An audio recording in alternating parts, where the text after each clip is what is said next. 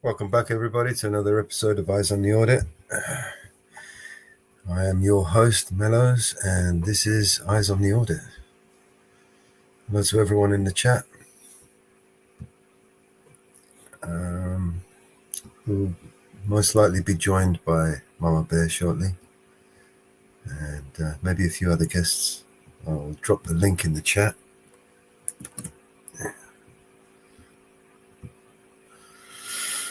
And then I'll play some videos. There you go. That didn't work properly. All right, so let's play a video, shall we?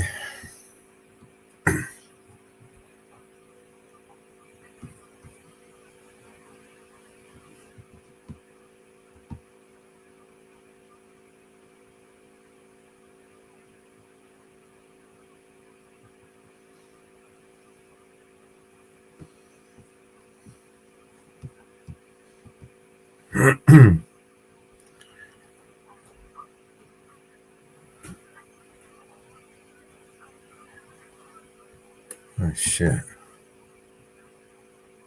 Sorry about this. Totally unprepared today, as usual.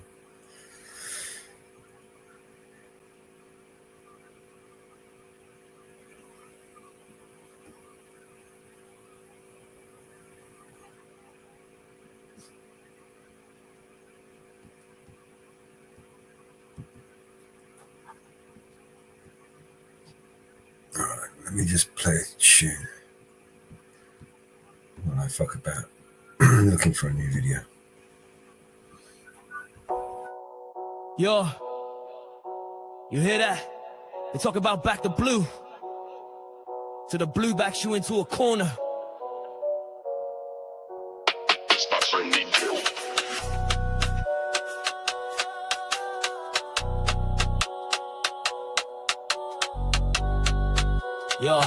Yo, the analyst for in the shop. Yo, they on the telly chatting all that noise. Support the force, they say for all the girls and boys. But when the cuffs clicking, they ain't got no cause. That blue you back is breaking all your laws. Flashing them lights like they own the whole estate. Pulling up on man, sealing up your fake compliance. They scream with their hand on the heat, but when the camera's rolling, they retreat, can be beat. Saw with my own eyes on the block just last week. Brother got stopped for looking too unique. They searched his pockets to his dignity down. Said you ain't got rights in this part of town. They preach about justice, protection for all. But when it's your face on the pavement, you take the fall. The uniform's a shield for the power they wield. This ain't no game, fam, this is the real field. Back the blue till it happens to you. Yeah, you cheer for the system till it's coming for you. Back the blue till it happens to you. Then the truth hits different, what you gonna do? They talk about order, keeping the peace, but the peace they keep and brings the pain don't cease. Another youth profile, another false arrest. They planting the seeds, putting us to the test. Stop a search, they call a routine check. But it's harassment, put a chain on your neck. They got their quotas, their targets to meet, while the real criminals walk free on the street. So next time they ask for your unwavering trust, remember the ones they crushed turn to dust. They preach about justice, protection for all. But when it's your face on the pavement, you take the fall. The uniform's a shield for the power they wield. This ain't no game, fam, this is the real field. Back the blue till it happens to you. Yeah, you cheer for the system till it's coming for you. Back the blue till it happens to you. Then the truth hits different, what you gonna do? You see the headlines, they twisting the facts, covering the tracks, no turning backs. They say bad apples, but the trees are rotting deep, while the innocent suffer and the secrets they keep. But the cameras are rolling, the truth will prevail. No matter how hard they try, they gonna fail.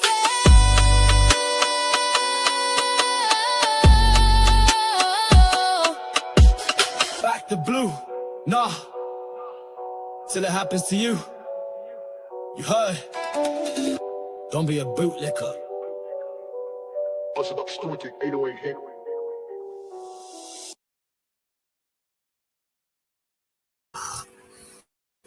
Welcome back, Mama Bear. Hey. How was your day? Oh, it's quiet so far. That's a good thing. I see over in UK, you guys have had your celebration.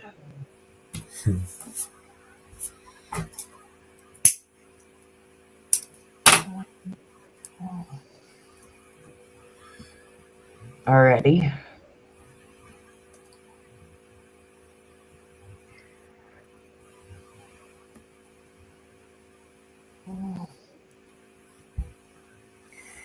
You guys have had your celebration. We may need to. Chooping the colors. It was live already.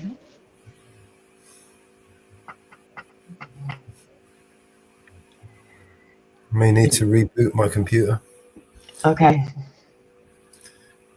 It's doing an update and it's doing some stupid shit.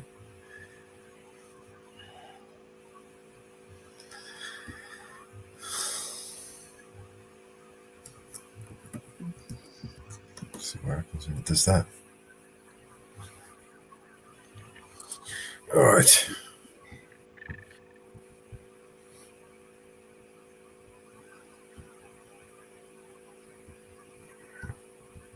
I was going to play this Here's the Deal video.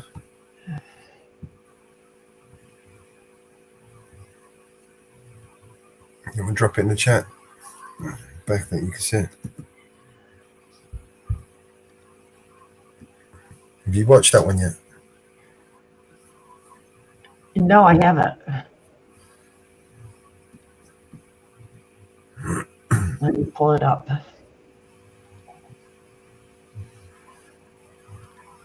So you can reboot. May need to reboot and come back. I'm just waiting for this to update. Okay.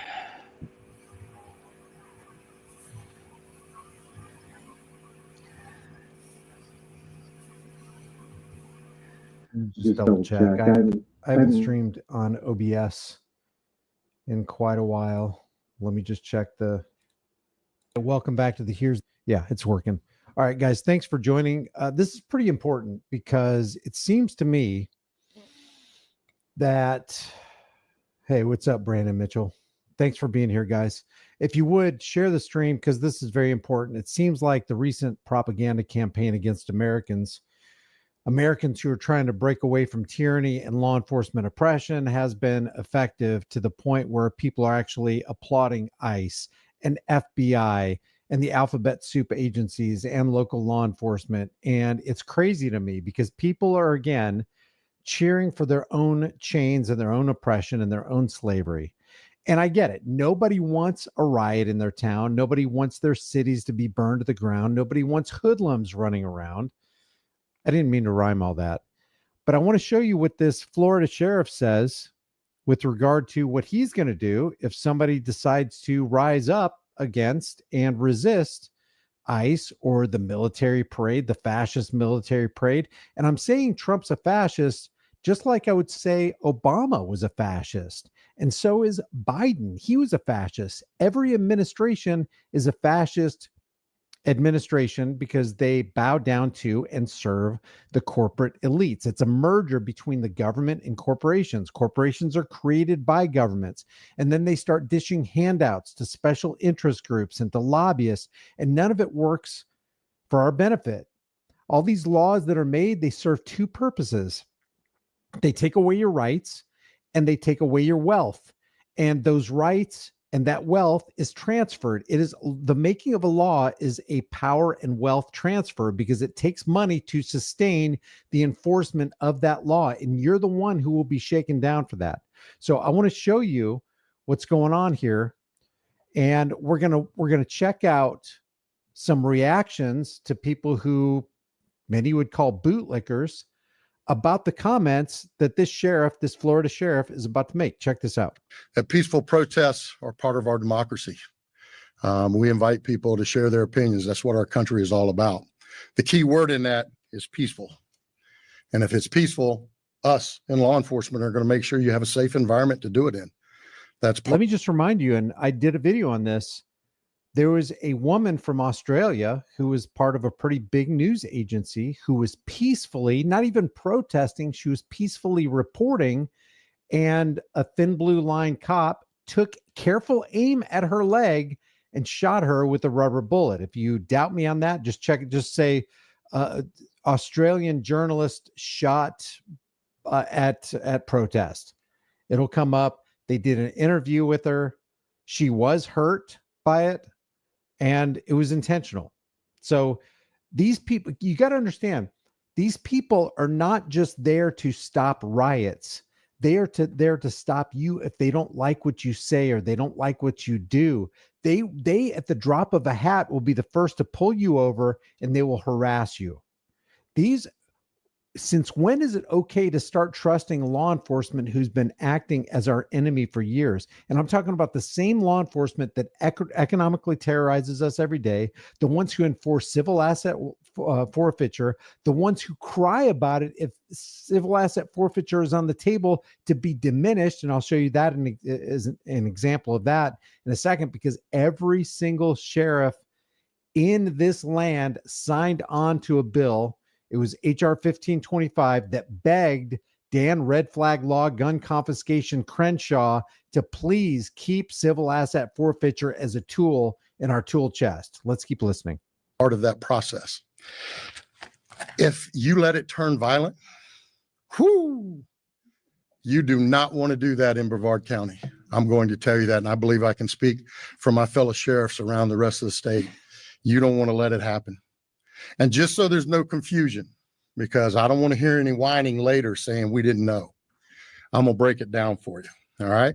Because as you watch these riots unfold across the rest of the country, what you are seeing is buildings being burned down, police cars being bricked, having explosive devices thrown on them, having fire, guns pointed at them, bricks thrown at them, all and on. Oh, so, no, we don't want guns pointed at police, because it's only right for police to point guns at the people. And I'm not, this is not me saying, here's what you should do.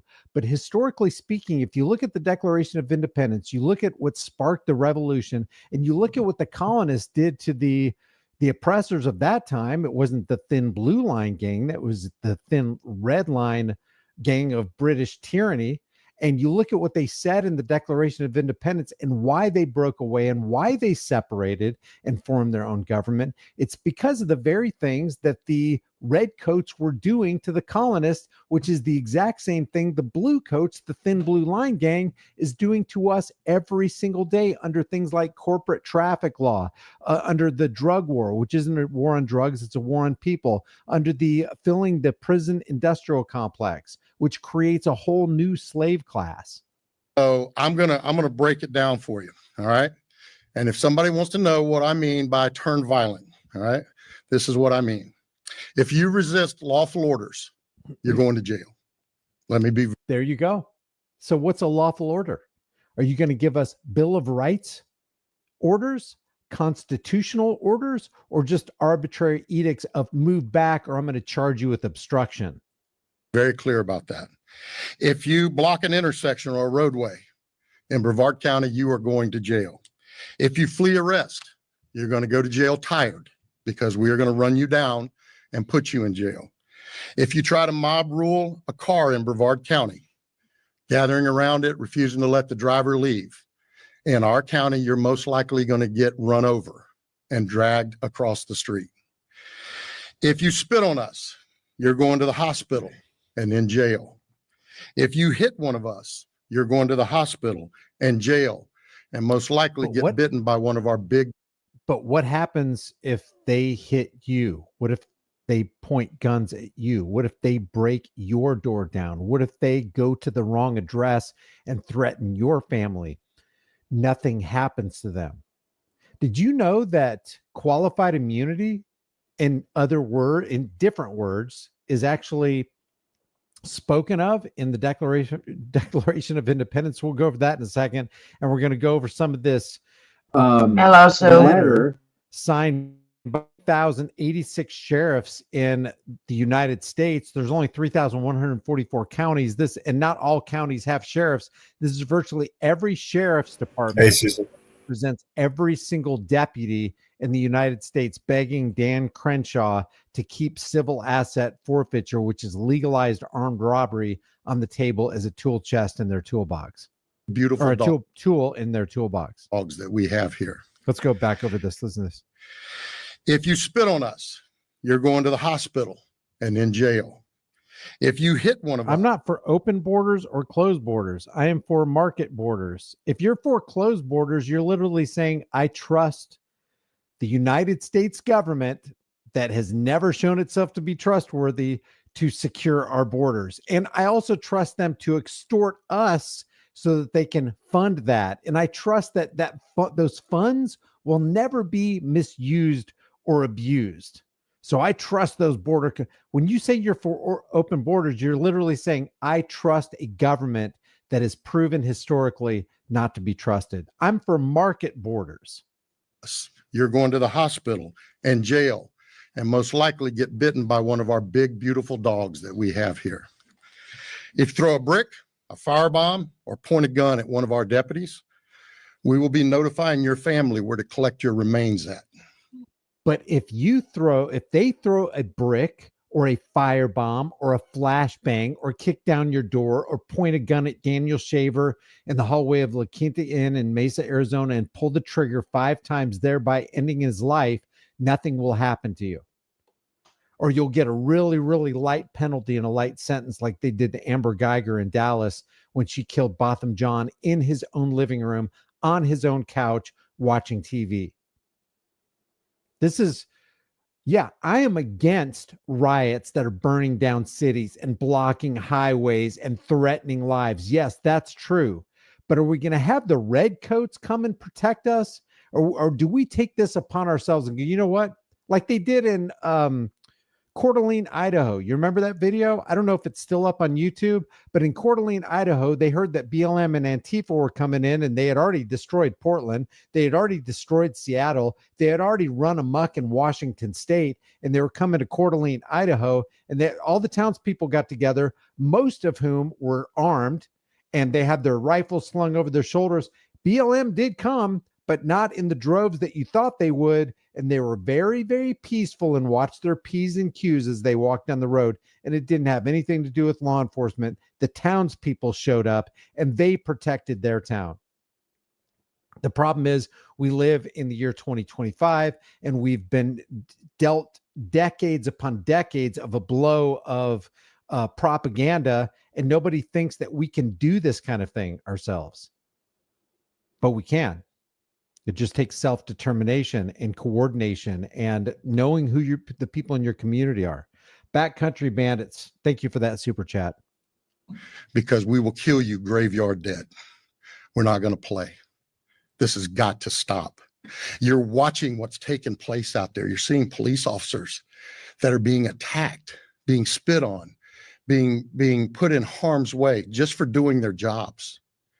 You're seeing ICE agents that are being targeted for doing their jobs. And you're seeing they're just doing their jobs. They're just ICE agents just doing their jobs. Again, I'm not giving a directive for anybody to do anything, but let us recall what happened in the Revolutionary War. The British, the Redcoats, were just doing their jobs, and they were doing such a swell job. Let me just show you. Here's how swell of a job they were doing. Says, in every stage of these oppressions, we have petitioned for redress in the most humble terms. Our repeated petitions, have been answered only by repeated injury. A prince, talking about King George, whose character is thus marked by every act which may define a tyrant, is unfit to be the ruler of a free people. And right down here it says, talking about the king, he has... where is it? He has erected a multitude of new offices and sent hither swarms of officers to harass our people and eat out their substance. He has erected a multitude of new offices, corporal, sergeant, officer. and sent hither swarms of officers to harass our people. They were just doing their jobs, harassing the people. They were just doing their jobs, eating out their substance. What does that sound like? Economic terrorism. When you have a corporate traffic law, for example, just one example, let alone civil asset forfeiture, all the gun laws, the drug war laws, you have officers using as a justification all these new laws and all these new offices that have been erected against us in the name of protecting and serving the people, eating out our substance. Check this right. Look at this. For quartering large bodies of armed troops among us, for protecting them, what does this sound like?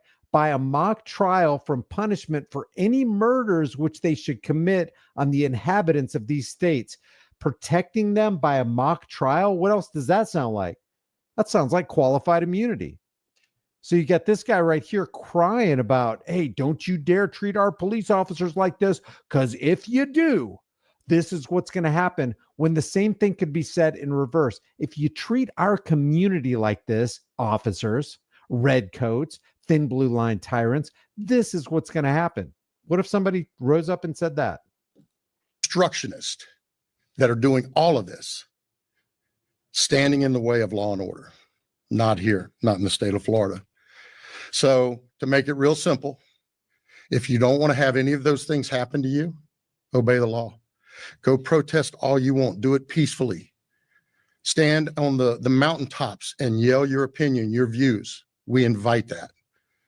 But don't you dare break the law, because it won't go well for you. All right, gentlemen. Thank you, sir. Don't you dare break a law. It won't go well for you. Just like they want civil asset forfeiture, for example. They want the respect of the people. They want people to view them as the protectors and servants of the community. And yet they turn around and do something like this when they beg Dan Red Flag Law Crenshaw. Let me get a different pen right here. They beg him to please preserve a critical tool in the fight to fight the drug cartels. Vote against HR 1525. HR 1525 was going to take away major power from the sheriff's department with regard to civil asset forfeiture, despite the fact that they are killing hundreds of Americans daily. Oh, this is, I'm highlighting this. Let's see. HR 1525, the FAIR Act, would largely, let me get red here, would largely dismantle a critical tool in the fight against the Mexican drug cartels. Civil asset forfeiture, for example, 1525 would repeal equitable sharing. That is when they get your wallet in that drug bust and they confiscate your vehicle, they steal your vehicle and they impound it because there was some marijuana in there.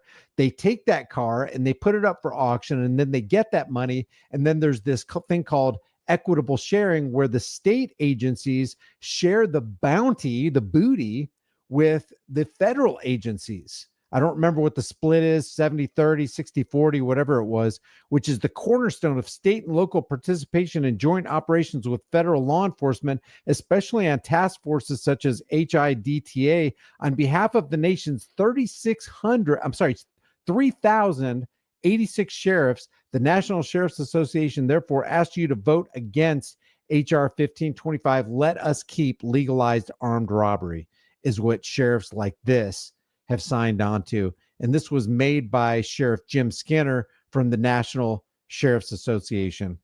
And it's signed by him right here.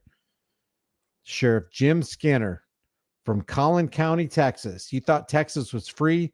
Think again. Now let's take a look at some reactions of thin blue line.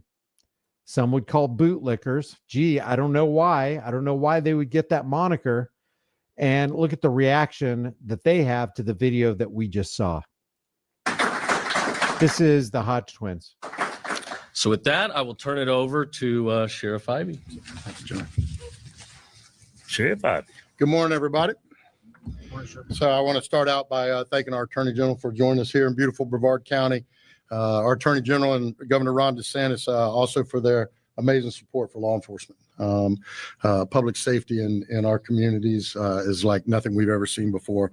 People are moving to Florida in droves because this is the free state of Florida. They're moving here because they know their families will be safe here. Their businesses. Somebody in the chat said, American Rebel said they are patriots. Is it patriotic to vote for the father of the VAXX? Is it patriotic to vote for the best friend for 10 or 15 years of Jeffrey Epstein?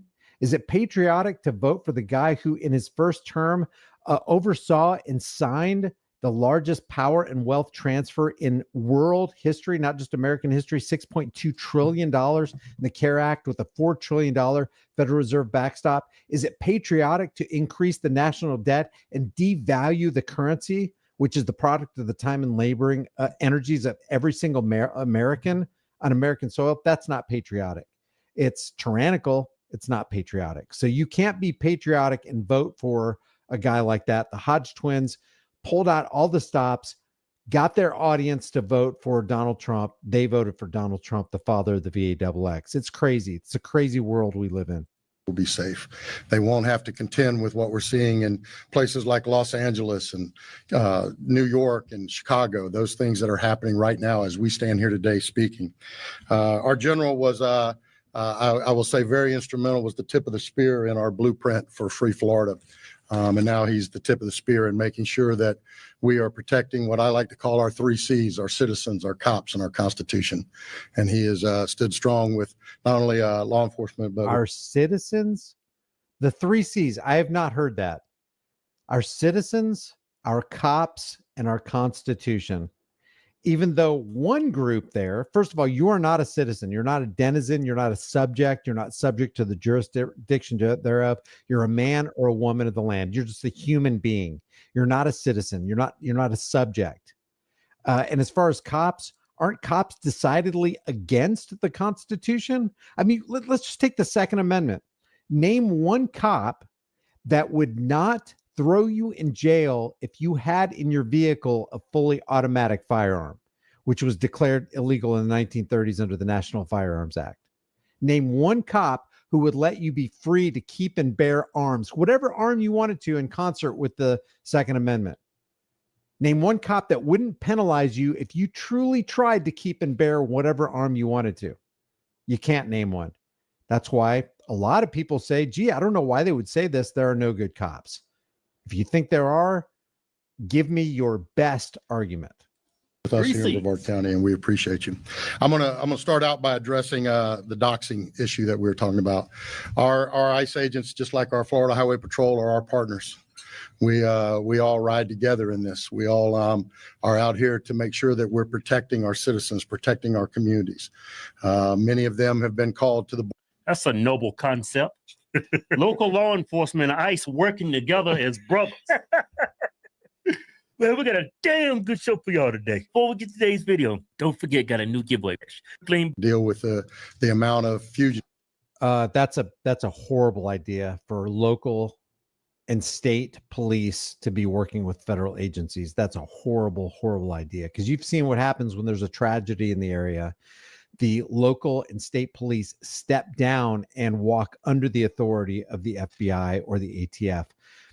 Backcountry Bandits, welcome as a member. I appreciate it. If you feel like this content is worthy, follow me, hit the bell notification icon, give this video a like, and become a channel member. Appreciate it. Backcountry Bandits.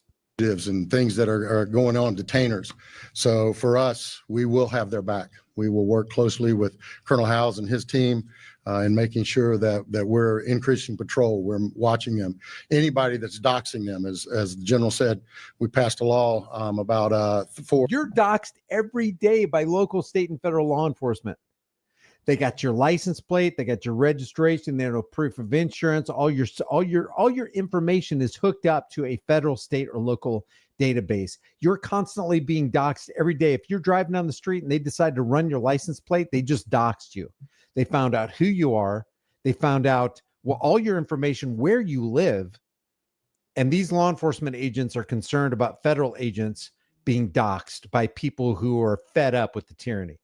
4 or 5 years ago that makes it illegal to dox here in the state of Florida.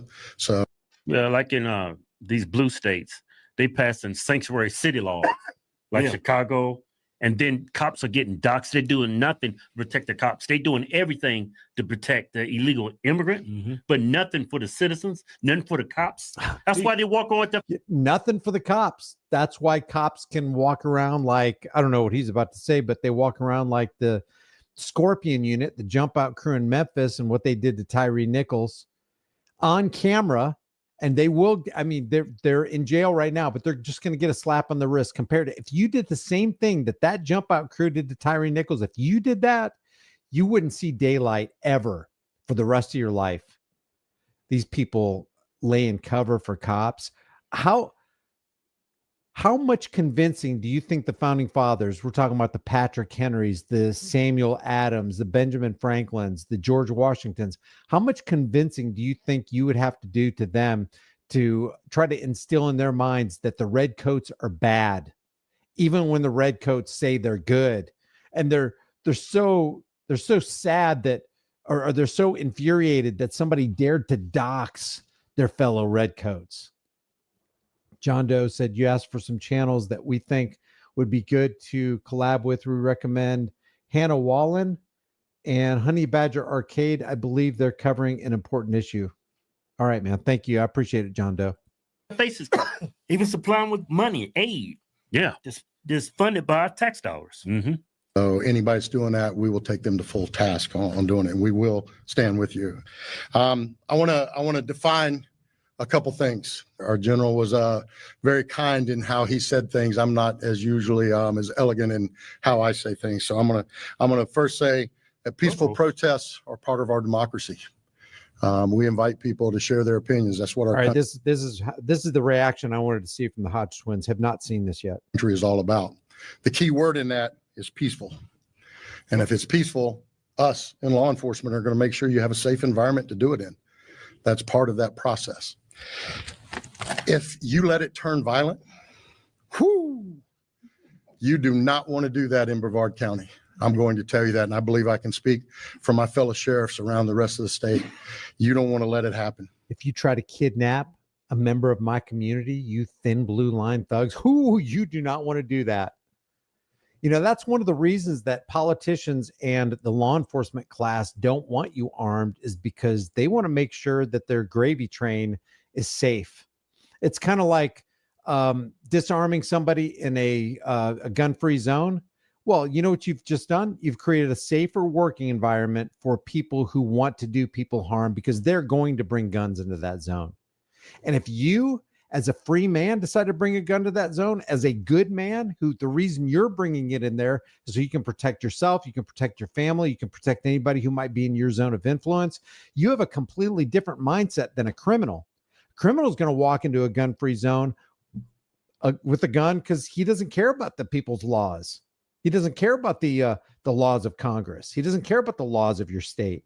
He's going to come in there and he's going to do whatever damage he can. And that gun-free zone pretty much has guaranteed that he is going to have a safe working environment. That's the same thing. That's what gun laws do for the criminals out in the street who are wearing those uniforms. They now have a safe working environment where they can exact their tyranny under corporate traffic law to keep the people safe on the roadway. And they're going to get little pushback because, hey, if you disarm people, they become weaker. They become disempowered. And just so there's no confusion, because I don't want to hear any whining later saying we didn't know, I'm going to break it down for you. All right. Because as you watch these riots unfold across the rest of the country, what you are seeing is buildings being burned down, police cars being bricked, having explosive devices. Wait a minute. Didn't the government burn a building down in recent history? Gosh, what building was that the government burned down? What state was that in?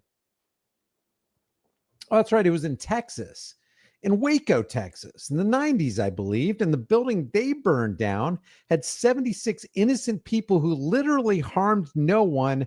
20 of those 76 were children. It was one of the biggest mass casualty events on American soil in recent history. And it was brought to us courtesy of the FBI and the ATF. So this guy's talking about burning buildings down. Well, you guys specialize in that. How many buildings have you burned down? How many doors have you broken down? How many civil asset forfeiture acts have you done in airports, in on the street corner? thrown on them, having fire, guns pointed at them, bricks thrown at them, all and on. So I'm gonna break it down for you. All right. Break it down. And if somebody wants to know what I mean by turn violent, all right, this is what I mean. If you resist lawful orders, you're going to jail. Let me be very Yeah, exactly. Randy says, I don't remember them being this proactive during Uvalde. That is a great point. Do you know how many guys, put the number in the room if you remember how many officers from how many different agencies arrived at Uvalde and for 90 minutes did nothing while they knew an active shooter was in the classroom picking off kids? Anybody got the exact number? How many Blue Line gang members showed up? How many protectors and servants of the people were there to protect those kids? How many? I'll just wait. Yeah, they were absolute cowards. These people are going to wax all virtuous about, hey, we're going to come out against you if you start burning our cities down. How come you didn't save the kids? 376, exactly. 376 from 5 different agencies. It wasn't just the local police department. It was different agencies. 1 or 2 of those were federal agencies, and they stood down while the shots were being fired. If there was ever a time to show us how much you care about the public, how much you care about kids, you would have done it. You would have showed us right there, but you didn't. Chevy just dropped a $10 super chat. Thank you, Chevy. I appreciate it. clear about that. If you block an intersection or a roadway in Brevard County, you are going to jail. If you flee arrest, you're going to go to jail tired because we are going to run you down and put you in jail. If you try to mob rule a car in Brevard County, gathering around it, refusing to let the driver leave, in our county, you're most likely going to get run over and dragged across the street. If you spit on us, you're going to the hospital and in jail. If you hit one of us, you're going to the hospital and jail, and most likely get bitten by one of our big, beautiful dogs that we have here. Yeah, the dogs that only the thin blue line can make our worst enemy when typically they're our best friend. So that's the government stepping in, turning everything upside down. Gray Man says, everyone called the sheriff's department. I can confirm they're getting a lot of calls. Thank you for that super chat, Gray Man. If you throw a brick, I'm unable to put the super chats up on the screen because I'm not using StreamYard today. I'm using OBS. So if there's a way that you guys know how I can put it up on the screen, let's see. Yeah, I can't. Let's see. It's not. Tag says, thanks. Here's the deal. Thank you, Tag. a firebomb, or point a gun at one of our deputies, we will be notifying your family where to collect your remains at because we will kill you graveyard dead. We're not going to play. This has got to stop. Man, this is awesome. You're watching. Yeah, this is so awesome to hear the redcoats threaten the colonists if something ever went down and went bad when they're doing bad things to us every day. As a matter of fact, MS-13 can't do the bad things to you that your local police department can. You know why? Because MS-13 doesn't have in the minds of all the people in your community this idea that they are somehow in control and over us and they're the authority. They can do it. We're not going to resist. MS-13 breaks into your house. You're not going to have any problem resisting and shooting at them. But if a SWAT team does, people put their guns down because they realize they can't win that battle. MS-13 is not going to have helicopters in the air. They're not going to have dogs on the ground for you. They're not going to have unbridled, qualified immunity to chase you down. MS-13 doesn't have that. Your local law enforcement, the state law enforcement, the feds do. They've got that kind of power. There's no other power on the planet that can rival the power of a local state or federal police department, because that's primarily due to the superstitious idea that there's something legitimate called statism, and there are people who have authority that none of the rest of us have. So we need to submit to that authority, or we will be, in their minds, rightly punished. It's taking place out there. You're seeing police officers that are being attacked, being spit on, being put in harm's way just for doing their jobs. You're seeing ICE agents that are being targeted. Oh, did Brandon Tatum go over this one too? We'll I'll try to pull up a window on that here in a second. If you guys are interested in me covering that, Brandon, I call him Brandon Soften Him Up Tatum. He's an ex police officer from, I think, Phoenix. It's somewhere in Arizona. He's an ex-police officer from, and I think he was part of a SWAT unit, but I call him Brandon, soften him up Tatum, because he is totally for an older man getting on and straddling and pummeling a young kid who's just out on the street buying tobacco products. And the man who's beating him up happens to have a uniform on, but Brandon is all for that. Hey, at least you didn't punch the kid in the face. He was just softening him up. Punching him in the chest, you can put somebody into a cardiac arrhythmia punching somebody in the chest, especially if you're a big man with a big fist on a small bony kid chest. I'll tell you what, if you saw your neighbor pummeling his own kid in his front yard, you would have a problem with that. Why don't people have a problem with a uniformed police officer straddling on the body of a young kid, just punching him in the chest? Why don't people have a problem with that? It's because of that cognitive dissonance we've got. It's because that propaganda and that bias working in our brain saying, well, he's an authority, he's allowed to do that. Jobs. And you're seeing obstructionists that are doing all of this, standing in the way of law and order. Not here, not in the state of Florida. So to make it real simple, if you don't want to have any of those things happen to you, obey the law. Go protest all you want. Do it peacefully. Stand on the mountaintops and yell your opinion, your views. We invite that. But don't you dare break the law, because it won't go well for you. All right, gentlemen, thank you, sir. Graveyard dead. Yeah, I think, our great. Holy crud, man. What am I seeing here? $50 super chat from Backcountry Bandits. Cops aren't people, they're agents of the corporation. When in history did the servant strike the master and receive a promotion? Thank you, Brian, for the relentless pursuit of truth. Holy cow. Thank you for that crazy super chat. Yeah, well, I know they don't act as people, but they are people acting as agents of the corporation. I mean, I agree with the sentiment, but these are people just like you and me who've been just like the Nazi SS. They're people like you and me who have been brainwashed to such an extent where their loyalty is undying to their masters, and they will do anything to please their masters, up to and including hurting their own people on order. And then they absolve themselves by saying, hey, I was just following orders. You don't get to escape personal responsibility, not from the universal perspective, from the universe looking at you.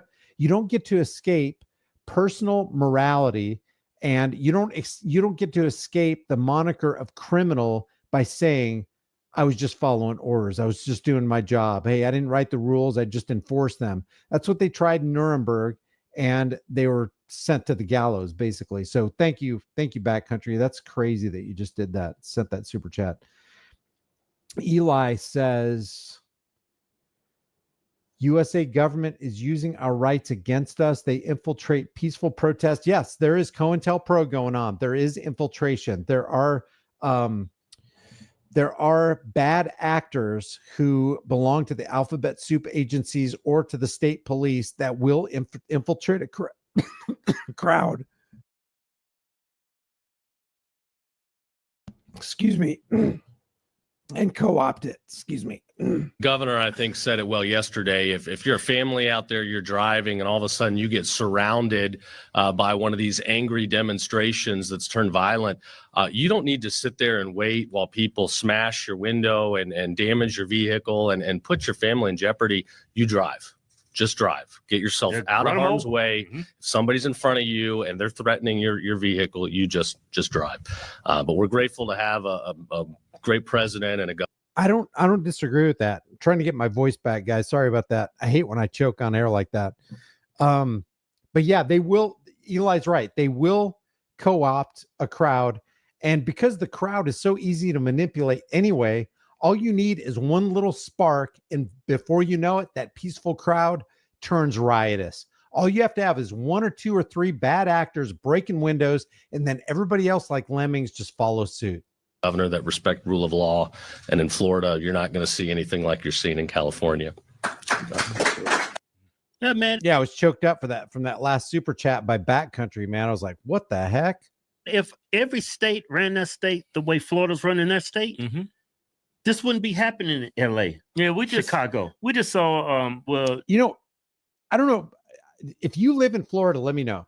But some of the worst law enforcement that I've seen is coming out of Florida and Texas, two bright red states that are enacting crazy amounts of tyranny. Did you see what they're doing in Texas right now?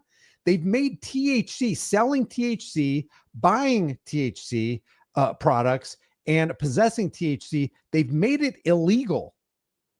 It's been legal since, I think they legalized it in 2017, 2018.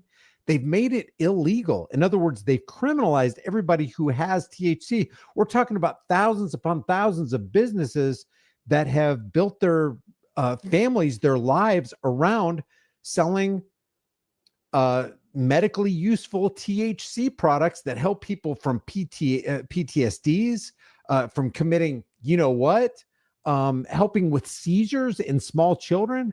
There's so many benefits to THC products, and the governor there, I don't know if he signed it yet. Hopefully Abbott doesn't sign it, but the lieutenant governor, Dan Patrick, is all about enforcing these new THC laws called SB, was it SB 6 or SB 3? These protesters block traffic, and the people in the cars just sitting there. Why don't y'all inch forward, move at a safe speed? Yeah.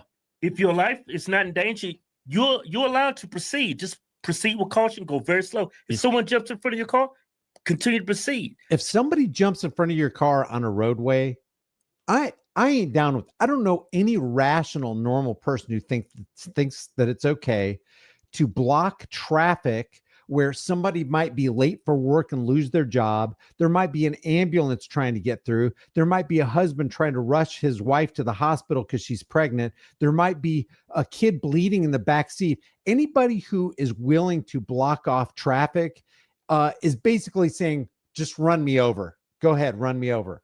I'm telling you, if I had any one of my family members who had to get to the hospital or I had to get somewhere, traffic won't be blocked in front of me.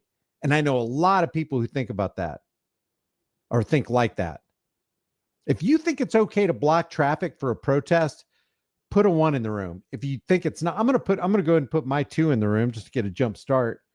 But ain't no way that's okay. You're actually committing a crime against everybody else in your community who wants to get somewhere. If you block travel, you are basically being a mini tyrant. Who are you to block traffic? Who are you to take away somebody's right to travel down the road? You don't have a right to do that. That's a crime. Stop, warn them, keep it, nudge forward 3, 4, 5 miles an hour. If people start banging on your windows, breaking your window, well, you could do that, Floyd. That protest we saw, that was in Washington, D.C. Yeah. But if the light is green and they're impeding traffic and they take away my rights to travel freely, I'm going to inch forward. I'm going to do it in a safe manner. I'm going to try to avoid hurting somebody. Yeah. If they don't want to move, that's on them. Yeah, but it's the same thing with the gun laws. Let's say somebody's breaking your windows and you're on the street and you live in a state where it's against the law to run anybody over, no matter what they're doing. I'm not aware of any laws, but I'm sure they're probably out there in deep blue Democrat states or something like that. But it's the same thing with gun laws. If they're going to make that law, hey, you can't run over protesters, even if they're bashing your window, you just got to sit there. That's crazy to me that there would be a law like that. But that is tantamount to, hey, you can't have this gun to defend yourself. Hey, you can't defend yourself by using that vehicle to drive away and using it as a defensive weapon, a defensive tool. Yeah, but hey, that makes a lot of sense. But do it up in Washington, D.C. and let one of those protesters get hurt. Yeah. Yep, that's true. That's true. There's a lot of different things. Now, here's a lady, I've never heard of her till today, called Undivided with Brandy Cruz. Says, Florida sheriff warns rioters, we will kill you, graveyard dead. And I think first she plays a clip of a Democrat type sheriff or police chief talking his nonsense. Of course, the new Seattle police chief, when talking about how he's going to manage protests and riots, also went full-blown TDS this week. I will do everything. Full blown TDS, Trump derangement syndrome. I am as concerned about people with TDS, by the way, Trump derangement syndrome, in my opinion, should be relegated to people who irrationally and hypocritically and inconsistently judge Donald Trump. Just like if you have Biden derangement syndrome or Obama derangement syndrome, if you don't have a rational argument and basis for your criticism against the tyrant you're criticizing, then you probably then you're deranged in some way. If you don't know why you're against somebody, why are you even voicing that you're against them? But I'm just as concerned about TDS as I am TWS, which is Trump worship syndrome, because people check out, they drink the Kool-Aid, they check into the cult of personality, and then they promote or parrot whatever their favorite king has to say. Thing in my power, I want to be clear, to protect anyone in Seattle from anyone who comes to this city with the intention to hurt them or inhibit their First Amendment rights.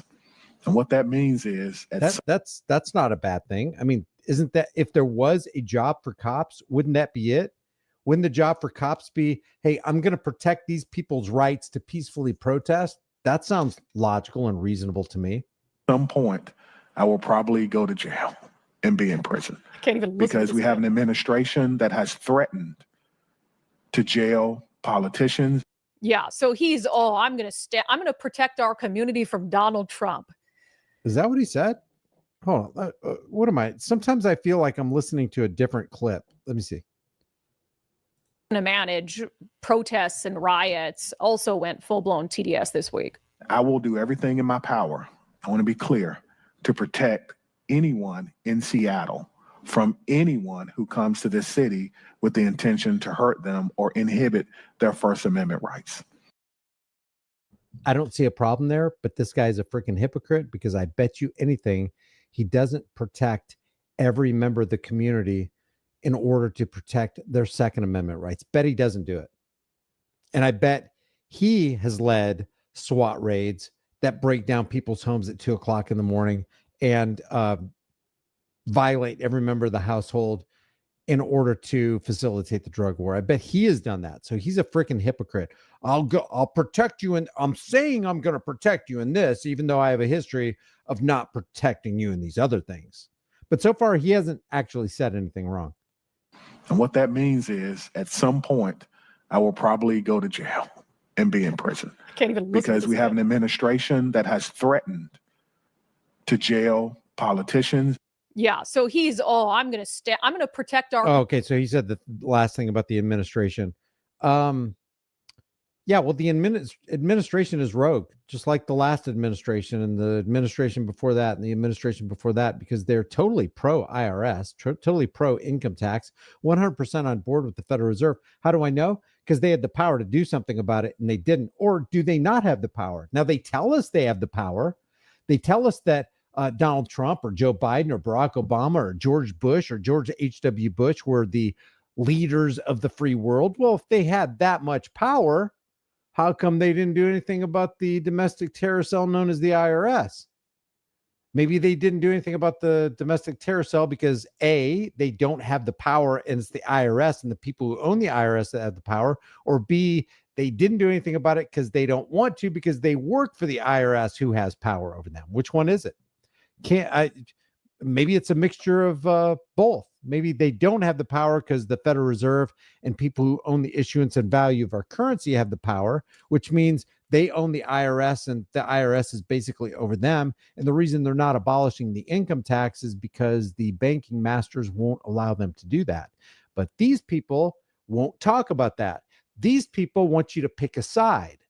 These people want you to vote for the chains of their own oppression. That's the problem with these people. Community from Donald Trump. And I'll probably go to jail for doing it, as if Donald Trump even knows who you are. But it's just this. It's not about Donald Trump knowing who he is. He can set the policy and send ICE agents, or, the underlings go, hey, you know what? This guy right here, he's a freaking libtard. We need to go get him. We need to go exact some tyranny against somebody. We don't care whose head falls. Joseph G just sent 5 Here's the Deal gift memberships to people. If you pick those up, thank you, Joseph. Thank Joseph Doe. Appreciate that, Joe. Weakness that, again, as I've said, it encourages and excuses the behavior of rioters because they look at that and they see the police chief is on our side against By the Trump. way, I'm 100%, in case I didn't make it clear, I am 100% against rioters because they are doing things that are not in accordance with individual liberties. They are burning cities, they are damaging businesses, they're breaking windows, they're flipping cars, they're threatening people, they're getting in people's way, they're halting the free market. Not for that at all. Totally 100% against it. But I'm also against the thin blue line members that do that every single day. A cop will not think twice about blocking traffic for no reason and leaving it blocked for an extended period of time when they don't have to. The Attorney General, Nick Brown, is on our side against Trump. He says Trump's a fascist. So we're emboldened now to riot in the name of hating Orange Man bad. And we wonder why the protest gets out of control here is because they have leadership, quote unquote, leadership in Washington state and along the whole West Coast is on their side. They're focused more on hating Donald Trump than they are at condemning violent political extremism. That is not the case in the state of Florida. As you know, we do Florida Report on the show every week because there is such a difference between politics in a place like Washington and in a place like Florida. And on this issue, heading into this weekend, where there are even no King's Marches planned in Florida, the messaging from... Who's planning on going to a No King's March? It's happening tomorrow. I'm not sure what time. I'm not sure what time it's going to happen in my city. Gray Man, 1776 times 2. Thanks for that super chat. Who's planning to go to Washington, D.C. for the... military parade for Donald Trump, the military/birthday parade? Leaders, particularly leaders in law enforcement, could not be more different. It's not even controversial anymore. People know, and stuff is just too good. So we just played what cowardly police leadership looks like in the city of Seattle. And it's no wonder we have these massive riots because essentially these people believe that they have, and they do have the support of leadership in the city to do it. Now let's see what a real law enforcement leader sounds like. Here's gearing up for potential protests/riots, maybe, I don't know, over the weekend in Florida. Brevard County Sheriff Wayne Ivey, he ain't messing around. If you let it turn violent, whoo, you do not want to do that in Brevard County. I'm going to tell you that, and I believe I can speak for my fellow sheriffs around the rest of the state. You don't. Since we've already seen this a couple times, let's see what their reaction is here. That, but don't you dare break the law because it won't go well for you. Graveyard Dead. We're going to kill you, Graveyard Dead. Yeah, you know, I would probably think twice about rioting in Florida after hearing that. Yeah, I mean, I love how clear and concise they are about things down here because it does eliminate any excuse of confusion for people on the other end. You know, it's, you know, I've participated in protests, and you can see when things are starting to go a way you don't want to be around. And it's just, if you're the type of person who wants to peacefully protest, you need to know when to leave, so that you don't get caught up in that. And I think that having law enforcement agencies that, and sheriffs and leadership that make it very clear when it goes from peaceful to non-peaceful. Have you noticed that people on the right are never able to articulate a solid criticism, and they don't even want to go there, a solid criticism against law enforcement? They never have any kind of criticism. They'll push back maybe if they see a Stephen Lara, who's an ex-Marine, who was traveling across country to visit his family, his kids, with $86,000 of his life savings. Then it gets confiscated by the Nevada Highway Patrol. They'll come out, and they see an Institute for Justice win the case. They'll come out against civil asset forfeiture then, but then they conveniently forget about it all the other times in the hundreds, thousands of incidences that cops enacted legalized armed robbery, which is civil asset forfeiture, against you. Republicans are typically for the drug war because they believe that you are a criminal. You deserve to go into a cage if you have plant matter that God provided. It just doesn't make any sense. Robert with the $2 super chat. Thank you. I appreciate it. I'm going to keep this. It's up to Shanta, Natural Born Rights. Thank you guys for being here. Gray Man's here. If you haven't done so already, subscribe to this channel, hit the bell notification. Make sure you hit this like button right now. I want to keep this live stream under an hour. If it goes more than an hour, people tend to not want to watch it. The takeaway here is that we have a crazy thing going on with this psychological operation propaganda campaign is getting people who were on the brink of understanding how bad law enforcement is and how tyrannical it's gotten to now we've got these riots going on. And now people are going, oh, ICE agents, that's perfectly fine. FBI, that's perfectly fine. And they forget about Ruby Ridge. They forget about Waco. They forget about all the atrocities, the ATF putting people in prison for little devices that you can snap onto your gun. So people forget about that kind of stuff. And the crazy thing is people are swayed by the wind. They're like weeds swaying in the wind. When the wind blows this way, they bend over that way, they bend over this way, and they don't have solid in their hearts the message of freedom. People are cheering the chains of their own oppression and their own slavery. Again, nobody wants riots in their town. Nobody wants the cities burning down. Nobody wants hoodlums running around. But we don't want the riot police either. We don't want the Thin Blue Line gang. We don't want SWAT members banging down the door and shooting Dennis Tuttle or Regina Nicholas and shooting their dog. And that just exponentiates. That's just some examples. You got James Boyd, Philando Castile, Daniel Shaver, Johnny Hurley, who had just saved an entire police department in Arvada, Colorado from a madman who was gunning for cops. Untrained, Johnny Hurley takes him out with his own weapon, and then for his troubles, the Arvada Police Department comes out and shoots him graveyard dead. That's where we're at. You can't, that's inexcusable. People shouldn't just be fired for that. They should be imprisoned because they would imprison you for the same thing. And rightly so, because if you commit a crime, you don't deserve to walk among us. But they do it as a matter of course every day of their lives. Leave your thoughts about this for the world and the global thought police in the comment section below. Remember, the price of freedom is now and will always be eternal vigilance, and indifference to this notion is the means by which the people have and will secure their own oppression. Stop securing your own oppression and start today.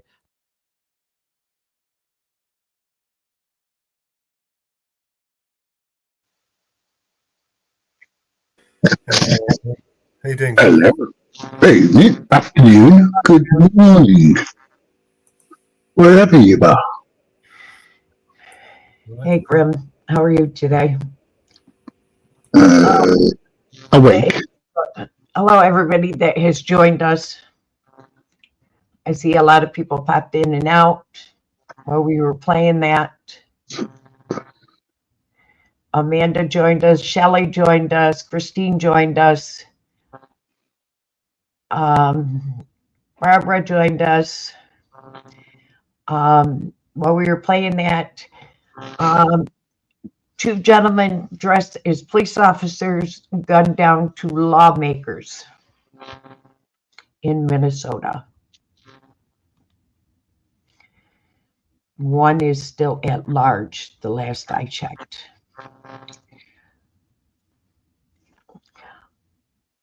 Do I agree with what that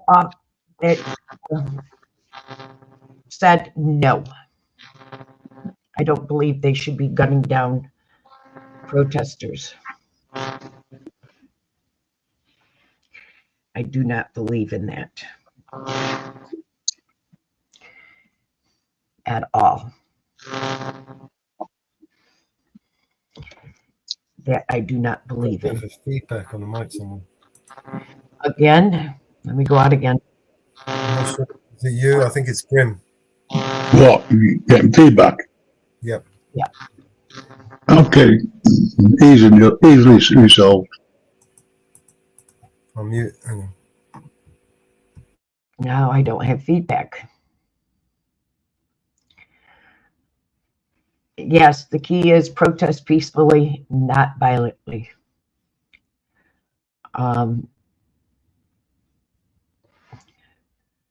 I don't believe in violent protest. Do it peacefully.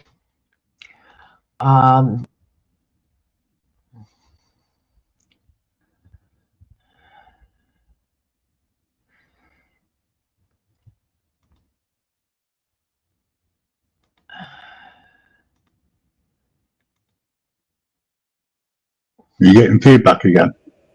Nope. Hold on. Yeah, I think I resolved it. I can remember, what, 40 years ago, 40, 45, in the early 80s over here, we had anti-fascist riots, if you like, and it was aimed at the police. And I do mean proper, let's burn the buggers, etc. And one of the police stations was rammed with a van. Do I think that that was justified at my age now? Probably not, but at the time, yes. So I think it's, when people talk about peaceful riots can turn into violent riots because of the fact that the police push people. You know, there's a big difference between protesting and rioting, right? Right. Huge difference, big difference. I mean, you protest all day long, but the minute you pick up a stone and start hurling it at buildings or setting fire to things, that's a crime. These are crimes, man. That's not protesting. You don't have a right to burn things. You don't have a right to pick up a stone. No, I'm not disputing what I'm talking about my own experience going through it, and I was saying that at the time I could see the justification in the reasons why there was a protest in the initially, which turned into a riot because the police tried to shut the protest down. Well, in my experience, in order for the police to get the justification for the use of force, they have to have an unruly crowd. So most of the time, what they'll do is they'll go undercover, infiltrate the crowd, pretend to be one of the protesters, and then pick up the rock and start throwing it at the police, where that will justify the use of force. So the police will then disrupt the peaceful protest, start beating the hell out of people who are protesting peacefully, and the person who actually threw the rock wouldn't be accountable for starting it off, basically. I mean, it's literally just like lighting a match to an already emotional crowd. Yeah, but as I say, I'm referring to what I've lived through. And as I say, the original protest was a silent protest until the police turned up. And then they decided just to strong arm all the peaceful protesters. As a result, there was a bigger protest against the police, which was a riot, not breaking up or burning civilians. They were just after the police. And I think possibly if they've actually got hold of a copper or two, they may have ended up being badly injured because of the way that the police started. So I would say that sometimes a protest becomes violent through outside influences, and that can lead to a riot. And when I refer to riot, I'm not talking about breaking into places and smashing up civilian cars, etc. Everyone's got a right to protest. It's how you protest and where do you draw the line. Yep. Well, like I said, I would go to a peaceful protest now, right? But if it started to turn ugly and it was down to the police interference, then I can see the justification for a more verbal protest. And as soon as the police start hitting people, then you've got a right to defend yourselves. See, this is the problem, how they justify the use of force. Yeah, but if they use it first, that's what I'm saying. Good morning, Brandon. I don't agree with everything which is going on over in the States, but the right to protest and to hold your government accountable, I think that's fair enough, fair dues. Paramount. But whether I agree with what they're doing and what they're You know, the way that they're going and what they're standing for. I think there's middle ground to be found. But obviously the Trump administration don't want that. You know, they don't want to find any middle ground because they see it as backing down to the people. Yeah.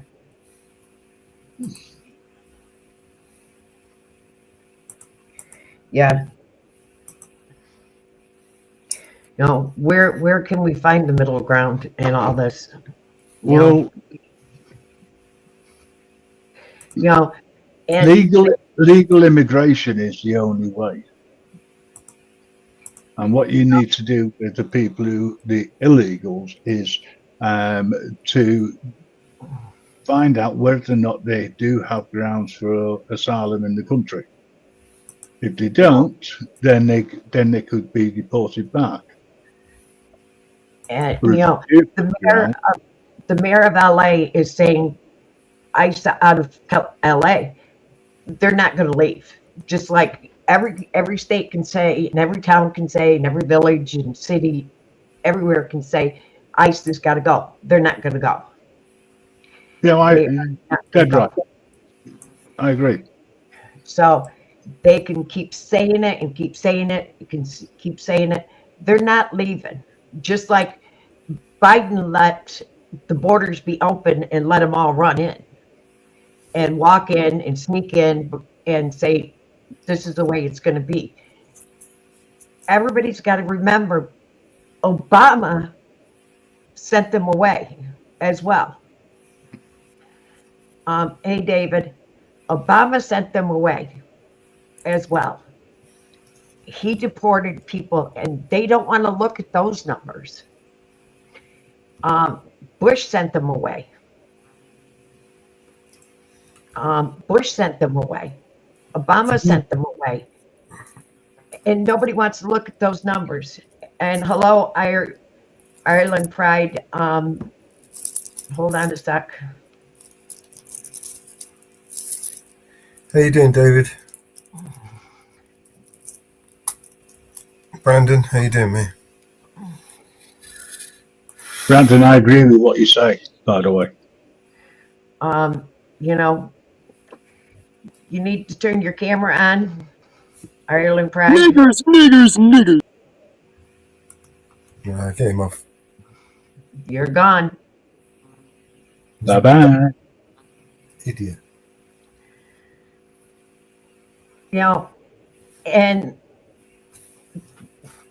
And people have to look. Trump didn't build those cages. You're correct, Shelley. Obama and Biden built those cages. And people don't look at those numbers, but they want to just look at Trump. But they don't look at the past presidents under what Bush did, what Obama did, what Clinton did. They don't look at all those numbers. They just all look at Trump. I'm not praising Trump because Trump can't solve our problems. Just like Biden couldn't solve our problems, just like Obama couldn't solve our problems, Bush couldn't solve our problems. Our government is so messed up. Our government is so messed up.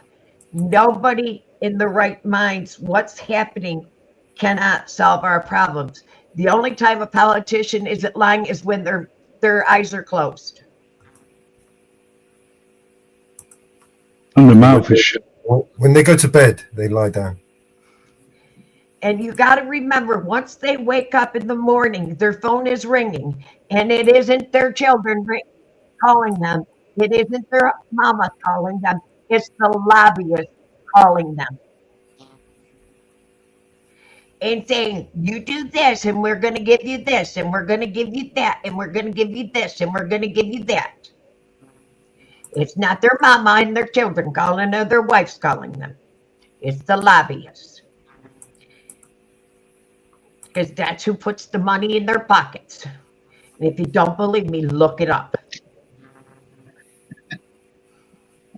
Look how much the lobbyists give their families. Gives them trips, gives them jewels, pays for their kids this and pays for their kids that. Look it up. because the front rows in all these big things, it's the lobbyists. It isn't them. It's the lobbyists. It's not just pharmaceuticals. It's the oil. It's the car manufacturers.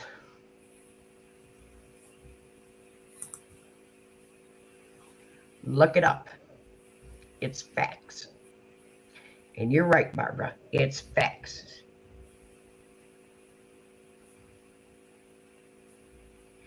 It's facts. Look up the facts. We hear Mellows knows it, Grim knows it.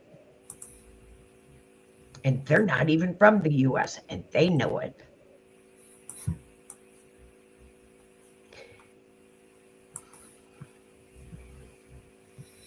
It's facts. Look it up. Look how much money they get.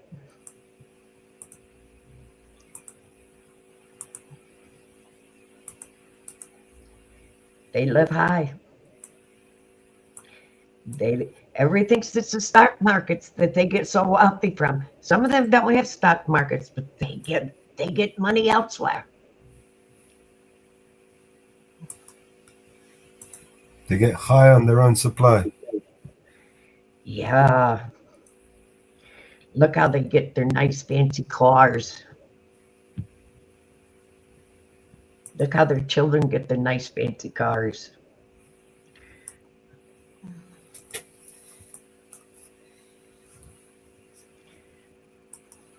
You push this bill, we'll give your kid a college education. You push this bill, we'll give you a trip overseas. You think they declare all that? Yeah, okay. I got oceanfront property in Oklahoma. I'll give you free.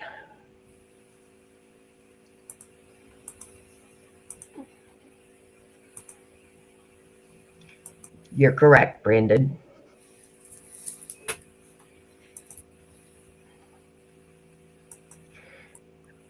How can you fly to all these countries when nobody else can?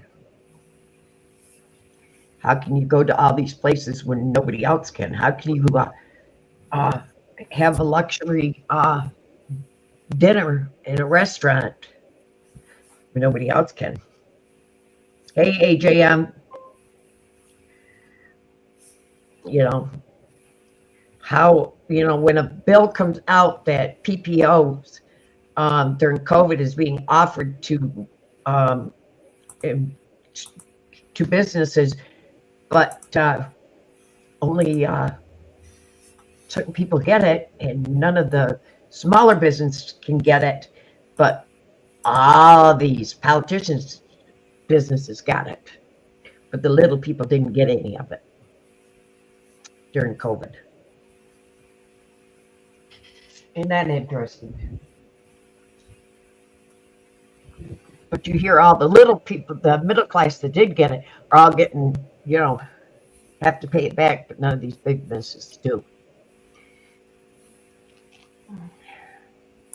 I wouldn't be caught dead out protesting or anywhere today, near anything going on with today.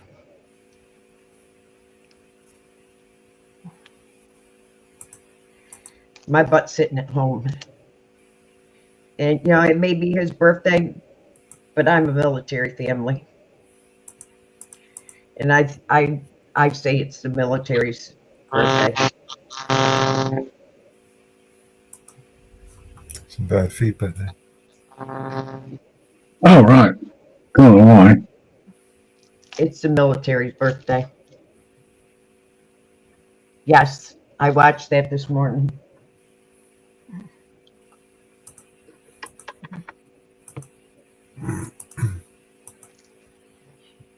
But it's sad that the troops weren't there because some idiots sent them over abroad. That's the sad thing.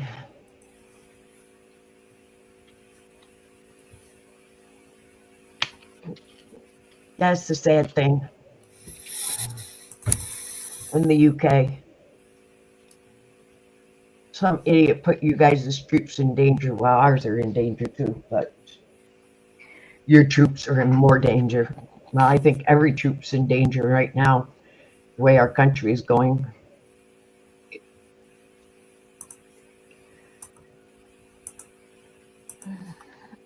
I think every military is in danger at this point because of what's going on. I think everyone's in danger. I don't know if everybody agrees with me or not, but I think every military is in danger. Sitting ducks. Yep. They're hanging out there with their dicks in the wind, waiting for them to be targeted. And I've got family that's overseas.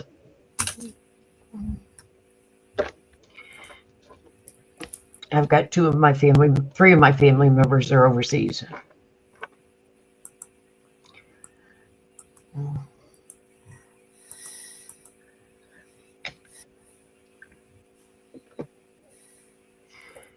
Yep, three of my family members are overseas right now in the military, and it scares the hell out of me. Scares the hell out of me. You're all sitting there waiting for someone to light a match. Yes. Yes.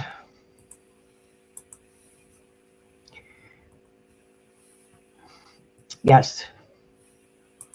It's got to be the most scariest time in all of history, especially with the fear porn that's coming out of that propagandized TV. It's just non-stop fear, fear, fear. They want people so afraid right now. Yep. Because people who are afraid make mistakes. I mean, what do you think? Mr. Sheriff was up there like puffing his chest. Oh, if you do something, if you do something. I'm straight out of The Art of War. He's a gutless, powerless, fucking power tripping prick who hasn't got the means to control anything like that. That's why he's puffing his chest out, because he's totally afraid. That's why he did a press, because he's fucking terrified. Because if that did ever break out into his country, in his area, he wouldn't know what to do with himself. He'd shit himself. Be the first one hiding. Well, they've already started. I'm not sure where this one is. I believe it's LA. I'm not sure where it is, but they have already started the protest. You know, in short, what he just threatened to do there is murder people and hide behind his qualified immunity. So don't come there, because I'm not going to do my job. I'm just going to murder you straight. You know, the totality of the circumstances and stuff. You know? Yeah. Yeah. That's actions of cowards. You know, Okay, Atlanta. Just like that. Okay, they're protesting in Atlanta right now.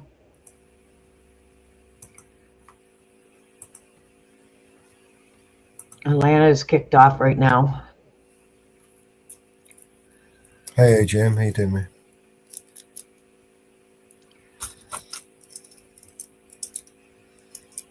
Protest every day, man. This is the new normal. Every day, everywhere, Orlando's kicked off. We literally planned it.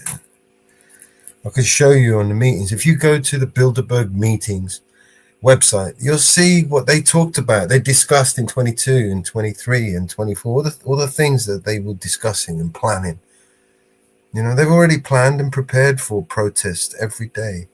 Mr. Klaus Schwab said it himself. We must prepare for an angrier world. You know, they prepared for this. They literally orchestrated it. They paid for it. We paid for it. They made us pay for this shit.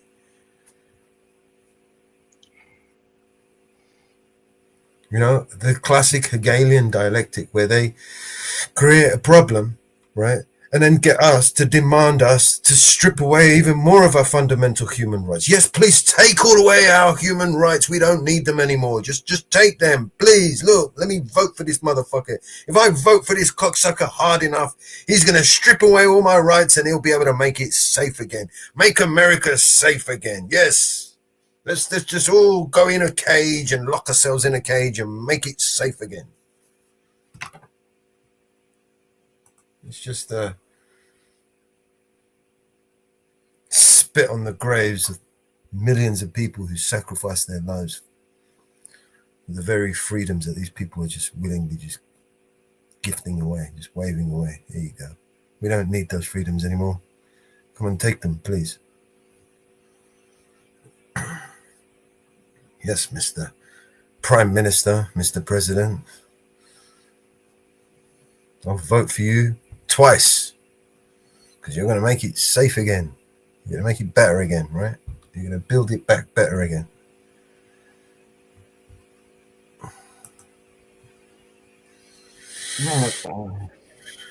Piece of shit.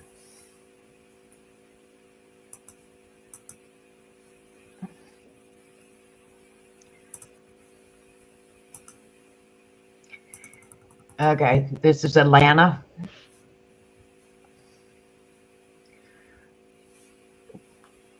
This is the protest in Atlanta.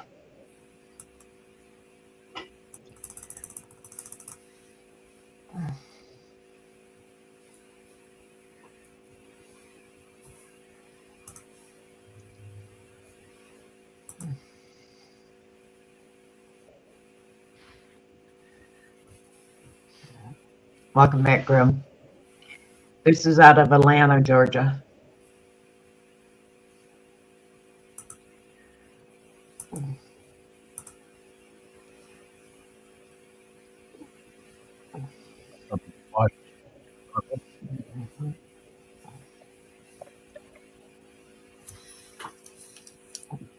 It seems peaceful.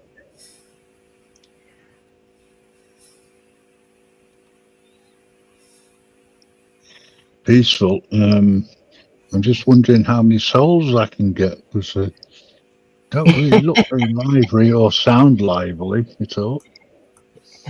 Well, I've got it muted.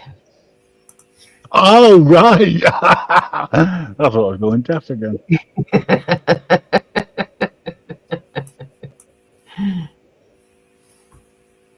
I've got it muted. I can unmute it. Across the police lines. We're not going to worry about that here, but I give some big props to my brothers and sisters from DC. All right. If you notice the sign up there, the T-shirt I have on says the VA is not for sale. Okay. I am one of many veterans that owe my life to the VA. Okay, there's no shame in my game. The VA, I am here to save their jobs because they work to save our lives. Today marks a really transitional point for America. We need to make our voices loud enough. We need to make our presence strong enough so that these MAGA suckers will not think that they can take our country away from us. One more thing I want to say, and I hope no one gets offended by this remark, but Donald Trump is a punk-ass bitch.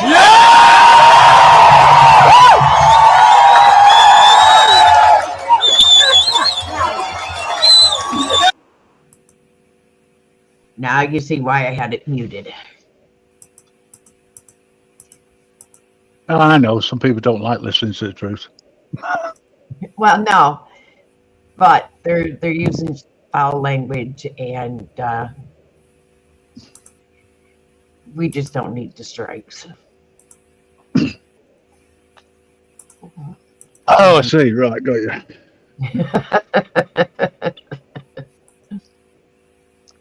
I forgot. In America, you're not allowed freedom of speech. Or anywhere else. Yeah. Especially if there's curse words in it. It's in case someone feels. You know, you guys are in the UK and you guys can't use the strikes. And, you know, you guys get more strikes than I would get. I don't know. I think what they might get is you to stop using hurty words. No. Otherwise, our feelings department will. Yeah. give you We have a thing for that. You know. So you're not allowed to fucking swear now, on here. You know, Mello's made a very good thing. We'll send to anybody that would like it. You know, we'll send them we'll send out a grievance thing to them. Yeah, but that goes to me. Yeah, and we'll send them your email. Yeah, I mean, that's fine. That's not a problem. Don't forget, all complaints are dealt with by the BIN team, where I will place it. Yeah, we have Grim is our complaint. He takes all our complaints. I wonder why I don't get any. I don't know. Did you check the complaint box lately? I did. That was after I clicked the wrong button because I meant to look at open and I put delete. You know, it's 1, 2, 3, 4, 5, 6, 7 over, 1, 2, 3 down from the top. It's that button you hit. Yeah. On the Yeah. keyboard. I keep getting. Yeah, but 7 listen. over, 3 down. Look, I thought it was the any key. No, it's 7 over, 3 down. 7 Not over and 2 3 down. 3 down. I'll put a cross on it next time. Okay. It's That not way I'll 2 know down. not to hit it. Because if it hits a cross, I'll get burnt. I have this problem with the X button for the same reason. Well, you know, it's 7 over, 3 down from the right side of your keyboard. If Right, anybody's okay. looking- I'll be anybody very, very looking at careful. the keyboard, it's 7 over, 3 down on the right side. Ariel, did you catch that? You're looking at your keyboard from your right side. Mellows, From the did you right catch side. From the Yeah. right or the left? Your From the right right. side. You go 7 over, 3 down. What button is that? It depends on how big your keyboard is. Well, I have a basic keyboard. Okay. Is it battery powered? It starts with a G.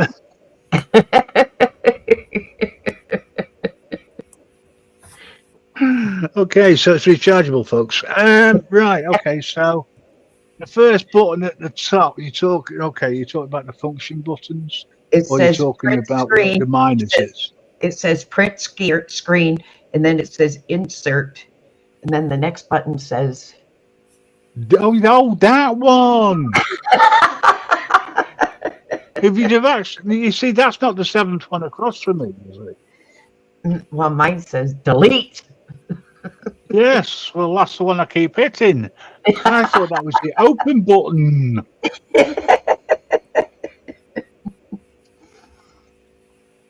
No. Anyway, let's get back to this rechargeable keyboard of yours. Tell me, do you often plug it in while you're using it? No, mine is not. No. It's not rechargeable. You have Mine to has use batteries. Mine has batteries, and I just changed the batteries. Oh, dear me. You must go through a lot of batteries then with your keyboard. Not No, that I'm suggesting you're a keyboard warrior. No, I Good. haven't The changed hat the batteries fits. in a year. No, I haven't changed batteries in a year. Now that's something you want to say to these keyboard warriors, you know. Yeah. Do you have to recharge your keyboard very often, or do you No, have to change the battery so often? no, I haven't had to change them in a year. So, no, I haven't changed them in a year. Fair enough. Fair enough. Oh yeah, I've had it for a year and haven't changed it. I have had my mouse. But, you know, I have a couple mouses because I have multiple things here. So, Okay. Listen, this is only for about 30 seconds. This is the new intro Hold on. for me. When you're ready to share.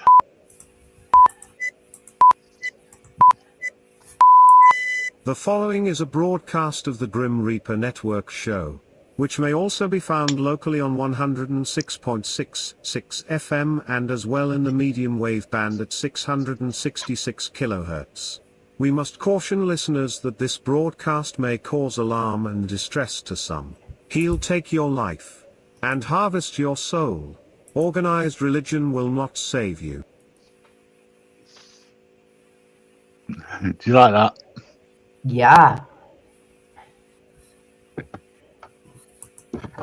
Yeah, I do. Well, I've not even put it on my own channel yet, but yeah, that's what we're going to be playing a lot of. I think the volume's a bit low though. Not this volume one. Well, they look as if they're standing in an orderly queue. Okay. Senator John Hoffman and Republican Melissa Hartman, along with their spouses, were shot.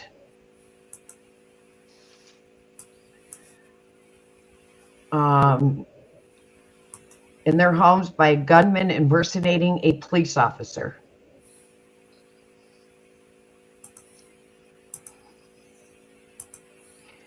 Both were Democrats.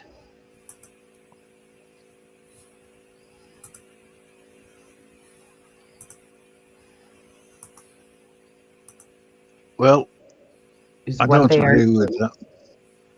But is what they are saying.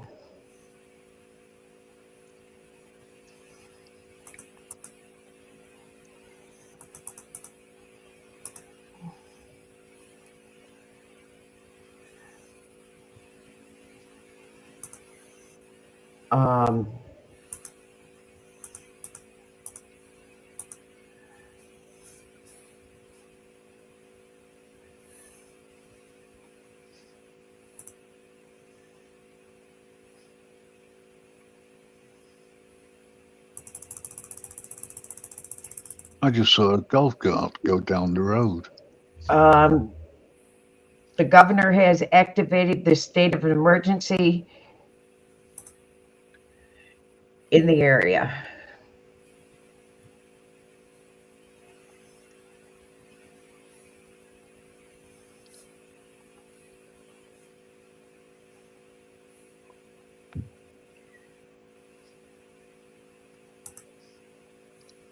Harry will be back in a bit. He's got to work in the garden, folks.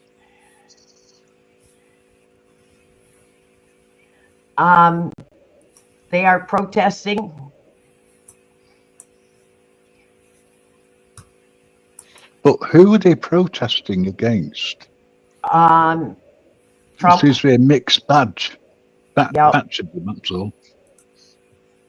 It's the No King protest. It's going on all over. This is a mixed bag. This is in West Palm, Florida.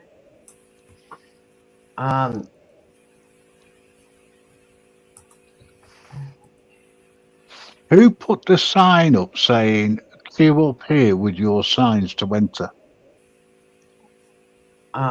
It's all over that bridge.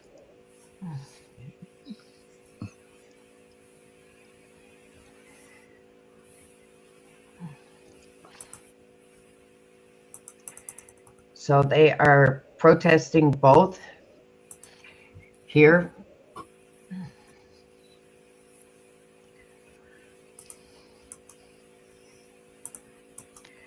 So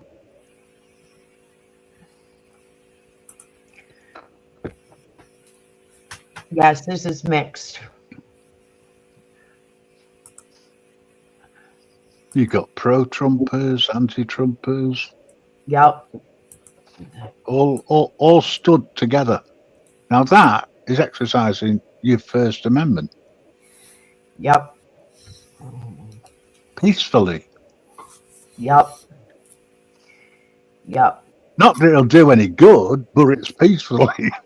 Yeah. And it should be peaceful.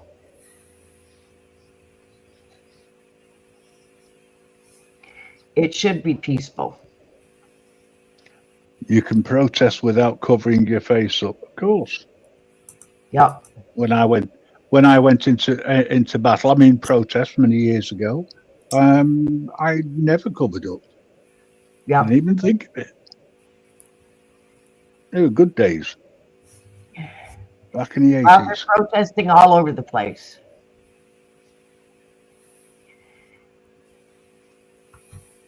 And you should be able to protest peacefully. And I'm hoping and I'm praying That the cops don't interfere with it.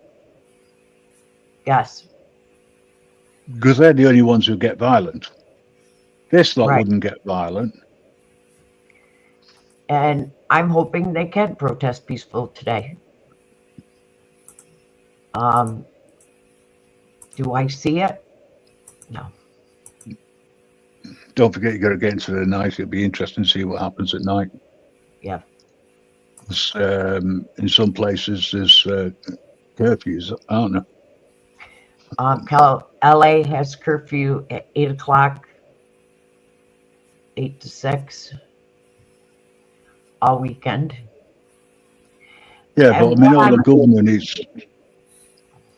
What I'm against is kids being brought to these protests.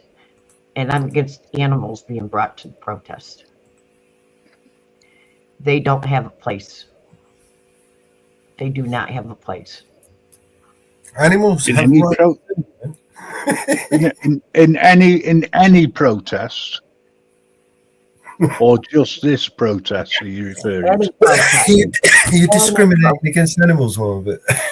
You're discriminating against children. I mean, the protest could be about children. I mean, it's for the children, isn't it? It's for their future. For the children, by the children, of the No. children. No, they do not. They do not need to be I'm there. just messing with you. I've Just seen imagine walking. Sorry. I've seen a kid in a stroller with tear gas all over its face. They do Well, not. You can't blame the stroller for that. I'm sorry. No, I'm You can't blame the tear gas either. seriously. I would ask a simple question, right? The tear gas has come from probably the police, who would be fully aware that the children are there, and they're still going to use it regardless. But you can't blame the tear gas. Now, Well, no, it's the person that threw it I blame, but I wouldn't blame taking. I have no problems with youngsters learning how to protest. not a 18 Not month old, today. or I've seen a baby in a front carrier. No, a baby in a front carrier does not belong there. Right, okay, so the parents aren't allowed to go and protest if you can't get a babysitter. Basically. Stay home. Well, isn't that against the First Amendment? Well, I mean, endangering your child by knowingly putting them in. That's a law, it's an act. But you're not endangering them.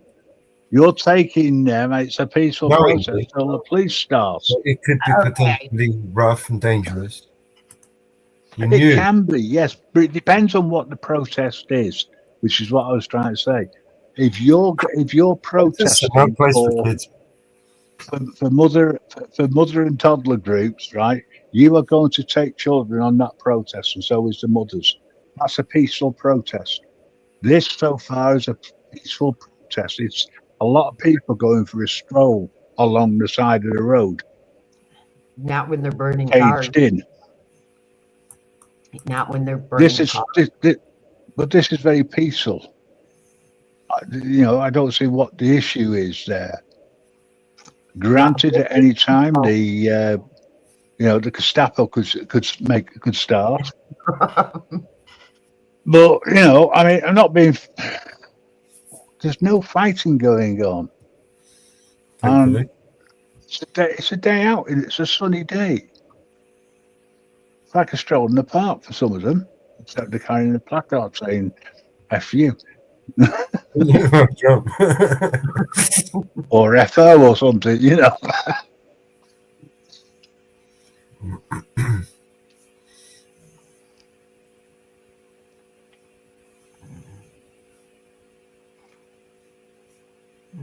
But when it ends violently, there's No, people I all joking apart, I do agree with what you're saying, right? In this instance, and as I say, it depends on the protests. These protests that are going on should be for adults. I disagree with the signs. Fuck Trump. I mean, who the fuck wants to fuck Trump? Well, I agree.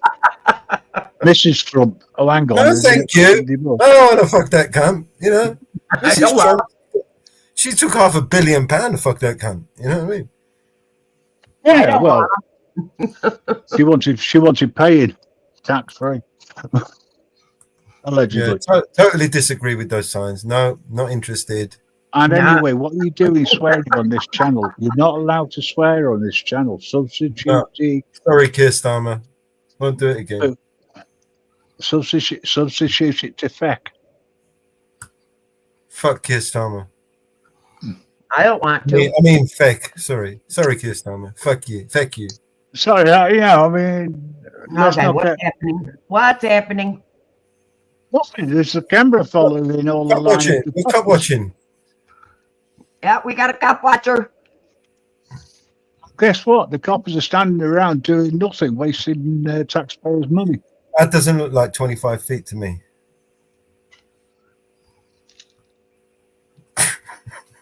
Look at all the coppers. Yeah, illegally Never parked. mind that. I said to you they were boxed in, didn't I? They're all illegally parked, by the way, but it's okay. They're allowed. Yeah. It's not illegal when the law does it. And they're all the cars are running. Look at all that wasted money. Yeah. And that's what I was getting at. And I'm concerned about the number of sheep that are on the footpath there. They're just itching. These, you can tell they're just itching to put their hands on someone. Look at those ponies. Look at those strapped up. One of them's got 100 fucking cable tie straps. He wants to fucking arrest someone. He does. He's got a fucking shield there. He's waiting for it. These are hoping that something kicks off. What are they doing? Are they planting these shrubs? Who's going to jaywalk? We're going to get them for jaywalking. Oh, jaywalking. Yes. I thought they legalized that. Yeah, you need a license now. You need permission. I jaywalked today. I don't know. Did you pay a license? Hey, do you realise that could be nice that if it was weed? Who's going to jaywalk? This is what I've been arrested for. Ladies and gentlemen, in the wildlife today, we have. Can we find a momentum? Oh, let's scream about here. Can we find a momentum bug? If you see it move, let us know. Oh, it moved. Did you get arrested or something? What happened to him? No, just put the camera down. There you go. It's flying again. I mean, walking. Oh. Let's go to a different Back camera. in Atlanta. It works. We're back in Atlanta. Well, that's not what it says up there. Protest everywhere. See? We're in This is a Atlanta. day We're for in protest. Atlantis now, are we? With the fishies protesting. The what's that say? Oh, United States. Really? No kings in 1776 or some shit. Yep. It's the Boston Tea Party to queuing up for a brew. Is this where we get? Oh shit! He's breaking the law. Look at him. How dare you wave an American flag like that in open public like that? That's ridiculous, man. We need to get this guy arrested. Identified. He's not waving it. That's what the problem is. Well, it was waving in the wind. Look, it's waving. Arrest him. Yeah, now you can get he's him. waving it. He's waving it. Game. Now you can shoot him. Now you can shoot him. Look, and again, he's putting his hand up. He wants to go to the toilet. He wants one. Please, miss, can I go to the toilet? Yeah, look, you need to wave one of We those the other ones. people. Hey, I We do the like people. that sign. We the people. Yeah. Thing is, we the people put him in power. Well, no, if you break down the words, right, and understand we is a word that actually means to pee on someone. So pee No, that's with on a the double people. E.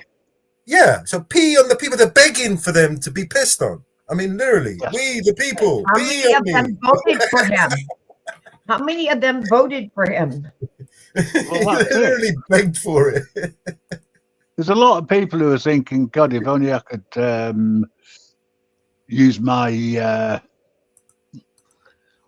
vote again. Look, we on the people. Yes, all right, but your spelling is incorrect, sir. What, an extra E? All right, I'm dyslexic. Still says we. Not my doesn't it? fault. Mind you, they can't spell. For that We neighbour. on the people, yay! We on me, we on me. I want Donald Trump golden we. Give me Well, some of it's that not that- golden we. I believe in immigration, but I don't believe in open border. What's that about King Only Charles in illegal. 1776? Yeah, no kings since King Charles the King. I believe in coming here legally, but not open border.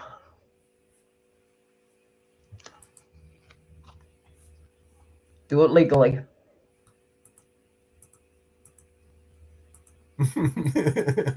There's one problem with that, Mama Bear. The whole legal system's corrupt. That's why we're here. Defend democracy, the Secret Service don't work for the people or something. Look, there's another one. You want to lean on? If you've ever sat in the Social Security office and seen it full of people applying for Social Security and not wanting to spoke English, No my kings. point. I've done it. I agree with legal immigration. And also for asylum. I don't agree with having open borders. Who the fuck's going to give Wherever us it is. from our government? Think about it. Right? If we needed asylum from our government, who the fuck would give it to us? Hey, Miles. We wouldn't even. Miles. We wouldn't even. Hey guys, how we doing? Hello, Good. Harry. Hey, heading down to Denver right now. Okay, is it chaos down there as well? Yeah. I don't know yet. I'm just getting out here. So I was told, my friend Rashad, I was told about 11 when everything's gonna start. So that guy's pretty well connected down there with the organizers and stuff. So we're gonna see what happens. Hopefully it's peaceful, guys. Hopefully Hope it's so, man. peaceful. Yeah, Yeah. that's what I'm hoping for. So We'll see what Has anybody heard anything from Katie Kidman? Is she all right? No. Is she still stuck in there? She's okay. I keep seeing her posted. She's stuck She hasn't right in been there. She can't even get arrested yet. out. I know she was down there yesterday, down in LA. So She couldn't get out. She was stuck there. They blocked her van in. She was literally stuck there. Yeah. Oh, shit, that's her home. You know what I mean? Where's she gonna go? No idea. Crazy, crazy, crazy.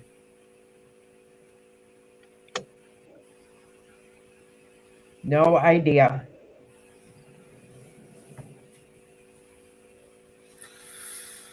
Oh wow. So where is this? This is where we looking? Over. This is not sure where this is now. We proudly served. You lied, coped and cheated. Sic semper tyrannis.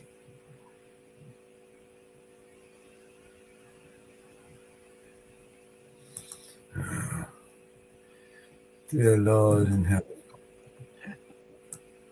Not sure where this one is. Oh, they're flipping around. But it's the new normal, isn't it? Though this is what you expect every day. Yep, this is going to happen for a while. This is back in Palm Springs. We must prepare for an angrier world. Yep, well, it's I don't back- know if you guys saw what Omaha, Nebraska police did at all, but they kneeled down with the crowd. So hopefully the police some of them will start doing it. And there's service people as well out there that refuse to take part of what the Orange Man is doing. For sure. More people kneeling. Didn't we get that with the Black Lives Matters bullshit? Yep. Yeah. The same playbook. Well, I'm getting I don't know bored if of this it's like- same story. Don't they have a difference? They're script writers. They're bullshit. They're shit, right? They just come up with the same script over and over again. And people fall for it, though. Yeah. Yeah, we'll see what happens for sure. I mean, Yeah, they'll kneel and behind the back they're arresting. Hey, I wonder who is murdering in silence now while everybody's distracted. Who's left to off on the Epstein list? yeah. While Well, everyone's I was seeing something too where Quick. Trump is doing that military parade, and that's like some Kim Jong-un stuff, if you ask me. You know what I Oh, mean? his Like, why birthday. do we have to? Yeah, it's bullshit. How much did the taxpayer pay for that shit? Yeah, I don't know, but it's gonna be a lot. Well, I mean, we spent fucking £500 million just to put a silly hat on this fucker's head over here. So how much is he going to have for his birthday? Well, on second, Here. Here. How much are we putting the bill for to pay for all these to live in our country to sit on in hotels? Better still, I agree who the with fuck that, owns Mama these Bear. hotels? The better question is, who the fuck owns these chains of hotels and who's picking up the contracts? Pakistani. Pakistani owns one hotel that they're living in. That's been proven.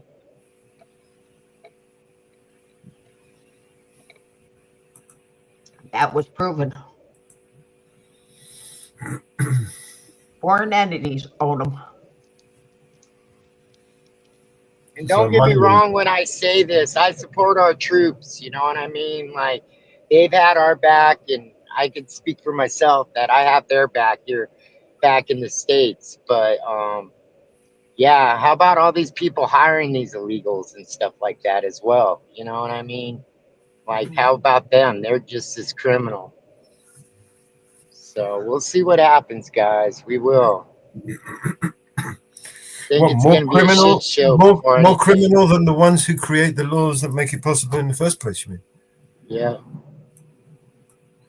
I mean, you can blame the hammer all day long, right? But it's the person that wielded that hammer that did the damage, right? You know, we're going to start blaming people. We blame the people that are actually responsible, right?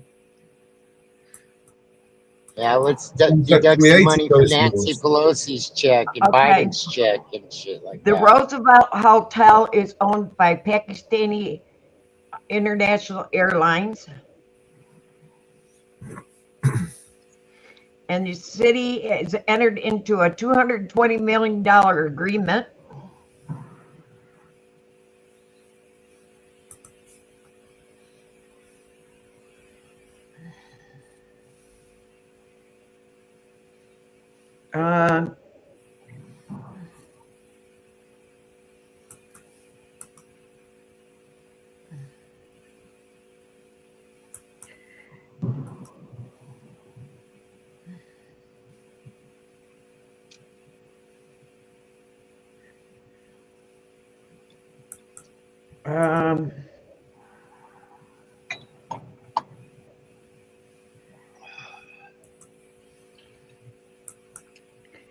That is the Pakistani government.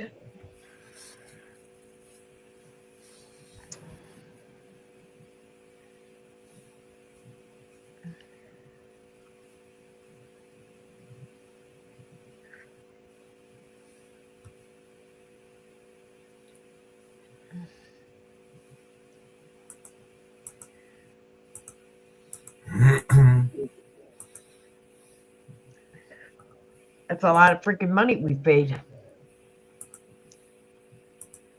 Follow the money,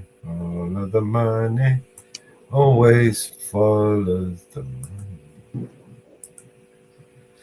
Nobody follows the money, man. Nobody even bothers looking at it. 15 hotels, $77 million.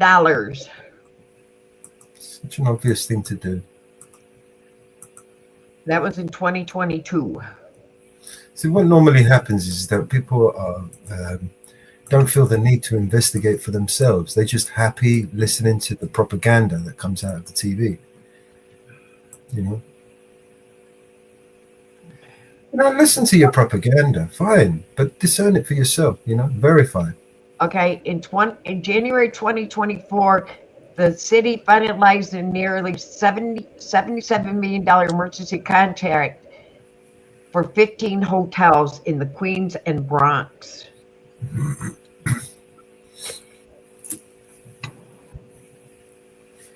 And that is a contract available through the month of July. So that's only till July. You know, and you'll see that these families, these people that own these businesses, these are the ones that give the political donations, right? That's how it works. That's how they grease the wheel. The Biden administration last year allowed $140 million to New York to address the situation. The state budget proposes $2.4 million to house migrants without homes that applied for asylum. So y'all think I'm not upset over the budget? You bet you bottom dollar I am. Because that's my pet, taxpayer dollars.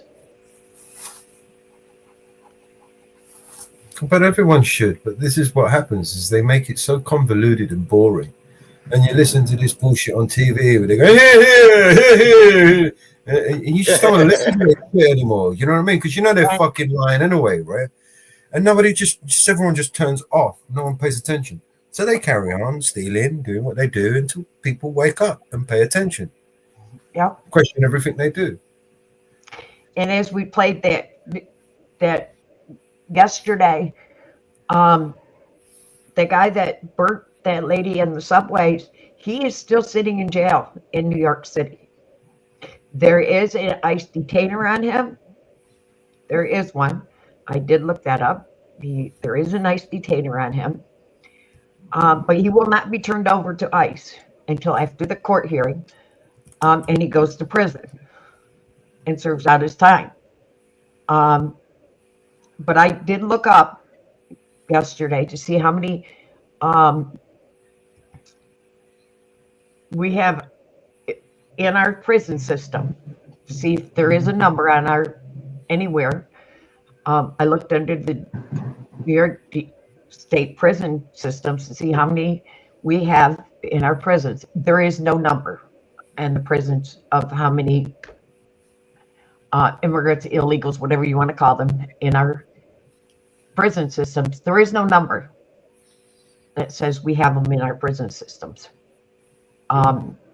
And you can't look up a number either. So there is nothing that says we have any illegals in our prison systems. So New York State does not keep track of them. So how many there is in our prison systems, there is none known. But I was going to, remember I told you, Mellows, about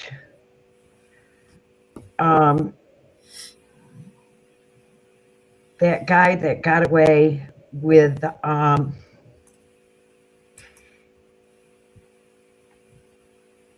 murdering his son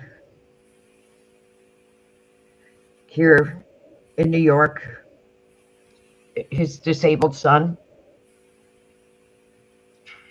And all he got was probation. And his son was ruled, his handicapped son was ruled as homicide.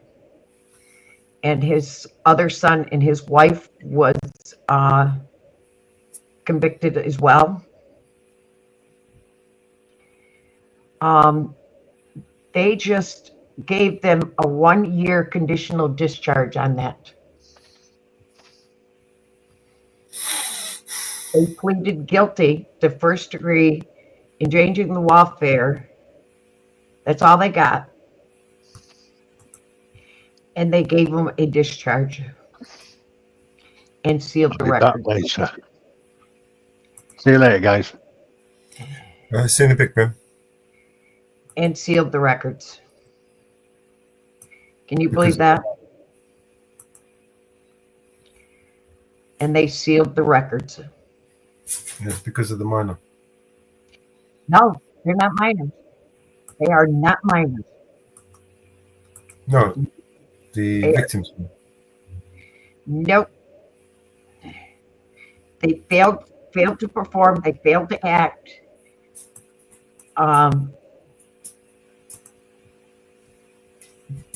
The judge is, and the DA is,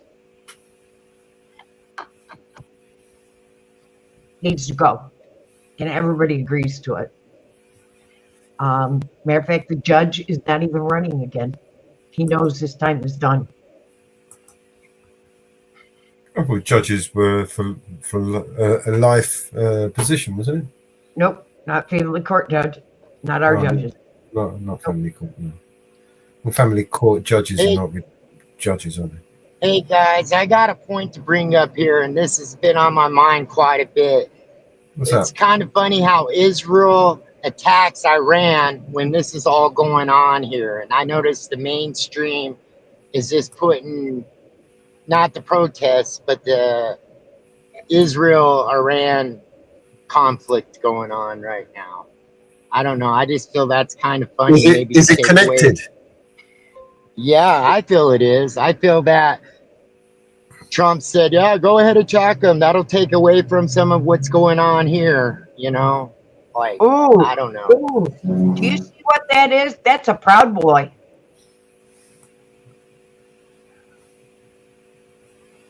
Isn't that Proud Boy standing there?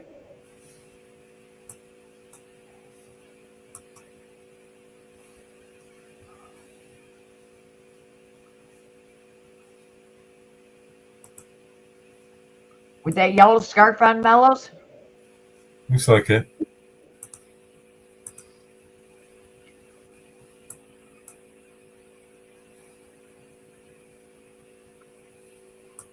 Those are Proud Boys.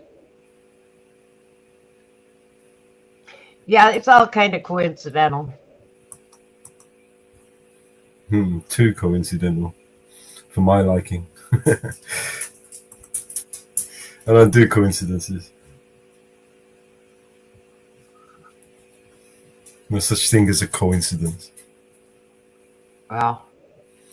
But you're right, Miles.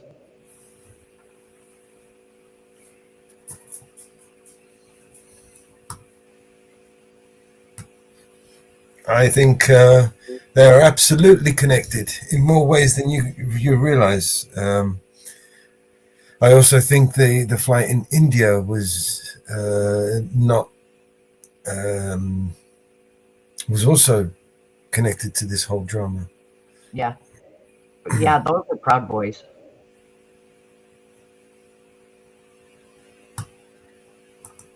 Yep. This is literally what they do, right? They're the masters of deception. Yep.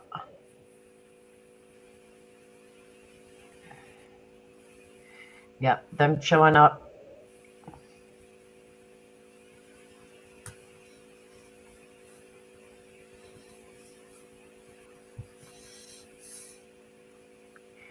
This is what gets me. They're so proud. Why do they cover their faces?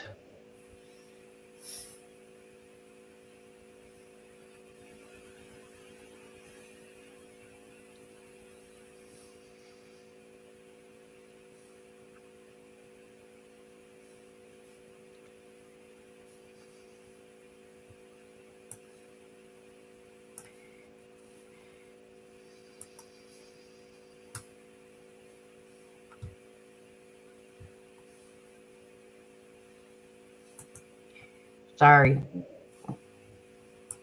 If you're so proud, why do you cover your faces?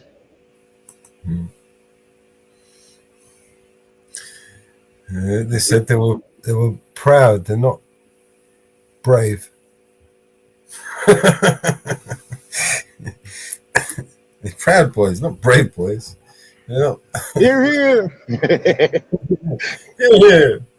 Should we stick one of those on? Let's see what we got. Where's Keir Starmer? Is he getting grilled about Israel?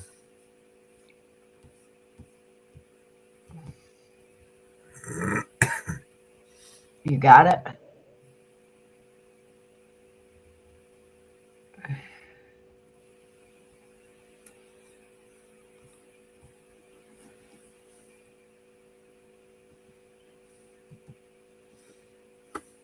What was this? Mr. Nigel Farage. Let's see what this says. Let me know if my audio is okay.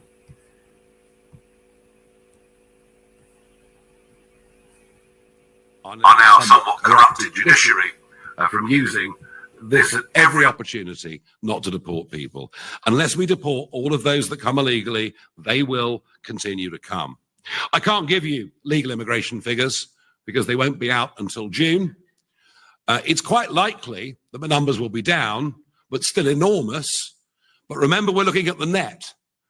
And what we will see in the figures are more and more and more people leaving the country.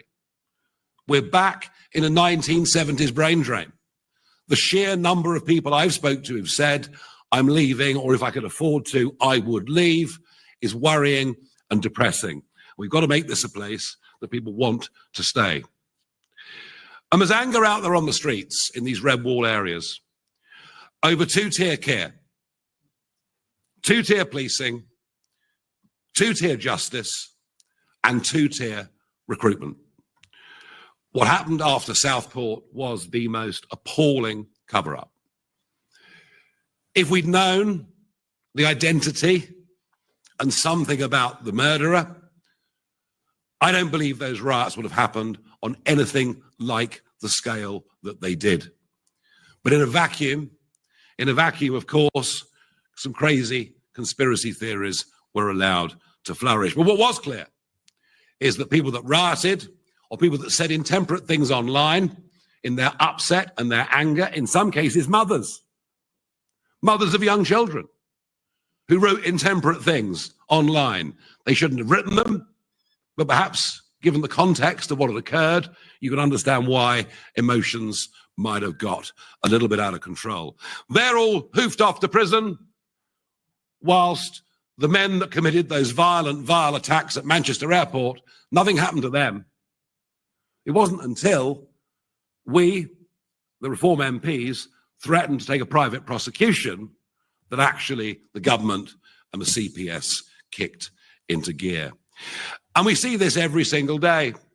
We see recruitment policies in police forces, recruitment policies in the NHS, designed to put ethnic minorities to the top of the list against white people with more history in this country. And we think not only is that a disgrace, not only does it mean you won't necessarily get the best people into the right positions to do jobs, but we also think it is a huge insult to the people of this country who are the most reasonable, open-minded, decent people you will find in any Western nation. And we always have been, and we always will be.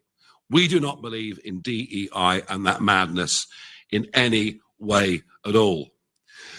But it's all part of the North London human rights lawyers being completely out of touch with ordinary folk, being completely out of touch with working people. And in our party, this Reform People's Army that we're building, and I'm seeing it every day as I go to, I was in Devon yesterday, I was in Gloucestershire yesterday, I was in Cornwall yesterday, I'll be in Lancashire tomorrow, Runcorn Thursday, and everywhere I go, I meet our candidates, I meet our activists, and it's really interesting. Some come from a centre-right background, some come from a centre-left background. It's not about left or right, it's about values. And it's about believing that our country is going down the tubes. It's about understanding that Britain is broken and that without the right leadership, without the right change of mentality, then I think most of us feel within a decade, it frankly won't be a place worth living in. And we are damn determined to turn this round. We fully intend to turn this round. And we're actually the most optimistic political party out there because we believe we can and we will turn this around. Get that pendulum to come back in a different direction. Get the attitudes of people towards work, towards success, towards life, towards their community. We believe all of that can be turned around. And that is our historic mission. And I'm hoping on May the 1st that we will succeed with the results we get in the mayoral, the local, and indeed in the Runcorn by-election. We are the party of working people, and broken Britain deserves nothing less. Thank you very much indeed.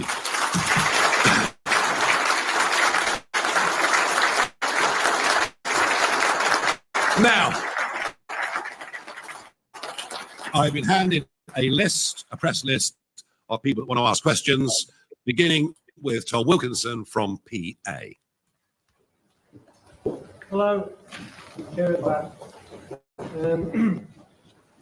Mr. Farage, I understand that the National Education Union has had something to say quite strongly this morning about reform and saying that it's a racist party.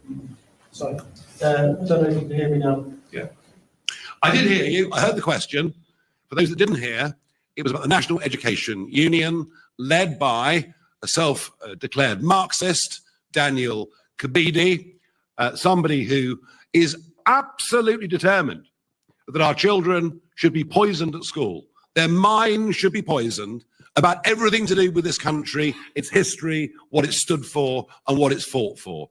And as far as reform's concerned, yeah, he is encouraging literally indoctrination of teenagers in our schools by telling kids that reform's a racist party, reform's a bad party, and kids that speak out against that face disciplinary action. And I get reports of this come in via email every single week.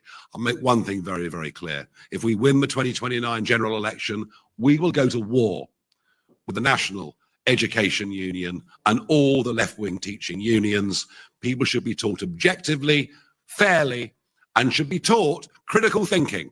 where kids can make their own minds up what they believe and not be indoctrinated. I think the man is an absolute, total disgrace. And as you might be able to tell, it makes me pretty angry. Thank you. Michael Knowles from The Express. Michael Knowles has a question. Where is Michael? There he is. Nigel, thank you very much. What will a reform-led council look like? How can you guarantee voters that they won't end up with the same frustrations that they have with Labour and the Conservatives? No political party would ever guarantee anything, but you can say what you're going to do and then be judged on whether you've done it or not. I think point number one is, frankly, we've got to get the auditors in. We've got to see the long-term contracts that many of these county or unitary authorities have signed up to.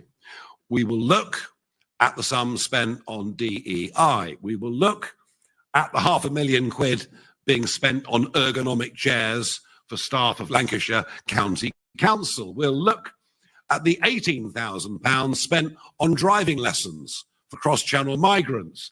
And I could go on with a list as long as your arm. 10 million a year, quite common for a county council to spend on agency staff. Work from home, almost accepted as being part of what you do. No, a massive change of culture, Michael. That's what we're going to bring to these county councils.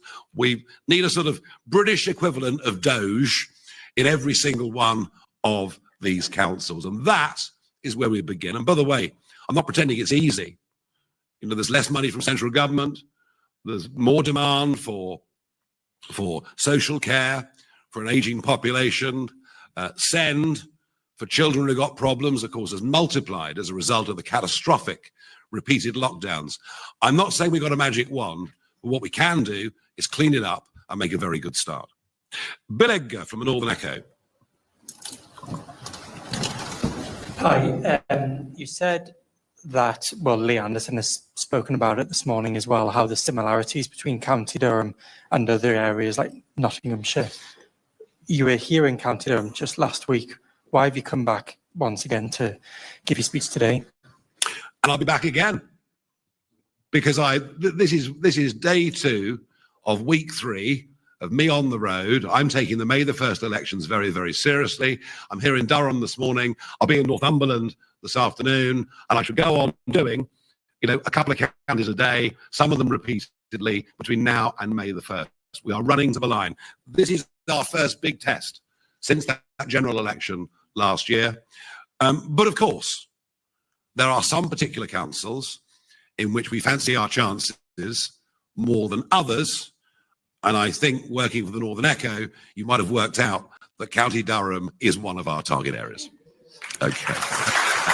Yeah, I kind of thought the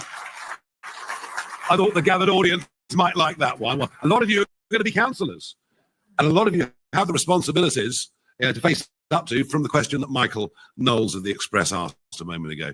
Tony Maguire, GB News. Hey, good afternoon, Nigel.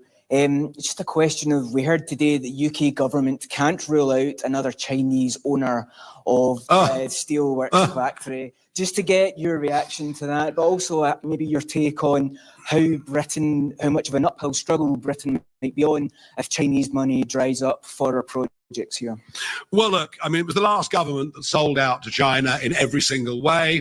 Boris Johnson, of course, even wanted Huawei, despite their very, very dubious record, to get into the 5G network. And I think a phone call from the Oval Office changed his mind on that particular one. At the time when British Steel was sold to Jinghe, Richard Tice and myself, and to be fair, Sir Ian Duncan Smith, spoke up very, very strongly against it. I genuinely believe that Jinghe I'll be back, guys. Steel down. Always, Howie. We'd be the only major nation on earth, actually, that would not be a producer of primary steel. And we've got this sort of halfway house at the moment. At least the government has done something. We have allowed China to get so deep inside our critical infrastructure, so deep inside our universities and elsewhere. And it's the Tories what done it, but it's Labour that are continuing with it. And we need a completely different rethink. And you know what? If that means less investment from China, then frankly, so be it. I don't want China in our nuclear industry. I don't want China in our telecoms. I don't want China in any of our critical infrastructure. They have increasingly, over the last decade, become a nation that is not a friend of ours in any way. So the answer to your question is, we'll live with it and we'll find alternatives. Thank you. Dominic Penner, Telegraph. Thanks very much, Nigel. You have said that you want to nationalise British Steel, actually outflanking Labour on the left versus their preferred plan. Are there any other industries that you'd want to nationalise? And just quickly on the bin strike in Birmingham, what's your message to A, Unite, and B, Birmingham City Council? Yeah, well, look, the reason that Richard and I called for nationalisation, because we were there on Tuesday and we realised there were only 3 working days, 3 normal working days left to get the orders in for the iron and the coal. Otherwise, those blast furnaces were closed for good. And that's why we put the call out for nationalisation. It was that urgent. There wasn't time to find a new potential private partner. So that's why we did that. And in Birmingham, well, if you vote for a Labour council, that's what you get. 17,000 tonnes of rubbish and rats the likes of which have not been seen since the Western Front. No, it's I haven't been to Birmingham. A couple of friends have visited and said it really is awful, and it represents a genuine health hazard. And I know that 24 hours ago, Army logistics have been called in to Birmingham, but I suspect what we actually need are going to be some soldiers pretty damn quickly, and an army of rat catchers and lots of terrier men and things like that to sort this out. But there you go. If you vote Labour at local government level, that's what you get. Matthew Holhouse from The Economist. Thank you, Mr. Farage. So your pitch today really is about how you're hoping to sort of eat into Labour's support. I mean, if you look at the YouGov voting intention from last month, you're taking about 20% of the Tories' 2024 vote against 4% of Labour's. So isn't the truth that actually ultimately you are eating into the Conservative vote, and Labour is a fragment of where you're drawing your stuff from? No, that Conservative vote's gone. It's not coming back. Those people that voted Conservative in 2019 in Bishop Auckland down the road are never voting Conservative again. It's gone. It's gone. And I'm going to repeat the numbers, Matthew, for your benefit, right? If you take the West Midlands, the East Midlands, Yorkshire and the Humber, the North East and the North West, they are the regions that were polled for this Survation poll as published in The Sun today. And what that shows is since the last election, since the 4th of July last year, we are Reform up 12%, right? Labour is down 12%, and the Conservatives are virtually unchanged. I rest my case. Thank you. Let us go to Patrick Maguire of The Times. Nigel, we heard a pretty moving eulogy from Lee for trade unions earlier. Richard Tice was in the Commons wearing a trade union badge. You've been posing with unionised workers in Scunthorpe, but you just slugged off the teaching unions. Yes. Where do you stand on trade unionism in this country? Are you now prepared to accept, partnership with the trade unions if it means better working class representation for reform? We have to have a good partnership with the trade unions. I didn't slag off the trade unions. I slagged off a Marxist who's poisoning the minds of our kids and inciting violence against me and everyone that goes out and canvasses and campaigns for reform. That's very different. So, yeah, a pragmatic, sensible relationship between government and unions and companies is, of course, vital. No question about that. Harriet Simmons from Politics Home.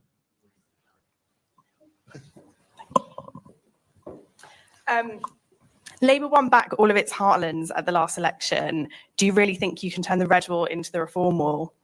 The turquoise wall, the turquoise wave. This is what you're talking about. Yeah, do you know what?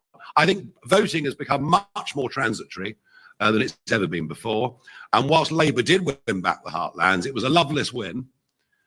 In many of those seats, actually, with fewer votes than they got under Jeremy Corbyn in 2019.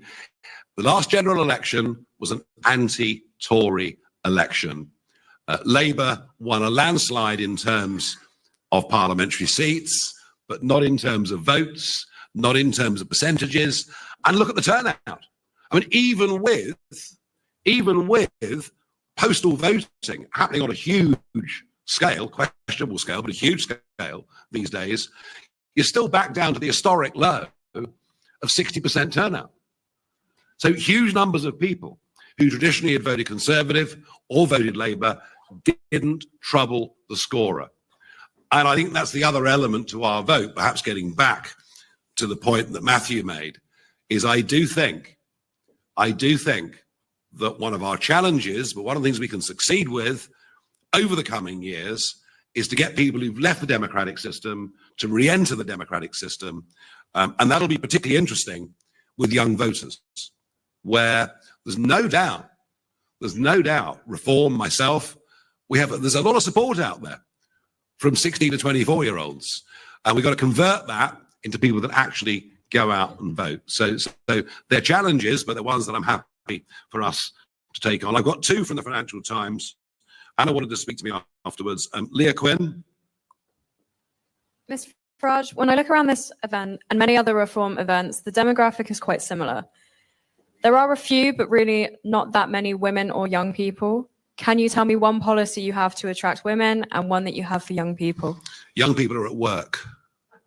They're at work.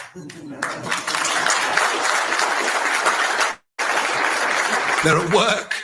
And that's why they strike. That's why, I mean, normally I do evening events, you know, but I realize because of the press and the way you guys work in the middle of a campaign, I do, rather than having 1,000 people tonight at 7 o'clock, we have 100 people and you guys at lunchtime, and it works for everybody. So our young people are at work. What I've been very struck by is just how young some of our candidates are around the country. Very, very young. You know, I mean, we've even had an 18-year-old elected for district council in Kent recently. He's now going for county as well. So there are a lot of young people putting forward standing for us. On the male-female thing, interesting. If you look at our general election score of 4.2 million, you see male, female, 58% male, 42% female, right? Why is that? I think because men tend to instinctively say, I like that, I'm going to go for it. And women are a little bit more cautious. So hang on, let's just, you know, think about this. It's why men make more mistakes than women generally in life, I think. But what's more interesting is if you look at what's happened between then and say the 12% increase here in the Red Wall or the increase across the country, then what you see, there's some very, actually we can give you stats on this after the event. There's been some quite deep polling research done on this. If you look at the new support that's come to Reform since the general election, it's now literally bang on 50-50. And I'll give you all of those numbers, I promise. Right, we're going to keep moving. Lucy White from Bloomberg. Hi, Nigel. You and Lee Anderson have both spoken about wanting to revive heavy industry in the UK. My family are actually also from Lee Anderson's constituency. A lot of them are still there. The truth is that, you know, a lot of those industries were dangerous. They caused sickness in many families. They caused deaths in many families. Is this really the way forward that you see for the UK? And do you not hope for more lucrative and perhaps safer jobs for the British people? Lucy, none of these heavy industries, as you describe them, have a hope without cheaper energy. And indeed, some of the modern industries, such as the big data banks, you can't even build in Britain. We don't produce enough energy. If we weren't importing 12% of it every day from either Norway or from Northern Europe, the lights would go out every day. So we have to have more cheaper energy, both for old industry, but also for the new tech industry as well. And of course, I take your point that some of the old heavy industries were dangerous, but then construction, which is vital, is also quite dangerous. I fully understand that. I'll finish on this point. we have not been living through an international situation as dangerous as this, as potentially dangerous as this, at any point in my lifetime. I'm pleased that the government have announced an increase in defence spending, even if it is minute, but it's something. But we're going to have to spend a lot more on defence over the course of the coming years. We're going to have to build an awful lot of houses as a result of a 10 million increase in the population due to immigration policies of both Labour and Tory. We are going to need a lot of steel over the next few years. And steel isn't just another commodity. It isn't just something else that's produced in a plant or a factory. Steel is a vital strategic interest, and we have to have a steel industry. That's my answer to you. Thank you. I'm going to go to Chris Jepson of ITV Tyne Tees. Thanks, Nigel. You say you represent working people, but what do you have in common with voters here in the North East? You're a well-off former trader, but there's many working people here in this region that are struggling to make ends meet. I fully understand that, but I have actually worked.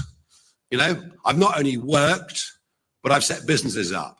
I've employed people, and I've had some good times in business, and I've had some big awful times in business when I've lost money some years. So I do actually understand how the real economy works. And yes, you're right.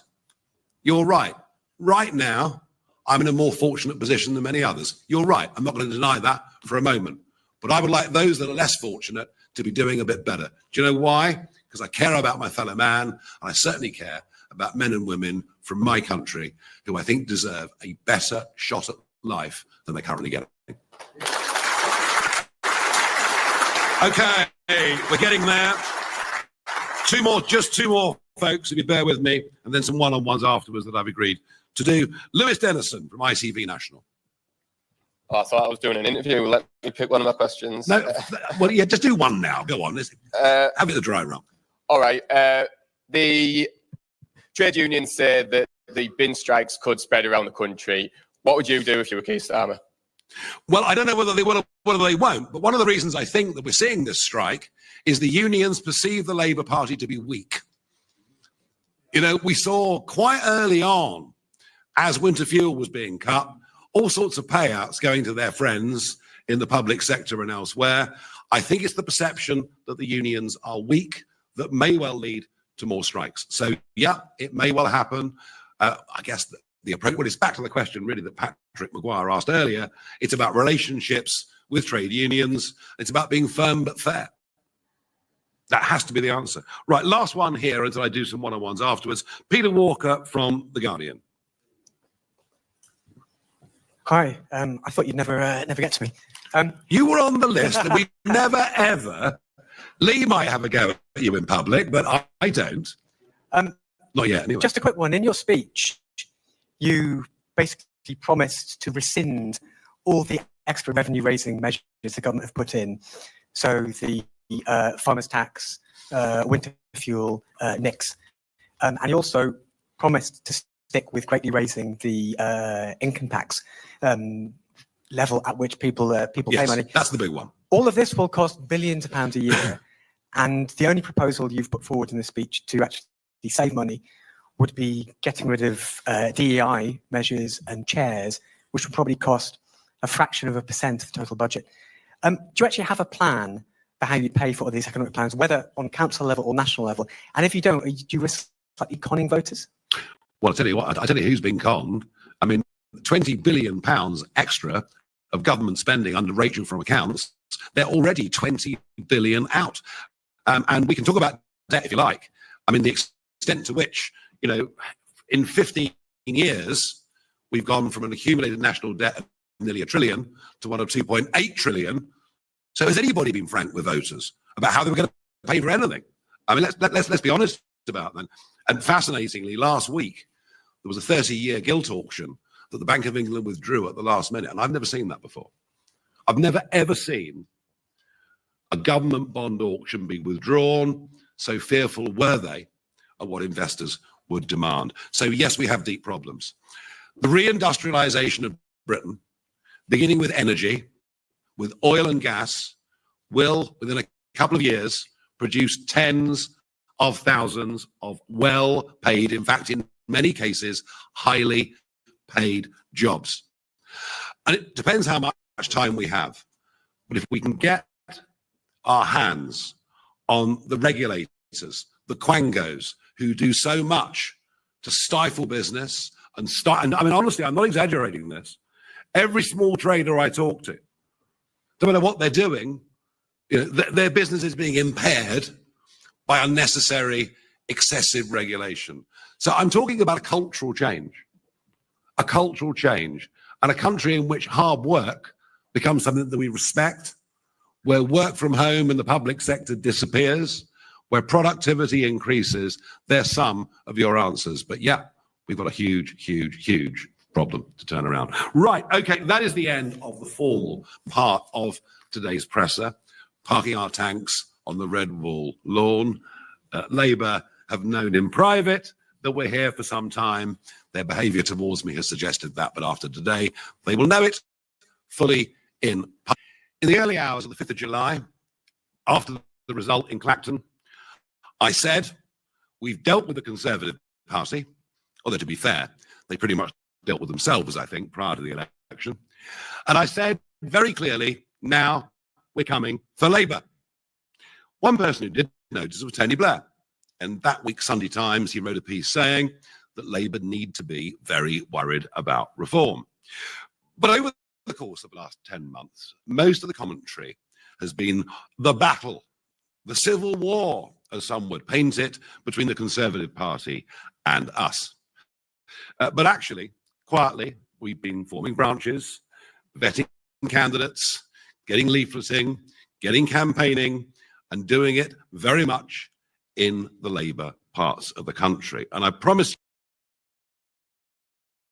you... Oh, this is going to go on for a bit. Okay. Yeah. I guess the one House of Representative. Hey, Joe. Hey, Joe, cool. How you doing, man? House of Representative Melissa Hartman and her husband have been on a live.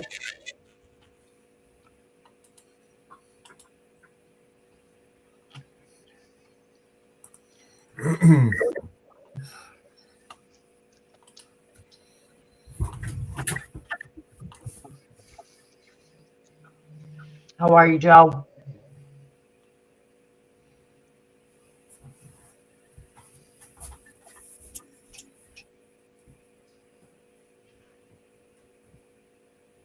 Oh, now we're in North Carolina.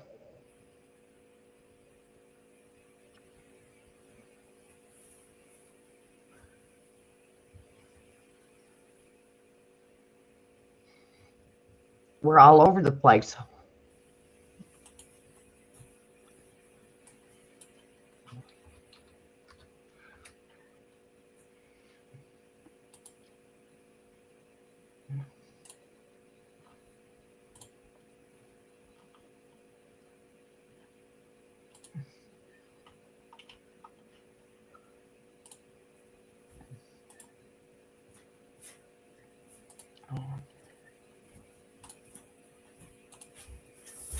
Sorry about this. Mervyn left the back gate open, man. Dog went for a walk. What? The dog? Yeah, he left the back gate open, man. Like an idiot. Oh. Oh no. Couldn't find my dog this morning. He was just laying in his bed.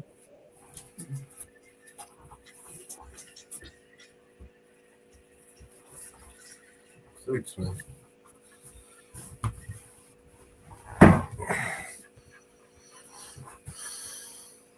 Just gotta be careful, man. For fuck's sake, you know what I mean? Yep.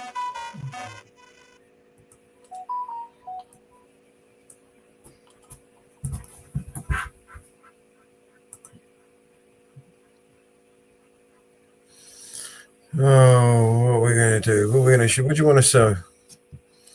I mean, I could have showed some more of this bullshit, but it was just going to go on for. Hold on just a sec. I'm pinning links. Was that live, Mellows? What, the Farage thing? Yeah. I think that was yesterday.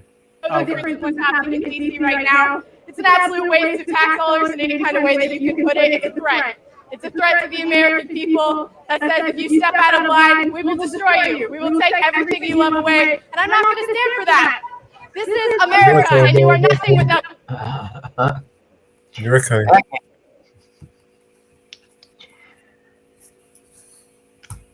I think this is going to be the same thing that's going to happen all day long, all over the place. Yeah, they're all brainwashed morons doing what they've been programmed to do.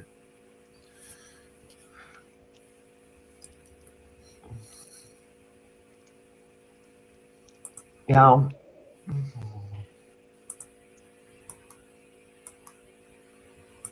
What else is happening today?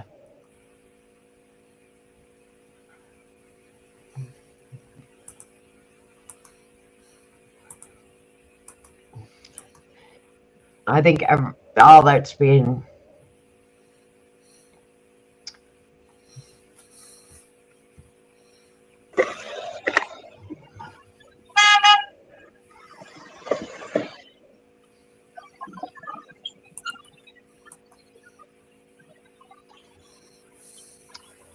unfortunately, it's the same thing on every channel. Well, let's mix it up a bit then, shall we? Let's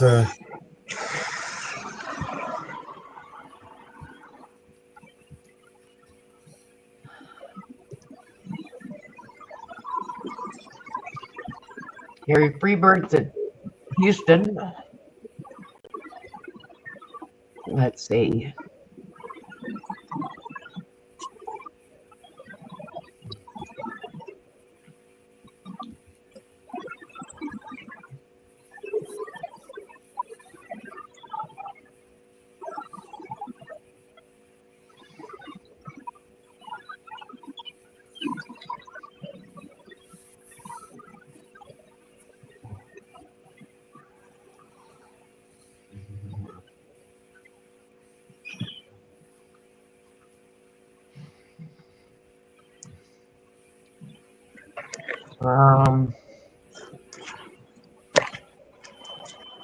So down here, guys, is where the police are staging for all this right here.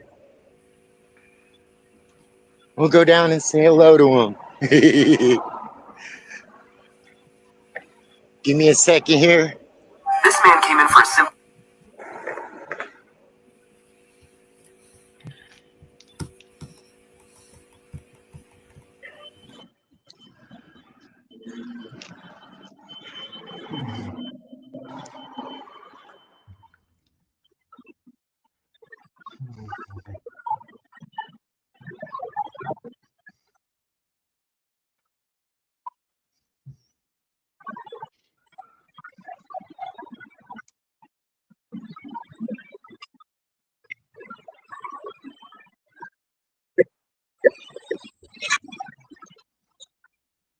So right here, they probably got 50 cops in this building right now. This is where they're staging for the protests.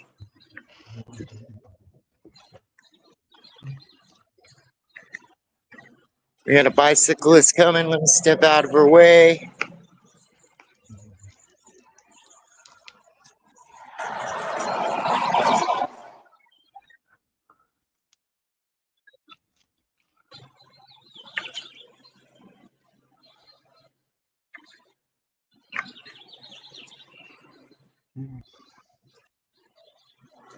These two are waiting to go in there. I just saw like 4 of them just go right in. I don't know why they're not opening the door. I don't know if they don't want us to see anything.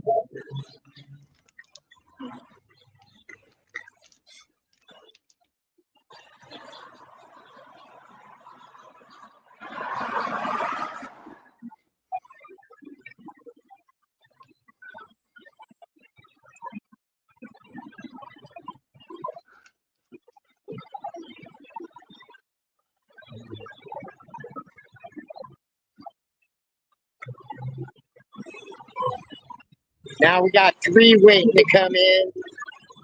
I don't know if this is like top secret. I don't know if they're not opening this door because I'm here.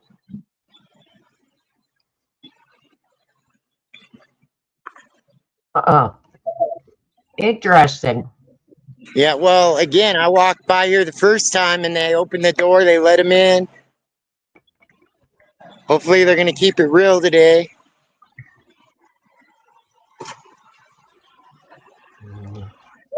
Keeping it real today, right? Okay, if we're peaceful, it's going to be good, right? Okay.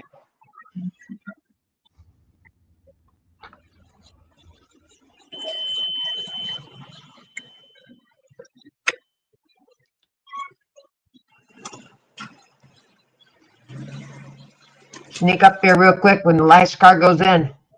Yeah, I will. So we got the hazardous material team. Then we got an unmarked.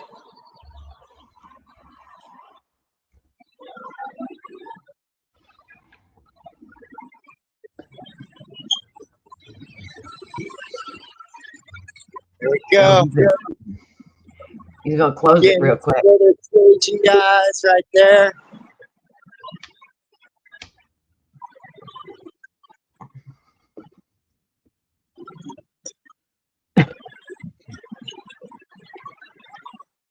Wow. I think there's about 50 of them in there. Ooh, there's a guy with the backpack. Let me get out of this guy's way.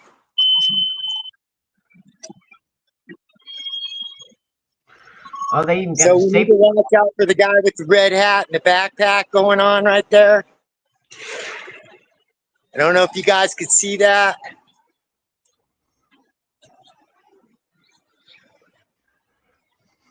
So we already uncovered one of the undercovers right here.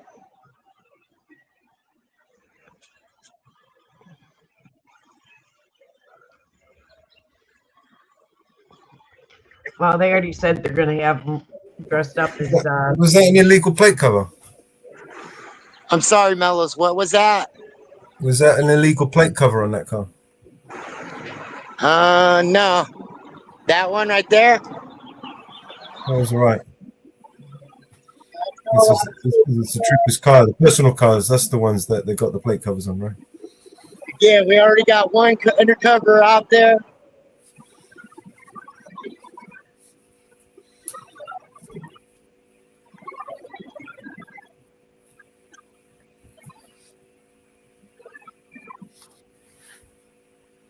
Yeah, get that gate closed. Go on. There you go. This is where they're staging, guys, right here. What street They're is not it? openly revealing this for sure. What street is it? There you go. I'm going to walk with you a little bit. I hope it's okay. I'm going to stop the shakiness. What street We got is the it? early spread.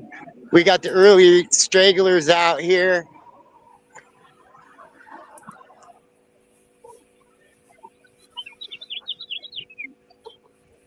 It's supposed to start at 11 here in Denver.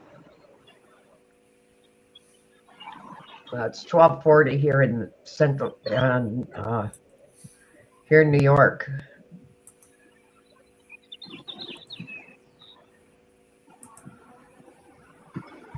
Again, we got people already out here.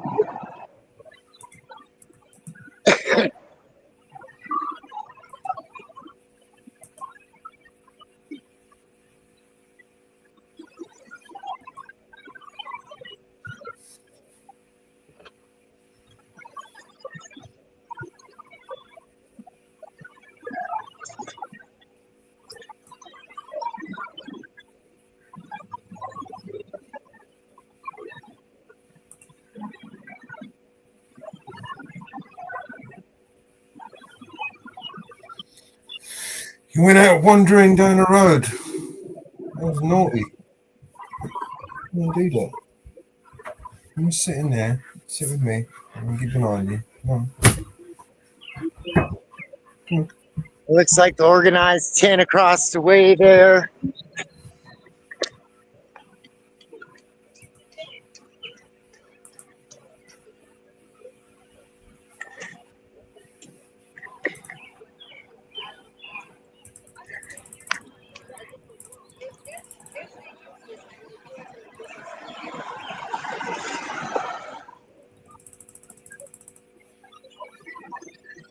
I don't know if you can see that flag up there, guys. I don't have nothing against everybody needs to live free, but our government's supposed to be impartial.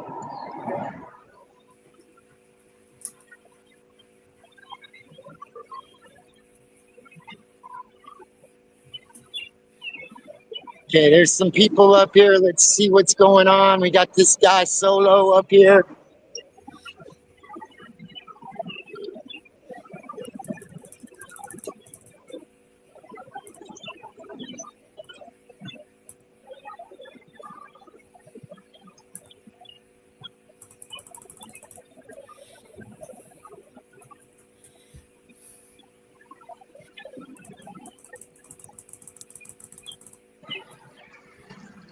Here we go, we got him. We got her. Somebody's got this first. Our goal is never revenge, just restoration. Not dominancy, just dignity. Not fear, just freedom. Just justice. Amanda Gorman. Amanda Gorman, right there. So we're starting out here with our First Amendment. Hopefully it's going to be peaceful, guys. Hopefully. They're staging in that building over there, though. I got them on camera. So there we go. We'll get this lady over here.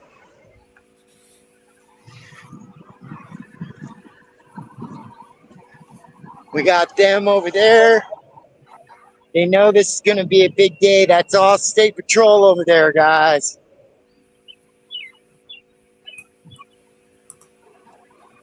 Can I get your sign? What driver won? Here, let's do both of them. Right there. Organize, unite, and defend. Okay, let's get the other side. They got the guns, but they ain't got the numbers. There we go. Right on. Freedom for all, guys. Freedom for all! Yeah.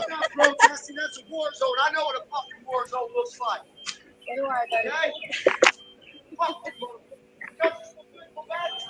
Have a good day. Have a good day, sir. There we go. Thank you, ma'am. No problem. There we go. And we got this, the state capitol going on here. We've got people already starting to organize. We got State Patrol on the phone.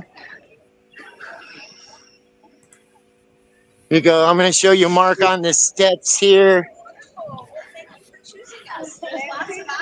This is our state capitol, you guys.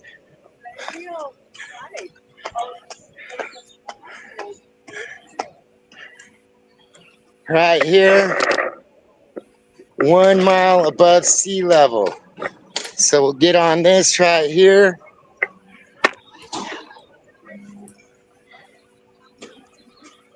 This is what we got going on in Denver today. We already know there's undercovers out there. We saw them at the organizing part.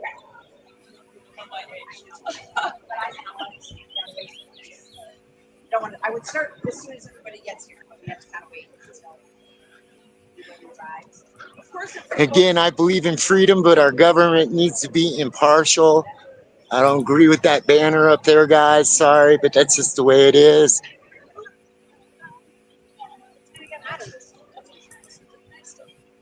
It's going to be a warm one. It's already 75 out here.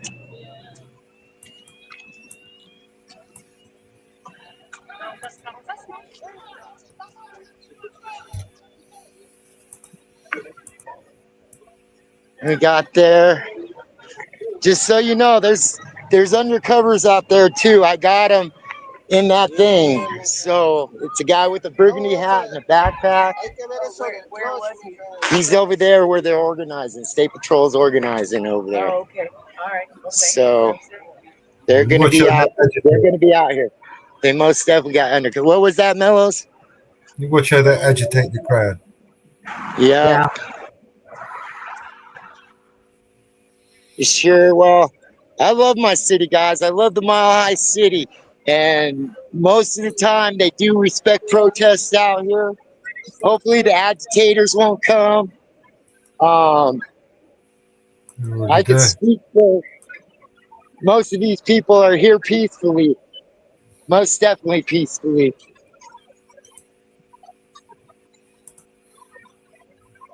So we're prepared today, guys.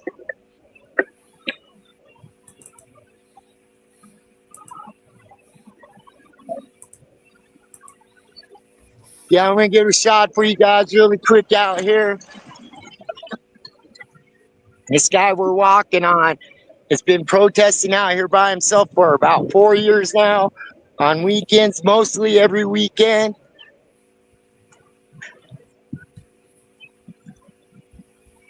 He's right now talking to a person. We'll let him go. This guy is Kurdish Iranian right here. And so you know his story is his sister got shot by the Iranian government for not wearing the burqa. The next day, the Iranian army went to his house to get the money for the bullet. He's been here since 1978. And he condensed it up a little bit because there's going to be a lot of people down here. This is just the beginning of this. I'm a little early. I got parking, affordable parking, so I don't have to worry about my car.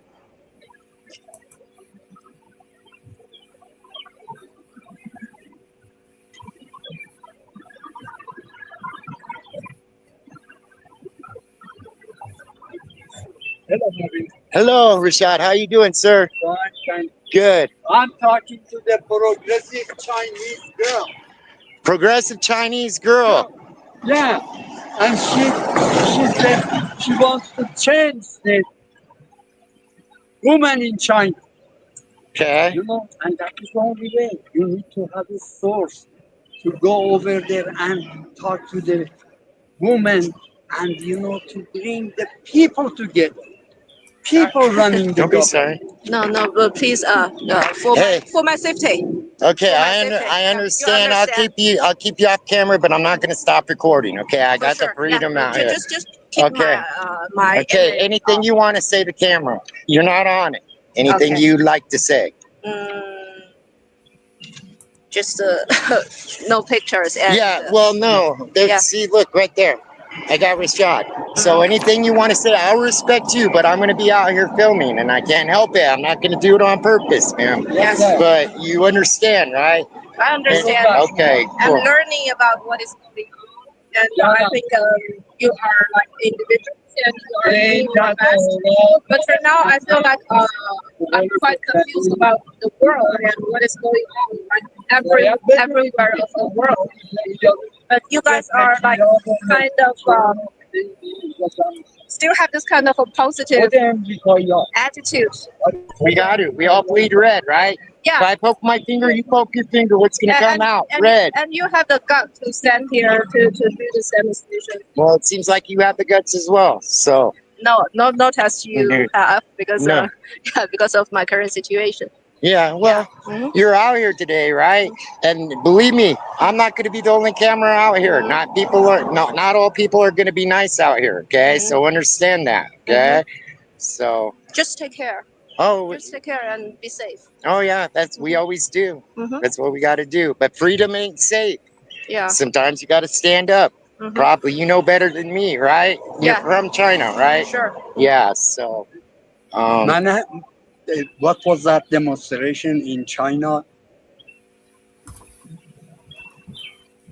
That was the biggest demonstration in Chinese. The people standing front of the tank.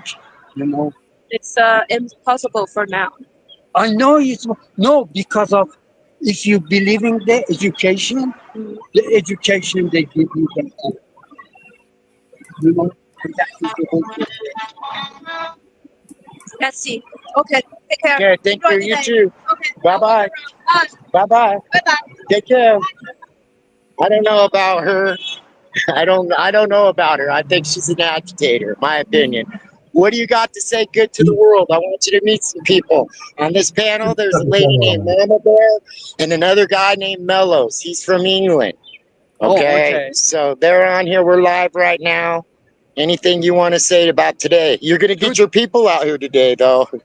They are. They're talking about the violence is going to come here, you know. I try to keep the violence out of that demonstration. Right. Well, you know, you've been out here a long time, Rashad. Don't you think that the Mahi community knows how to protest peacefully, most of us? But they had a demonstration. They had a gunshot and you know. Well, they were trying to get on the interstate, which I kind of agree with. We don't need to get on the interstate. And that is the Communist Party and the PSL. They are doing it. Agitation. Yeah. You know. Well, so you know they're staging up in that building right there.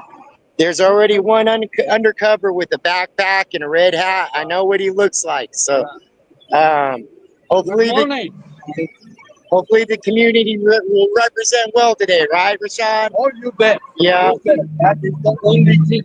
Yesterday, it was the 10, 15 people from the, I don't know, regular show. That is the regular, but the philosophy was talking about the, you know, Palestinian. I'm not agree with the Palestinian, you know, I agree with the Palestinian people, you know, Israelis people, not Netanyahu.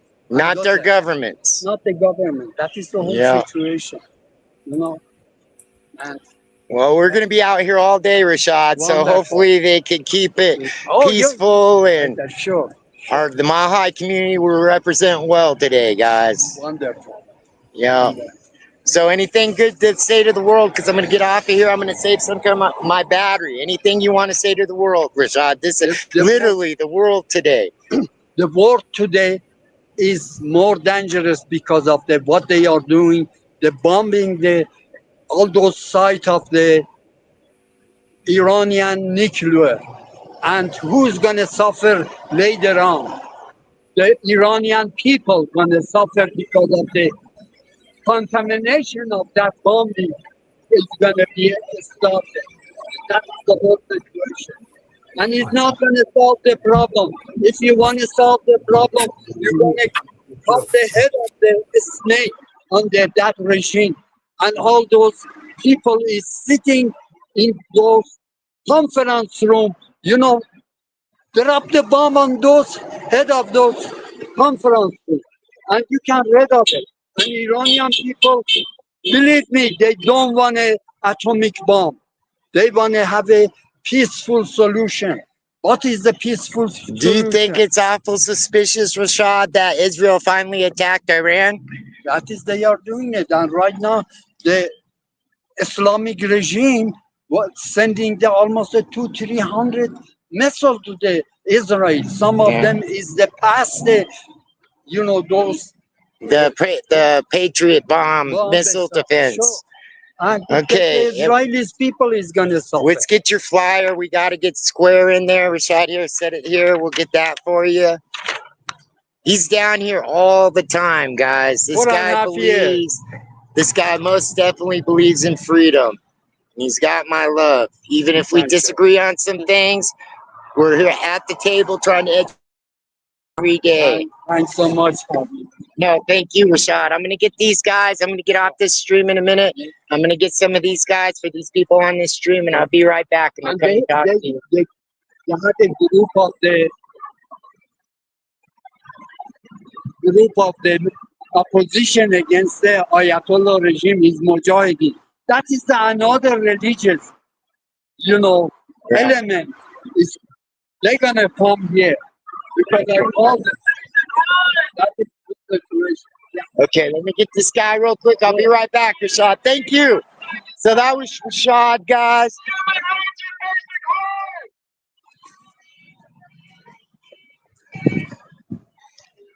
We're gonna get this guy right here.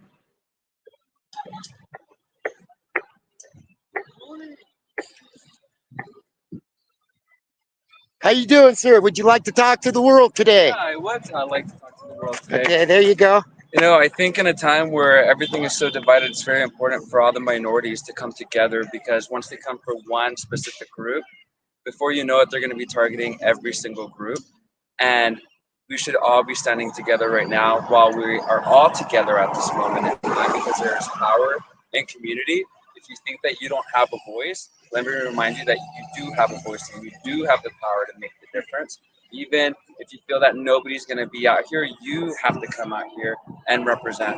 So power to the people, and I invite you to come out and help the community out. Right on. We all bleed red. Have a good day. Okay, so there we go. We got the organizing team. Human rights are basic rights! Human rights are basic rights! Again, I got a feeling that there are going to be people trying to agitate out here today. I'm going to save my battery, guys. Thank you for being here. And I'll have more to come later. I'm going to save my battery. But again, this is just the beginning of this, guys. Full force at 11 o'clock. Here, let me get a close-up with this lady right here. She's just already got her spot.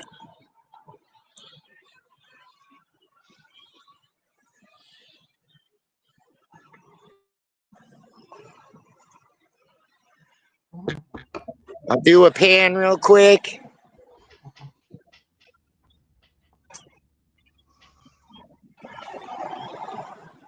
And this is what's going on in the Mile High City today, you all.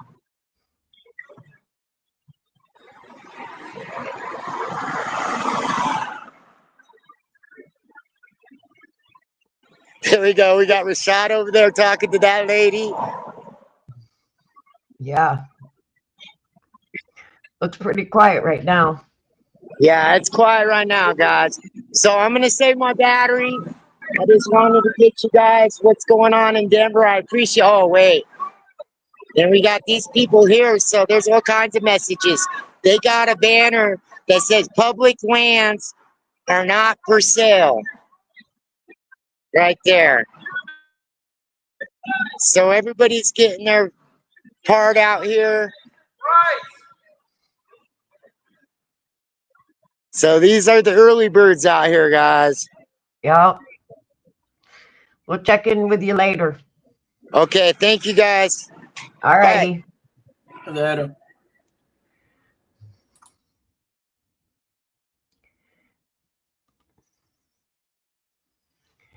It's going to be an interesting day for sure.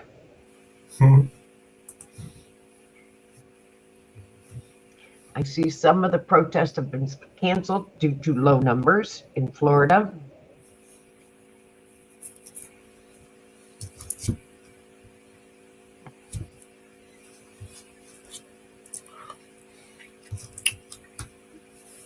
So some have been canceled in Florida due to low numbers. So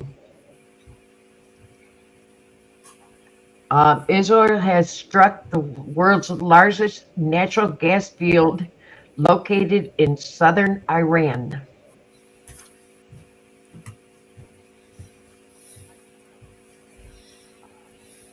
So that is on fire now. So expect prices to go up.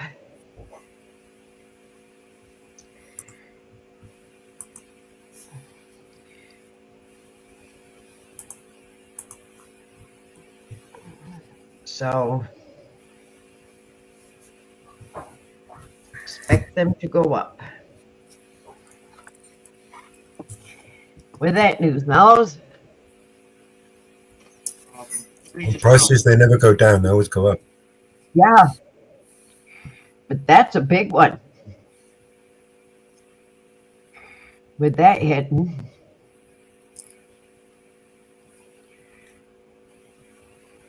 That's going to be a big hit.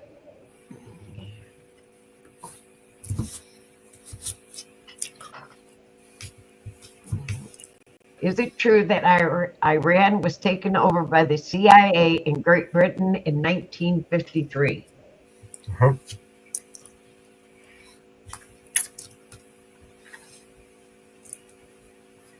Mellows, you're good on that stuff. We've been fucking with around for a long time.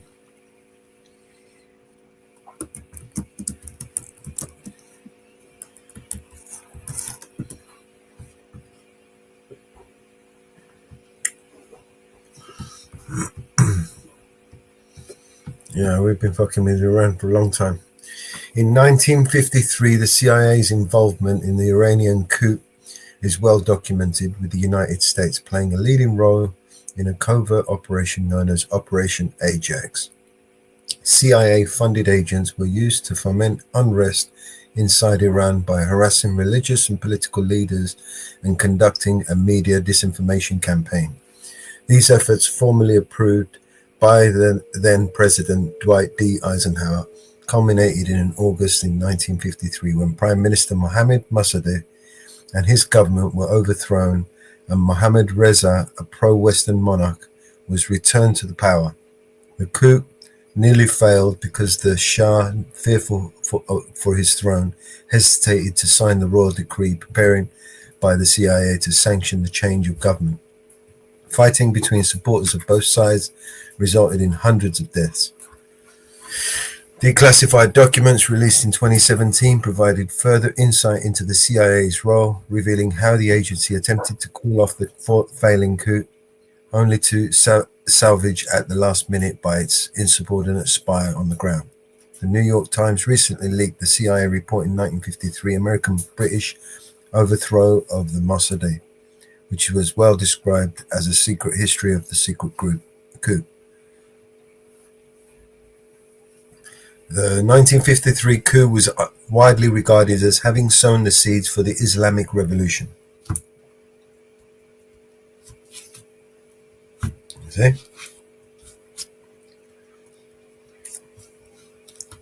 And we've been fucking with them ever since. Yeah. Their television companies, right, are based over here in the UK. They've got a television company over here in the UK broadcasting to Iran, right? All their propaganda, obviously. And it's tax paid. Taxpayers paid for that TV.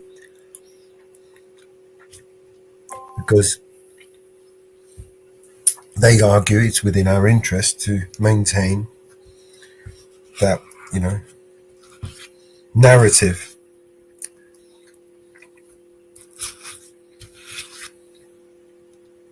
Oh, boy. So they shoot and publish all their political garbage over here in the UK, and they broadcast it in Iran.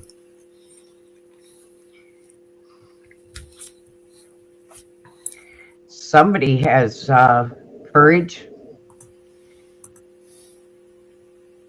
Somebody is flying a flag, Trump for king.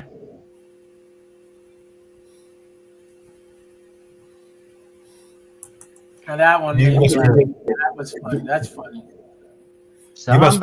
He must be on a wind up, right? Somebody has courage. Yeah. He's trolling. He's definitely trolling. Somebody really has courage to fly that flag. Is it a You're Democrat? welcome, Thomas. Somebody really has courage.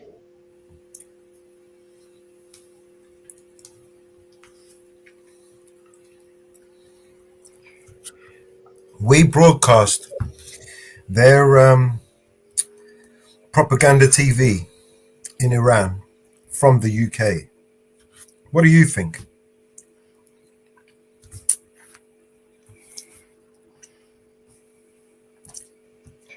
Let me show you. Who was it that did it? It was DJ, wasn't it?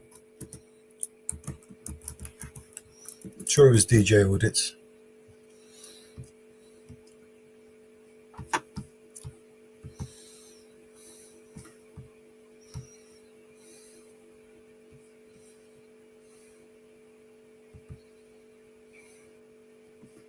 Okay, there is a third victim that was shot by that gunman in Minnesota. They haven't released the name.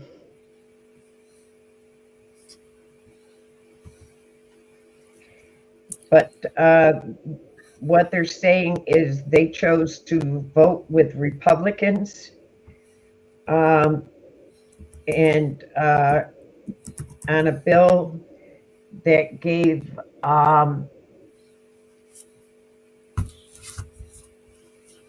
illegal migrants Medicaid. And it was shut down so that the migrants could not get Medicaid. So, legislative bill repealing Minnesota's care for illegal adults, and they voted so they could not get it. And they, Waltz is saying it was politically motivated, their shooting. It's his statement, not mine.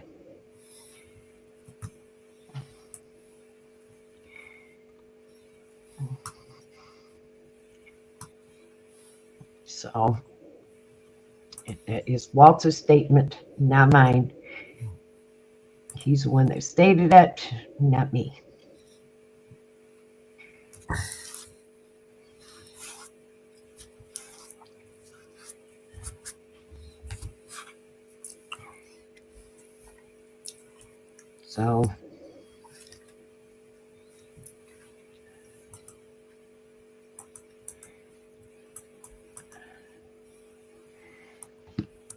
So, let's see what else can we find.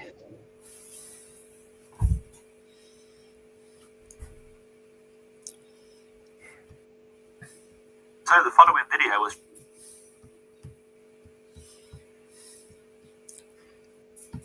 This is DJ Audits. Let me give him, make sure we share.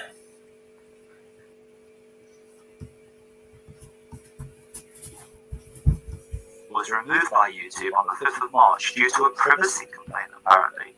The email shown on the screen is what we received, but we did not receive a privacy complaint at all. So this is very strange. And when you click, was it removed in error, it just comes up with page not available. So somebody doesn't want this video on, but we don't quite understand why. So it's being re-uploaded. Enjoy. Apologise if you've already seen it. If I'm being detained, do tell me. You're detained at this moment in time until I ascertain who you are, all right? Under what section? You're detained at the moment. Under what section? What power are you using? What power are you using? Hello? Just wait there.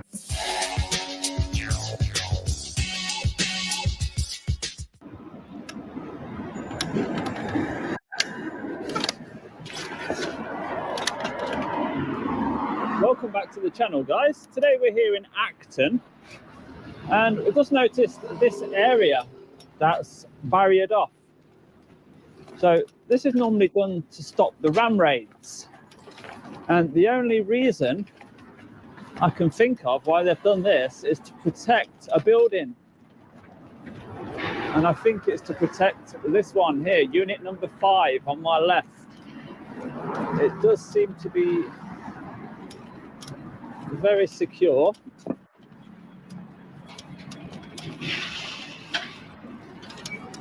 What in my God's name? In there.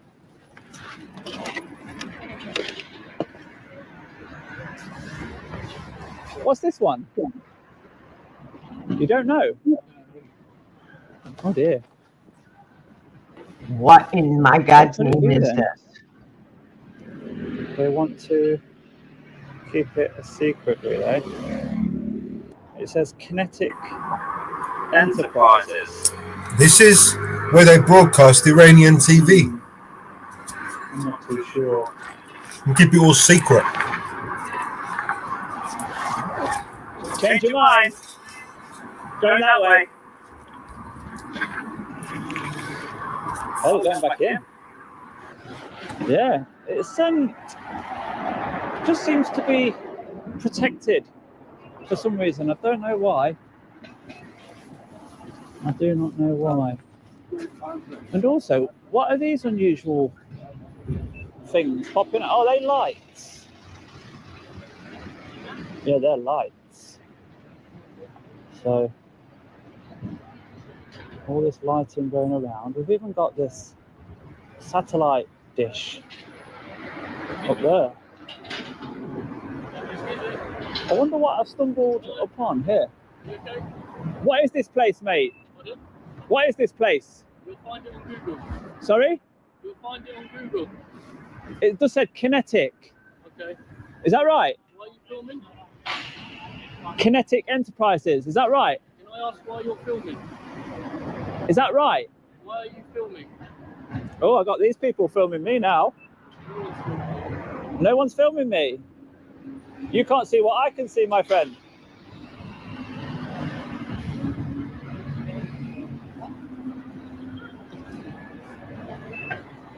Did you get a nice picture?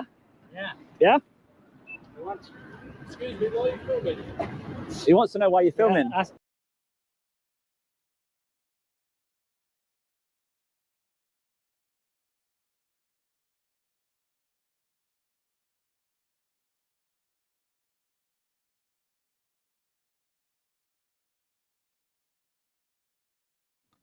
Have you ever seen a protest like this?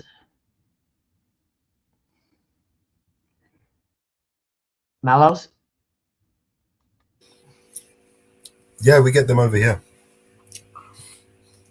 Never have I seen something like that. Ever. Pretty cold. Crazy people.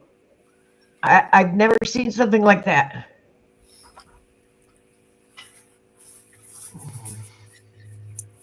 This is Fort Worth. I've never seen something like that. So that devil worship. Yeah, I was gonna say, are they witches? What are they? Do they have a banner? Are they Illuminatis? What is it a joke? Is it real? I don't know.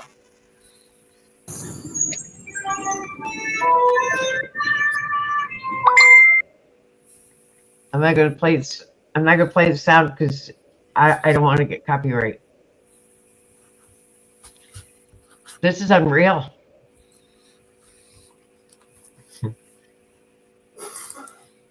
Well, it's their First Amendment right. They can do whatever they want, I guess.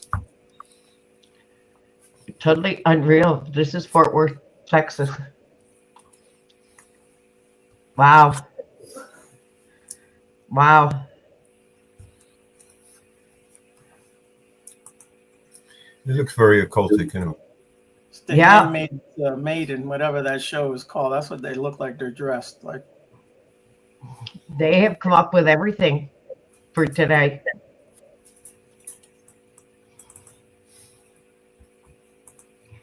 They have come up with everything today.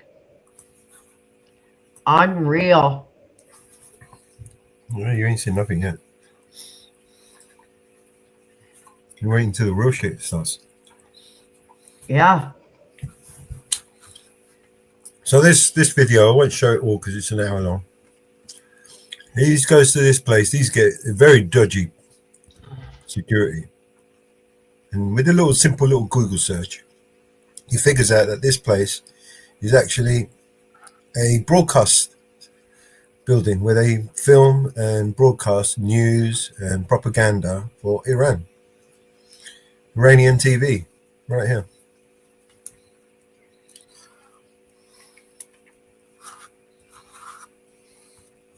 Crazy, right?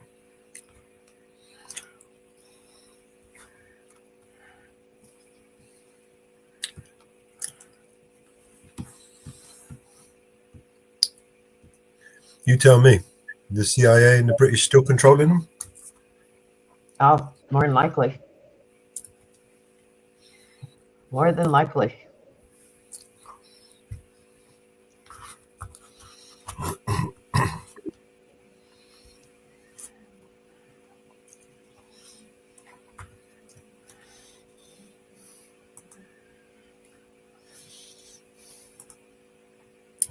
Where else we got one there?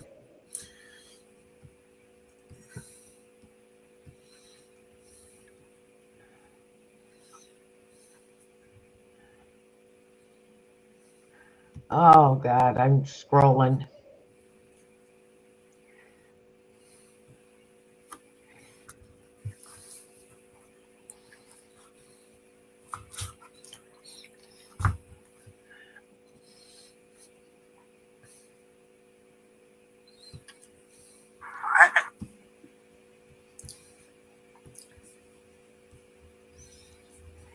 I haven't seen this one.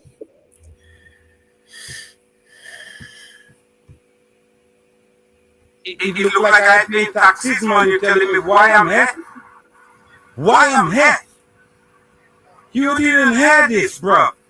Why am I here? Like I'm not working and I'm not paying taxes. Why am I here? You didn't hear that, bro. How you mean what I'm doing? Which I following? Which following? Which following? Which officer? Which following? I was going to my car. I was going to my car. Don't try and come. Don't hold my hand. What you holding my hand for? What are you holding my hand for? What crime?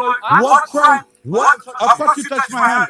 What crime? What crime have I committed? You're following police officers in there. What crime have I committed, officer? What crime have I committed? Follow the police officer. But I just recorded the police station for about a whole hour. Listen to, let me talk to you. Let me talk to you first. Let me talk to you first. You ask the question. Let me, no. Let me talk to you first, because this officer is telling a lie. I stand up there for a whole hour recording the police station. All right? I couldn't. Which I recorded as going to our car. I turned off my camera and I was walking to my car. Look, my car park right there. You check me? How you mean? Bro, I can't understand you, bro. You'll be despicable now. You be despicable. First thing you tell me, you are the first words you tell. Of course, I'm a hard-working man. I pay taxes. Don't come and talk us. Don't come and talk that crap, because you know better than the words you saying there now. The words you saying there now, you know better than the words you are saying there now. I study your laws. You check me? I study your laws. You're allowed to do what you're doing. Because I study the law as well. Yeah. So I'm not allowed to record. I'm not allowed to record in public. If you understand what I'm saying, am I allowed to record in public? Not once has anyone mentioned the Am I allowed to record in public? That's what I was doing. So if I commit no crime yet, I commit no crime yet, I record in YouTube. Because I commit no crime yet to have 4 policemen standing up in front of me. No, what you tell me first of all when you come out of the car was disrespectful. You didn't hear what you tell me when you come out of the car. What did you tell me when you come out of the car, officer? You must be nicer than that man. Yeah, because I'm talking to him, I'm being aggressive. I'm from the Caribbean, that's how I talk. What? Absolutely nothing. What? The problem here is you're just Bro. honestly, you need to grow up a little bit. You hear? I need to grow up a little bit. I'm older than you. I have children your age. I have a conversation with you, and you're But just the way this guy approached me was wrong. What I doing here? Get out of here. That's what you said when you came out of the car. Officer, you go ahead, watch the video on my channel. When I drop it on my channel, just watch it. The words you said when you came out of the car put me in total. I behaving in a threatening way. Who have I threatened? Have I threatened you, officer? Have I threatened you? Yeah, explain. So give us 2 seconds. Yeah. Explain it to you. Yeah. Without speaking Yeah. to me, please, right? Yeah. What we've been told is that an officer has left the police station. You have said to me you were outside recording. For a whole hour. Let me finish. Okay. That officer is walking back to her car, where you have followed her with the camera. I never did that. That's a lie. That's a lie. That never happened. That never happened. You see that? You see what she caused. What she caused there. That never happened. But she called your. anything. I hear you. Bro, you see what happened there? She liked the attention because I never recorded her. Because I never recorded her.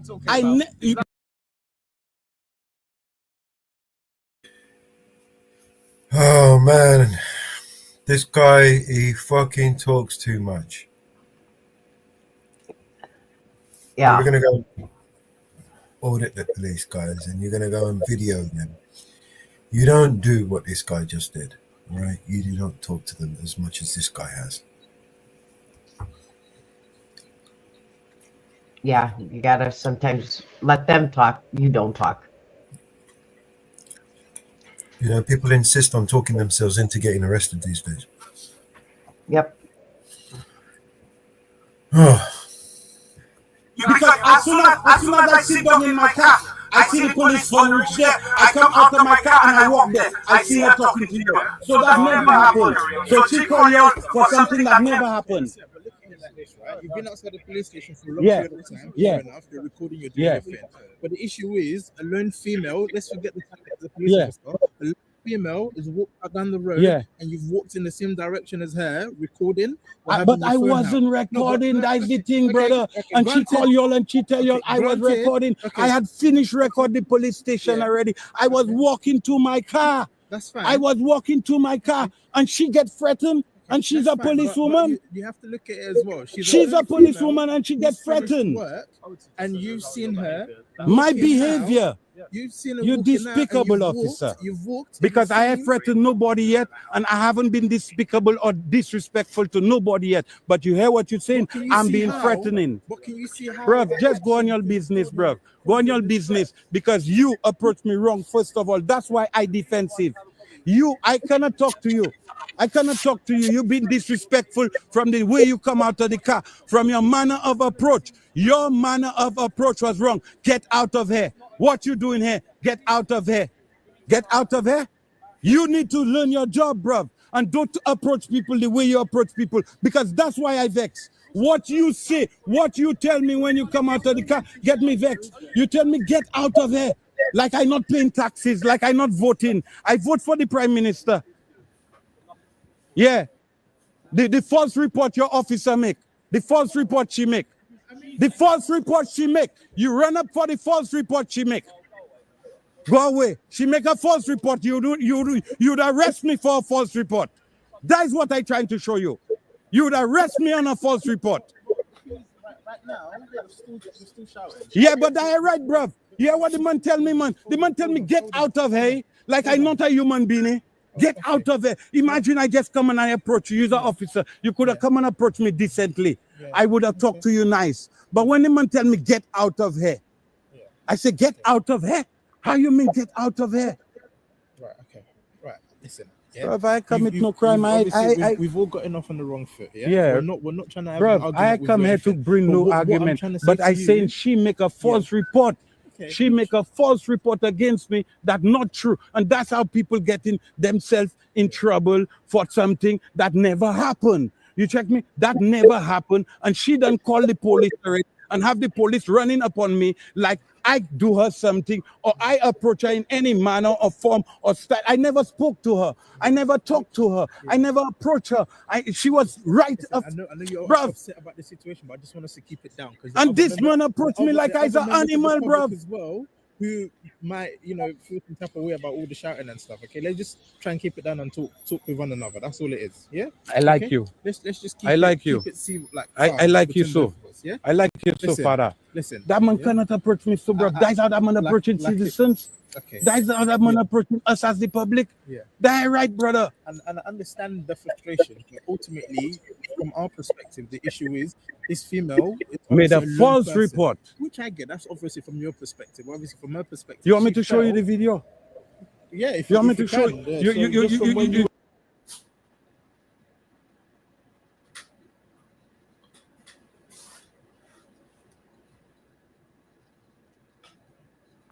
You never offer to show them the video, especially if you're going to stop recording them just to show them. You never show them. You're going to show them you can show them in a court, right? What did he just accomplish? I have no idea. He didn't accomplish anything right there. Yeah.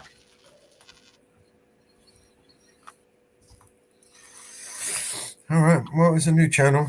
He's only got a few subscribers. Maybe he gets better at it, hopefully. Maybe.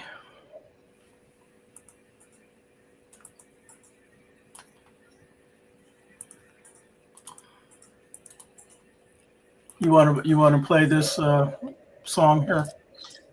Sure. Yeah.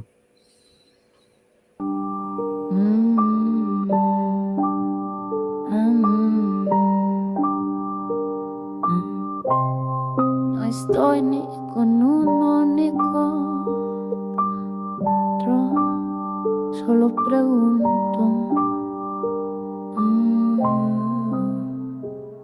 I'm not picking sides. I just want to know what's going on. What's going on? Who's behind the flames? Why the marches, the chaos, the names? Is this uprising or a trap from the top? Or just anger exploding that no one could stop? They say it's justice, some say it's lies, some say it's freedom, others say spies. Are we being used? Is this all for show? Are they prepping martial law while we don't know? ¿Qué está pasando en mi país? ¿Es la verdad o solo un desliz? ¿Quién gana cuando queman el barrio? ¿Quién se esconde detrás del escenario? ¿Y por qué destruyen su propia ciudad? ¿Dónde juegan los niños? ¿Dónde está la paz? Dicen que vienen de otros estados. ¿Será que los mandan ya organizados? ¿Es esto guerra civil disfrazada? ¿Quién mete miedo en la madrugada? ¿Y las tropas que hacen aquí nos cuidan? ¿O es el fin? Who profits from the ashes? ¿Quién cuenta los billetes? Who writes the new laws now? ¿Y quién pierde los papeles?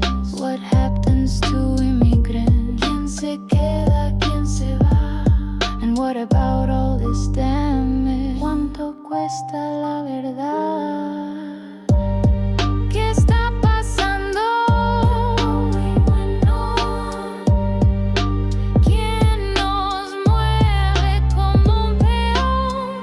I ain't left, I ain't right. I just see fire in the night. This ain't no movie, this is real. Marching boots and broken steel. What's going on? ¿Quién está detrás? Truth is hidden, wrapped in lies. Is this just chaos or well-designed? Something deeper that we ain't aligned. Divide the people, control the crowd, make the world watch while we burn it down. Is this justice or manipulation? A real cause or orchestration? I'm not accusing, I'm just asking why, while drones fly low in the sky. I'm not left, I'm not right. Solo quiero saber la verdad. I just want to know. ¿Qué está pasando? If you know, you know.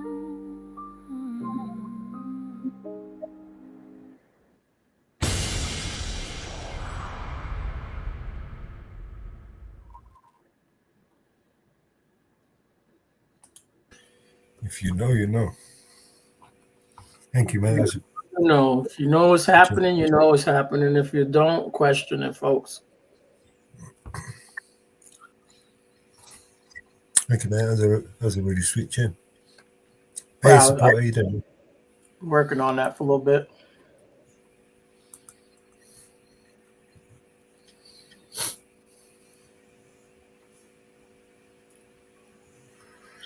Oh, wow.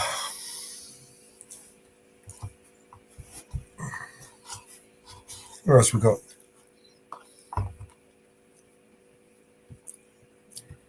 Any World War III shit? Just what's going on over there in Iran, I guess. It's that World War III shit right there.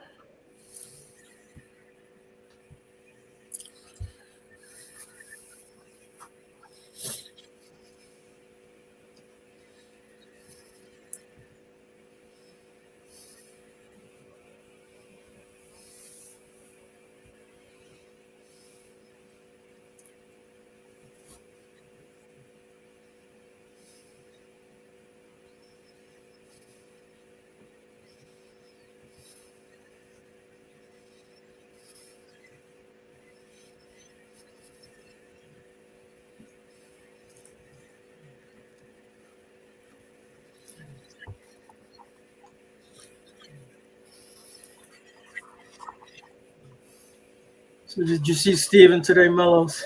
Did Steven come by? You did? Already. Yeah, I put some bread out there for him. Yeah. Steven's my guy now.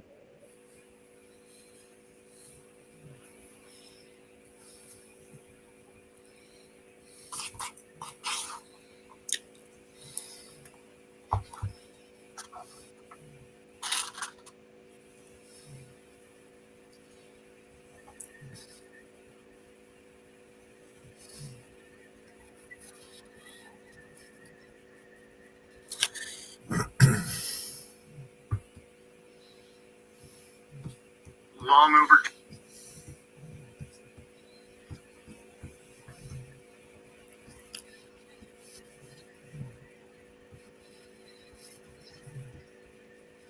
To have these type of parades so that our public can see just the disciplined uniformed services that we know. Something totally different. This caught our eye. The Director of National Intelligence warning of nuclear annihilation. Take a listen to Tulsi Gabbard. Want to get your response. As we stand here today, closer to the brink of nuclear annihilation than ever before, political elite and mongers are carelessly fomenting fear and tensions between nuclear powers. We must reject this path to nuclear war and work toward a world where no one has to live in fear of a nuclear holocaust. Director of National Intelligence, Tulsi Gabbard, posted a bleak video on social media warning of a nuclear holocaust. The 3-minute video includes imagery of atomic blasts and simulations of American cities and landmarks like the Golden Gate Bridge being destroyed. Gabbard blames the political elite for pushing the world's superpowers into a global war. This isn't some made-up science fiction story.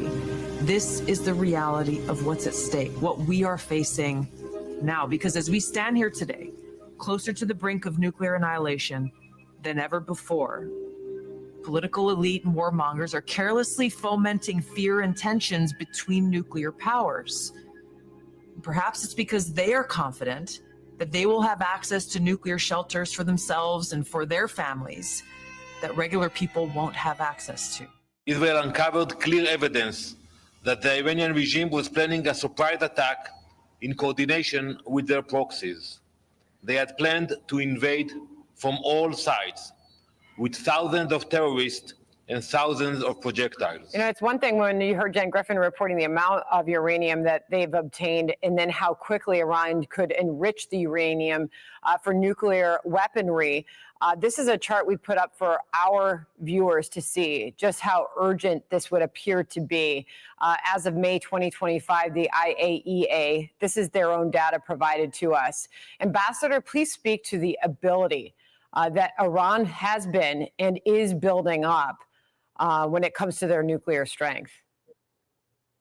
Well, yeah, as you can see, this is not just, Israel crying wolf, which, unfortunately, there's some people accusing it of doing. The IAEA, which is no friend of Israel, which is very late to accuse Iran of being in noncompliance, which has, no Israelis and no Jews on its board. They're saying, pretty clearly that the Iranians who are getting ready for a breakout, that was Israel's intelligence. I believe that was the American intelligence as well. And, they were, I don't think it matters whether it's 9 bombs or 15 bombs or 20 bombs. The bottom line is, if you think about it, they shoot 200, 300 ballistic missiles. If they shoot 5 or 6 of them at a particular location, and one of them happens to be a nuclear weapon, there is a not insignificant chance of mass destruction on a level we haven't seen since Hiroshima. So this is serious stuff. It's serious stuff for the entire world. It kind of pains me to see that we have American leaders that don't understand how important it was for America what Israel did last night. Because, as I said, we're all in range. There's nobody in the world that's out of range of a missile these days. What do you think about that? First off, I'll say this. I know, Tulsi, we could not have a stronger woman, a leader and representative of this nation sitting in that DNI seat. Both President Trump, his administration, and Tulsi understand this. the implications of the current conflicts. They are fighting against the military-industrial complex, the globalists, and even the warmongers to prevent a nuclear holocaust, which could come out of the Ukraine-Russia war. The EU continues to poke the bear, Russia, which has more nuclear warheads by volume than any other nation. Trump came in and was elected under the promise of bringing peace and stability to the world. He's trying to do that. He's trying to de-escalate things, as well as Tulsi.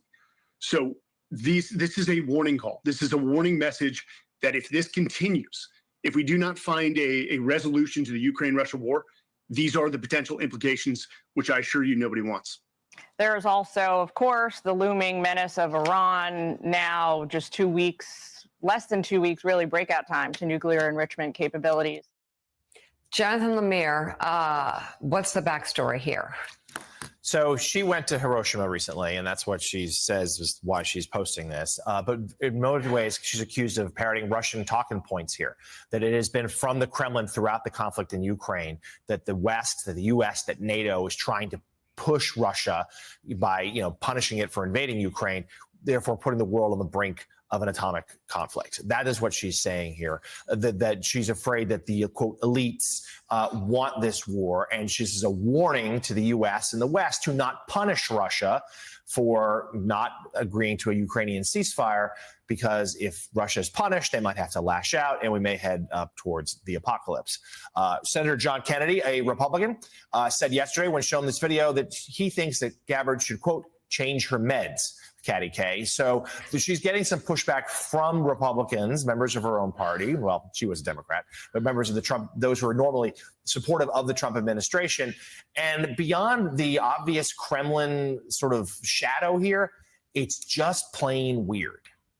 Yeah, it's pretty weird and very ominous. It went out to 3.5 million followers. You know, what we're seeing now on our screens right now, massive plumes of smoke in Tel Aviv from what seems to be missiles that have been launched from Iran. We still don't know whether there's been any casualties or what the situation is on the ground, because at the moment, this is the only shot that we have of what's happening. That's the skyline of Tel Aviv. Let's go to Noor Odeh, who joins us live from Amman. Is she there? Yeah, because she's in Amman. Okay. Noor, can you bring us to speed with what's happening in Israel? Do you have any information on the situation, certainly in Tel Aviv at the moment? And we're also hearing of air sirens that have been going off in other parts of the country. That's right, Sarah. There have been sirens and warnings across the territory of Israel, and even in the occupied West Bank. Israelis have been instructed to take shelter and to be in safe rooms.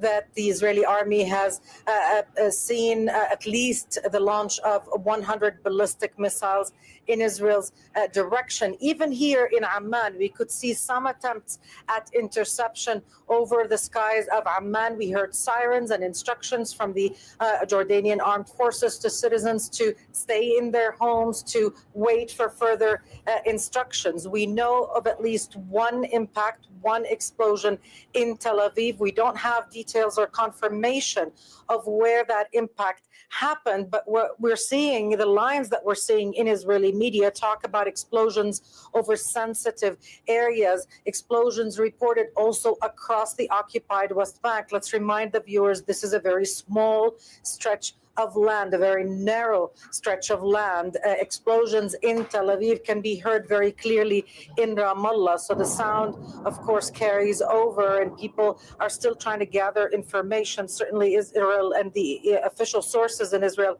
haven't been forthcoming about where this impact, where this plume of smoke is coming from.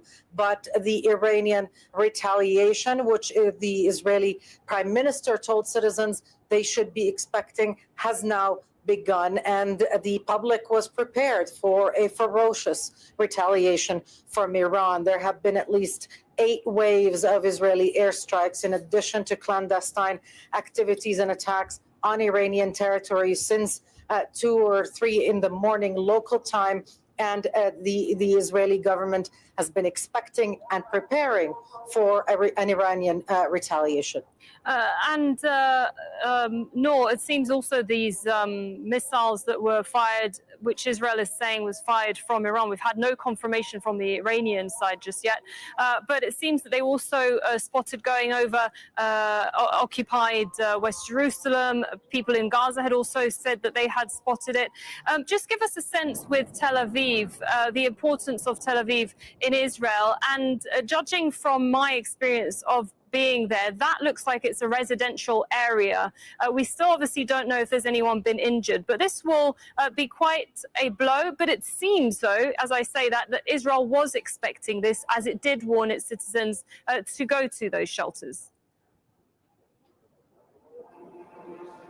It absolutely was. And in fact, we heard from the Israeli Prime Minister, from the chief of the National Security Council, saying that Israel is continuing the attacks in order to mitigate, in order to limit the amount of damage that Iranian retaliation can do. And so there was an expectation of a very violent response from Iran. And this, as we've been hearing from military experts and analysts in Israel, is the beginning of such a response. We don't know, like I said, we don't have confirmation from official sources on the location, on the exact target of the impact that happened in Tel Aviv. But it is easy for Palestinians across the occupied West Bank, in occupied East Jerusalem, and even in Gaza to spot these incoming missiles, to see also the attempts at interception, because again, this is a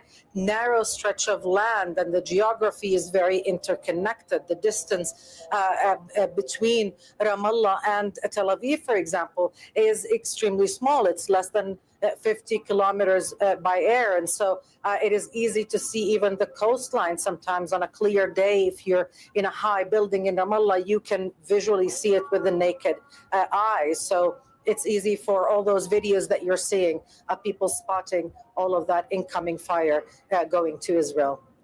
Okay, and Noor, with the situation now on the ground for Israel and Iran, what's the latest when it comes to how it's preparing its people for these Iranian attacks? Because it says that it's going to happen and it's going to be big. It's not new. These threats are not new. They've been coming from the Houthis just over the last, several months. They were, coming from Hezbollah. They were coming from Hamas.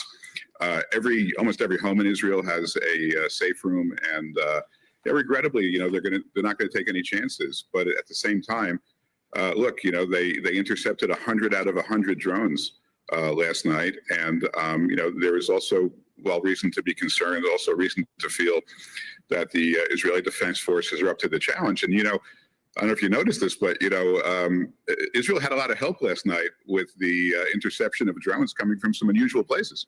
Saudi Arabia, Jordan, even Qatar, because all those countries were in the line of fire, from Iran, and whether they were defending their own airspace or not. I mean, it also helped Israel, the fact that all these other countries, including even Turkey, were intercepting drones.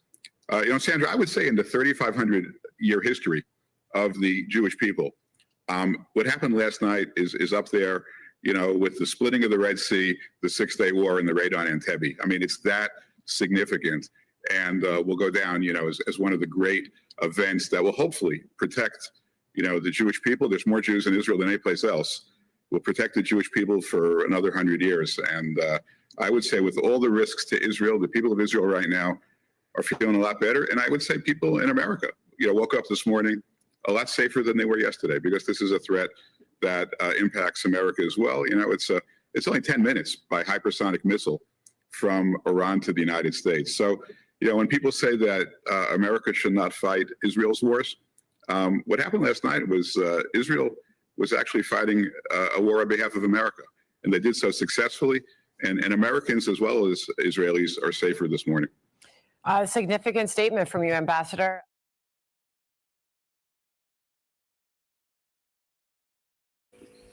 Yeah, so Israel is fighting a war for us, guys. Yeah. Yep. They did it for you. But you know, the thing is those other uranium, those facts are wrong. Yeah, you They reckon? didn't disclose all they had. They have never disclosed all those weapons they have. Never. They Why would wouldn't let anybody in to state how much they had. Why would they? Why would anyone? Not like we do that. You know, they never have disclosed, just like we haven't disclosed. Israel never has. Nobody's ever disclosed.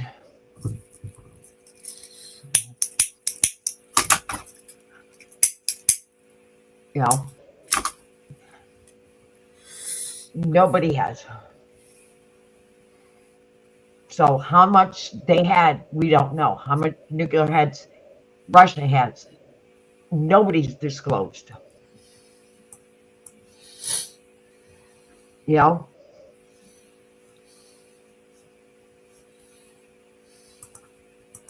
So where is it? Where are they? Nobody knows.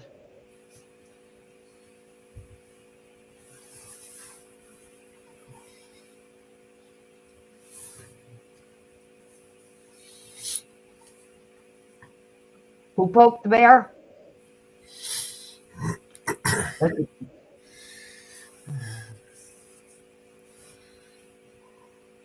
Who poked the bear? That's an interesting question.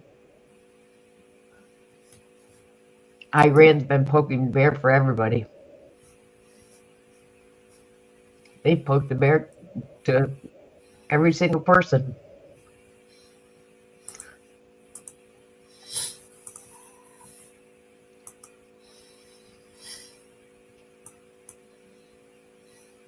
Just like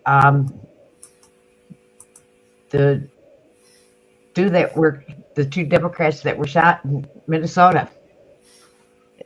They located the vehicle, and it had posters inside it that says "No King" inside of it.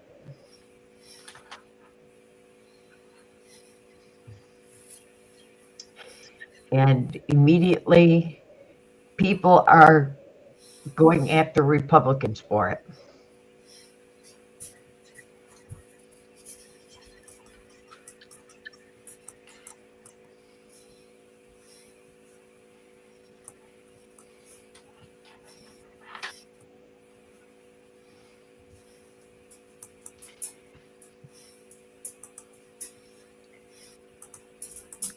I'm back. I'll come back.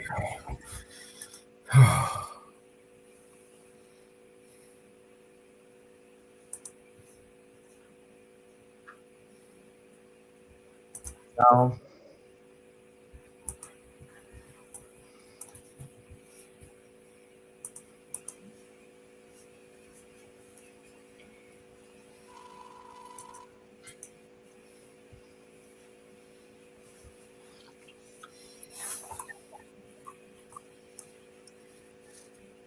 Tel Aviv airport was struck. Yep.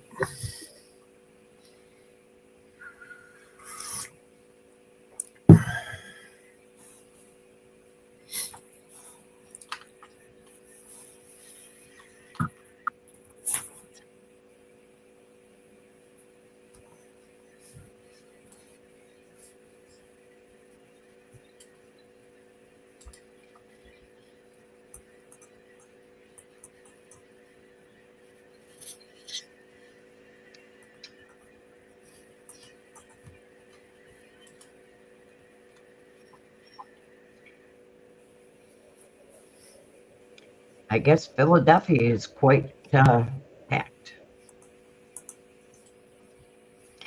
I guess they are protesting in London outside the U.S. Embassy.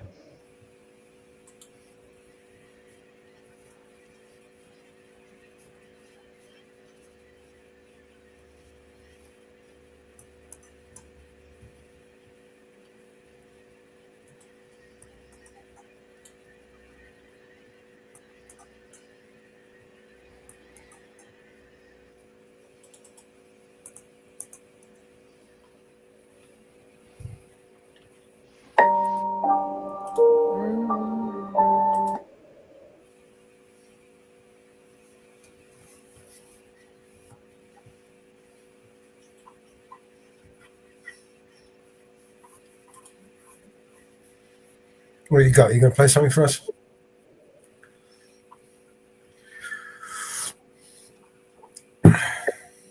No. What about support? Support, you got a song we can play? Supports he's in the streets of Philadelphia protesting right now. Wait. I have no idea what he's doing. He was in the chat. Gotta be back there somewhere.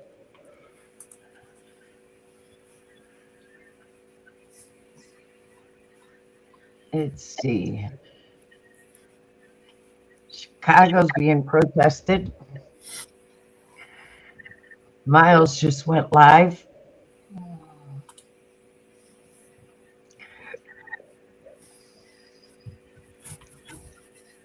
Kansas City, Missouri's live. Let's see what's happening in Philadelphia. Let's see if they got aerial shots, because I see that that's packed.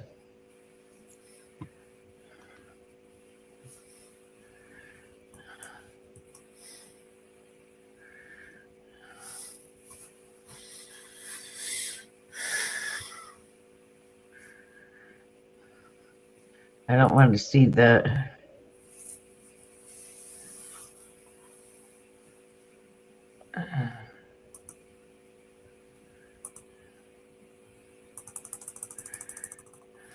oh, bollocks.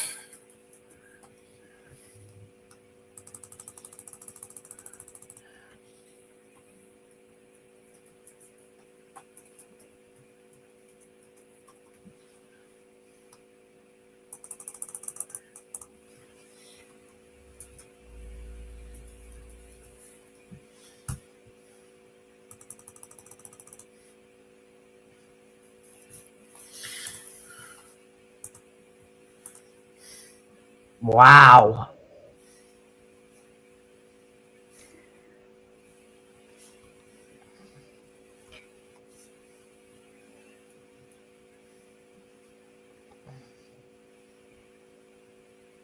This is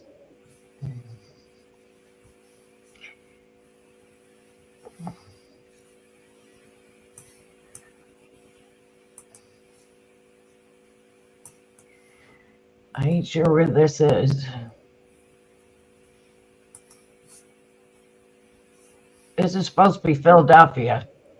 No, this is LA.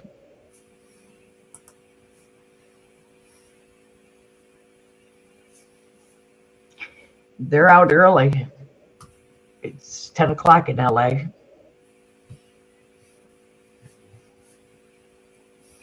They came out early today.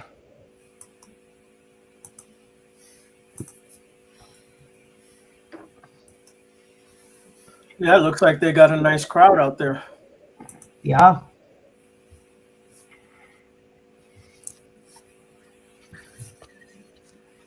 Well, the protesters went home early last night.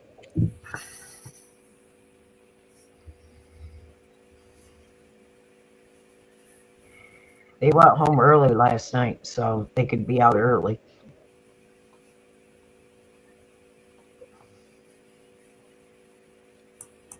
So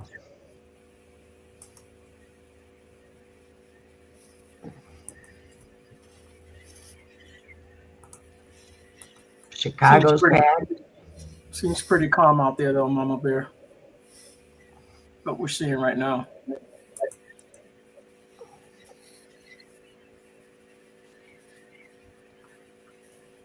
Okay, this is Chicago. This is Chicago.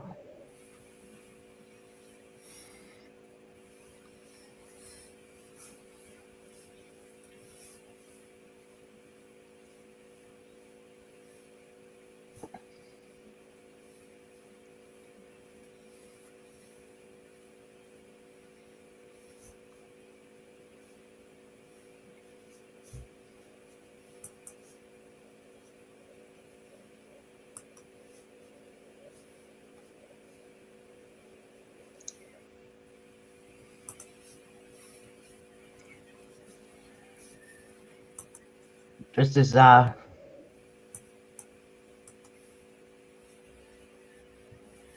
DC. Is that a live tank or is that just there for display? That's a live tank. Oh, wow.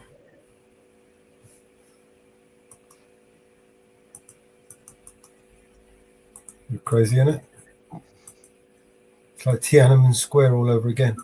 Yeah, yeah. Oh, this is where I want to take my picture right here. You know, we spent years criticizing China for doing just that.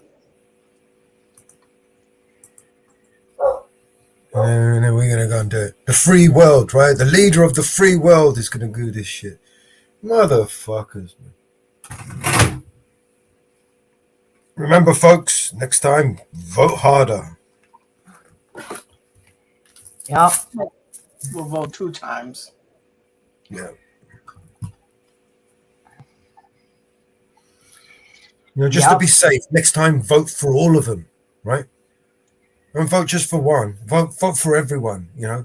Biden, Trump, Harris. It's just give them your votes, man. Just vote every one of them, every time. That's right. Circle E, all of the above. That's right. All of the, yeah. Yep. That's gonna fix everything. Yep. Yeah, what we do is get the president to borrow some more money, and then he'll get us out of debt. Yep. Okay. Get us out of debt until we owe that other debt, right? Okay. Yeah. I mean, we're gonna get out of debt. We're gonna make things cheaper by borrowing more money. Right. Yeah. That's how you make do it. everything cheaper. We're gonna borrow some more. We're gonna get into more debt because, of course, that works, right? I mean, why wouldn't it work? Money, you can do anything with money. You can buy votes. Yep. Wow, they even got the helicopters on the freaking ground. Do they? Black Hawks. Yep. Wouldn't those tanks damage all that out there running around on the... No, they have mats. They have mats. They have big mats they lay down.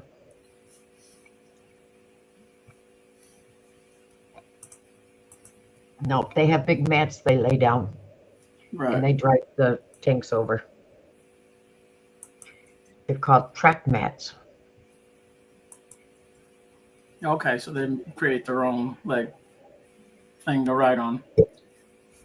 Well, no, they lay them down, they roll up so far, and then they move the mats up.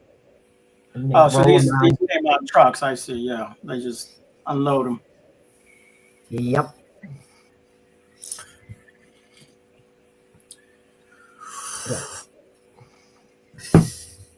Yep. Guess how tall that building is right there. Oh, somebody's got a drone up. Yeah, I see it. 1,000 feet. It's 666 feet, whatever. 66 feet. 666. Yeah, serious, man. You can look it up, man. You know, there's nothing to see here, guys. There's no satanic shit going on. It was just a coincidence, you know? Just random number like 666. Yeah, they were all Freemasons. These guys that built this country. You know, they believe in different things there, but yeah. They believe in necessary evil.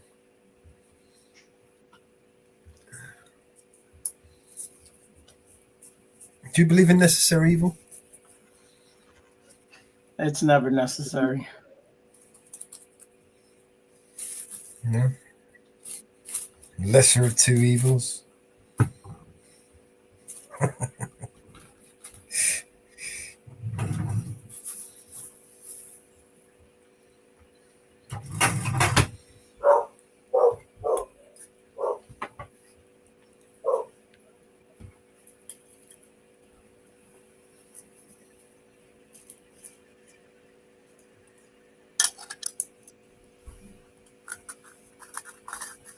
Yeah, so we didn't learn nothing from Tiananmen Square, so let's just go and bring a whole load of tanks down. I mean, what the fuck you want the tank there for, bro?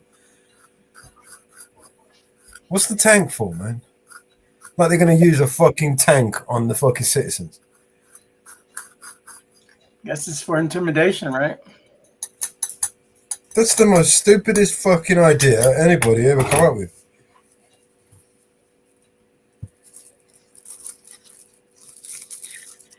You know, them tanks ain't cheap, right? So if it did kick off, right, and they did want to go crazy and shit, right, unless they're willing to use them, they might as well just, I mean, you saw what they done to those cars, right? Oh, yeah. Yeah. So what's the point of having a tank there, man? Give them something to burn. I don't think I think they'd have to put the rubber mats on, tracks on those tanks in order to run them on The way these are operating right now, they'll leave gigantic holes in the ground, and then we'll have to pay to fix them. They'd have to have the rubber tracks on them. I don't think they'd be able to have the steel track on those tanks. I mean, what do they expect to achieve by bringing tanks to the party?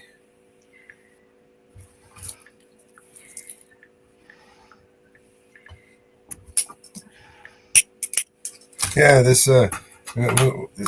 civil unrest. Yeah, let's just blow them up. We can't reverse our policies because the population demand it. No, let's just kill them all.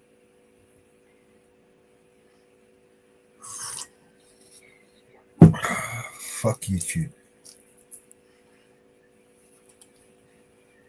Yeah, I believe they got the rubber tracks on the tanks.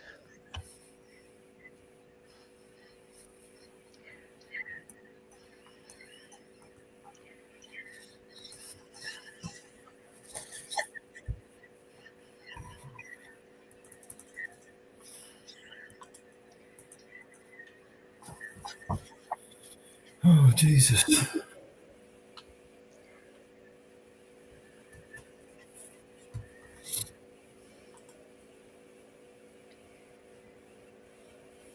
By the way, the measurement on that building is in inches, not in feet, when it comes out to the 6,666 by whatever it is. Mm-hmm. Nothing to see. Drone? Do you think that drone was a police drone up there by the? Yeah, we're not allowed to fly over clouds. We're not allowed to fly over crowds, are we? But the police can. Looked pretty big when they zoomed in on it too. So. Yeah, police fly over crowds all the time, over road protests and shit like that. But we're not allowed to do that under the Civil Aviation Authority over here. We're not allowed to fly over crowds. And they're a bit vague about the crowds as well, but yeah.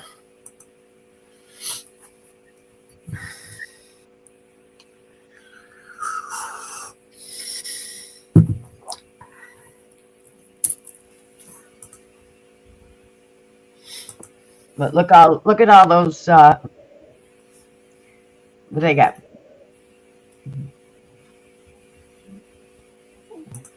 Batons or guns?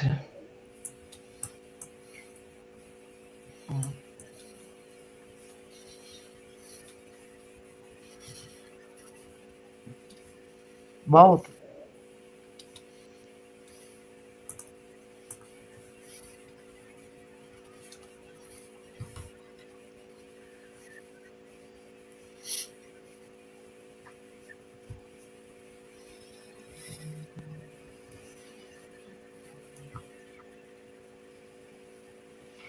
They got both.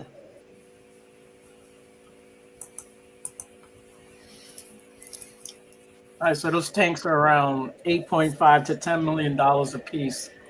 Yeah, let's just let all those protesters just fuck it all up, right? And just burn. I mean, all right, they're pretty much burn proof, right? You know, Chicago is so short on police officers. They aren't going to know what to do if this breaks loose in Chicago. You know that. They're afraid. They're terrified. You could hear it in that sheriff's voice earlier when he was talking. If you come here, we're going to do this to you, and we're going to kill you, and all this shit. He ain't doing shit. He's a coward, man. He's terrified. That's why he's saying shit like that. He's puffing out his chest. Yeah, and he's going to send someone else. He'll send someone else to do it. He's not going to do it. He's going to be hiding under his desk. He's not. Yeah, he's not going to be in the front lines. That's right. Well, you heard the governor of Illinois. They got the best police forces in Illinois. You remember that? They can handle everything. Remember? They ain't handling shit. Remember, they can handle everything and anything in Illinois. Yeah, except for, you know. Yep. That's why they're they shoot each other. The police in Chicago shoot each other. Remember that.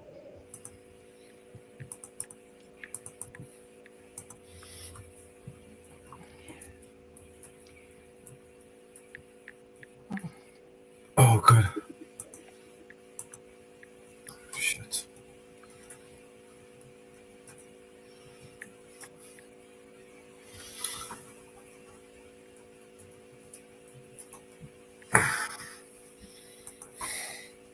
Well, we gotta look for.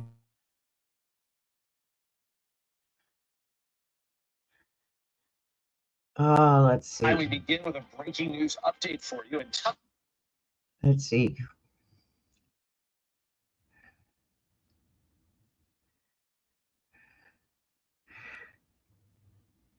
Six days ago, 36 officers shot and killed her partner.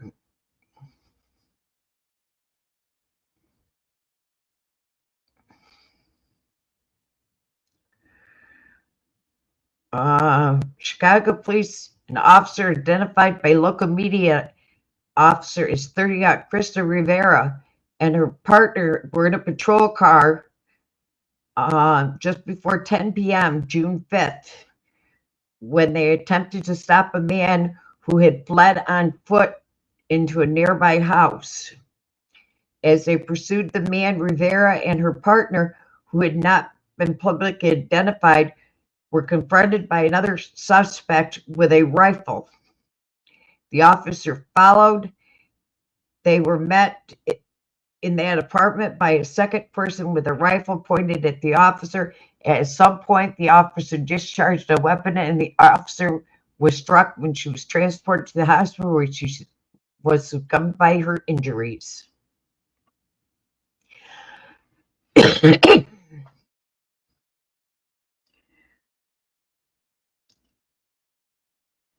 ABC was reported that the patrol car Rivera was driving to the hospital and the patrol car crashed. The officer had to wait for another vehicle to come and later and would take her the rest of the way. There was some type of malfunction in the vehicle that caught fire, but assisting officers came and she was transferred to another vehicle and then driven to the hospital. The officer was the only person who fired a weapon, and the gunfire ultimately struck Rivera. The medical examiner confirmed that Mary died from a gunshot wound to her back, and her death was declared a homicide. Police told the outlet that the second subject, who was allegedly armed, as well as the initial subject, was taken into custody.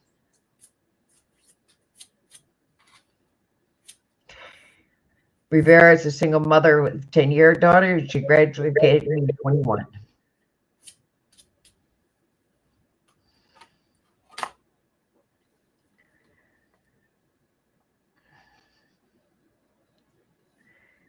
Well, Yeah, accidents happen. huh? Accidents happen, right? They'll figure it out. And here is back to LA.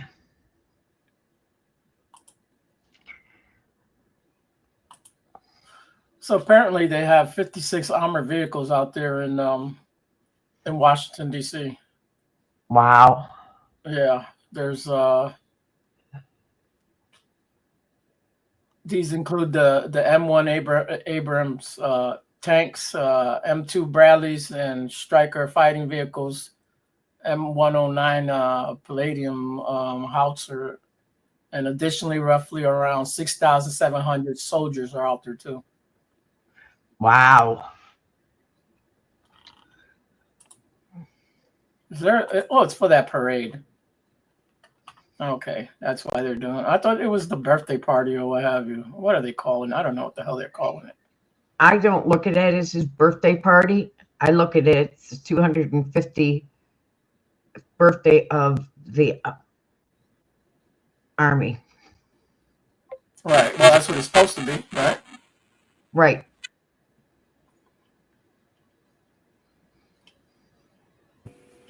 Well, in Donald Trump's, he always likes to make things about himself, doesn't he? Well, yeah, well, he's a narcissist, so he's got to, it's all got to be about him. So I don't look at it as his birthday. I look at it as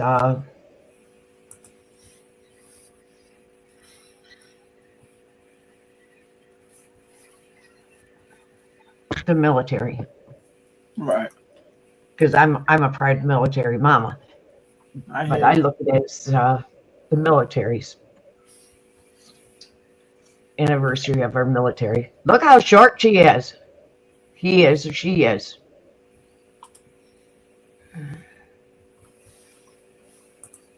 Of course, I look that short to my son. It's a he. Talking about the girl on the bottom here? He. Now the guy in the uniform.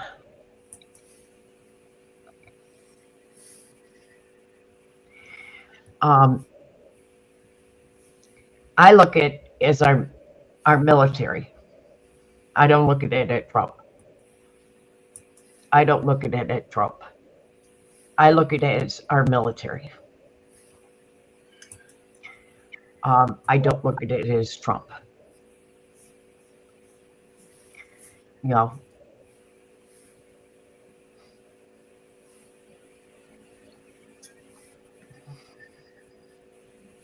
I don't look at it that way. And I wish the best for our military members. I wish Trump didn't pull our military into this. Right. No. They got enough on their hands to be dealing with this bull crap. Yep.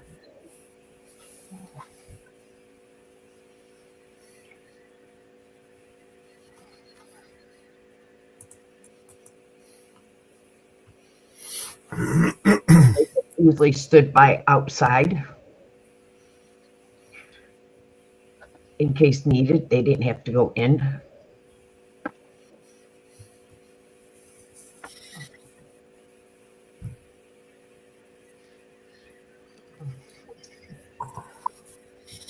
You know, just like we don't have to be in all these countries that we're in. Bring our guys out of Poland. We don't need to be there. That's not our mess. It's not our mess.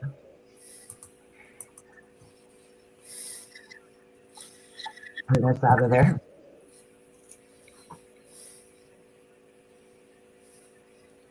You know, bring our guys out of there. You know? Look, fuck Trump. I ain't fucking Trump. You go fuck him. You fucking fat, ugly orange bastard. Who the fuck wants to fuck? Shut up, man. You telling me you wouldn't do it for the money, Smello? No. Not for $1 billion, man. I can end up looking all orange, man. You end up with orange ink all over you. Yeah, it rubs off. It does. No. I wouldn't with a 10-foot pole. Plus, you gotta let them. You have to be recording what's happening. So. Yeah. There isn't enough money in this world. I was going to say, he's already fucking me anyway. Why would I want to fuck him some more? Yeah, I'm already getting fucked by Donald Trump. Why would I want to fuck him some more? He's got everybody bent. You're getting fucked over by Donald Trump every day, bro. There isn't enough money in this world that would nah.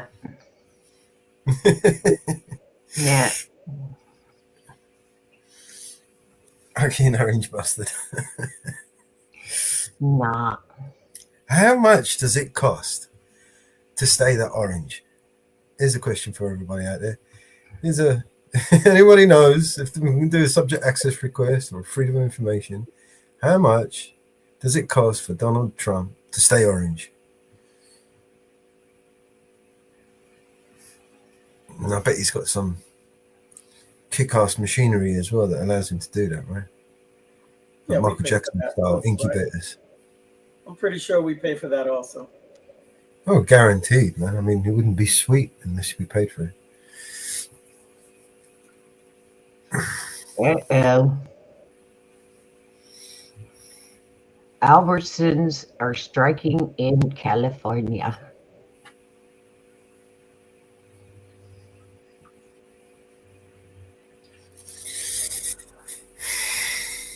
I mean, seriously speaking now, it's got to be the most expensive tan on the planet, right? I mean, shit.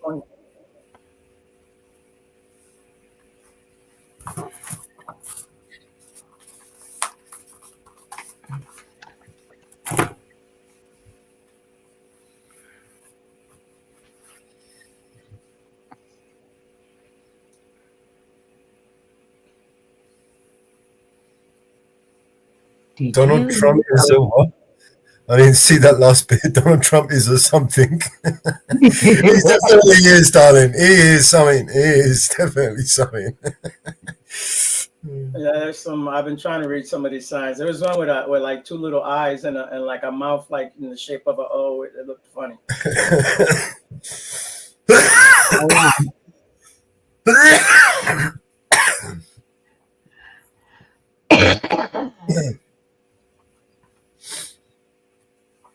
Oh shit. Oof. What we need to do is we need to change, don't we? We need a new crisis to cover to distract from the crisis that they created. We need a new crisis. Okay. It's okay. I know. Oh shit. Well, Donald Trump is, he's gonna get exposed as he's in the Jeffrey Epstein's best pal. Oh no, let's start a war. Let's distract everybody. He's not really on the Epstein list, everybody. No. Okay, do you see the signs?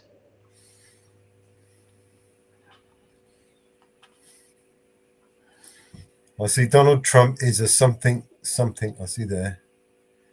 Can't see where it says. But I agree with it, though. He's definitely something. Power is of the people. What? Of the people is much stronger than. Stop shaking it, man. Let me read your shit.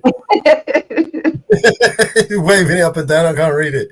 You want me to read the sign or not? The power is much stronger than the power of the people. Yeah, he's much stronger than the power of the dickhead in power. Yeah. All right, we got it. Finally got there. Still don't know what the other one says. Donald Trump is or something, and then it's got a little matchstick man.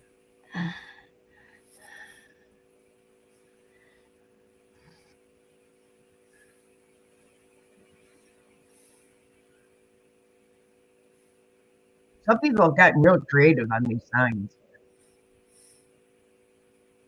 No crowns, no kings. This is the wrong argument. I mean, for a start, he's not a king. He wasn't crowned. He didn't crown himself the king. You know what I mean?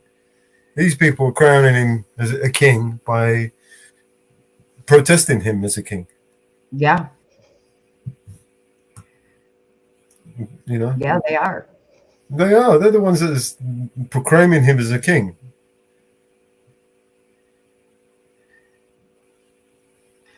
And, you know, if you think back to it, we did have a king and queen years and years when we first, because the king and queen of England, many years ago. You kicked him out for a good reason. You know, the only thing that I'm pissed off about is you never finished the fucking job, man. You won the war and you keep going on about, we won the war, we beat the British. You didn't, mate. You should have come over here and kicked his fucking ass and conquered England, not just left it there. Because you just delayed the inevitable. Look at it now.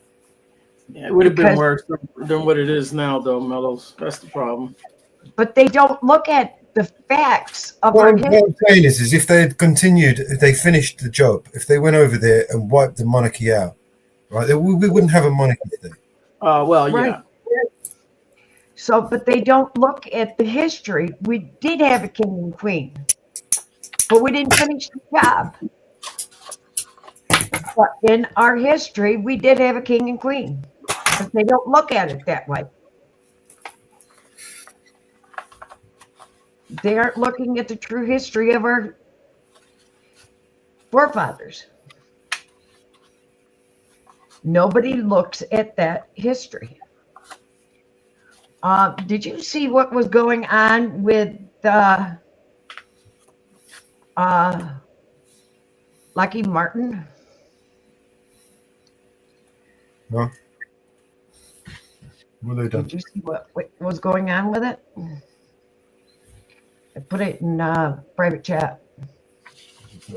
That's interesting. What was going on with Lucky Martin? One of our biggest defense contractors. That is interesting. And it hasn't, I have not seen it anywhere on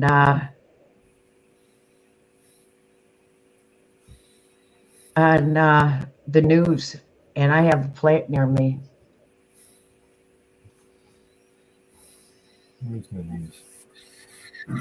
I have a plant near me.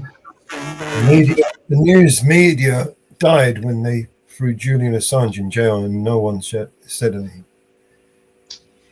I have seen nothing on the news about it. That's how long we haven't had media in this country. Real journalism. We haven't had much here, considering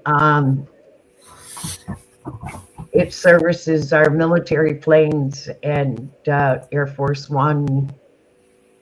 That's probably why it's not been highly publicized.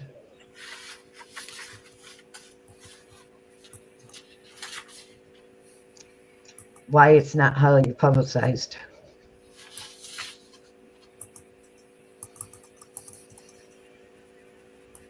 It's probably why it's not highly publicized.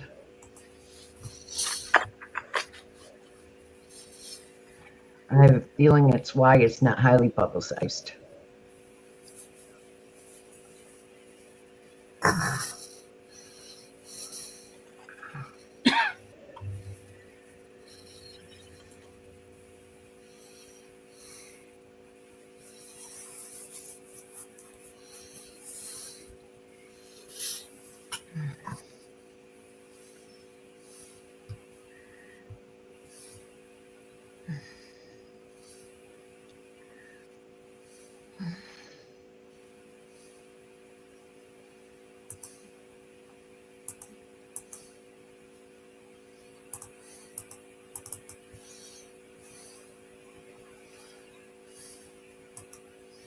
I'm putting the article in chat. It's a very interesting article to read for people to read.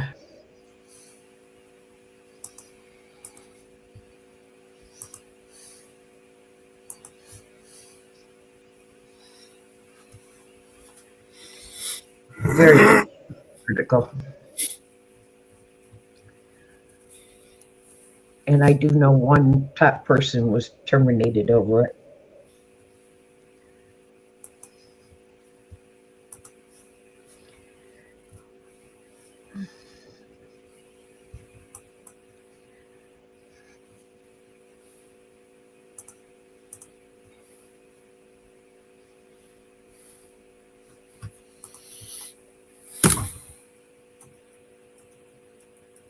Oh, they've already starting with arrest over these protests. Some people have already started being arrested.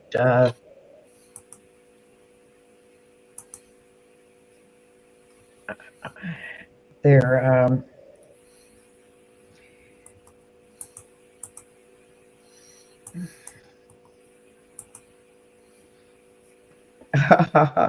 Where at, Mama Bear? huh? What state? They've got some big arrest warrants Oh, coming out. yeah. Well, we know that's gonna happen. Yeah. Oh, a friend of mine showed me this meme the other day about it's like Bigfoot, Sasquatch. It's a AI video, generated video. So the Sasquatch is at the PDD trial. Really funny, man. Elizabeth Warren just tweeted out, lawmakers in Congress should not be buying, trading, or owning individual stocks, period. Hey, Kelly.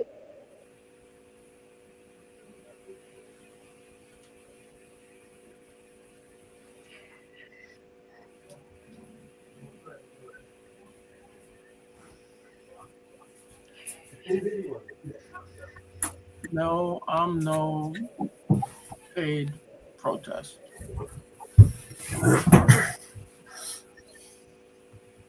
No, I'm not a paid protester. Yeah, I can't. I gotta make this big. I can't see.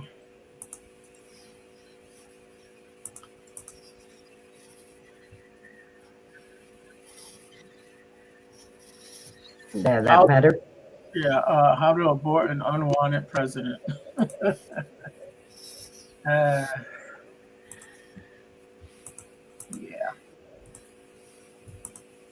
We love LA. Okay. Just don't burn it down.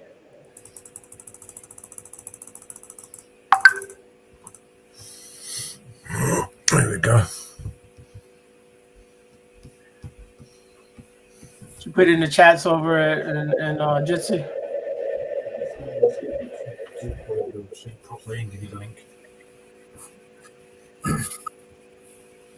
Oh, we got to restart Firefox.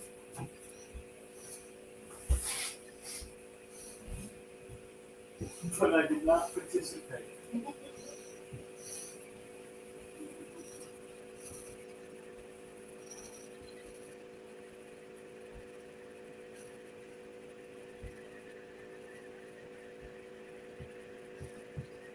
You know who that is over there in Chicago, Mama Bear, talking right now? No. No, I don't know either. Yeah.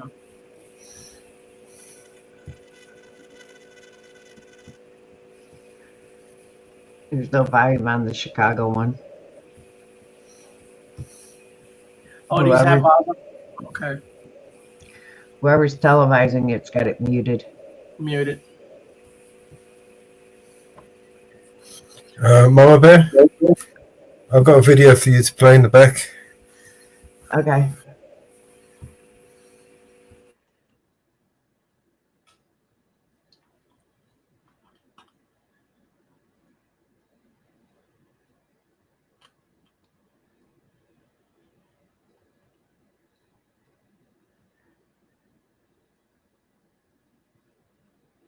Hold on.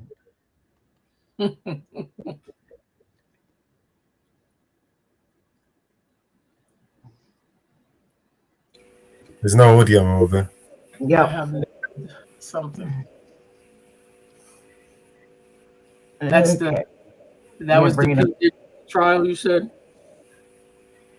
Yeah, let me bring it up on my other. It was muted. That was all. Yeah. You had it. Hold on.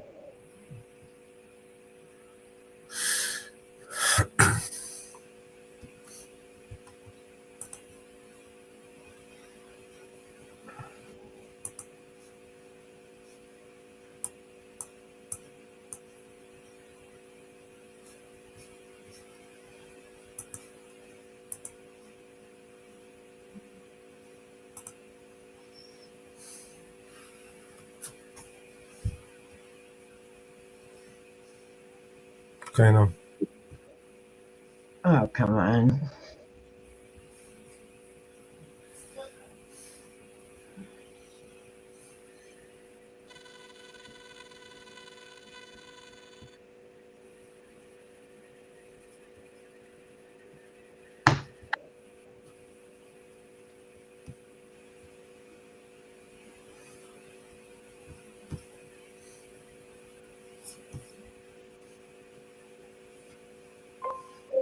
Okay.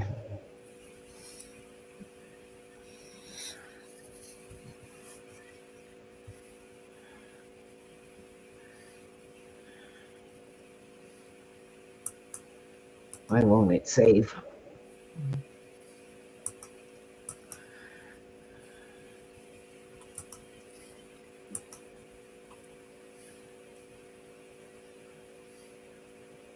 Party, and when things got weird, I dipped out of there. Bigfoot, please come to the stand now. Chat. You're not sharing it, Mama Bear. You're just sharing the audio.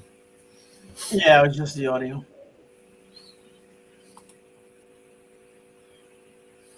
One party, and when things got weird, Come I on. dipped out of there. Bigfoot, please come to the stand now. So let me try and share it. I'll do it.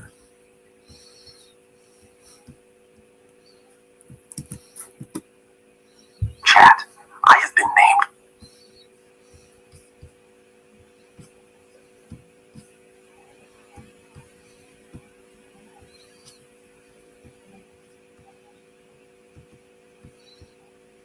Chat.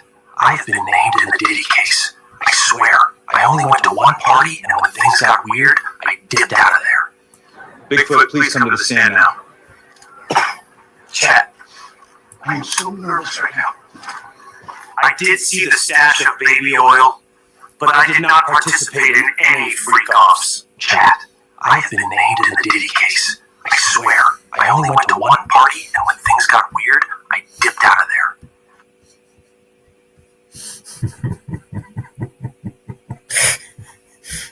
Things got really got out of there.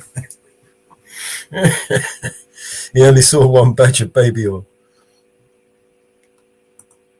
But he didn't partake in it. Funny shit. Yeah, I like that one. That's a good one.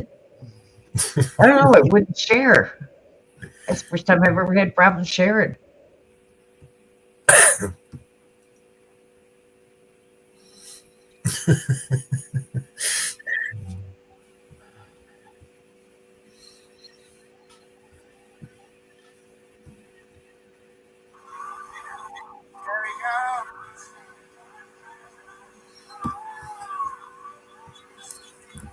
Okay, let me get away from the music. I don't want to lose Johnny here. We're gonna kind of have each other's backs here. It's gonna get crazy. Eyes on audit. What's up, buddy Mellows? We're still out here. As you saw from earlier this morning, more and more people are coming. It's getting pretty full out here. They're practicing their First Amendment right. And again, I'm going to get away from the music so I don't get copywritten.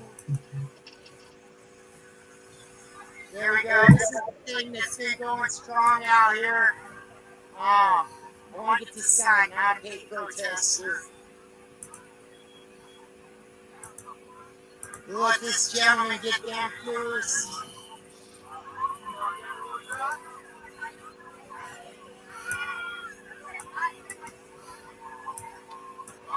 Hey, I like your sword.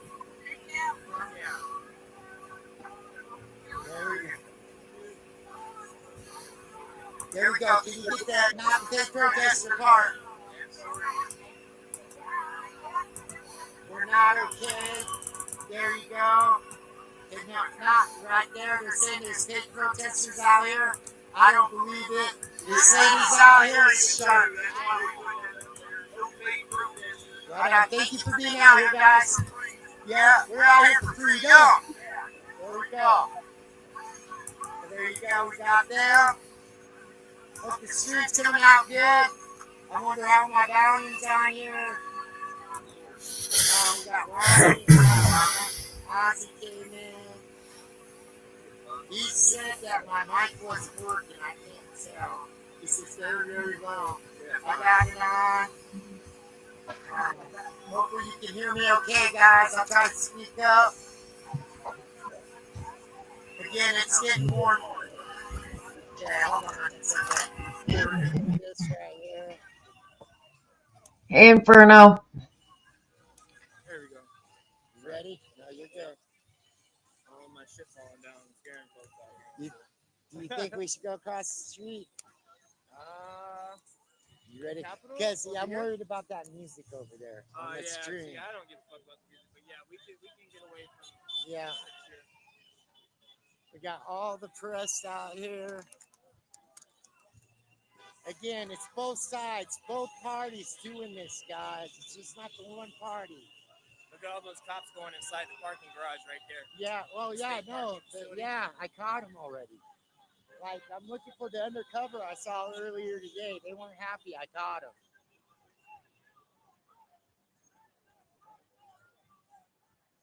Try to get across the street really quick here.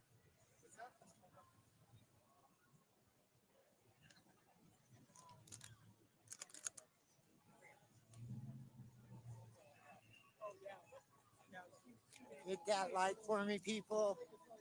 You will. Again, you see the people coming out. There was very few out here in the beginning. Now they're just standing strong.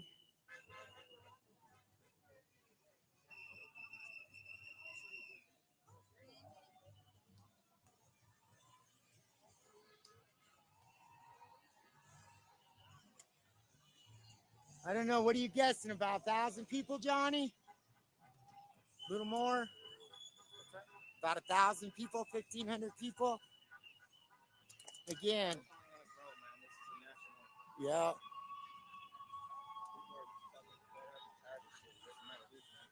There we go. We got this lady.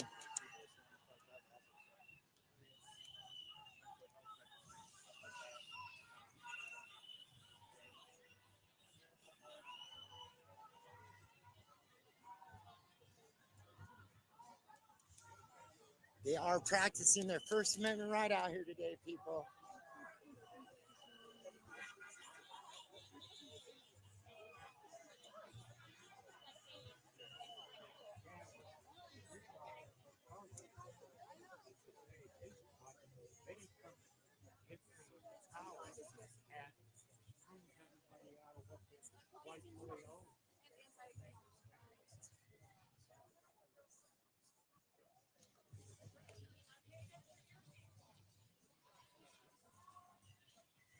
Got all the camera crews setting up here today. There we go. Peace, guys. He identifies as an American. This gentleman does too. Coleman Strong.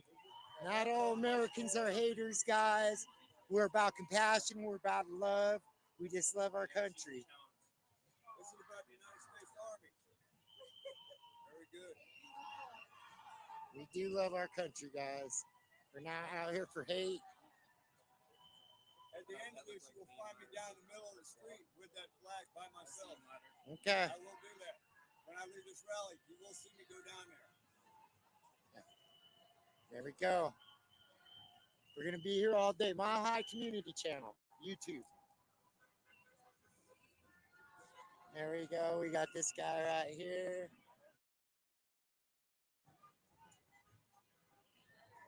I'll pull up my drawers.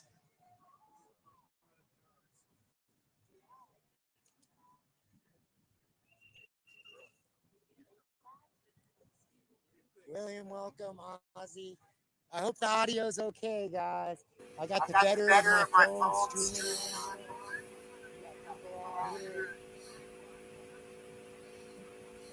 This is most definitely an RIC meeting, guys. It is nationwide. Got all these people on the steps up here. Get them. I'll pan out on them really quick. Sorry, guys, 1 sec.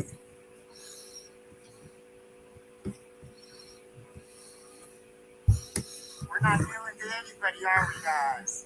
We're not doing to anybody, are we?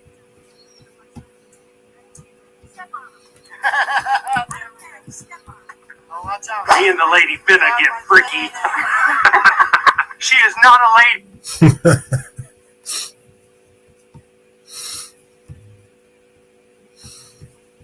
Yeah, here's another one for you, Ariel.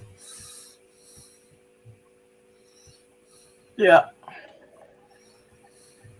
Ranking the most strange Bigfoot vlogs. Yeah, I watch these. Yeah. Me and the lady finna get freaky. She is not a lady.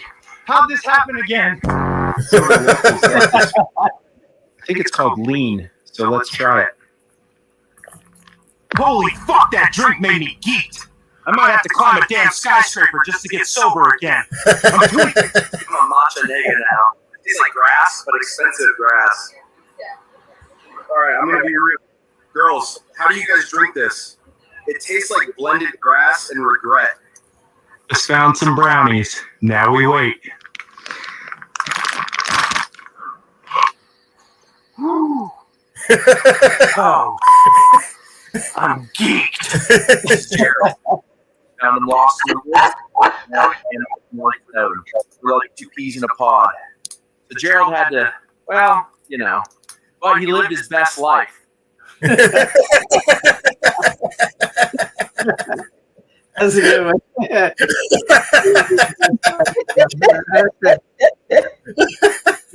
I knew that was coming, man. I just knew it.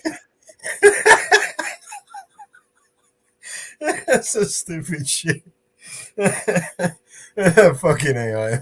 Sometimes I gotta watch this stuff to forget about what's really happening. Just you know. Oh shit. Yeah, I picked up a new channel. I don't know the name of it. It's like there are two cats, and they're like it's more like for guys. It's hilarious. It's a little cartoon thing. The shit they say.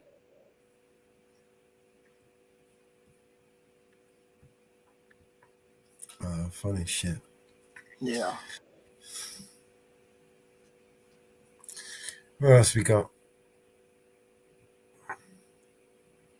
You know, now I'm gonna start getting Bigfoot memes in my videos in my timeline, in my history. Fucking cunt.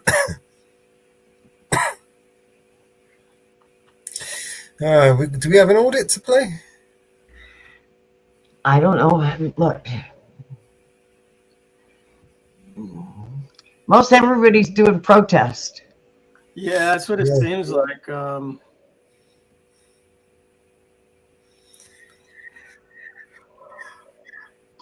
They identified one of the shooters. Oh, okay. And you won't believe who it is. You will not believe it. I just may believe. No, you won't. You will not. You will not. You will not.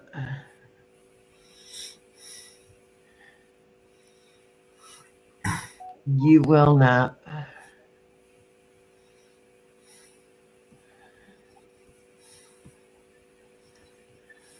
You won't. Okay, Mellows. The name of the channel is called Two Cats. on sofa. It's mostly for men, but this shit is hilarious, man.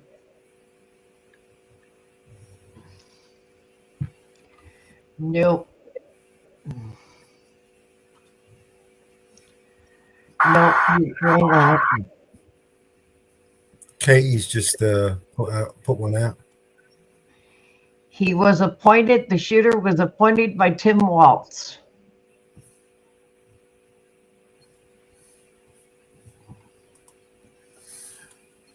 Well.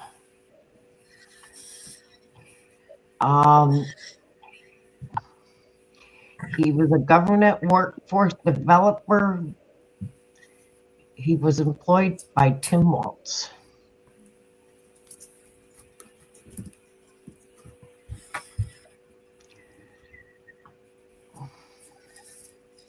He was a former appointee of Tim Walz.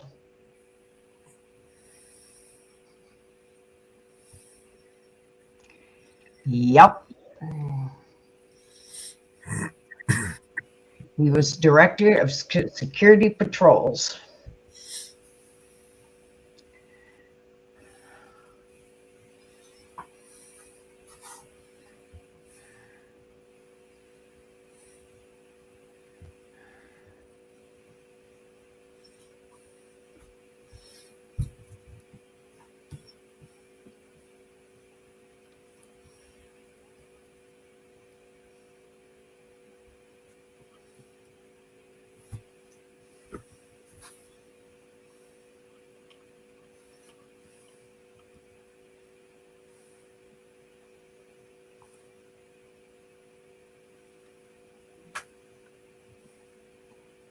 Hey, Chris, how are you?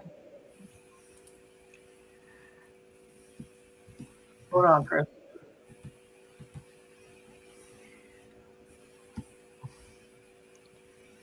Yes.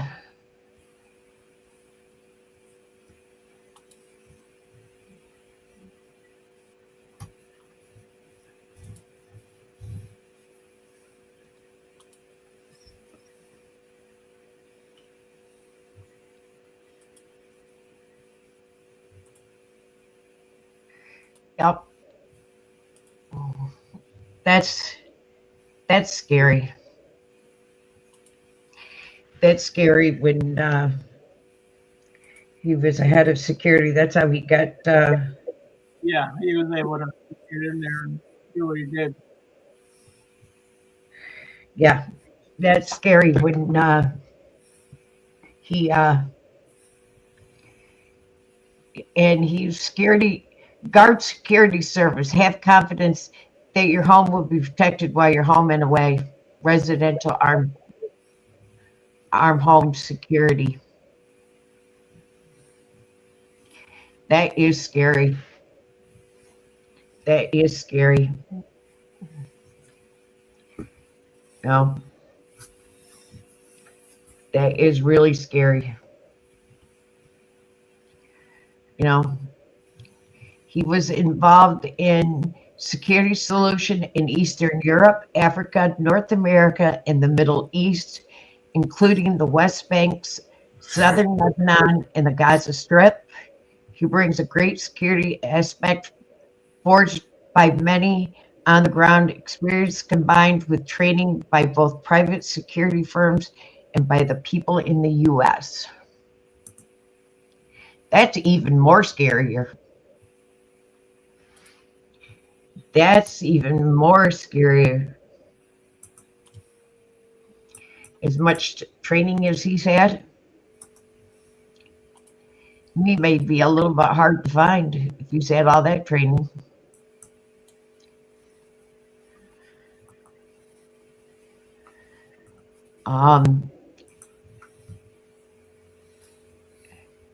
Notice of appointment, Vance Bolter of Glen Heights,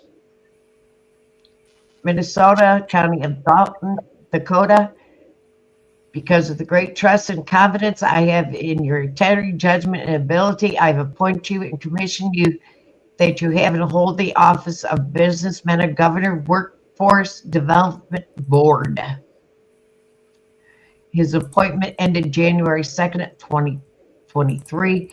Appointment carries with you all rights, powers, duties granted by law and pertaining to the position until the appointment is superseded and annulled by me and lawful authority by any law of the state. Tim Walz. That's the Tim Walz is the condom guy, right? Tampon guy. Yeah, he wants the tampons in the boys' bathroom. Yes. Right. Yes.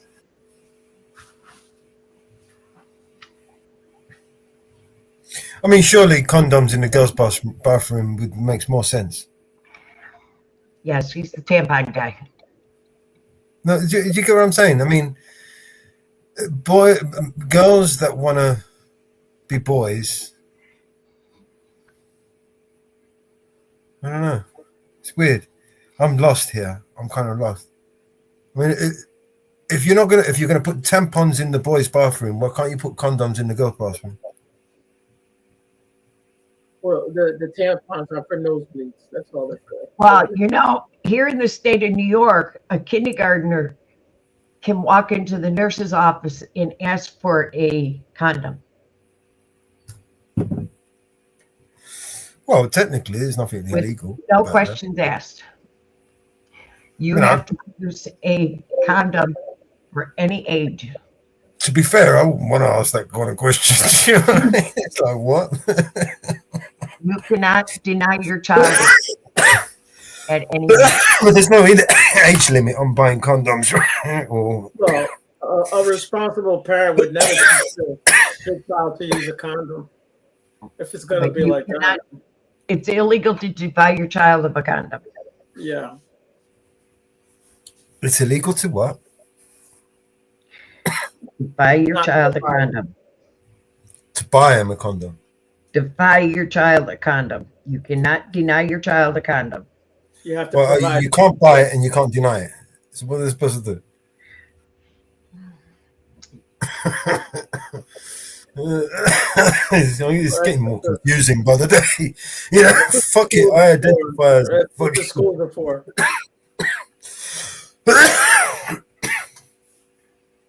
Shit, man. So confusing. Why confuse things, man? Had I known I could have started at kindergarten, you have no idea how many children I would have had by now. But yeah, why did I wait? Yep. You cannot deny your child condoms. That is crazy. You know, there are a lot of dickheads, right, in this world. So if they want to cut off their heads, I mean, who are we to disagree?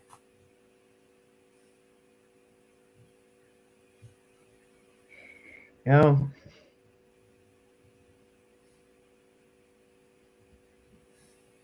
It's, Shame they're not cutting off the wrong head. Well, Should be cutting off the. you think about it, you don't come back from either one, though. Once you lose one, that's it. It's gone. You don't get it back. Imagine cutting off 'cause somebody else guess told what? You guys did it. That we you. call Going you at it now. the headless horseman. Keir Starmer is moving his jets to the Middle East. He's moving what? Jets to the Middle East. What is he moving? Your jets to the Middle East. Oh, you mean to Cyprus? We're already there.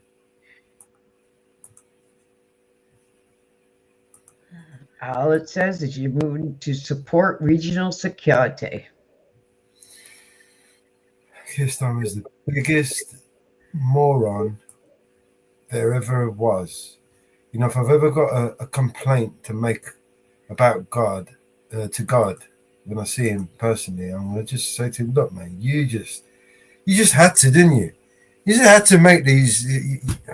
God, only God could create the biggest dickheads on this planet.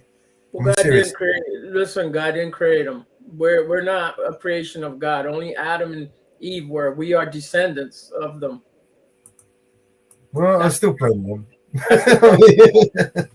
We are descendants. It'll be someone's fault.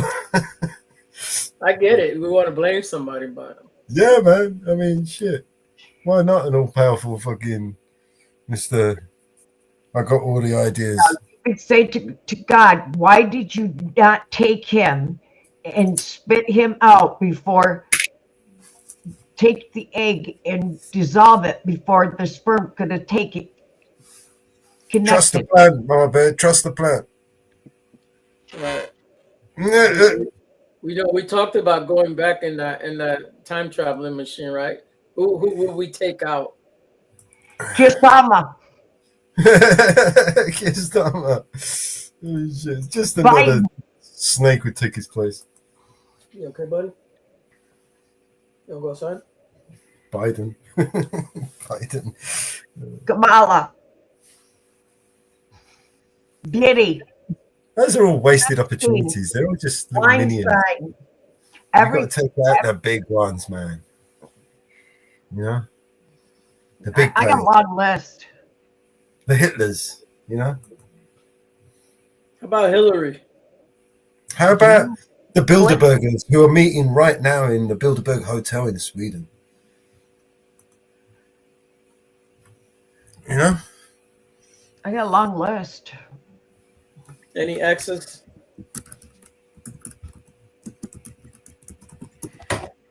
Can I make my list? Sure. They don't. There's not enough paper. Oh well, we do it in digital. We'll do it on the cloud. We'll put it in the cloud. You got room there. It'd blow up. It would blow up. It is shut down, right? It would shut the cloud down. I would shut the cloud out. It would blow up the cloud. Okay, so the meeting, they're currently discussing transatlantic relationships, Ukraine, the US economy, Europe, Middle East, authoritarian axis, defense, innovation and resilience, AI deterrence and national security, proliferation, geopolitics of energy and critical minerals, and depopulation and migration. These are the discussions they're having right fucking now. Right now. And you know, it's so unsafe to be in Sweden. It's not funny.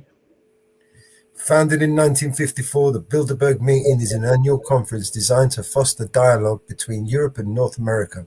Every year, 120, 140 political leaders and experts from industry, finance, academia, and the media are invited to take part of the meeting. About 2/3 of the participants come from Europe and the rest from North America. Approximately a quarter of the politics and government and the rest are from other fields. Bilderberg meeting is a forum for informal discussions about major issues.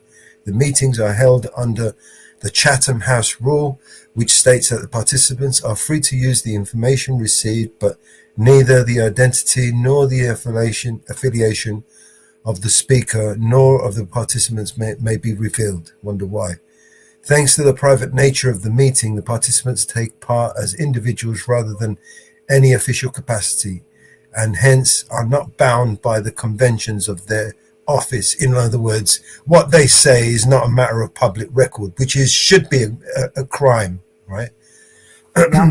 There is no detailed agenda, no resolutions are proposed, no votes are taken, no policy statements are issued. They just take orders. That's all they do there, right?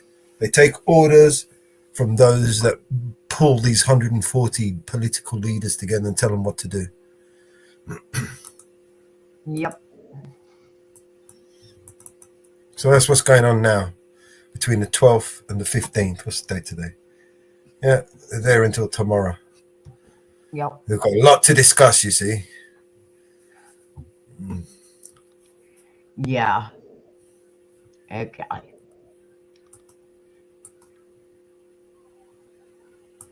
They have the future of humanity in the palms of their hands. The decisions they make we won't see or feel or hear from for years to come sometimes. Yep. You know, the things that are unfolding today are decisions they made from the previous years of meetings. All the things that happen, they orchestrate them and they arrange them, and they get all on board on the same page at these meetings, and they get told what to do, you know, in their little Masonic empire that they've built for themselves. All in secret.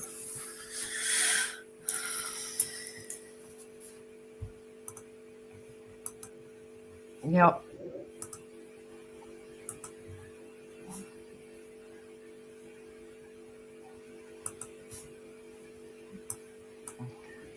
Shall we put a poll up? How many cars will be burnt today?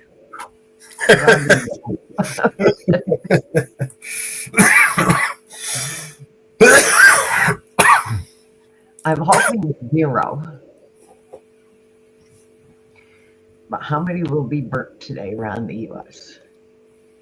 They're on the move already in L.A. They're already marching in L.A.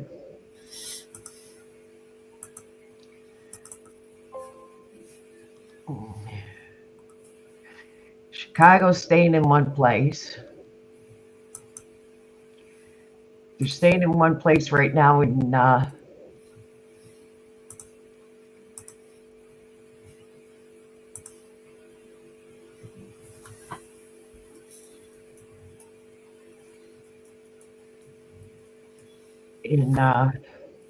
Chicago.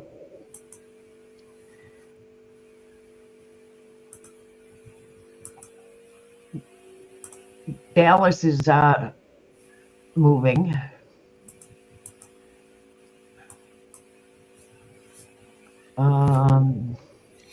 Seattle is moving.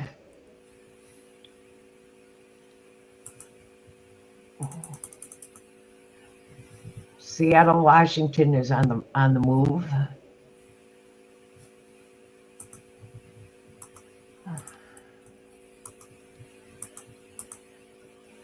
God, I don't know if I'm going to have enough room for all this.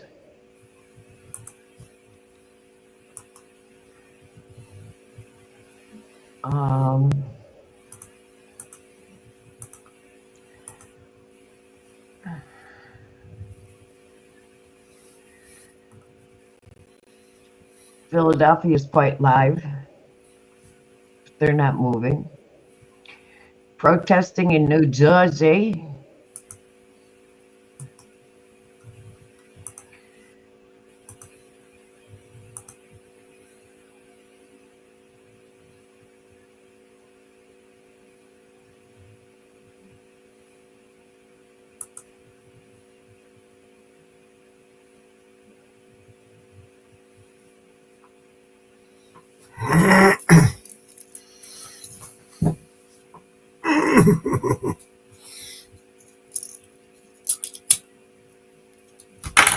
What else we got?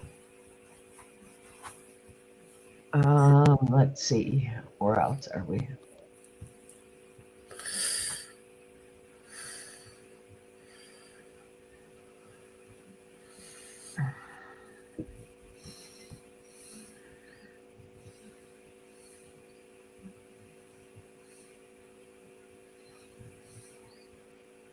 We create a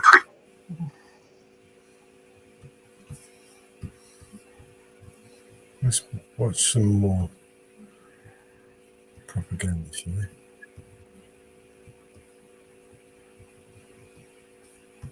We create a pretend world. We are a global production company. We write the screenplay. We're the directors. We're the producers. We're the main actors. The world is our stage. This is Mossad's old office. Its motto from Proverbs 24:6 says in so many words, wage war through deception and trickery. And Stuxnet is believed to be a joint US-Israeli creation, developed to wreak havoc on Iran's nuclear program by their respective intelligence agencies, the CIA and Mossad. But what happened in 2010 is a small aspect of the silent war between Israel and Iran, which was once relegated to the shadows. Today, it is undisguisedly out in the open. Israel says that Iran's nuclear weapons program has advanced to the point of existential threat. But for more than a decade now, the country has been threatened by it. In 2018, Prime Minister Benjamin Netanyahu said that Israel obtained tens of thousands of pages of data. It showed that Iran covered up its nuclear program before signing a deal with world powers in 2015. According to an ex-Mossad chief, this information was obtained by non-Israeli agents from safes in Tehran. In 2020, a series of mysterious attacks erupted. In July, an explosion tore apart a centrifuge plant at the Natanz nuclear enrichment facility. Tehran blamed the attack on Israel. This one also took years of planning. Mossad released this footage earlier this morning of the Operation Rising Lion between the IDF and Mossad, which began at 3 a.m. local time, although preparation began long before. The mission included Mossad smuggling vehicles and drones into Iran, setting up a drone base in Iran, and activating the drones this morning to hit Iran's surface-to-air missiles. At the same time, the IDF deployed 200 aircraft. These were mainly fighter jets to hit roughly 100 targets in Iran. All of this aimed at hitting the heart of Iran's nuclear program. Today, the Israeli military says it also destroyed dozens of radar installations. Multiple explosions were heard at Iran's Natanz nuclear power facility. This is Iran's main enrichment facility. Now, back and forth today between how much has actually been hit and the level of damage there. Iran claims that it's still standing, but Israel says it has been severely damaged. We struck at the heart of Iran's nuclear enrichment program. We struck at the heart of Iran's nuclear weaponization program. We targeted Iran's main enrichment facility in Natanz. We targeted Iran's leading nuclear scientists working on the Iranian bomb. We also struck at the heart of Iran's ballistic missile program. I am in such awe of the IDF and Mossad, and that's where I want to begin. And this was so precise that you can look at the buildings that they went into, and you see a little hole, and then it went straight into the nuclear scientist's bedroom, took him. Then you see a little hole, and it went into the room where they had managed to get all of the IRGC commanders 1,000 miles away. And the footage of the soldiers, the Israeli soldiers on the ground, risking their lives, who've been stationed over there to be able to pull this off. We are going to see a new season of Tehran, Homeland, whatever it is, between this and Project Grim Beeper. I don't know if that's a formal name. And shout out as well to the Ukrainians for the spiderweb operation as well for what they pulled off. You've seen the might and the will of people trying to defend themselves and their sovereign nations coming to life in spectacular fashion. And so I think that's where everyone should begin with this. You can't look at what happened last night from the Israeli side, and I know that we will have a larger discussion about what this turns into, but there are no civilian casualties here, right? Everyone who was taken out was a terrorist, and everyone who was taken out is responsible not only for Israeli deaths, but American deaths as well. So I don't want to hear anything like, what are we doing, or there's going to be a diplomatic negotiation. They can still show up, right? But their hand had been minimized over the last several months. I mean, it's interesting to think back to October 7th and how powerful they all thought that they seemed. I don't know if they would take it back because they killed a bunch of Jews and that is a top priority for them. But look what the Middle East looks like today compared to October 6th, right? I think there are some folks who, well, they're dead, so they definitely would want to go into a time machine, but who would want to go back in time and say, well, maybe we should just lay off a little bit and figure out a different approach to that. That is how I'm feeling today. Yeah, I mean, they awoke a not so sleeping giant on October 7th, Charlie. And I think that it was such a painful for them intelligence failure October 7th that they have worked so hard to do these meticulous operations that Jessica outlines. And it is stunning. Secondly, you got some reporting about how Mossad pulled this off, what we're seeing here. Smuggling, including of weapons, into Iran. So let's just take on those. Let's start with this video. Just how much did it take for Mossad to be on the ground smuggling weapons into Iran ahead of these attacks? It's an incredible operation, and one that an Israeli security source said was long in the planning. Not a specific timeline on that, but I think it's easy to look at this and say it's months, if not potentially much longer than that. I'll remind you that we have seen Israel do something in this vein before when it came to the assassination of chief nuclear scientist Mohsen Fakhrizadeh back in, I believe it was November 2020, with what Iranian state media said was a remote-controlled gun that detected him and fired upon him while he was in a bulletproof vehicle in a secure convoy. So Israel has, at least in theory, shown the capability to carry out something like this, but this is on a much, much larger scale. That security source saying there were Israeli commando teams smuggling weapons in, explosive drones that targeted surface-to-air missiles, ballistic missiles, missile launchers that were mounted on vehicles, and all of that was effectively set off at the same time as the Israeli Air Force fighter jets were approaching to carry out this massive first wave of strikes that we have seen, and then, of course, we have seen more strikes. So to carry out an operation like this requires a tremendous amount of planning and confidence, and it's also worth pointing out that after the assassination of the chief Iranian nuclear scientist, after the assassination of Ismail Haniyeh, after the stealing of the Iranian nuclear archive, Iran seems completely unable to stop the Mossad from pretty much operating Iran like it's the Mossad's backyard. Yeah.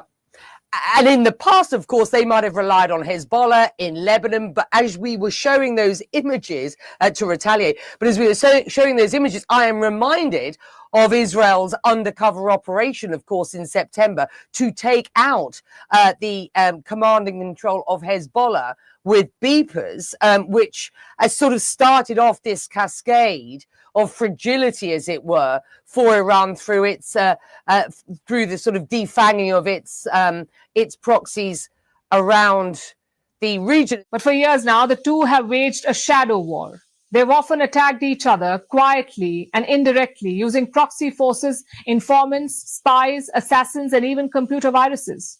And for Israel, the target has almost always been the same: Iran's nuclear program. Our next report tells you more. In January 2010, inspectors with the International Atomic Energy Agency visited the Natanz uranium enrichment plant in Iran. They noticed that centrifuges were failing at an unprecedented rate.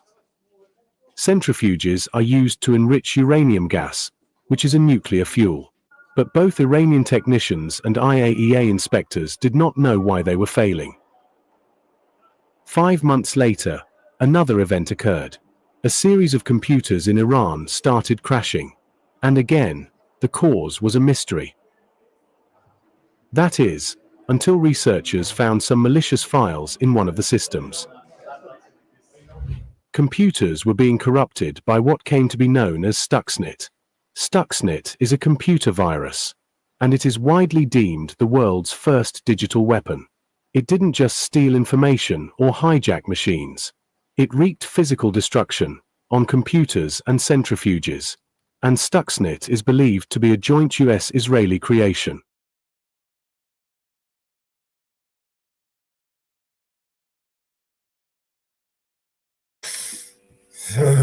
Months ago, they had no intentions of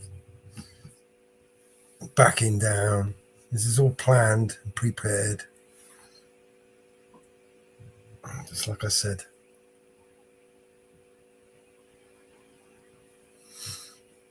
That was a good video, that one.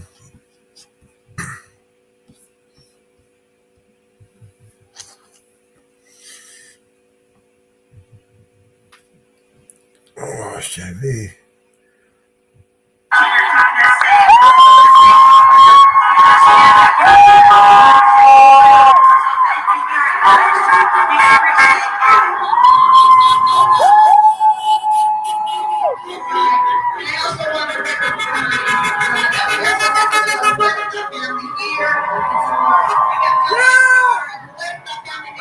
Please come up and receive your blessing on stage. Dolores is in San Diego today, I believe. And sends her love, of course. We want to recognize the pioneers that came before us, that paved those hard to get to places to get your voices heard. But we recognize it didn't happen just today. There's been some paths that have been formed long before we were ever here. So, all right, so Cindy, you're going to go ahead and get started. All right, so you're going to go ahead and go forward. And she's going to show you here how we get plastic pins.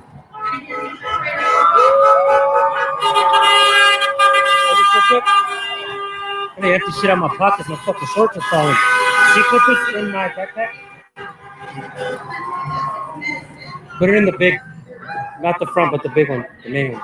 I get it. You know what I was getting ready today? I didn't know whether to wrap myself in an American flag, or Mexican flag, or my flag. Everywhere is gone crazy.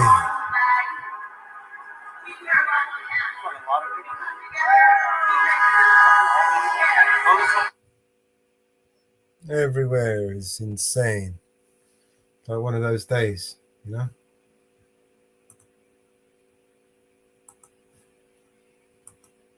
Where else you got one up there? Ariel, you got a song for us? About support.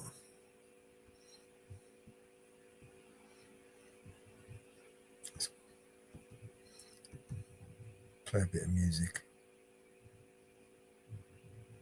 Who wants a bit of music? Should we play a bit of music? Everyone's muted up. Shit.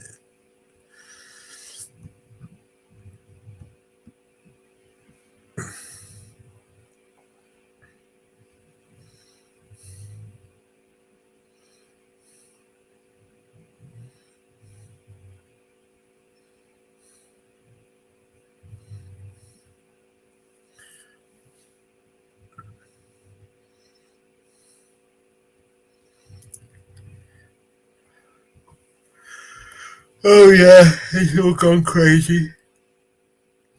Don't know where else to show you guys. More crazy shit. You want to see more crazy shit?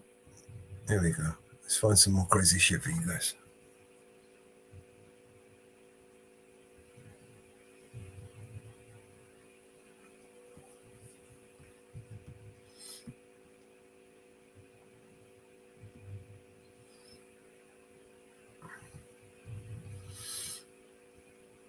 Hey, Jim. For those routine traffic stops in America where the police chief says that he and his cops did everything they could to de-escalate the situation. Driver, with your left hand, reach down, open the door. With your left hand, grab the door handle and open the door. Do it now. Keep your hands up, face away from us right now. Stop moving. Guys, you have guns on me? I really do not feel like I'm being... Follow our instructions. I want you to get down on your left knee. Get down on your left knee. Do it now or you're going to get tased. Get down on your left knee. Yeah, sure doesn't look like a whole lot of de-escalation going on there. Imagine scaring the crap out of and terrorizing the nicest, chillest guy during a traffic stop. And he even continues to be respectful in the face of utter confusion and tyranny. Today, we're in Superior, Wisconsin. This is Superior, Wisconsin Police Chief Paul Winterscheid. And this is the Superior, Wisconsin Police Department Facebook page. The link will be in the description. Let's see just how the Superior Police Department will protect and serve 22-year-old Ian Kuipers, who was door dashing one night when he mistakenly took a wrong turn down a one-way street. Police dash cam shows a DoorDash driver turn onto a one-way street going the wrong direction. The officer activates his lights and initiates a traffic stop. What he doesn't know is the massive controversy that sparks from the events that are about to unfold. Northbound and the southbound lane. There's a lot of further movement. I'll take a second. Hold back. They're digging around a lot in the passenger side and the center console and everything else. Put your hands where we can see them. Your hands up. Driver, with your left hand, reach down, open the door. Do it now. With your left hand, grab the door handle and open the door. Do it now. Unlock it. Keep your hands up. Slowly step out of the vehicle and face away from us. Face away. Keep your hands up, face away from us right now.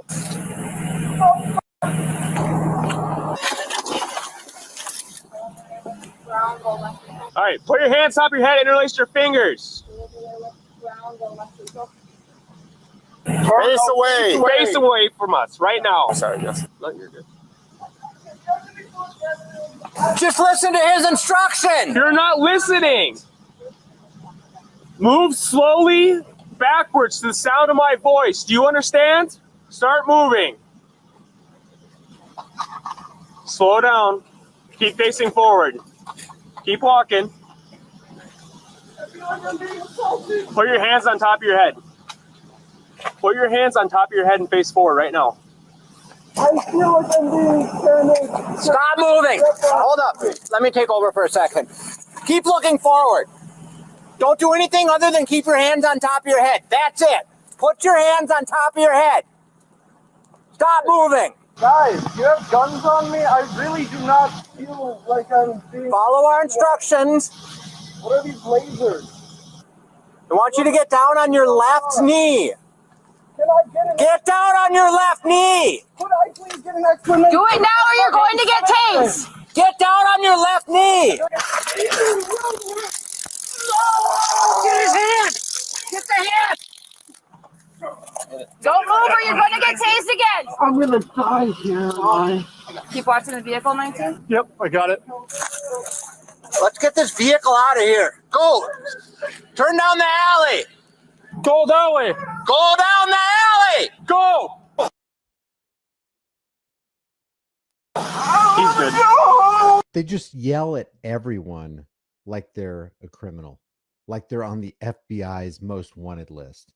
Every single person is considered a suspect in the eyes of American law enforcement. This is how they're treating a guy for a simple traffic stop. Is there anyone? Can you see anyone else in the vehicle, Chris? I'm not seeing anything right now. Passenger in the vehicle. We know you're there. They weren't there. There's nobody in the passenger side. I think I might have one in his leg here. This one is. I'm gonna roll you to me, okay? Put your hands up. What did I do? Show us your hands. No, one person command. Okay. Passenger in the vehicle. Put your hands up. I'm trying to do it. Listen. Tuck your knees up to your chest. Bring your knees up to your chest. Knees to your chest. I can't feel my legs. Your knees up to your chest. I can't feel my legs. Okay, do you need medical attention? Do I? Is that gonna cost me money? Do you need medical attention? What does that entail? It entails an ambulance coming to look at you to make sure that you are medically okay. Can I get some time to collect my We're going thoughts? to need you to stand up now or we are going to stand you up. You either do it yourself or we do it for you. Put your hands up. How many people in the vehicle? You can stand me up. There's no Who one else is in the vehicle? I have. How many people? Shirts up. There's no one in there. There's no one else in the car. I have shirts in the back seat covering the windows because I banged in there one time. Passenger in the vehicle. We know that you're there. Put your hands up. But there's no one in there. He's literally being honest about everything in his life. I have shirts covering the windows because I banged in there once. Hey, listen. Take your knees and bring them forward. This guy clearly is not a threat. He's not a criminal. He's not on FBI's most wanted. They shouldn't be doing this to him. Oh, my dick hurts so bad. Could you Tuck your knees. Bring your knees to your Yep, chest. 1, 2, I give you 3. consent to just poke me however you want. 1, 2, thanks. Yeah. Walking back this way. Ooh. Walking him back. This is crazy. This is so crazy. I've never just been like hurt like that before. Hey, this isn't a great place for you right now. Okay. I'm going to take a look at these probes. He's not answering my question about medical, so I'm just going to do it myself. No. There's no medical that I need. You know, I just said I hurt is all. You know. I'll tell you what. You want to come over to my side? Yep. I'll hold this without going in front of the lights. Go back around the car. These cops are so scared. They're terrified. My car suspicious or something? I just really would like to know what's happening. We'll explain what's happening in a second. My partner pulled you over and called for more squads, and here we are. Well, right. And then we're in this position because you were not following our commands. Well, I pulled over right away, and then like a bunch of more. You are not following. He literally followed every command he was able to follow. This reminds me of Daniel Shaver. He was given so many rapid fire commands. He didn't know what to do. Things were confusing. The tyrants were out. Their fangs were showing. Their claws were ready to dig in. The guy was scared to death. He knew guns were being pointed at him. He saw the laser dots. Our commands. That is why we are in the position we are in. I followed all your commands. You sure didn't. What didn't I do? You sure did not follow. What did I not do? We can discuss that in a little bit. Okay. And I'm curious if the rest of the vehicle is locked, considering that he unlocked from that front door. Probably is. But what we'll do is we'll both go up on the front passenger side here. Or on the passenger side. When we get to the trunk, I'll check it. I want you to hold the trunk. I'll move up to the back seat and then the front seat. And then what we'll end up having to do is come around to the back. And you'll keep holding that. I'll come behind you. I'll go open it from the driver's seat, and then I'll coordinate with you so when we open it, you can step back a little. Sound good? Sounds good. All right, moving on. They're so scared about an empty DoorDash vehicle. So you hold that.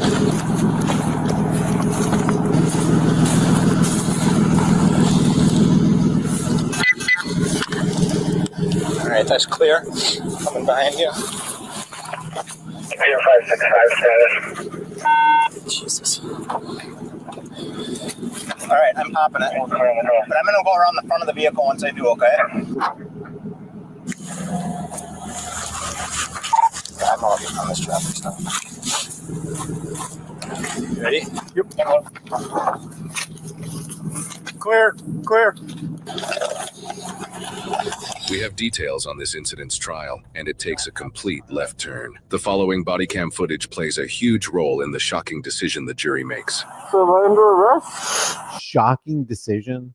The jury ends up acquitting this guy, throwing out all the charges. It's not a shocking decision unless you are a thin blue line bootlicker channel owner like Midwest Safety is. Wait till we get to the end of the video and you see what former police officer John from Midwest Safety has to say about this. At this point, you are not free to leave. Tell you what, this is embarrassing for me. Do you need an ambulance? I have so little money, you know. Okay, do you need medical attention? Like when I tell you I'm broke, I tell you I don't even have. Do you need medical attention? This is what's pathetic about this. He said, I have so little money, I'm broke. And these cops who are supposed to be protecting and serving this young man are literally economically terrorizing him and physically torturing him. What would you like us to do with your car? I'll bring it back to where I live. I'm not driving it. Do you want me to lock it up and secure it? I guess lock it in. Is there anything in it that I can get for you? Do you have your ID in the vehicle? Is my wallet not on me? I don't know. Is there if my sergeant looks for your ID within the vehicle? It should be in the passenger. Hey, Sarge, can you look for his ID too? Do I have his consent too? Can I say that you should just look in the driver's It's a yes seat? or no question, but It's a you have yes or no. consent to go into your vehicle to get your ID. Yeah. Go ahead and have a seat in the vehicle. All right, watch your elbow. Just so I'm on the same page. So I was trying to catch up to him on Tower Avenue because his tag light's out. Cuts over here and stops like in the middle of the roadway and eventually goes and he turns up going the wrong way here. I didn't light him up or anything like that. That's when I lit him up. And then he was like diving across the side of the vehicle, digging around a lot. This was down at his feet. He's like tucked under his driver's seat. It's okay. Felt like he's trying to evade me. Are you door dashing? Yeah. Where's that order need to go to? I was taking it to 2 different houses I was door dashing to. But you know what? I think they can just get a refund. It's okay. What's your name? My name is Ian Kuipers. standing up a date right now. I'm sorry, dude. What'd you say? I'm standing up a date right now. I was in the middle of a conversation with a girl. Man, this sucks. Here, I'll try to get the heat up for you in just a second, okay? Nah, I'll shiver or whatever. Yep, I'll try to get the heat. It just doesn't flow that well back. Don't worry about me.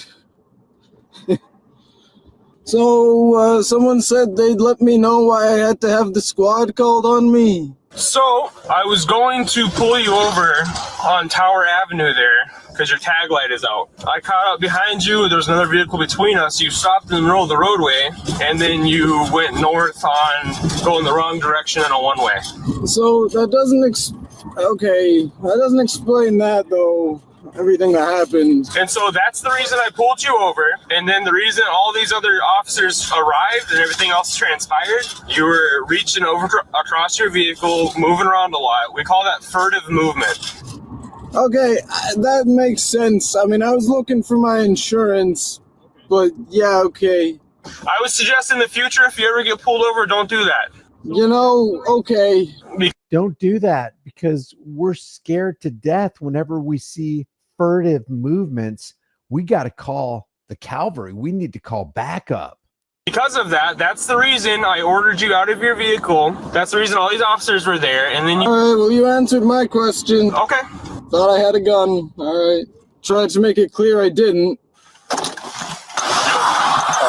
of poking around. As far as I can see, this dude has like no criminal history. Okay. We were absolutely, everything was justified there. I'm just looking past that. Nothing was justified there. Wait till you hear what they say. This is so ridiculous. It's up to you, but this might be a situation that is more desirable to go the city ordinance route instead of making him start going through the court process, considering that I think it's all bad decision making on his behalf and not following directions that were really clear and stuff. Bad decision making on the victim's behalf. These cops are good. If they're good at anything, they're good at victim blaming.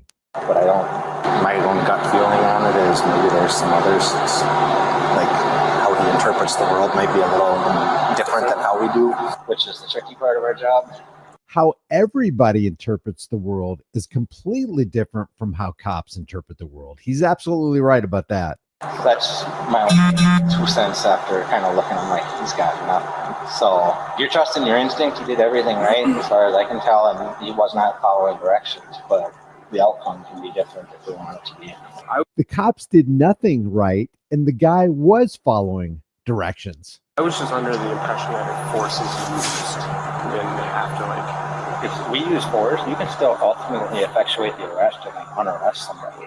And so then you just wouldn't book him. You would do the citation, and then you could go a couple different routes. You can release him the lock back, drive him back to the car. You have all sorts of options. My own take on this is that a nice conversation about, hey man, when we're giving you directions, we need you to follow them very explicitly. And hopefully there is no next time, but next time this could go very different because the stuff that you did, it puts us in this situation. Did you hear what he said? You have all sorts of options. In other words, you can actually exercise discretion whenever you want. If you arrest somebody, even if there's excessive force, you can unarrest them. But what do cops constantly say? They're constantly saying, no, we're past that point. We're at the point of no return. This is irreversible. We got to do this. I already kind of started that conversation right here. I was like, and he's like, well, I was reaching across trying to find my insurance. I was like, well, in the future, if you get stopped, I was like, do not do that. For insurance, God, trying to get ready for the questions that we're going to ask him when we ask for insurance. Why would anybody do that? These are psychopaths. Don't be supporting me jumping, trying to do stuff. It's completely up to you. Yeah, I think that's a pretty good route. I thought maybe you thought that was like a gang hood, on my head. I thought that's why you were going so hard on me. Nope. Okay. Nope. It's a cool bandana, though. Yeah, Ian? All right, Ian, I'll have you go ahead and step out for me, bud. Any chance I could use the bathroom? Not right now. What I'm going to be doing is the torture is continuing. They're going to keep him in cuffs all the way up to when they take him back to his car. We're issuing you 2 citations. There's going to be a city ordinance citation for resisting obstruction, and the other one is for driving in one way. Do I have a chance to appeal the first one? I'm not gonna lie, I feel like I was being as cooperative as I could have been. I was scared. I didn't know what was going on. I tried to do everything that you guys were asking me to do, but I was shaky and I was really scared about the laser sites that were everywhere. There'll be a court date where you can appeal those, okay? You don't have much criminal record, right? I'm not a criminal. I didn't say you were. However, I don't want to enter you into the world of criminal justice this way. I don't want to start you down the road of having issues with law enforcement and stuff like that, which is why I'm choosing not to put you in jail. I'd be well within my right, within my authority to put you in jail right now. Certainly understand that. We'll be mailing these citations to you. Okay. When I can go home tonight? Yes. It's another mark of a psychopath. I'm going to get you to believe that I'm doing you a favor when I just got done violating you. I just got done terrorizing you. I just got done inflicting pain on you. But here's what I'm going to do. I'm not going to take you to jail because I'm a nice guy. Notice he's still in cuffs. Have you been on the force for long? Not too long, but long enough. There. You want me to put the seatbelt on you? I'm okay. Okay. Thank you, though. Yep. Watch it. Did they get my phone? Or did I believe it's still in your car. Okay, so I'm going back to my car? Yep. Okay. I'll be giving you a ride back. Watch your arm. Giving you a ride back in cuffs.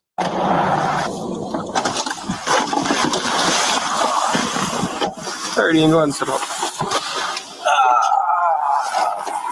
I'm gonna take this left handcuff off, but I do still place your left hand on top of your head. Do you understand? Okay. Still treating the guy like a criminal. Same thing with your right. All right, I'm gonna grab your keys for you. Just hang tight, okay? You can relax for me, boss.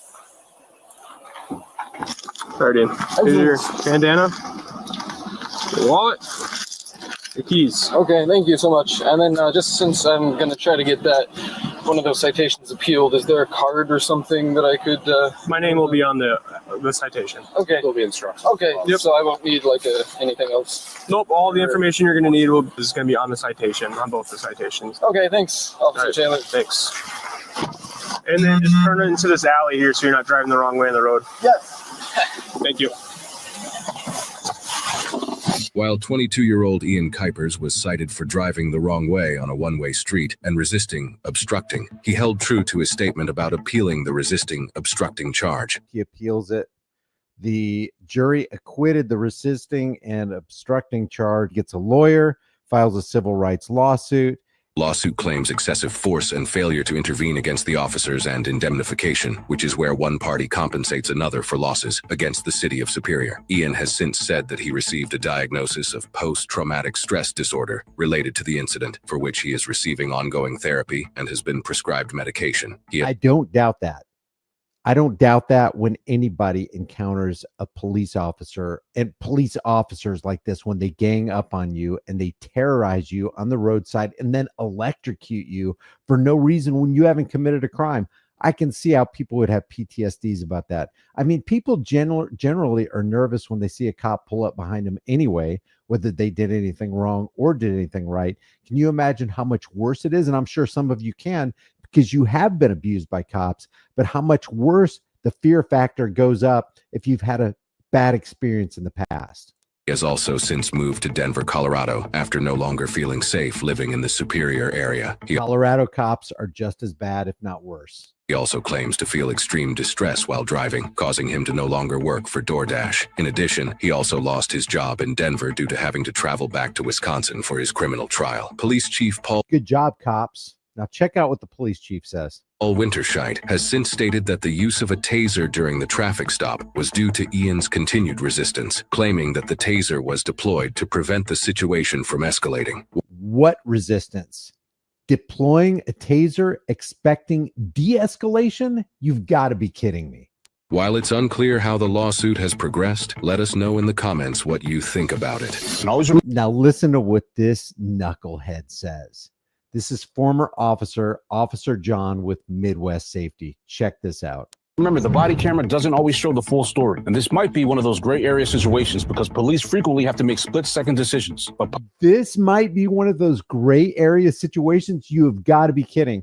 I wonder how many people John has terrorized on the roadside during the course of his law enforcement career as he stands in front of the thin blue line flag of tyranny. public opinion will always call that into question. And I have been in these moments, and you don't get to hit the pause button. That's why one thing I used to do in my off time was run scenarios in my mind so I could. You don't get to hit the pause button, but you don't have to initiate that traffic stop. Or after you initiate this particular traffic stop, you could just say, hey, just want to let you know you're going the wrong way down a one-way street. You really need to turn around. You're in a dangerous situation. Have a good night. Train my brain to respond in the best way possible when these situations happen. And I have pulled my gun, finger off the trigger, of course, because a person reached when I told them to keep their hands on the wheel. And my point is, because he's another scaredy cat cop too. I pulled the guy over.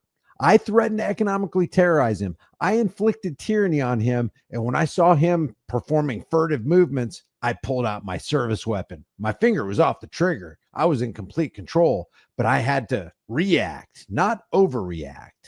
I reacted, but I didn't overreact. And that's where training the brain and scanning quickly comes into play. The question is, was the taser used too soon, or was it appropriately used for this situation? For me, that's not the question.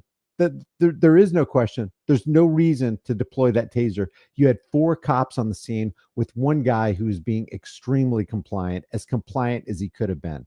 Me, I don't judge another cop's decision unless it's clear from all angles. I will say this is what cops face every day, and they have to make decisions either way. And sometimes those cops face this every day because they create situations that put them in harm's way, because when you keep poking the bear, expect the bear to rise up and maybe bite back a time or two. decisions are correct. And sometimes, unfortunately, that decision can cost you your badge. But to keep it 100% transparent with our audience, I would not have done a felony car stop because a simple traffic violation does not warrant that. And lastly, it was clear that even the sergeant in the footage didn't feel that the arrest needed to proceed. And I think that speaks for itself. Exactly what you would expect from a fellow thin blue line tyrant. Leave your thoughts about this for the world and the global thought police in the comment section below. If you haven't done so already, subscribe to my other channel called The Disturbing Illusion. That link will be in the description. Like this video, share this video, subscribe to the channel, subscribe to my email list through my website, highimpactflix.com. Maybe there you go. He's guilty of not following directions. Yep. But he was following directions. If you don't follow directions, that's the problem. Is he was following directions. He's following them to the T. Well, he followed every direction they gave him. The officer was, he wasn't doing what he was telling them what to do, so that's why, you know. He did everything he was told to do. I get it, but in their eyes, they don't see it that way. You know that, man. You didn't do it quick enough. Holy crap! I've seen this before. I didn't know he did it, but yeah, they were so afraid of the passenger on the other side. There was no one in the damn car, man. That shit is hilarious. Luckily, there was no acorns. Oh Lord, he would have been dead, right? Yeah, they may be related. Those guys may all be related to that one officer, the acorn officer. Oh, fuck me. Can you imagine what they're like in those riots right now? Good Lord. I hope there are no acorn trees around out in them riots.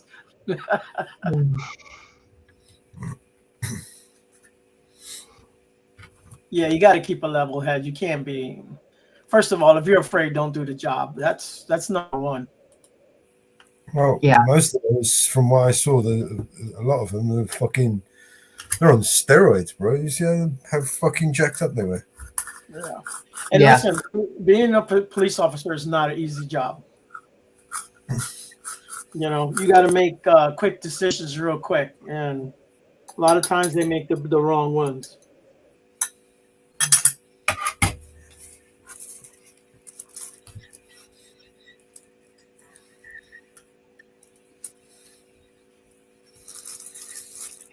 Yep. There are no good cops. You know, the funny part is, how nice was this guy to them the whole damn time? Oh, yeah, don't worry about the heat. And he didn't even complain about the handcuffs. You know, it's like, yeah, it's my fault. I was looking.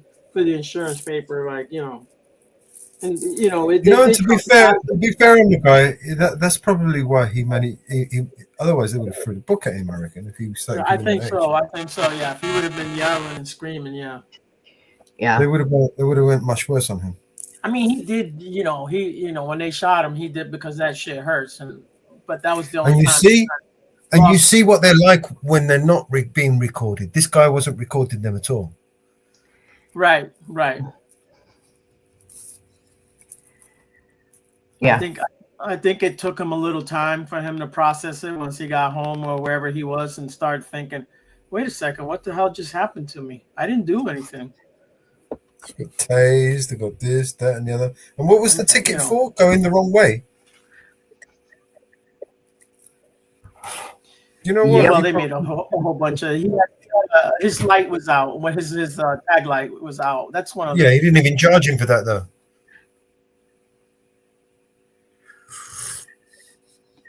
He didn't even charge him for that though. He charged him for going the wrong way. Yeah, he went up on one way or something. You know why? It's because he admitted to that.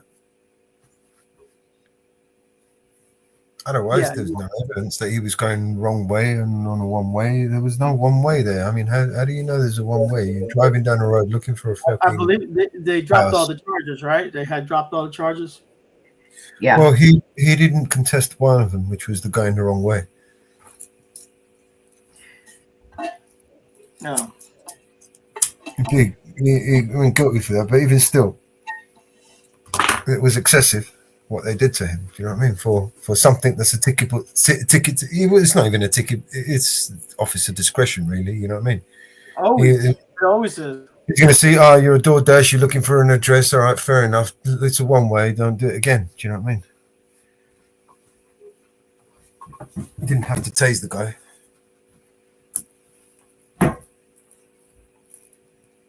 You know, where's the crime? There isn't even a crime. There's no crime. You're driving the wrong way. It's not even a crime, right?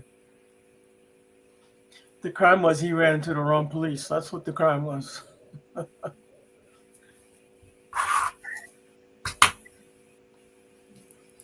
Yup. You know, it's a civil infraction, a ticket at best, a ticketable offence at the discretion of the officer. There was no need to pull out tasers and tase the car.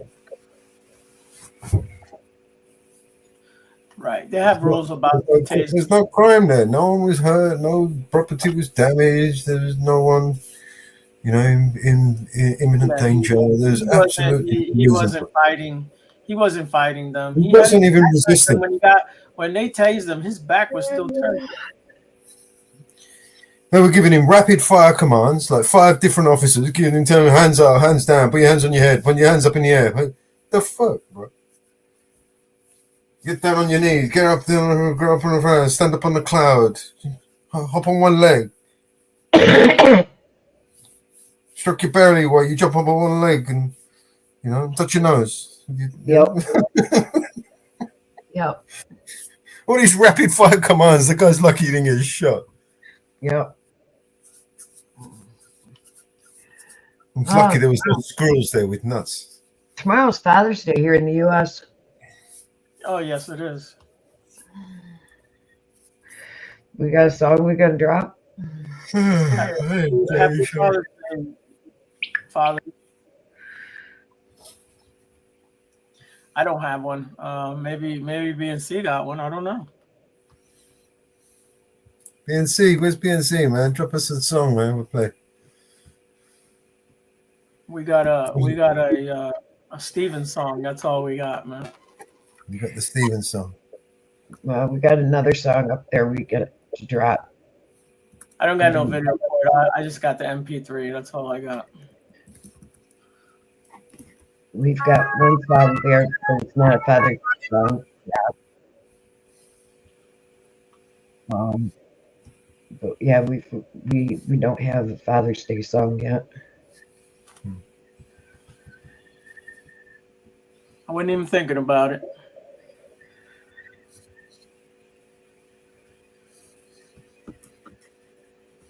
I don't celebrate holidays.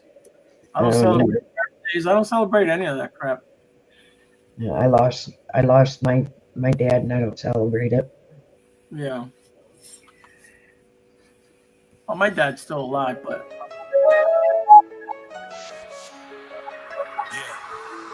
Silent weapons in the shadows dwell. Born from research, the stories they tell in England's hold. World War II's grind. Strategic minds began to unwind. With tactics sharp, they mapped the skies, defending lands from foreign spies. But as they learned, the truth took flight. Control could follow in the darkest night. Oh, the quiet wars begun with whispers of power. It's just begun. A button push, they'll pull us tight in a world where silence stills the light. Social schemes, they laid the track. Data flows, there's no turning back. High-speed systems racing ahead, predicting the moves of the living and dead. Relay dreams too slow to catch. Eckert and Mochley, they found the match. In 47, Danzig's mind, linear paths for the blind to find. Oh, the quiet wars begun with whispers of power. It's just begun.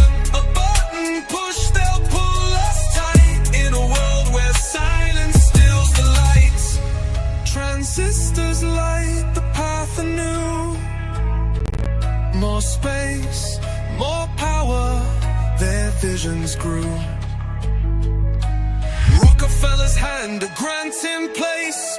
Harvard secrets, they joined the race. Air Force on board, the mission's clear. Social engineering, they had no fear.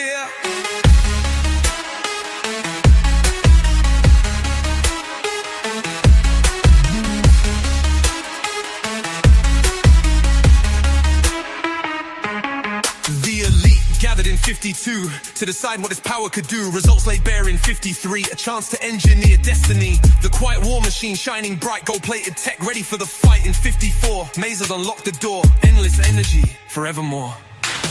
Oh, the quiet war's begun with whispers of power. It's just begun. A button push, they'll pull us tight in a world where silence steals the lights. A battle fought without a sound.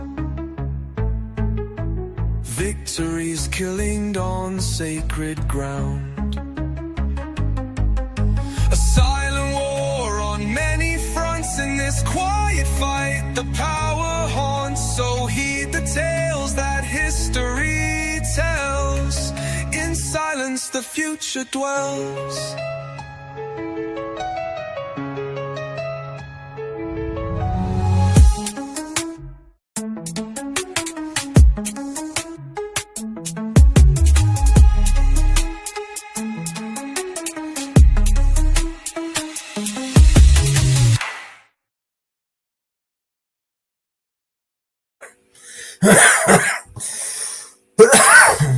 About what I got.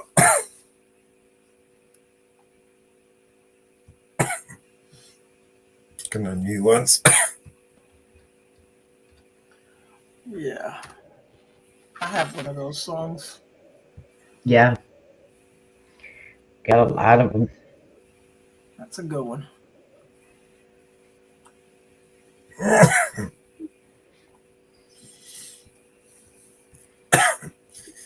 The Quiet Wars. Most people weren't listening to that song. That.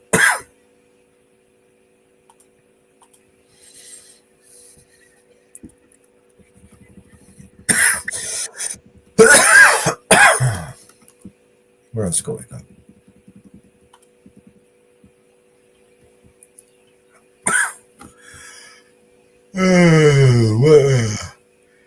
Come on, guys.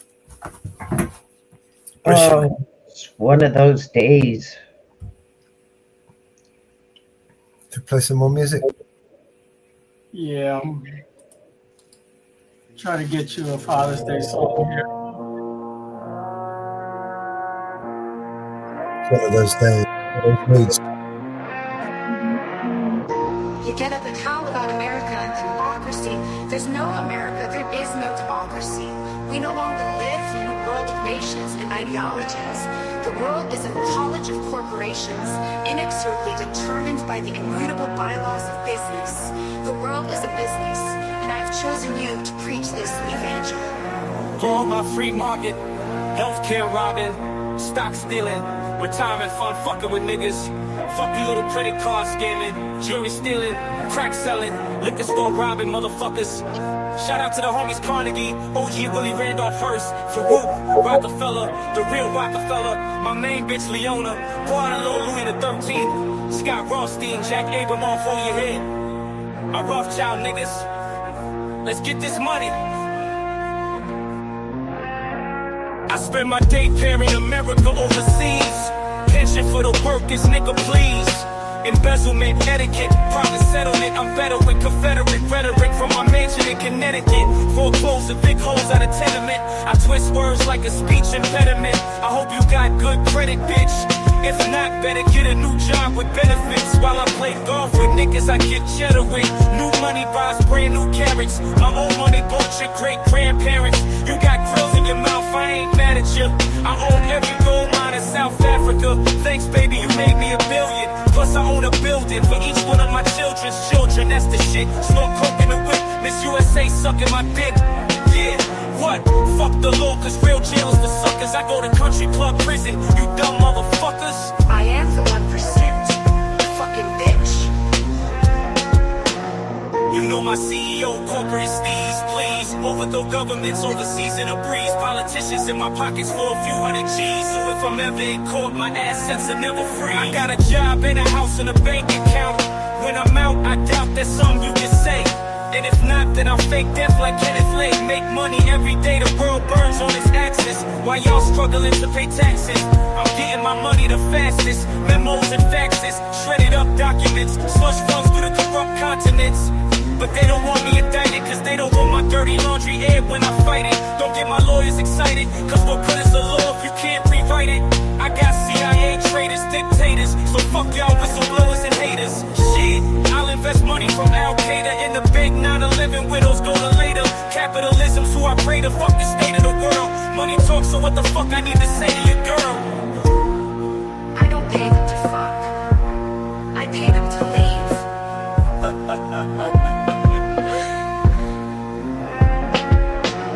You know my CEO, corporate steez, please. Overthrow governments overseas in a breeze. Politicians in my pockets for a few hundred G's. So if I'm ever in court, my assets will never freeze.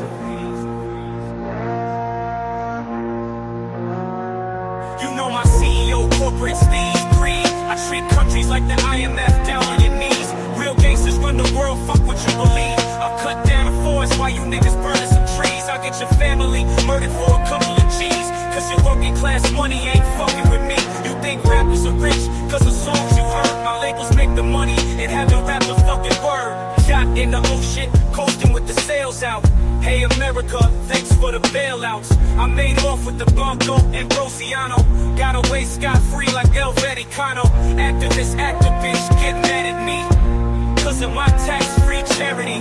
80% to the staff and company, and 20% to the homeless and hungry.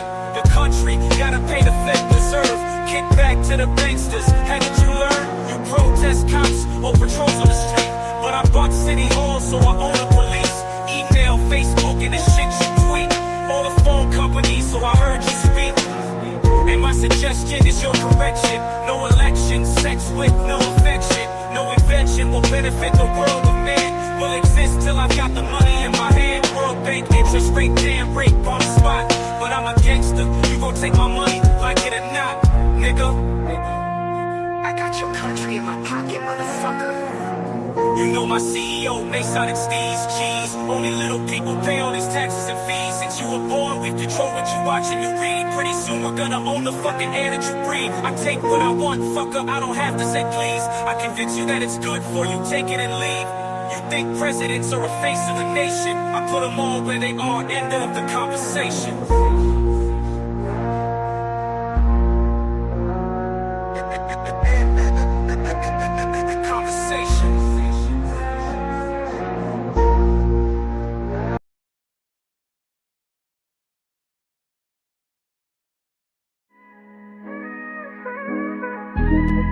Yeah.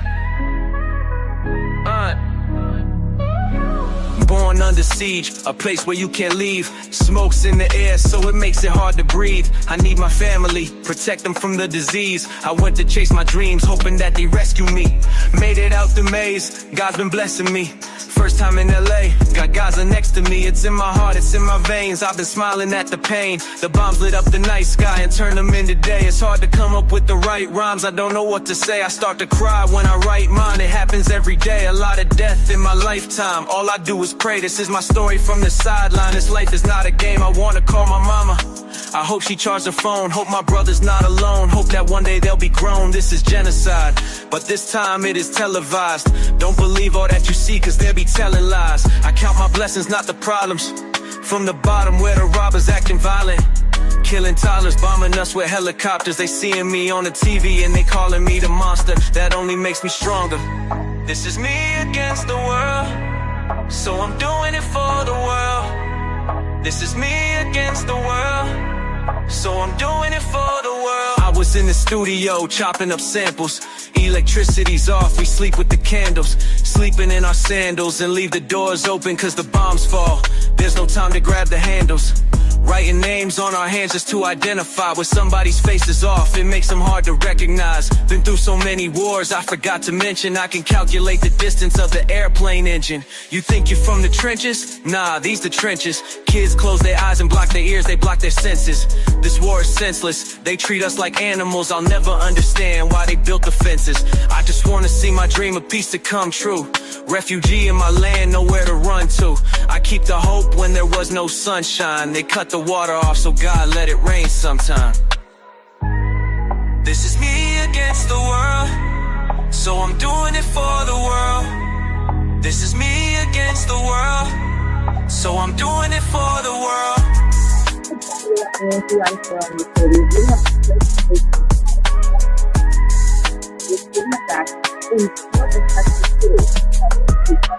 Campfire there.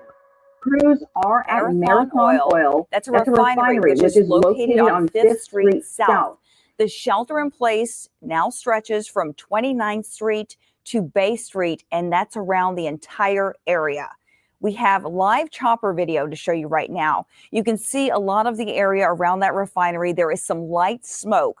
This word came in just around the noon hour, and right before 1 o'clock is when we started getting posts on social media that there would be a shelter in place in that area from emergency officials. They were asking people to go in those areas who lived in that area or outside of that parameter to stay in their homes. The requests to those folks were to close the doors and windows, turn off the air conditioning, and then they said to stay inside and wait for further updates. Let's take a look at the map of that shelter in place provided by Texas City. So I took a closer look here. I'm going to walk over and look at my monitor so you can see.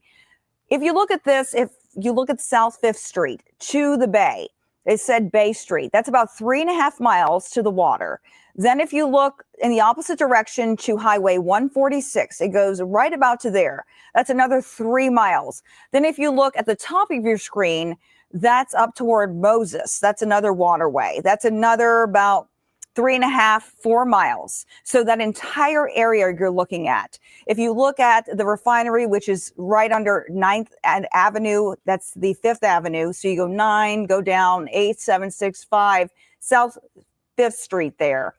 All above that area is mostly residential. If you go south, if you go into the street level mapping, you can see a lot of industrial sites there. But you start seeing restaurants and residential areas when you go north of that 9th Avenue all the way into the Bay Area and the Moses Bay area. So when you go toward the right of your screen and toward the top of your screen, when you see that 25th Avenue North, above there and just south of there between 9th Avenue North and 25th Avenue North, those are all residential and business areas. There's also Texas City High School in that area. So obviously school is out for the summer, and it's out obviously because it's the weekend, but there are a lot of folks who live in that area. So if that's you and you're listening, make sure that if you're in your home, you're shutting those windows, you're shutting off the AC, and that you're listening for these updates. Also on your screen now, you can see some of the smoke from the fire.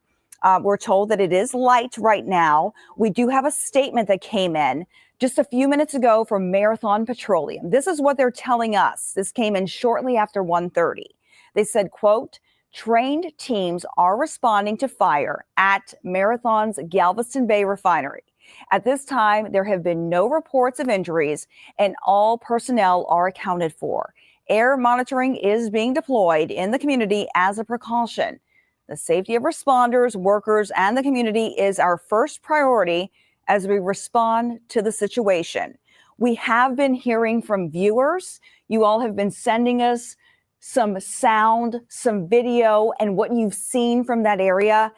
Let's take a look at some of the video that you all have witnessed from what you've seen near that site.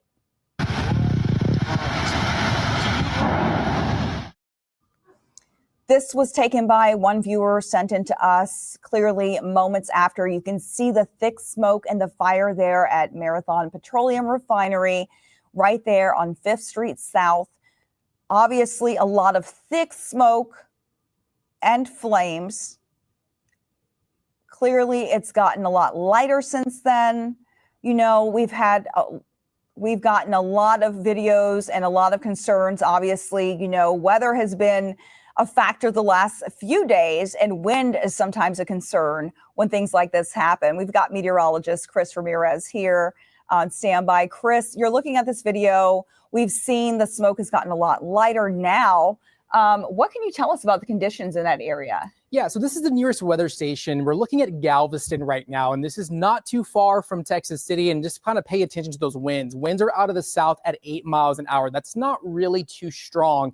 It's actually quite calm out there, especially along the coastal areas. So it's those calm winds that we're really going to have to keep an eye on, as we're not really seeing gusts with these wind speeds at all. About 14 miles an hour north of Houston, but along 45 closer to Galveston, we're gusting up to maybe 8-9 miles an hour. And I think my producer was just telling me that what the officials were concerned about is the calm winds and the smoke that have settled possibly in and around the populated areas. But looking at radar right now, we were tracking some active weather earlier this morning in the area. The good news is that most of those storms are well off towards the southeast. As we look at to see how far lightning is with these storms, we're a good 62 miles. So we're in good standing in terms of any additional issues when it comes to the storms that were in the vicinity. I believe it's the calm winds that we're slowly keeping an eye on as we go throughout the next few hours. And so as we look at the forecast winds, especially for Texas City, we are expecting these to gust up just a little bit as we get closer towards the 4 p.m. hour, 5-6 o'clock.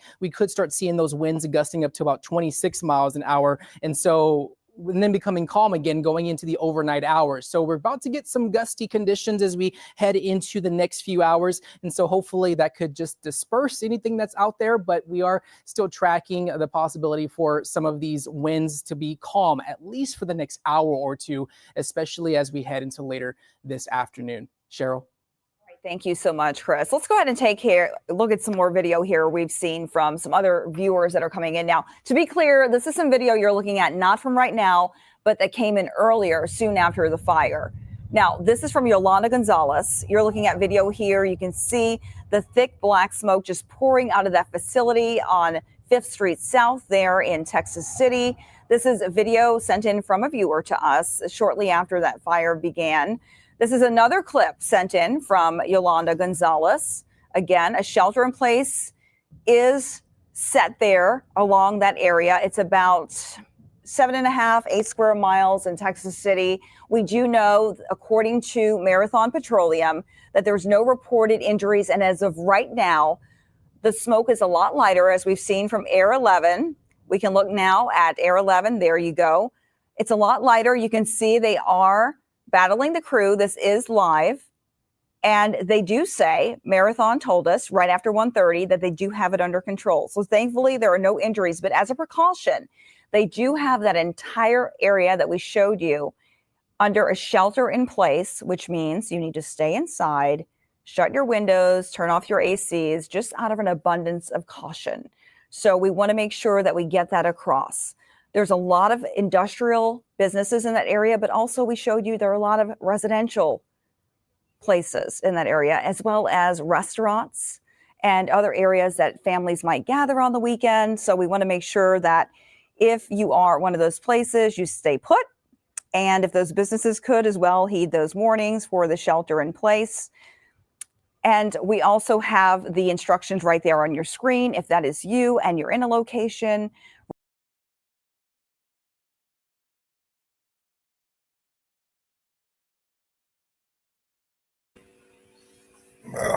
Lockdown number 1. And there goes our fuel prices again.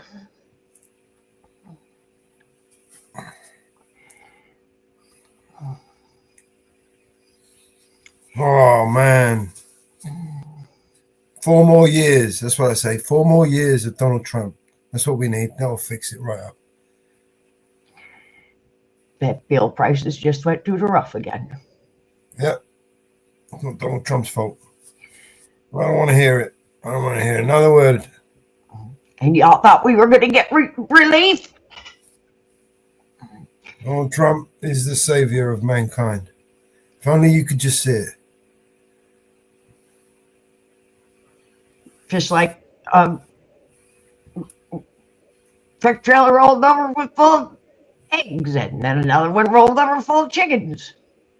So, don't think you're going to get relief from that chickens. Do you remember this one?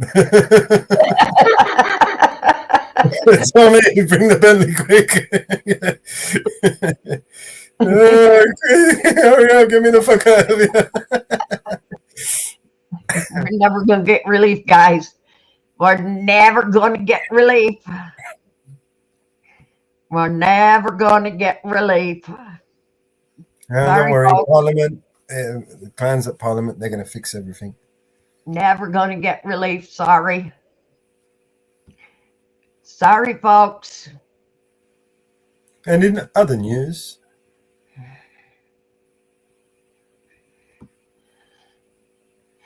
we're not going to get it. As long as we've got politicians that got politics, their eyes opened. You know, politics. You know what politics means, Mama Bear? Politics is actually a Greek word, right? Two words. Poly meaning many, and ticks meaning parasites. Yeah. Right? So there's many parasites in politics. Yeah. So it's just understanding the words. You understand the words, you understand. Too many of them. Parasites. There's a lot of them, right? We got too many of them. Yeah, blood-sucking parasites. Yeah. We got too many of them. There's too many. Yeah, and the bite stings as well.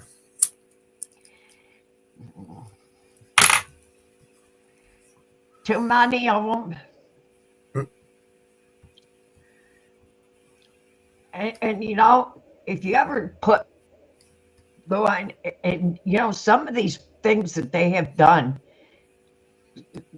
you know, and it's amazing what some of these, what they put on their front for their No King. You know, I've been looking at Facebook and what they have come up with their, you know, to start their up, you know, for their banners for today. It's amazing what some of them have put on.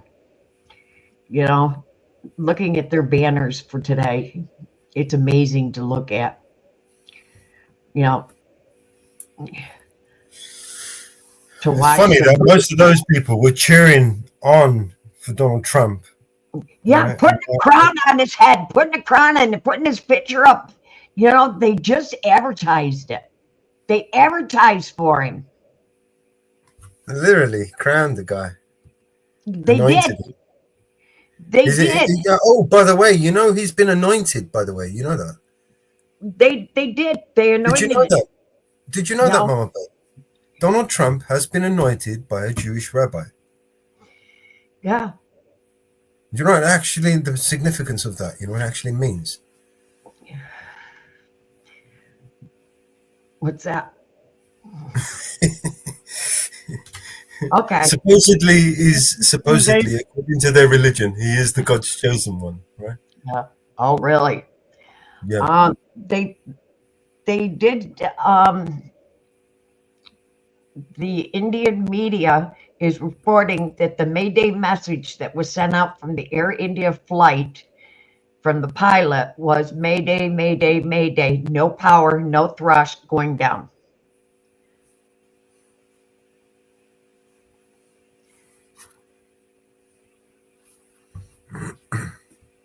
Is what the pilot was, the last transmission the pilot made.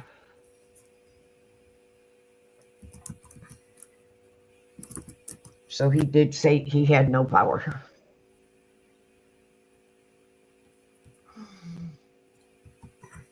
So when, you know how we were talking when we seen the video, it looked like he had no power.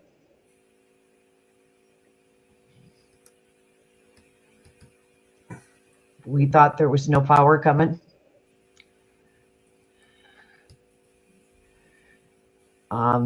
We were right. There was no power.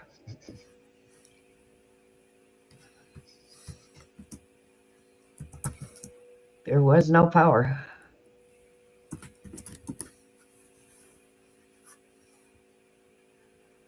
Huh. Isn't that interesting?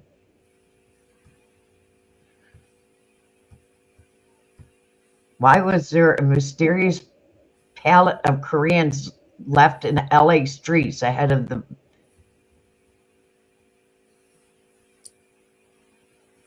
Looked like the front.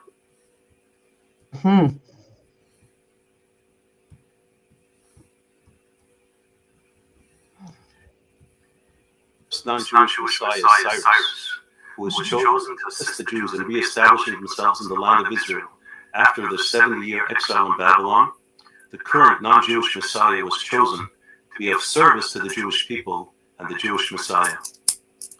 President Trump's right ear was grazed in a symbolic gesture of Exodus 21:6, where the Torah states that a servant who wants to remain with his master needs to have his right ear pierced. Trump was designated as God's servant and anointed one, just like Cyrus the Great almost 2,400 years ago. We have clarified in several videos that the absolute deadline for the redemption is by the end of the Jewish year 5787, which corresponds to October 2nd, 2027, 1,167 days from today. Thus, the redemption will surely occur during Donald Trump's tenure. And I have good reason to believe Donald Trump was chosen to be the one to redeem the sins of Esav through offering his assistance in rebuilding the Holy Temple on the Temple Mount and establishing the Jewish kingdom over all of mankind in Jerusalem. Perhaps it is no accident that the numeric value of Donald Trump in Hebrew is the same as Messiah, son of David, Moshiach ben David. You see what I'm talking about? Yeah. This is loads of this shit. This shit is just, there's loads of this stuff. 424. However, Donald Trump is mistaken if he thinks he was chosen to make America great again. He will no doubt do a lot of good things to strengthen our economy, protect our borders, and allow religious freedom to flourish. But America will never become a great country on its own, because Esav's days are numbered. All our elite institutions and centers of power and influence are rotten through and through. The majority of Americans under 30 who are college educated and who are the future leaders of America support the vicious monsters of Hamas rather than the holy and courageous soldiers of the IDF. No human being, even Donald Trump, can reverse this. No. The greatness of America does not lie in its own success. America will be great when the Messiah comes. And the leader of this country, on behalf of all the good people in this country, will humbly present himself to the Jewish Messiah and ask him to accept the United States of America into a new alliance of countries who accept the leadership of the Messiah. A new United Nations will replace the current cesspool that goes by that fraudulent name. A real United Nations, united to serve God, led by the Messiah and based in Jerusalem. And my feeling is that the United States under President Trump will be the first nation to join.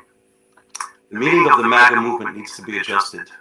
America was a great idea, but it was never realized.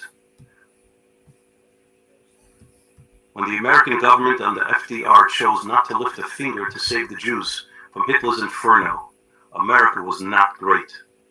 They slammed the door shut even to Jews who miraculously were able to escape from the clutches of Nazi Germany.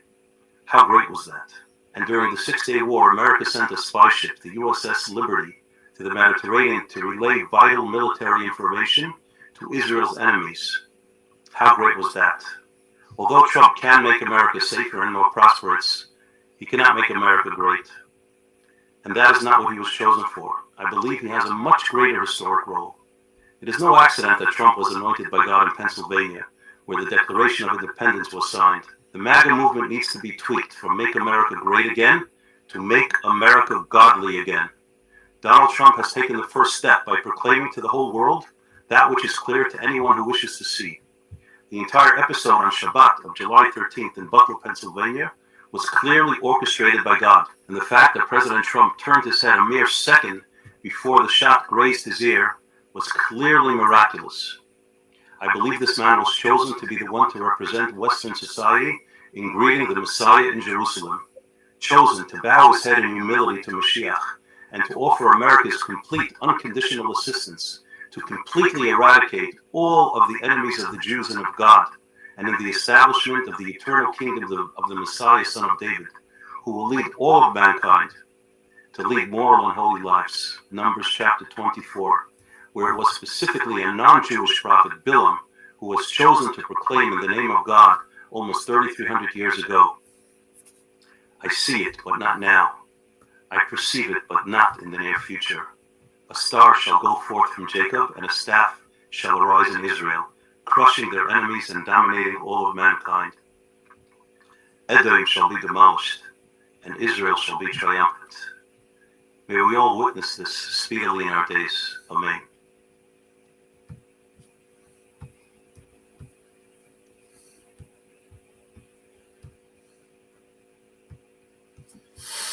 Well, like the first non-Jewish Messiah, Cyrus, hang on. who was chosen to assist the Jews in re-establishing themselves in the land of... Back off. Yeah, that's what we're talking about.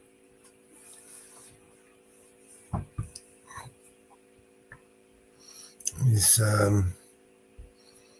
goes to show you how insane this world really is. The anointed one, right?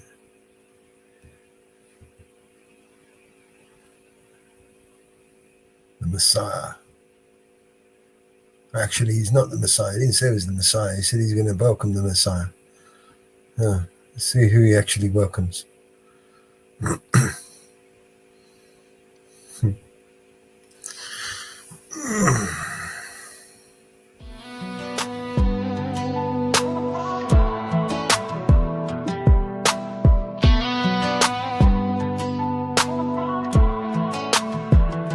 You strode in bold, now you're backing out. It's hard to talk big when you're staring down doubt. I'm glad you brought your friends, let them watch the showdown. I got mine lined up, welcome to my hometown. Cause these are my people, this is our land. This is what we pray for, this is God's plan. If you ain't from here, you might not understand. This is my country, this is who I am. So welcome to my house. So welcome to my house.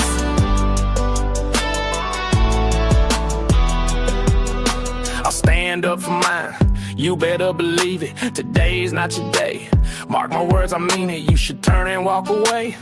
Time to believe in, know this 12-gauge remedy will do my speaking. Don't push me to the edge, boy. Push me to the edge, boy. I'm aiming for your head, boy. Aiming for your head, boy. All I see is red, boy. All I see is red. Cross that line and you'll regret, boy.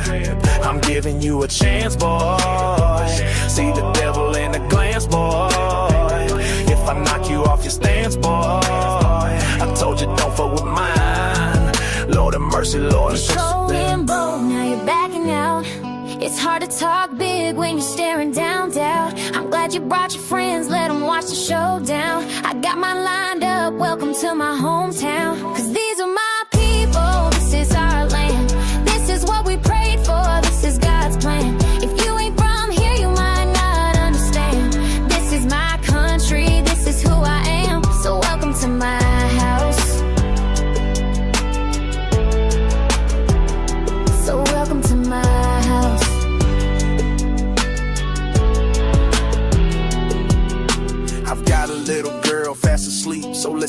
peace. It's best for both our sakes. If you just take your leave, if you step into this place, you might find eternal sleep. I promise you, don't tread lightly. I pray my soul to keep.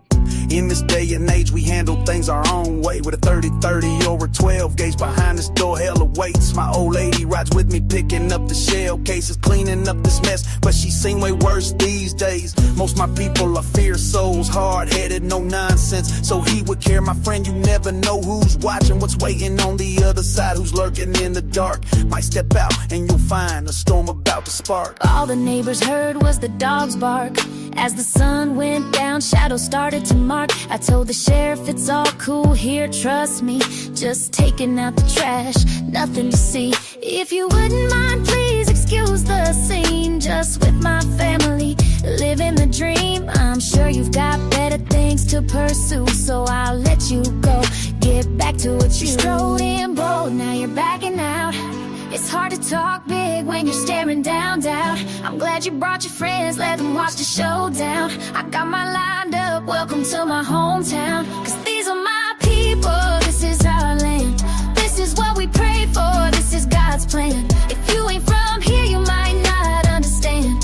This is my country, this is who I am. So welcome to my house.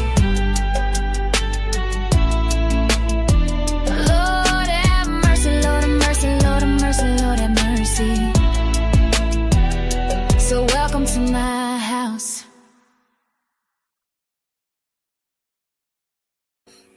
Welcome to my house.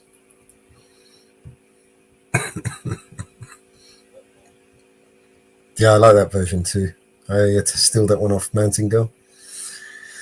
Her version's pretty cool as well. I like that one. What else we got from here? You got any songs you want to play, Ariel?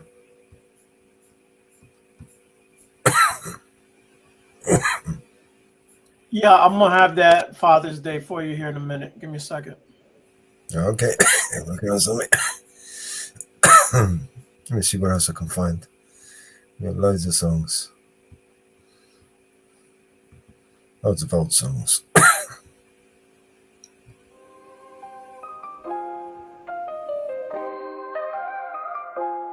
I see violence, oh, and I hear sirens, oh, nowhere to go, nowhere to run. They gave me the shot, they took away guns, nothing to eat, we can't go to sleep. We're stuck in our homes, they're flooding the streets. Everyone watching and glued to their screens. Misinformation like every week. Apocalypse. This ain't no game. Better choose your side to protect your soul. Devil is lurking, he's looking for victims in power to use and regain his control. No one to trust, everybody's corrupt. End of the world really feels like it's close. Feels like it's human and not just a person they're watching at home on an evening show. Fake information and all of it's free. Dumb politicians, corrupt police, tanks and riots, bodies piling. Smell of corruption is flooding the streets. Children are crying, there's nothing to eat. Left and right, there's no in between. Who do we trust when it's us against us? And we'll do anything just to get a retweet. 2021's no joke, boy, you better stay inside. Pray to God during these times. Let me give some advice at night. Stay inside, your life has a price they will buy. Everybody's trying to fight gas prices, spike, no bus, can't walk, we can't drive. Everybody's on edge, trying to get ahead, so I'm chucking up this peace sign. Let me get into the real. They don't care how you feel, you're just an animal, and you're their next meal. There's no peace, I pray to God on my knees. The gates of hell are open, we can all feel that heat. I remember when everything changed, when technology went from innate to the primary poison of all of our brains. We've been programmed to think that we need it, we slave and we worship it every day. And in every way we're becoming the robot that gave us and losing humanity's way. I see violence, so much violence I see, and I hear sirens, oh, nowhere to go, nowhere to run. They gave me the shot, they took away guns, nothing to eat, we can't go to sleep. We're stuck in our homes, they're flooding the streets. Everyone watching and glued to their screens. Misinformation like every week. Apocalypse. If you're a soldier, stand up, you know. Stay 10 toes, look them in the face, don't you fold. They're watching your moves, I hope that you know. People are dying because of religion. Selling sex, selling children. Genocides, waters rise, homicides. Missing women, rich got richer. What did they do? Man, they cut out the small business. Fake statistics, flood the streets with drugs and filled up all the prisons. They're shifting the energy. You can't can't see the enemy. God is returning, they don't gotta say it, the climate's been telling me. From the way they're abusing the teachings and pushing religion like it's an accessory. Pick a side, it's the dark or the light in the scariest times that we've seen in a century.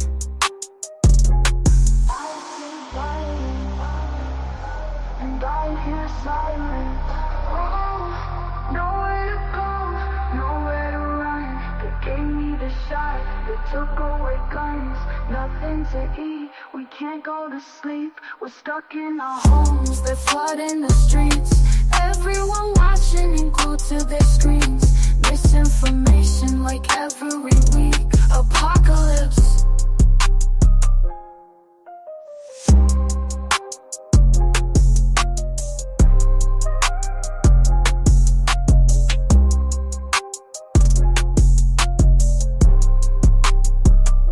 Apocalypse.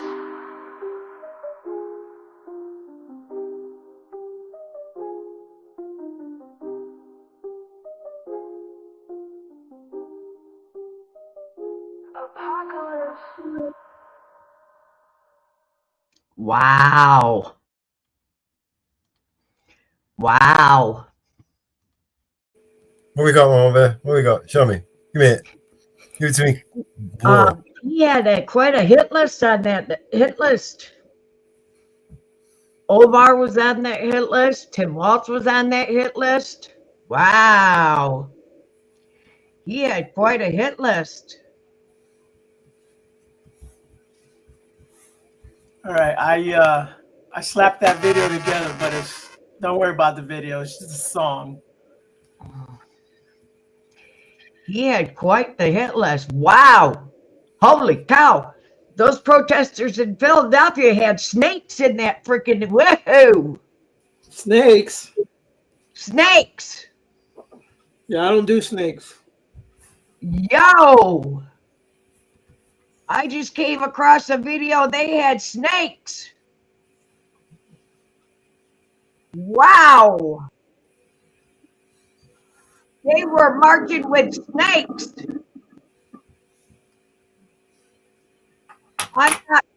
I'm not joking.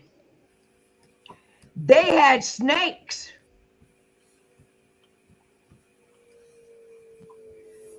They had snakes.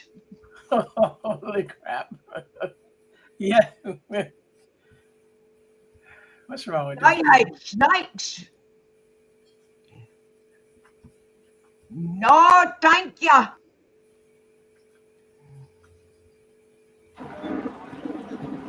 They had snakes. Well, I mean, I can understand them. No one wanted to arrest them straight away. I mean, I can see it being a deterrent, right? You want to arrest me? Get him! No, thank you.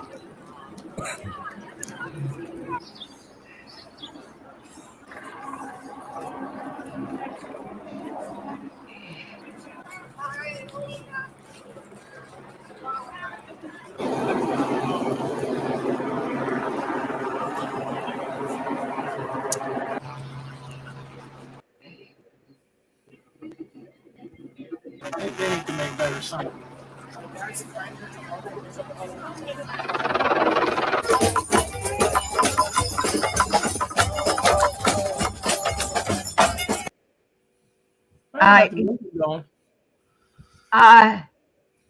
That's wild. Yeah, that's a thick snake right there. That's wild.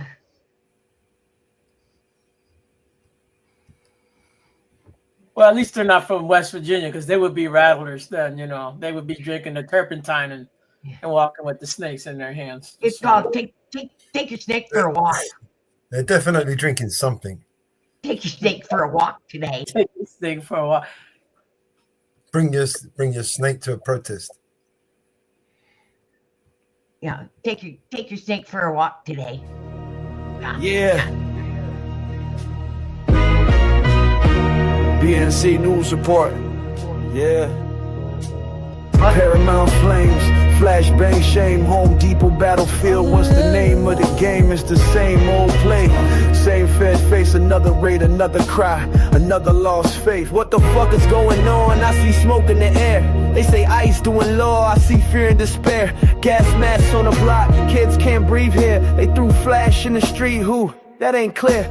Car flipped in the road, mom's crying in rage. One protester bleeding while they chalking the stage. 44 locked down, say you in the cage. But we violent while y'all pulling up with war grade. Trump say the border sailors say don't interfere. They call it lawful, I call it engineered fear. Mayor Bates said it straight, it's terror in disguise. They call them criminals, but look in their eyes. They raining fire on our homes again. Tell me how the people supposed to stand and sin.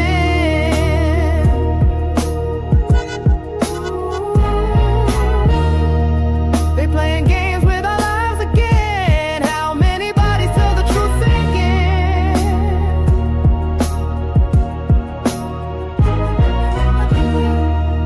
What the fuck is going on? Where the justice? Where the law? Heaven help us, we've been wrong. All this pain is too long. This ain't no riot, this survival instinct. This ain't no anarchy, this America stink. Black SUVs roll up, no name, no badge. Cameras out, but they still throw gas. They said it's anti-ICE violence, where's the proof? You wage war on the block, then call us uncouth. Sirens louder than prayers, night screams in the sky. If they protecting the law, why the people gotta die? They broke doors on a warehouse, storming for shirts, but won't feed the hungry, ignore the nurse. The system cracked, now the system was broke. Been broke since the first boat left that coast. Why they calling us enemies of peace? We just wanting our brothers released. Can't you hear our babies crying in the street? Ooh, they taking love with ice cold deceit. I don't trust what the news gonna say today. They twist truth in a federal way. Flashbangs like beat drops in battle zone. But we ain't the ones who showed up with drones. What's a home if they raided in dawn light? What's a law if it don't give wrongs no right? You say obstruct, I say resist. You say charge, I say exist. It's the same rhetoric, same cycle, same chase. Different face, same boots in the same place. And now we back here, Paramount don't sleep. But the people gon' rise before we dig too deep.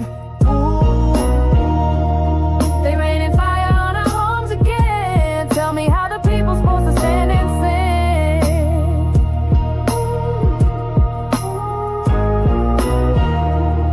They playing games with our lives again. How many bodies till the truth sinking?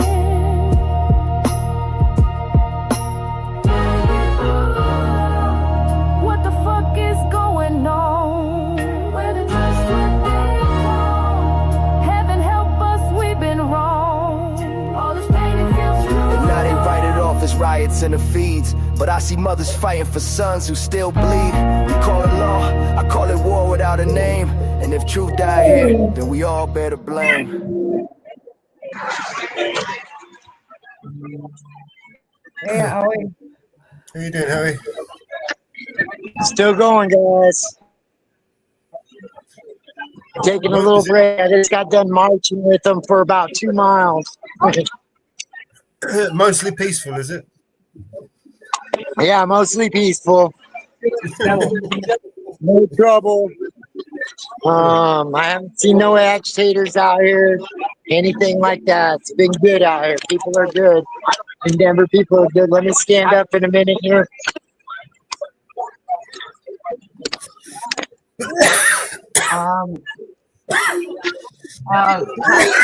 Representative was killed in Minnesota.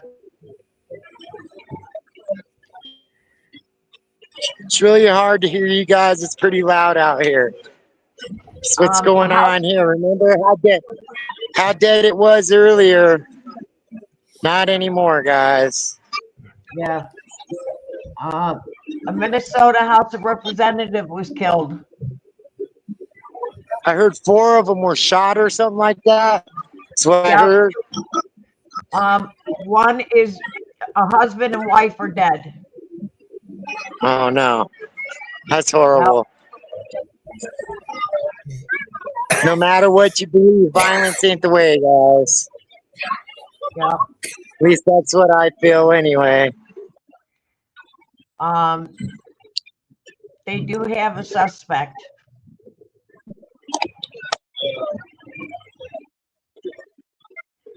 I guess there's another march going on at 4 o'clock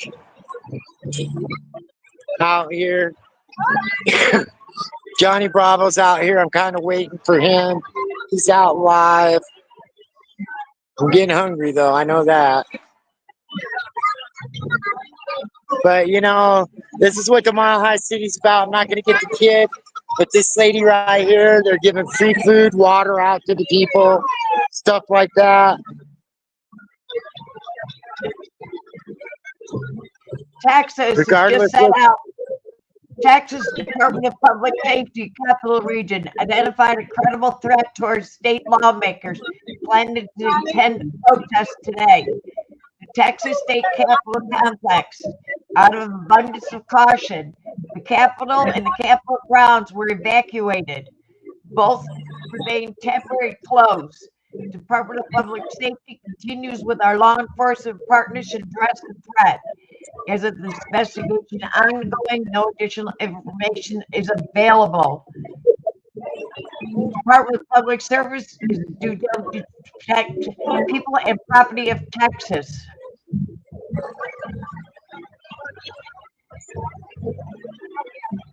Yeah, as you can see, people, it's staying peaceful. There's a lot of people. I won't go that way. They're playing music, but I'll stay over on this side. It was really dead here this morning. And now look at that. The Capitol's filled up.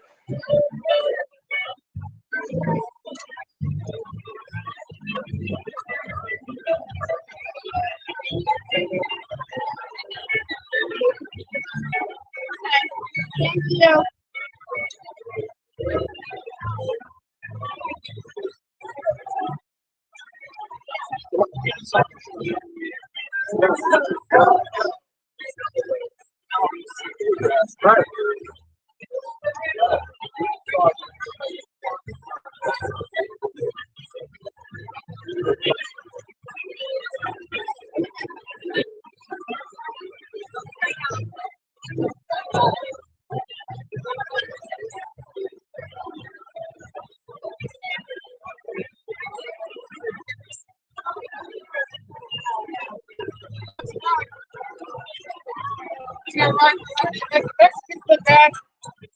Right?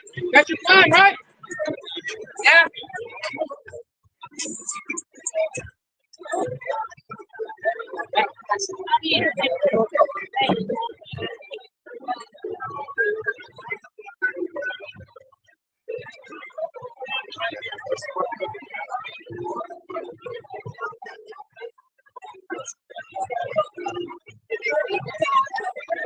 Boy, they got it full. Everybody's trying to use the garbage can, but they got it full. Most of them. Hard to keep it on Yeah.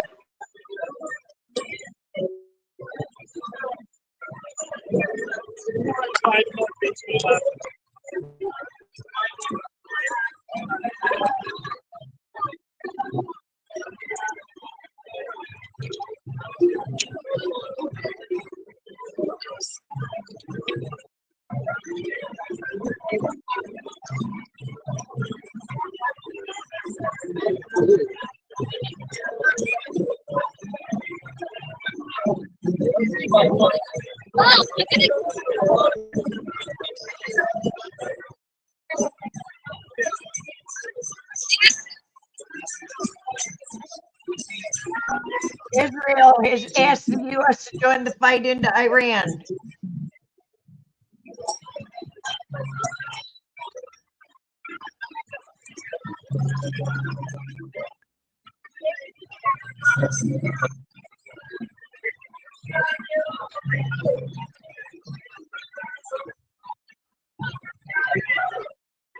There's a big crowd, right?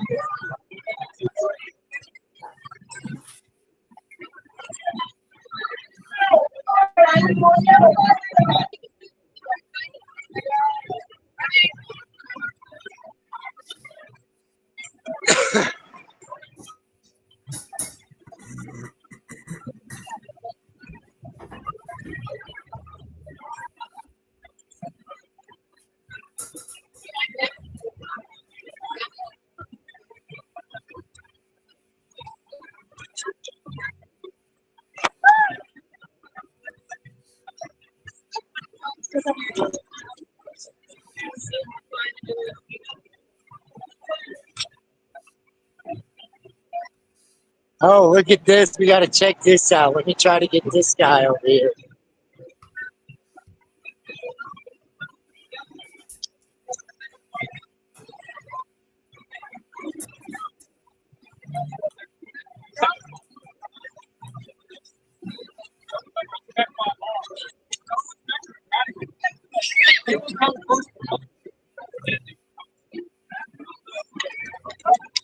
That's soapboxpatriot.org. I'll try to get closer.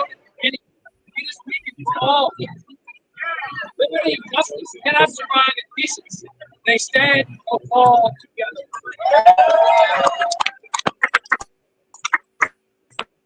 Shall we do? Shall we wait and hope and whisper, trusting that power unchecked might suddenly restrain itself? Shall we tell ourselves it's not yet time to speak, not yet time to stand, that someone else, somewhere else, before us? Shall we forget our wife and our career and call that patriotism? No, my friend. The time for watching is past. The time for waiting is expired. The question before us is no longer the foundations. The question is whether we still have the courage to shore them up. In this moment, does in what moment? Voice. Friend,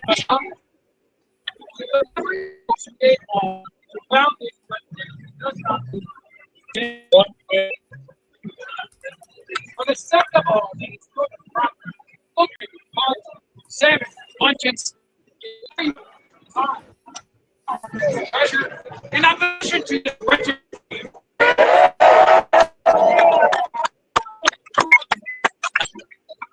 When you feel afraid, or tired, or all day, surprise those who fight for it.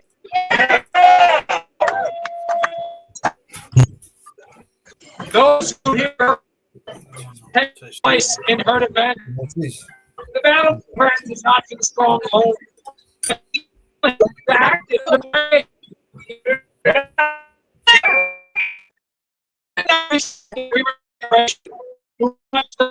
Catch and spread is nothing. Oh, you guard liberty for convenience. Surrender the republic, not in force, but fear.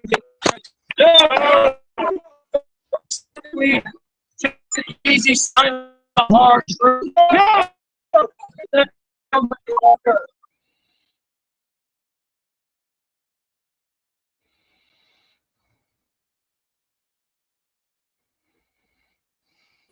Right, we lost Ari.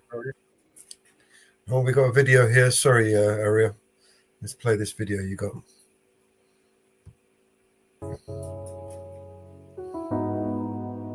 To all the real ones, hold it down. Not just a man, not just a name, but father.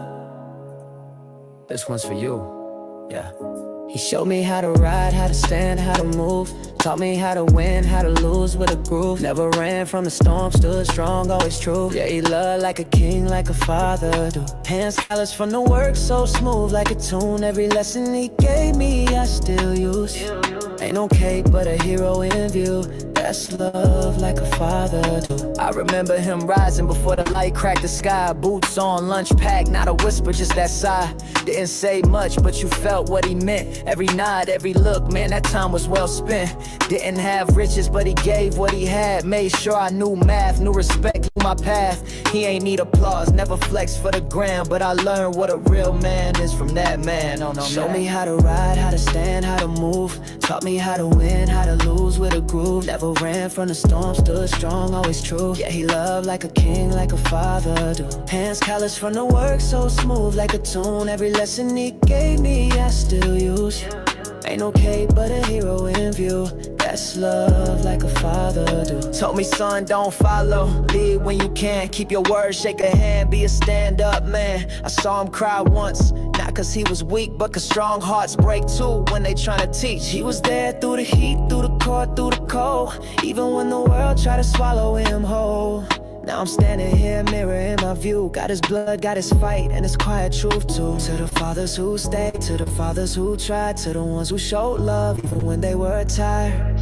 You're the heartbeat behind every son, every daughter. You're the roots, you're the strength, you're the honor. You show me how to ride, how to stand, how to move. Yeah. Taught me how to win, how to lose with a groove. Never ran from the storm, stood strong, always true. Yeah, you love like a king, like a father do. Hands calloused from the work, so smooth like a tune. Every lesson he gave me, I still use. No okay, but you flew when I needed you. That's love, like a father do. Here's to the fathers, the real ones. We see you, we thank you, we love you.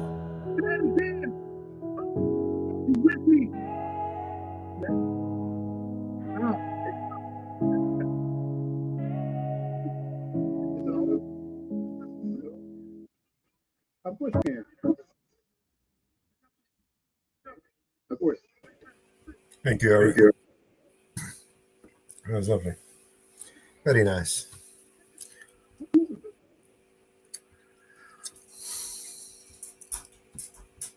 What else we got?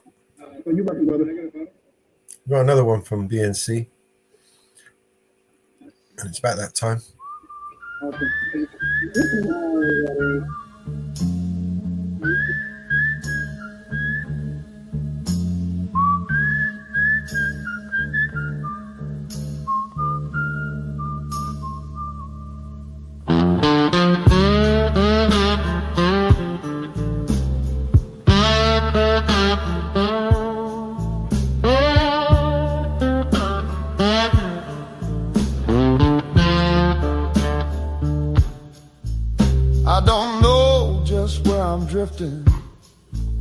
But I'm headed where the smoke feel like sending, and it makes me feel like I'm the man when I roll that BNC leaf with the golden hand. Took one puff, now talk to the moon. Feet on earth, but my mind gone soon, and I guess I just don't know. I guess I just don't know. I done made a deep decision. I ain't chasing no man's religion, 'cause when that green smoke starts to rise, I see the truth behind all the lies. Ain't no preacher fixing what I burn. Ain't no lesson I still ain't learned. Y'all can talk sweet, I roll mine fast. Can't tell me nothing when I am lit like that. Guess I just don't know. Yeah, I guess I just don't know.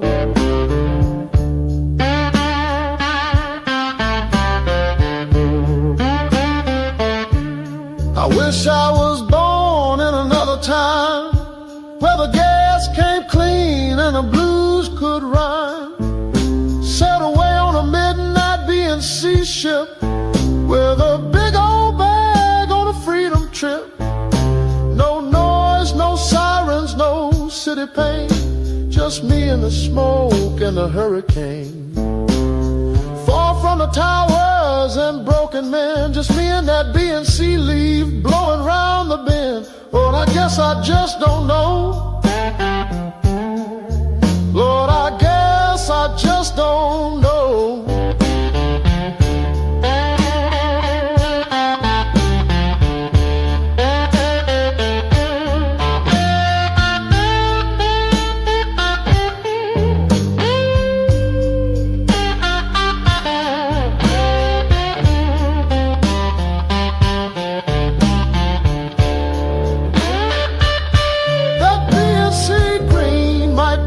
death of me. But it's my peace, my ghost, my company. I don't mainline, but I inhale truth. It hits my head like a steel tube boot. Cause when that BNC pressure roll, I don't hear no rules, I don't feel no cold. Let the world burn, let the sirens howl. I'm somewhere laughing, talking to a cloud. Don't care about the fakes or the madman cries or the rats running round in a three-piece disguise. Cause when that smoke creeps into my blood, I'm king of the junkyard and priest of the mud. And I thank God I don't feel the weight. And I think this BNC weed, I escaped my fate. And I guess I just don't know. Yeah, I guess I just don't know.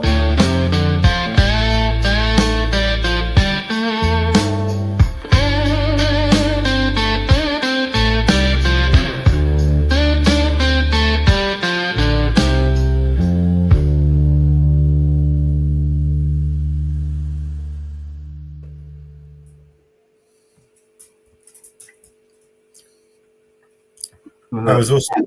Yeah. Thank you, support.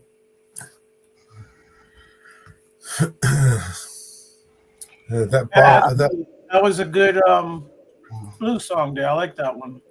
That was awesome. It will be cutting the birthday cake for the military shortly.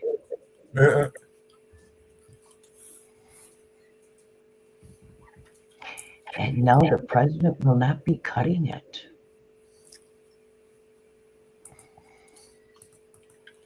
Oh, you remember that that idiot that came on earlier that was that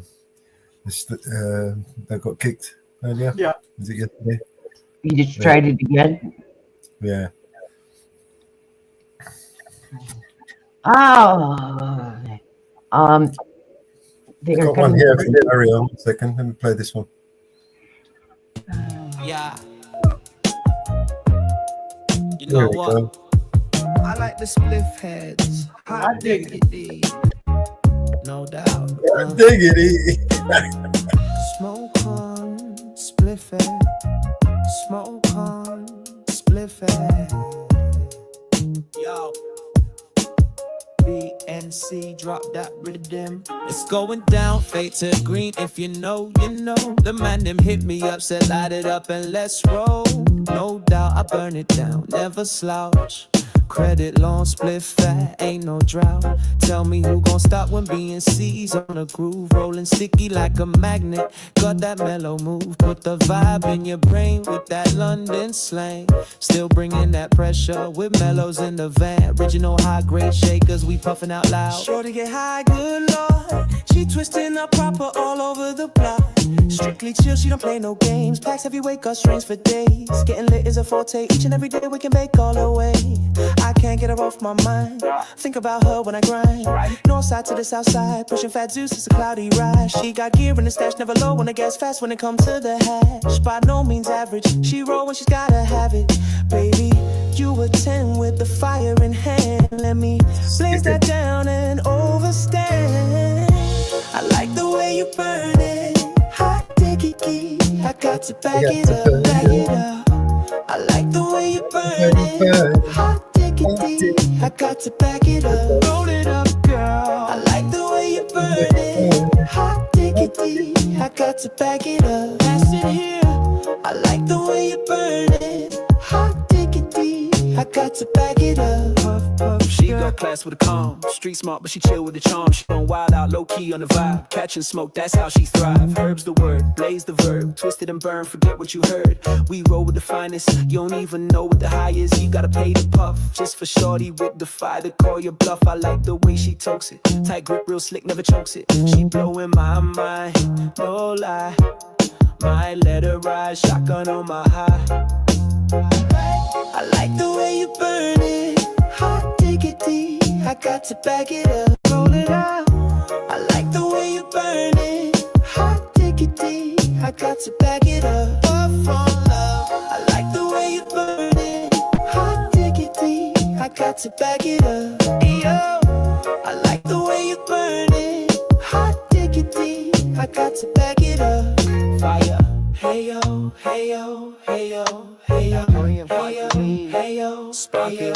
spark it up. Hey yo, hey yo, hey yo. You're my kind of split. Hey yo, hey yo, hey yo. Roll on. That's my crew when we roll deep, flying first class from Brixton to BNC Street. What you know about me? Nothing but smoke. Cartier frames with a ganja provoke. Icy ring on my finger, you see. We the baddest high life click in the scene. Ain't you tired of them basic grubs? I puff and prove. Metal's got that proper stuff. Excuse if I'm blunt, that's just me. And that's how stoners gotta be. Kicking game with a capital G. Ask my block, they know I keep it tree. Where this bum fake moves ain't my lane. So Metal's to the fan, pass that strain. I'll hit your line about 420 shot. If you know I'm BNC. Hot diggity spark. I like the way you burn it. Hot diggity. I got to back it up. Oh, you got it. I like the way you burn it. Hot diggity. I got to light it up. That's it. I like the way you burn it. Hot diggity. I got to back it up. I like the way you burn it. Hot diggity. I got to back it up.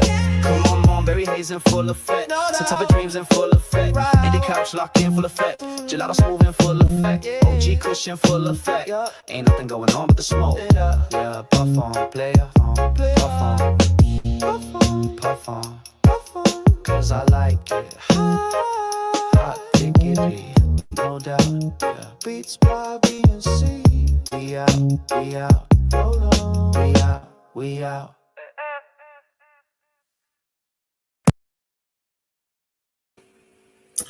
Yeah, that it was skipping a lot. I love that tune.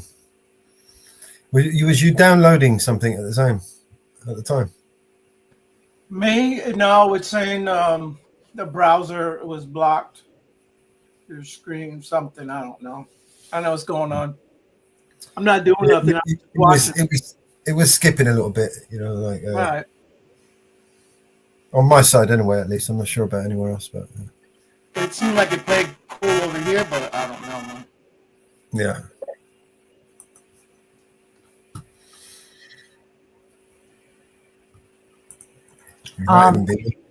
I went and looked to see when this plan for this birthday bash and the 250. This was always the birthday of our 250th birthday of our military. This has always been the date. This is the actual date of our Army's 250th birthday. Trump planned this idea, hashed into his idea, clear back in 2017. So this has always been in the back of his head to do this on this day. Okay, and for now, we'll talk to you later. So this has been in the back of his head since 2017 to do this. So it was in the back of his head to do it if he'd gotten reelected. So when he got reelected in November, the day he got elected, this was started. So in January, when he got elected, these plans were put in place to do this for his birthday. So, but he came up with this idea in 2017.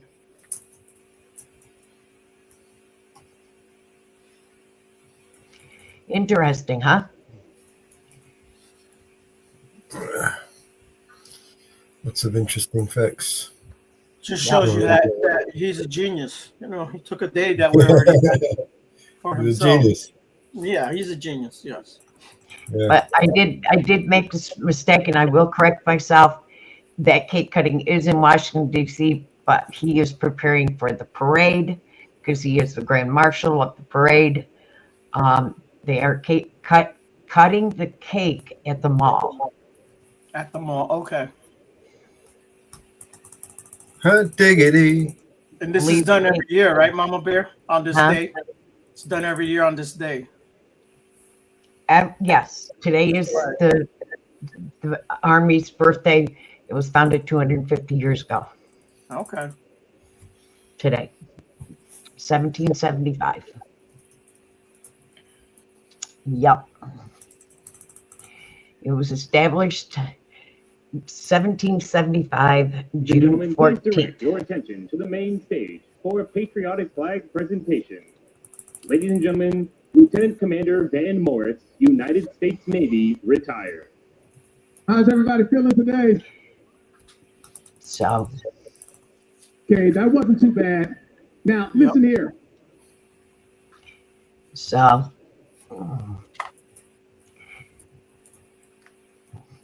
Was you playing something there? Oh, I turned it down. Yeah, I have the military website up. You ready to give a speech or something, I guess. Yeah, I have the military site up. I'm still hooked into the. I've never deleted my account from the military site, Okay. and I clicked back into it. Once a military mama, always a military mama. That's it. And I still have my military site because I watched it with my nephews and my cousins all graduated from basic camp. And that's how I got to watch my nephews graduate boot camp. I had to watch it on Right. my computer.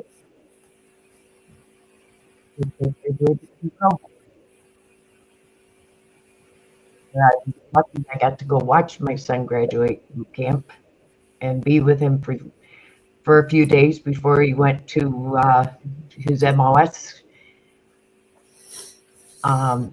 camp. My niece did not get to watch her boys and tap them out, where I got to tap my son out.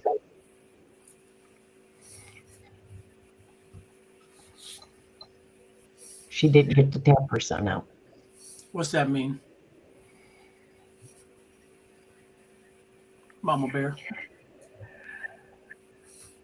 I got that on her. What does that mean? Tap out. You Yes. walk on to the field and greet your soldier and tap them out. You put your Okay. hand on their shoulder and Right. tap them out. Okay. It means they are a soldier. They're no longer in basic training. They move on to their Yeah, they MOS. graduated to be a soldier, right? Yep. They're no longer in basic training. They are a full-fledged soldier. And you stand there and cry. Yeah. They made it to the next step. It's a proud moment for you. Yep. And there he went. From there, he went to Arlington. And I did get to go to Arlington when he was in Arlington, and then he went to Fort Benning.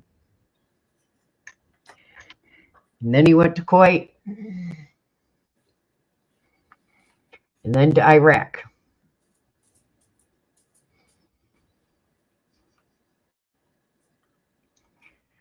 And then all hell broke loose. Right. So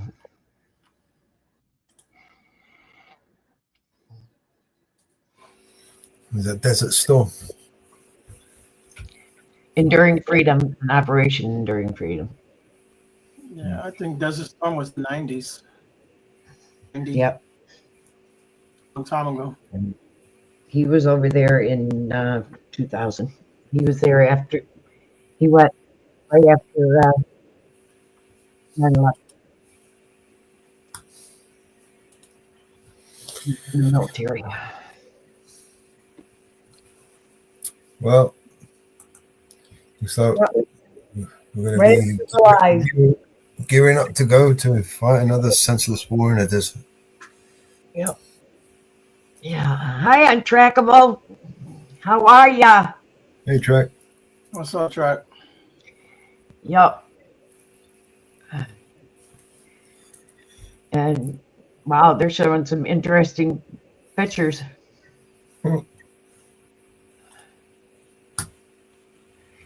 Some interesting pictures.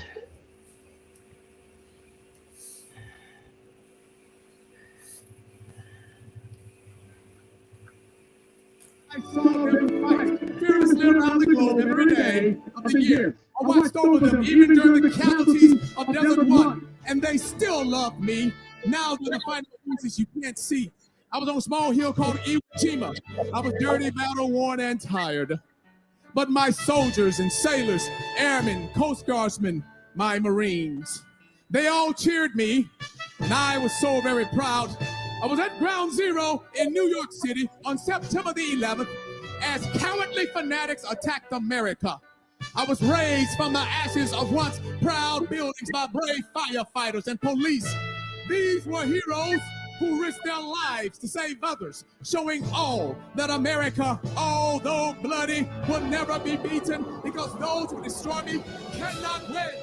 For I am the symbol of freedom, of one nation, under God, indivisible, with liberty and justice for all. Praise the Lord. I have been so Who is this guy? He's a hype man for the United States.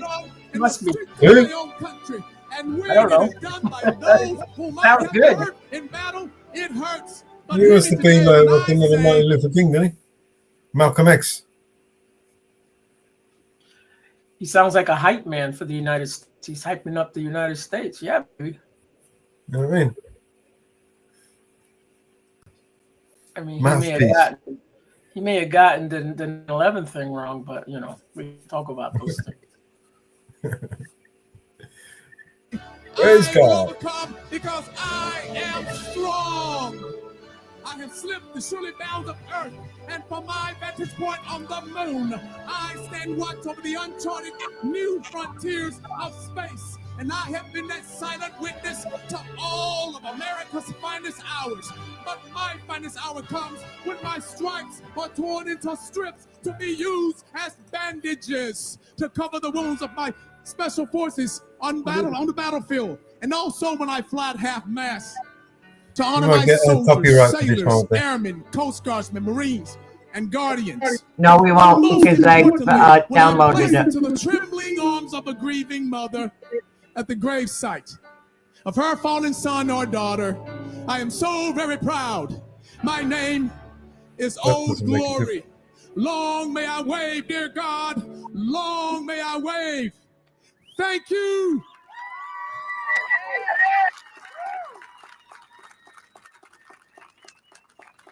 It's a good little speech.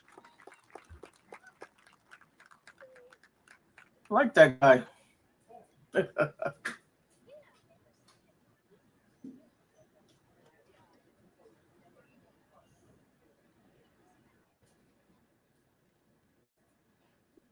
No, because I downloaded it.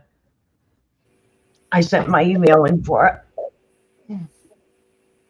Yeah, they give you a copyright strike on it. You don't have permission to distribute it. But anyway. Yeah, I do, because I put in for it.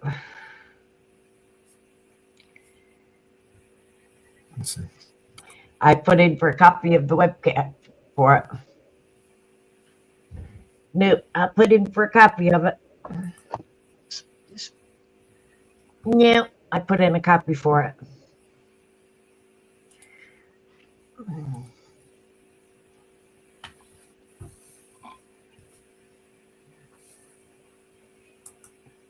Hopefully we don't. But, you know, the Army is... Dog, what are you doing? Come on, out of there. Yankee. Let's see, what do they got scheduled for today?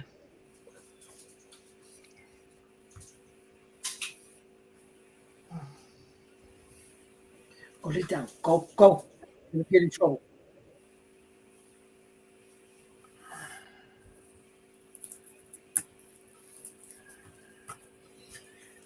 I know there's a ball scheduled on the schedule.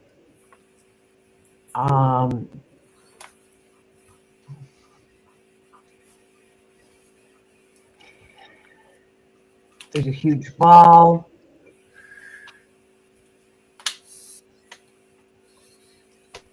There's the parade.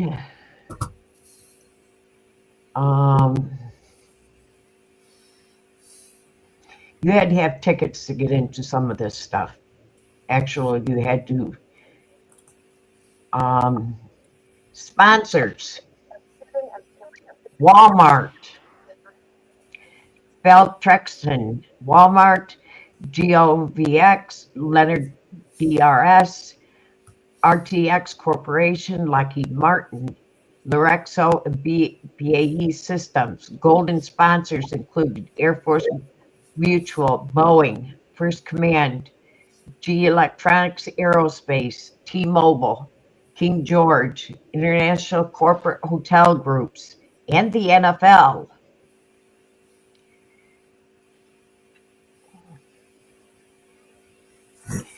That is all that has sponsored this. But I'm sure there's others that have sponsored it, little corporations. But that is the big sponsors. The festival also provides soldiers with Army astronauts, NFL representatives, Medal of Honor recipients, the military demonstrations, equipment displays, cake cutting opportunities to take part in various activities. That's my weight. And then what?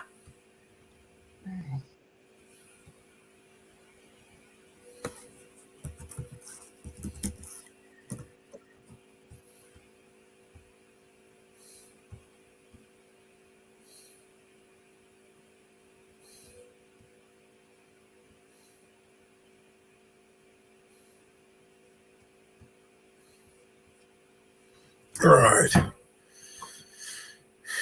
What else we got? More UFOs?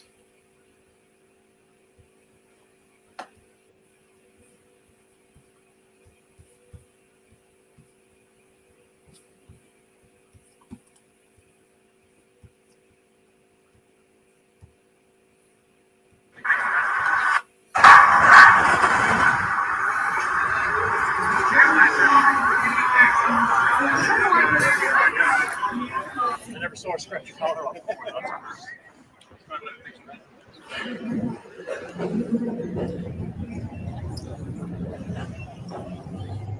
Gentlemen, thank you for your service. One question. The Third Amendment, what is it? What's that? The Third Amendment. We ain't here for that. You're not here for the Third Amendment? Why not? Isn't that your job, literally? Yeah, but we're also here to represent the fallen. But why? If you're not concerned about your oath you took? You're not concerned about your constitutional oath?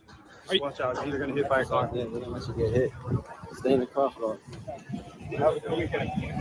I will if you can assure me you're going to read the Constitution. I mean, you get to dress up all fancy and stuff like that, but if you don't know the Constitution, what for, right?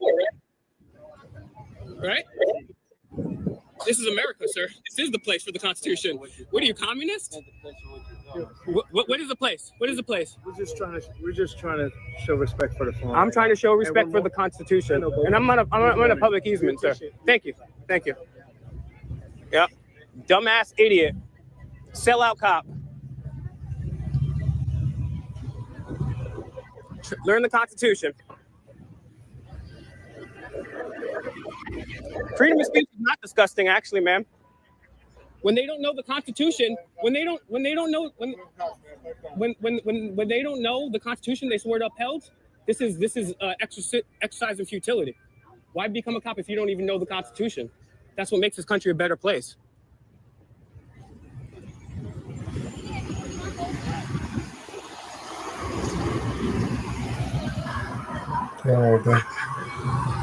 Everything okay? Yeah, I got kicked right off the internet.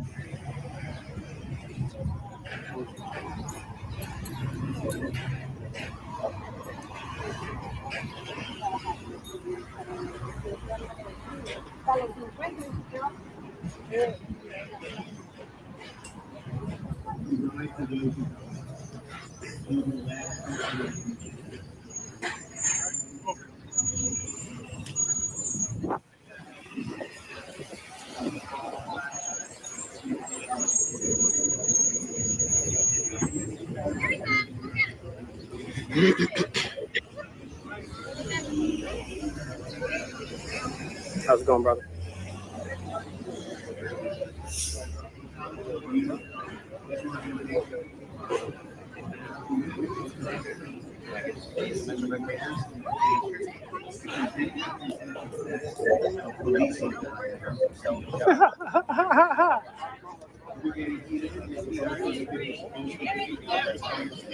Yep, they did exactly what they're supposed to do. They followed every law.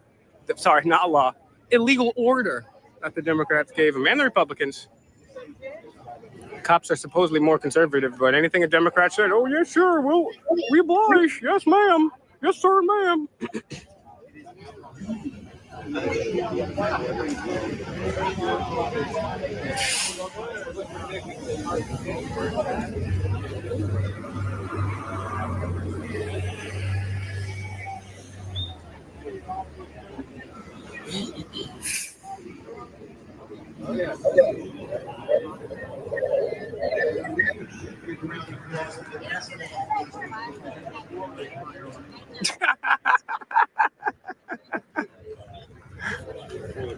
That's funny.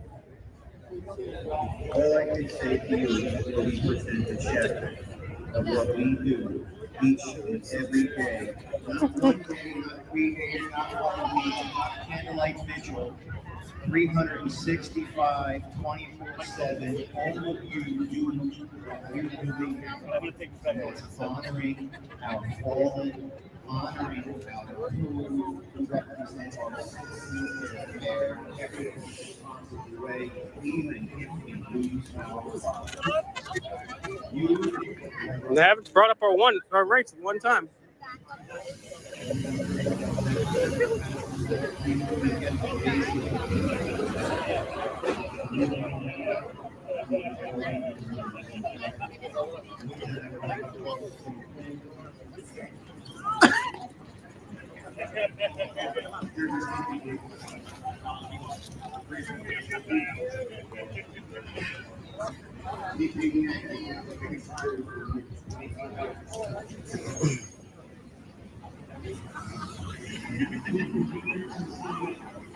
Hey, brother.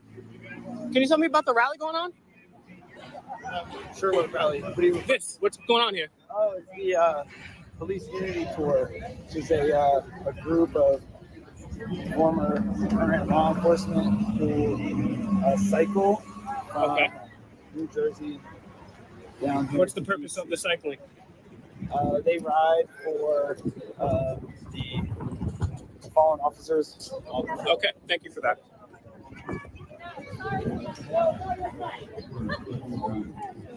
She's just using mine. Yeah, but that doesn't make sense to me because once I started doing these. Oh, we got a literal brown shirt over here. I never seen a cop with a man bun. That's crazy.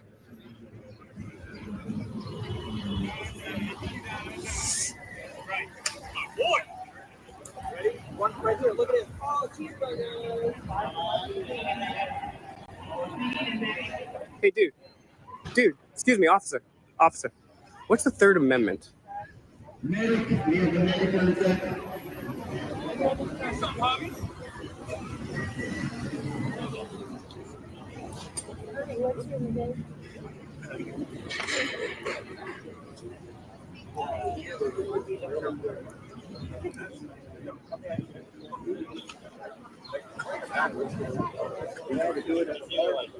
Look at this mustache. Unashamed. If you're gonna have a mustache like that, you better be a badass. I don't think you can be a badass and the cop at the same time. But hey, there's always hope.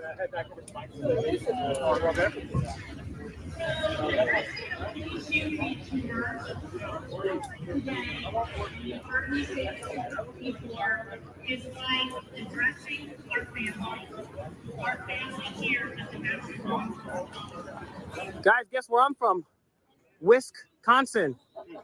Hey, quick question. What's the Third Amendment? I don't know. Okay, appreciate it. All right, guys. They don't know. They don't know. They don't know. They don't know the Constitution. They're oath breakers. They didn't even read the thing they broke the oath to, you know? They didn't read it. You should have read it. You should have read it. What's your favorite part of the Constitution, guys? All of it. What's the Third Amendment? What? What's the Third Amendment, sir?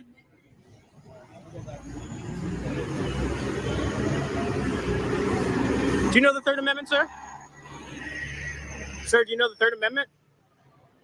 You guys should read your oath before you break it. Should at least read it. I know that's more time, but grown-ups, they can't even read. I mean, that's pretty pathetic. Pathetic.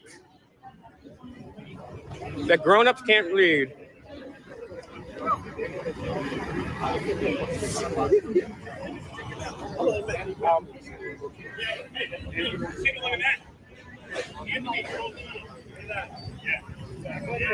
Make your move, brother. Make your move. Make your move. Oh, yeah.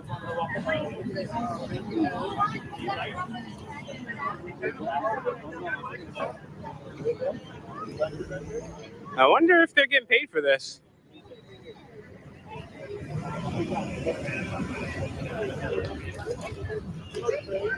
You're a chaplain, sir?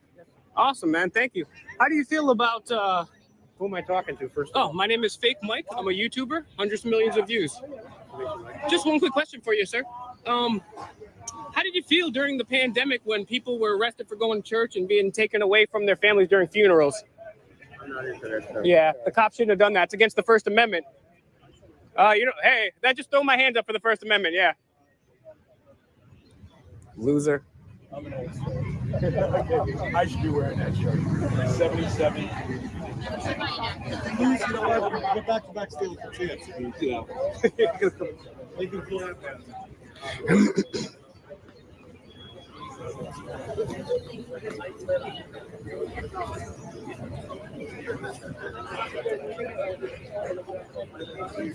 Ice cream.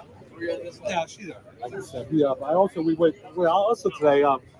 Have you ever been here, man? You ever watched the DC? Did you ever go watch? Oh, I should be wearing that.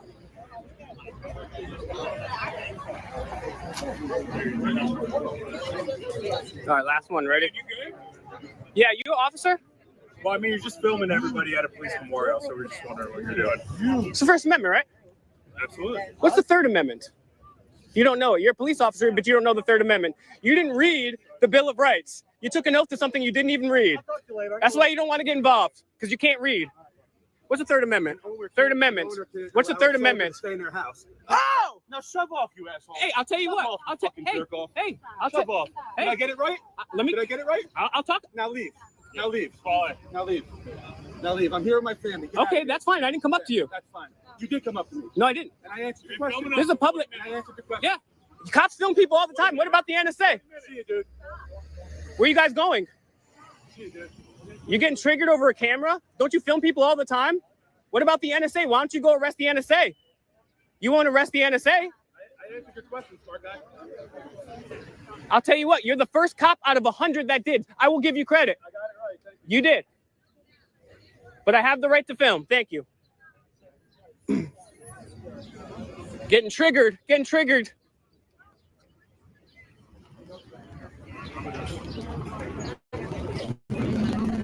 Wow. You ask people about the Constitution and everyone clears out. I thought this was law enforcement. Why are you getting triggered? You're so butthurt. It's funny. You made my video. Thanks for making my video getting such butthurt like a liberal. You got twiggered. Twiggered. That's so funny. You ask cops about the Constitution. Cops swear an oath to protect the Constitution, and they don't know what it is. They didn't even read it. They're oath breakers. And they get triggered when you ask them a question. And that's why they blindly follow everything the Democrats tell them to say, because they didn't even read the damn Constitution. Men, women, and children have died for the Constitution, and these idiots didn't even bother reading it. Pathetic. Pathetic. Pathetic. Red coat tyrants, all of them. Red coat tyrants that don't even read.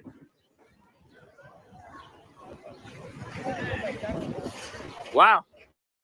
That was a nice little walk of shame there.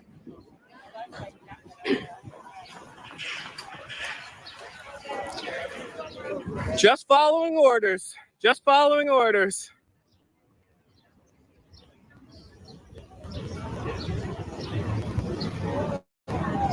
I will give that guy credit.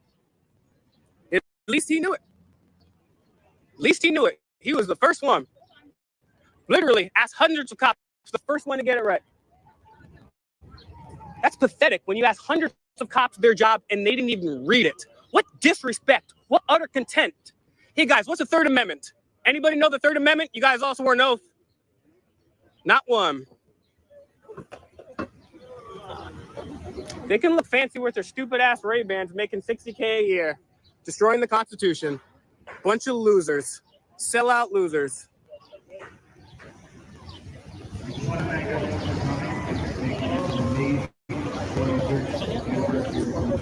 I remember you actually had to read the oath before you took it.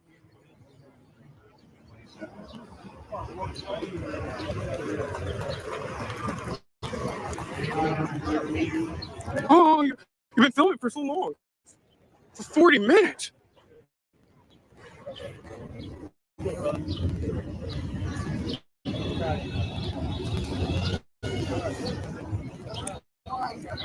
You've been exercising your right for quite a while there, buddy. Can I help you with that? Is everything okay? I see you've been operating a cell phone. Do you need help with that cell phone? You sure you know what you're doing with that? Thing isn't loaded, is it?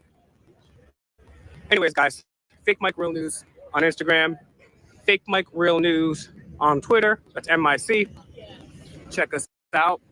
FakeMikeRealNews.com, HeroSoapCompany.com/Fake Mike. That's HeroSoapCompany.com/Fake Mike. HeroSoapCompany.com/Fake Mike. You get a discount. Portion goes to me. Portion goes to donate. You're getting all natural product, and you're helping actual members of our military, not LARPers like Red Coat Tyrants. Hopefully they read the Constitution. And I'm guessing that they did because they called me to sponsor. So please help me and the veterans. HeroSoapCompany.com/Fake Mike. Check me out.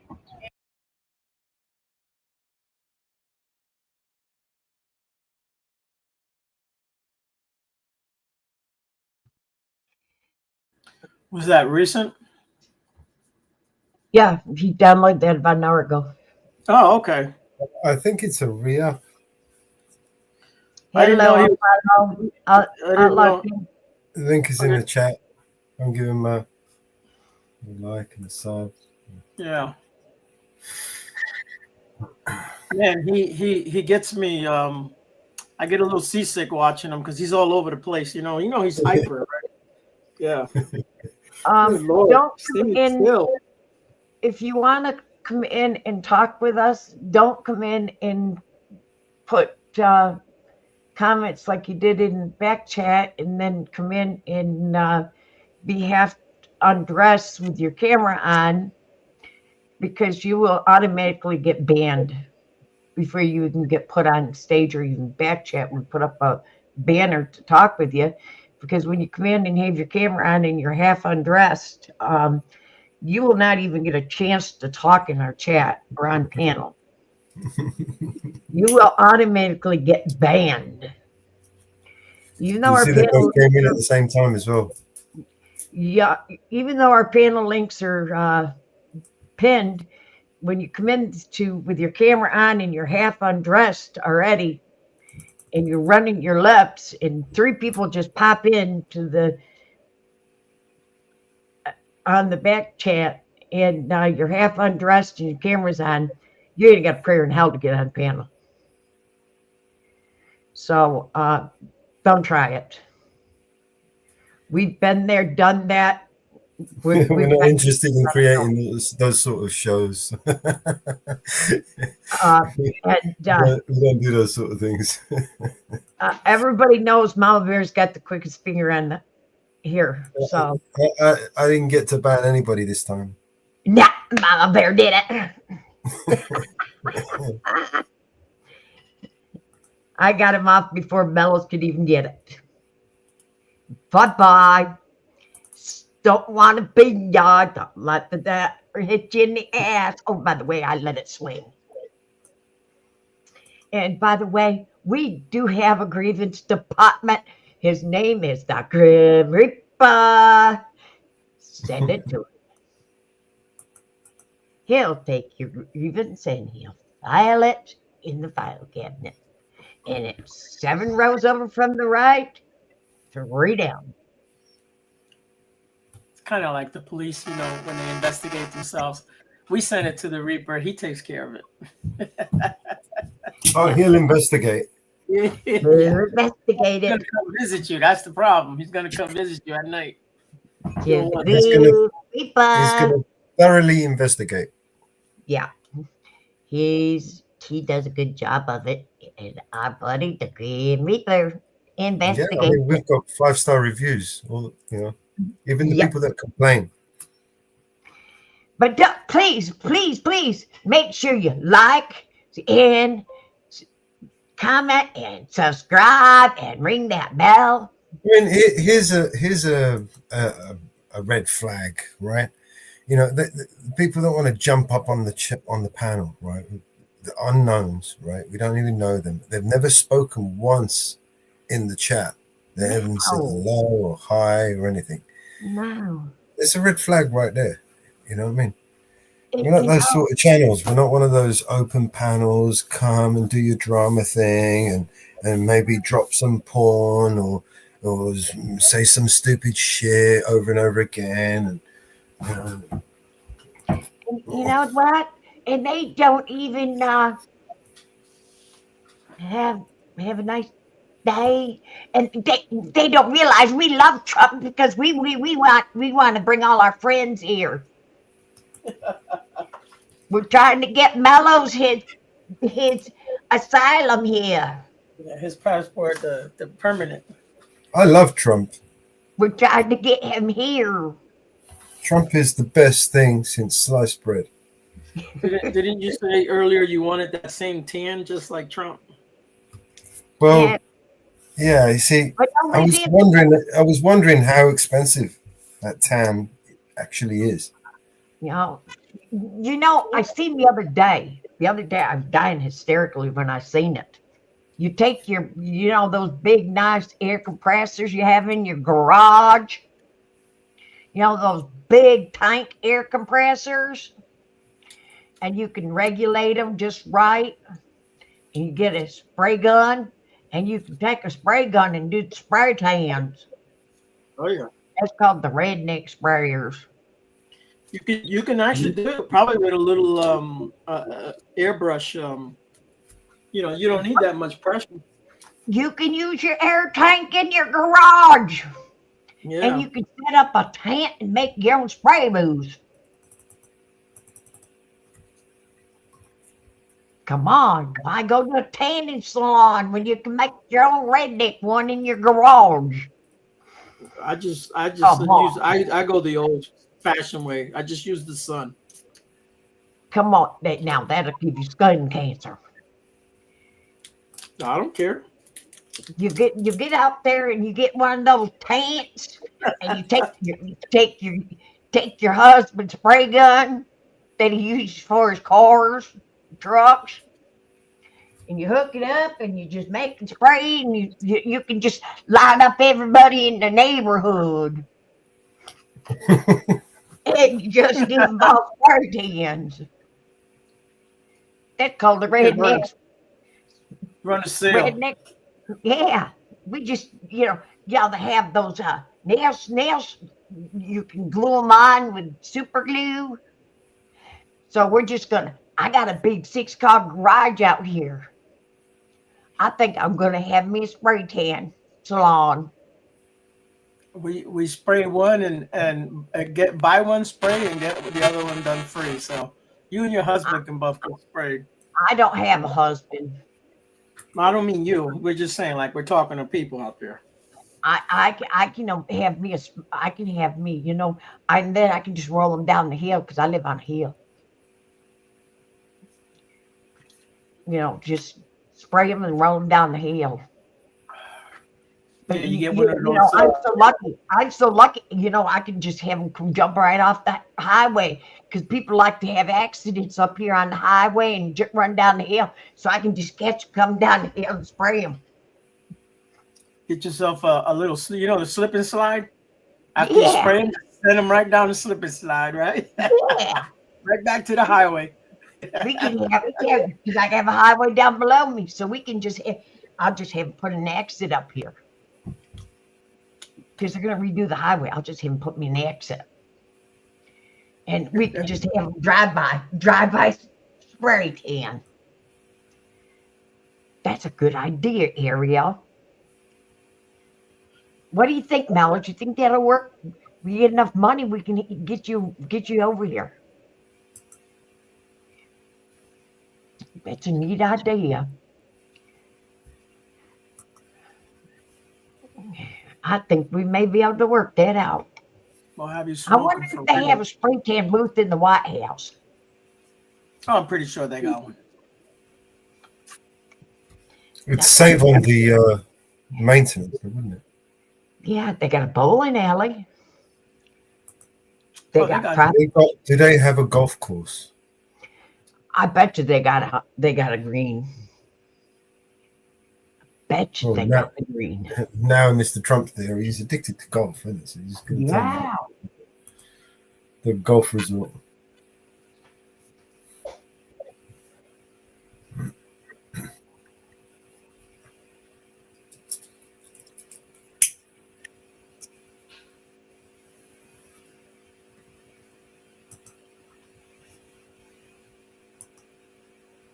Hot diggity. Hot diggity.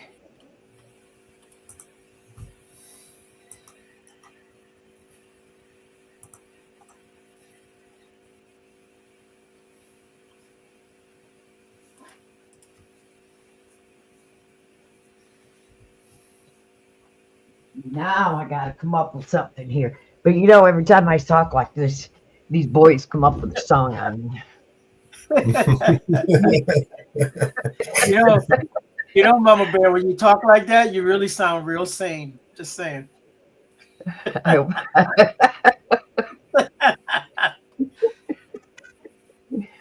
Support, don't you dare.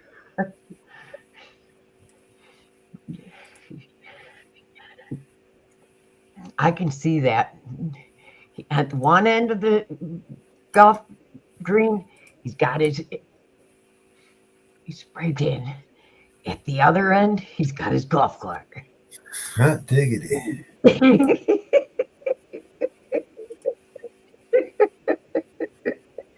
Oh my God. I can see it now. We're going to change that song to I like the way you spray it. Hot diggity. I like the way you spray it. I like the way you drive it. That's it. Oh my God. Spray it, don't spray it.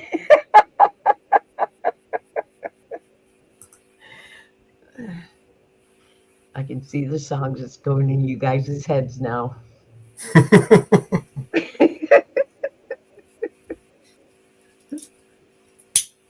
And these people, all these guys are worried about is the king, no king. And we come up with the good songs. We come up with the good songs. Man, I came up with a good one last night, Mama Bear. Here's a challenge to everybody that's listening. I want you to give me one good reason why having a king is good. It's not. It's not. Not even in the Bible is good. Been proven it's not good. Well, I mean, according to the Bible, the kings are anointed by God, are they not? Yeah, because that's what they wanted.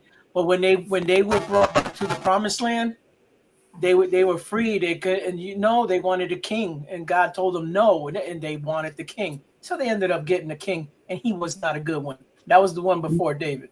That was I'm trying to think his name, Sal or whatever his name was. Anyways, yeah. They didn't need it. Now they're putting crowns on Elon. Elon. He's the Neuralink king. And they're putting crowns on the cops. Oh my God. Beautiful. That's got to stop. You guys have got to stop with that. People have got to stop doing that. What, bootlicking? They, you know. People will always bootlick. For as long as there's a boot to lick, there will always be bootlickers. Bootlicking is You can't stop them. They've been there since eternity, right? Since the first boot that came down and crushed someone's head, you know, like there's always been a bootlicker since the Roman days. Even before the Roman days, there were bootlickers. Okay, now I got to ask you a question. We are going to spend, I can't remember the dollar amount, on the dome here in the U.S. How did that dome work out over in Israel? Well, apparently it's a success. Apparently it's successfully repelled a lot of the attacks from the Houthis. Didn't repel all of them. No, of course not. But there was too many. I mean, they overwhelmed them with the drones and stuff. Do you know what I mean? So the problem with the drones is they can move out of the way of the missiles that come at them. Do you know what I mean? The missiles that are coming at them at such a speed that a drone can dodge them. So that's why they've been using the drones to confuse and overwhelm the defense system in order for some of the missiles to get through. Or at least that was the idea. That was the plan. But it's an AI that manages the drone, that manages the dome, or the defense system. Basically, it's only an AI that can determine which targets to hit and which ones not to.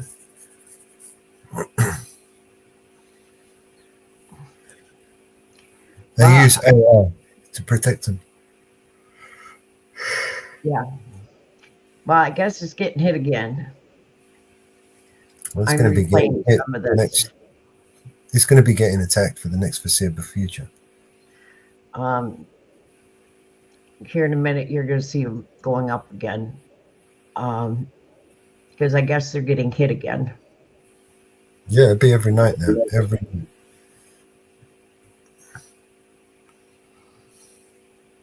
But then they expected this, right? They took out those people and knowing full well that they would retaliate like this. So they're prepared. They knew it was coming. Which means they're confident that they can defend themselves. Yeah, you can see them going up now. And they're pretty powerful. Yeah, they got nukes, so they don't give a shit, bro. They just want an excuse to release one. They'd be happy to use it. Yeah. They just want us to green light it, basically. Yeah. Well, Israel has said that the U.S. is needed there to protect them.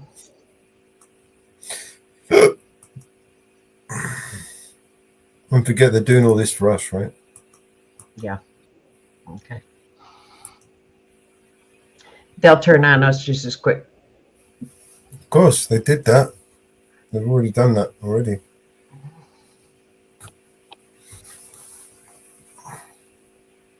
They've already said it. The guy that I posted earlier, he said it. They will destroy all the enemies of Israel. Yeah. Everyone. So unless you agree with them, you are the enemy, and they will destroy you. Yep. If you don't support them, you support Hamas, and that's that. Even though it was them that created and funded Hamas, you're the one. It's your fault. And of course, Zelensky put out, he's afraid that this war is going to hurt money coming to him and his war efforts. That he will get no more money. Who's not going to get no more money? Yeah, Ulinsky. He's afraid We knew that. We're done with that one. he's afraid he's going to get no more money. Well, there's a very good reason for it, right? Because we're at the limit now where even all the minerals that we can rape from that country won't be enough to cover the costs of a war it's escalating to. Do you know what I mean? So we've spent as much as we can. You know what I mean? The rest is up to him. Do you know what I mean? So look at this. You know, we're not finished with Zelensky. You know what I mean? Well, all this shit is kinking off over here. What do you think is going to happen over there? Yeah. You know, Putin is just going to.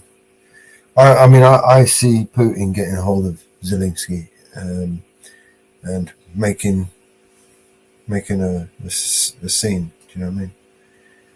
That's what I foresee anyway. If Putin manages to get a hold of Zelensky, man, that's it. It's going to be a huge embarrassment for the entire United Nations. Yeah. Because he's going to squirm, right? He's going to squeal like a little pig. He's going to tell him exactly everything. He's got all the fucking, you know. There is rallies happening in Amsterdam, Athens, Berlin, Cape Town, London, Paris, Rome, Stockholm, Tokyo, and Toronto.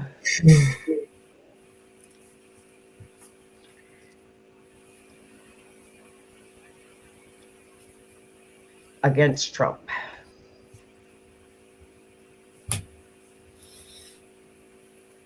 Trump, our hero. We love Trump. We love him so much. He's so orange. Oh, love him. He's going to save us. He's the chosen, the king. Oh, hell, Donald Trump.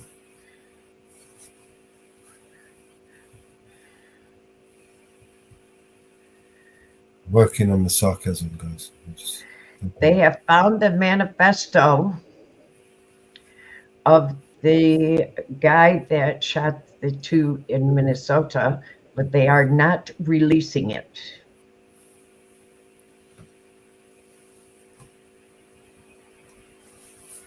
They are removing all that's what they're hoping for there. You see that, Mama Bear? You see that dome there? Yeah. That's the Al-Aqsa Mosque. Well, that's where they're hoping that the missile's going to land. Because obviously, if a missile lands there, then they're going to have to rebuild it. Yeah. Yeah. And right below it is the Wailing Wall, where they all go there and bang their heads against the wall. Basically want to knock that down and rebuild the temple. That's probably why we're fixed right on that. They're hoping a missile will come and land on it. Yeah. That'll make good video, wouldn't it? Viral video, yeah. Yeah. Missile in the Al-Aqsa Mosque. Oh, it's a Jewish dream come true.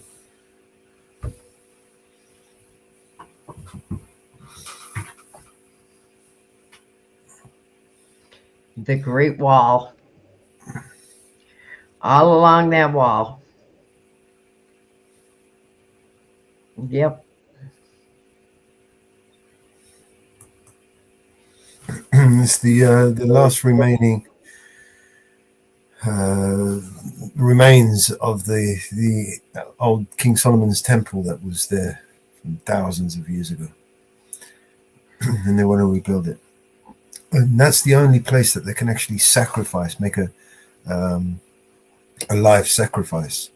Even though they've got like their places of worship, they don't actually, they're not supposed to sacrifice anything there. They can only do it at the temple. Right. But they haven't got a temple. They need to build the temple or rebuild the temple. And that's where they want to rebuild it. Right there. Yeah.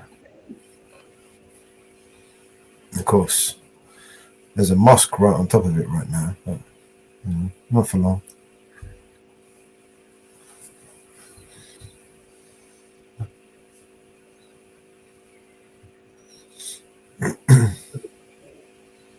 Not for long. Yeah.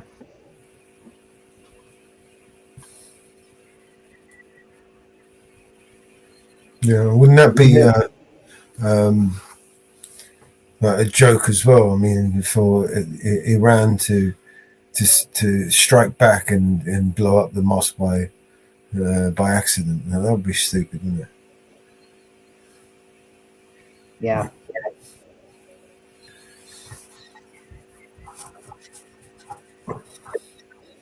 I mean, that is one of the most holiest places for them. The second holiest place is that mosque there. Wow.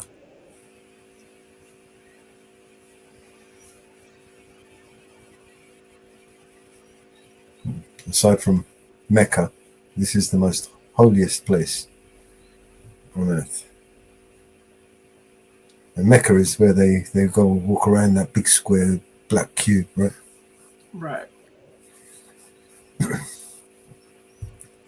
And me and you are forbidden to go there, by the way.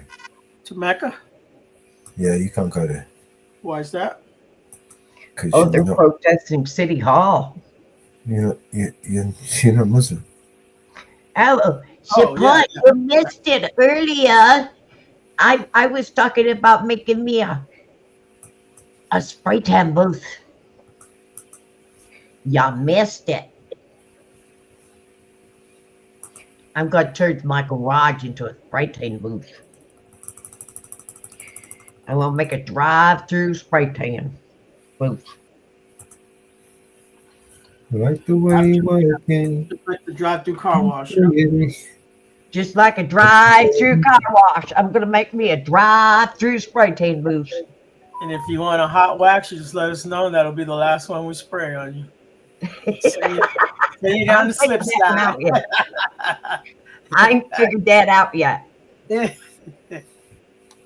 like the way you working. Hot diggity. I ain't figured that one out yet. Oh, the hot wax, that one's easy. I ain't doing a hot wax.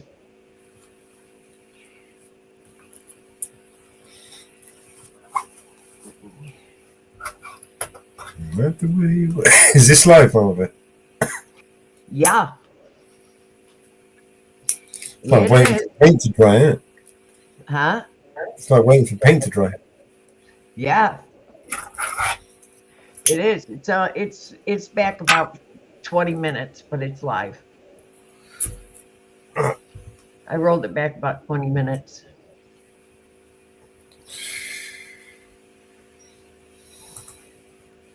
Because I wanted to get the first ones that went up.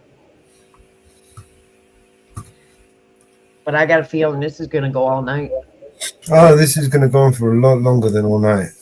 Right now, all they're focusing on is the continuation, the supply of drones and missiles that they can put up a barrage, at least 500 to 1,000 a day. We're looking at missiles and drones that they're going to be launching. So then there's going to be movement from the Houthis who are going to launch their invasion attack or wherever it is that they're going to plan. Yeah. But I don't imagine them attacking anybody else but the American, because the Americans are right there. Yeah. So this is a shit show. I mean, I don't see why they would attack the Americans preemptively. It will, and America is not going to send another fleet, another cruiser down there if it's not doesn't intend to use it, right? So yeah, you know we've got 4 of them there now, right?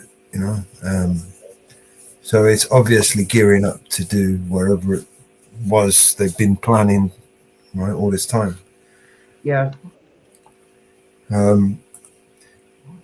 I mean, if anybody doesn't know what's going on, I'll tell you straight. We are in the middle of a depopulation agenda, right? If you haven't figured it out already, for the past few years, they have been hell bent on coming up with ways to depopulate the fucking planet. They are literally talking about that right now.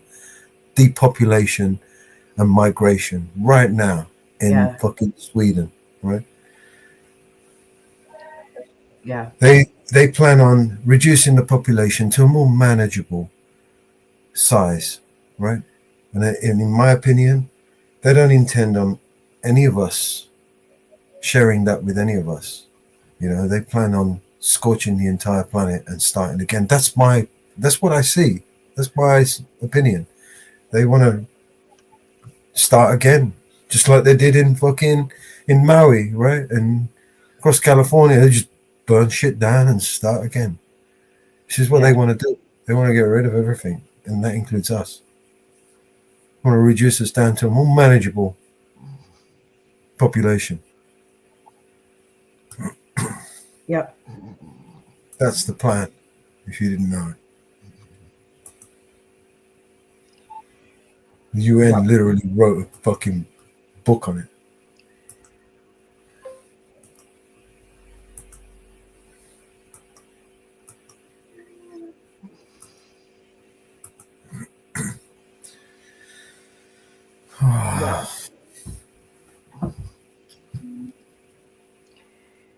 But y'all remember, Biden supported ABBA. Biden supported Iran. He sent them a shitload of money. Well, he did that deliberately, or should I say, they did that deliberately in order for them to, create this situation that we have right now, right? Yep. It's like a chess move, Sometimes you force people into making moves just by placing your pieces on the board strategically. You force them to do certain things, Yep. And the Pakistans are providing intel to Iran and Israel, both. They're playing the double-edged sword. They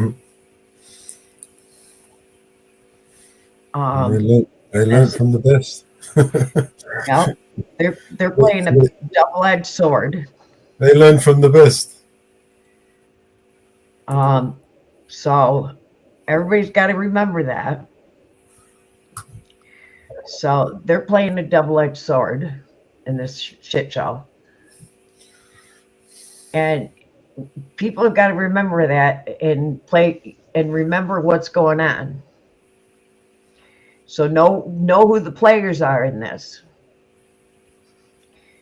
Know who the players are. And do your own research. Don't listen to one person in all this. So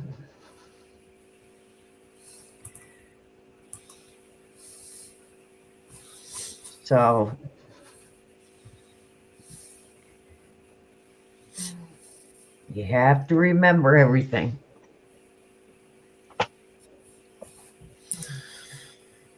Hot diggity, you got to bag it up. Like the way you want it. The city of Haifa, Israel, is engulfed in smoke and fire.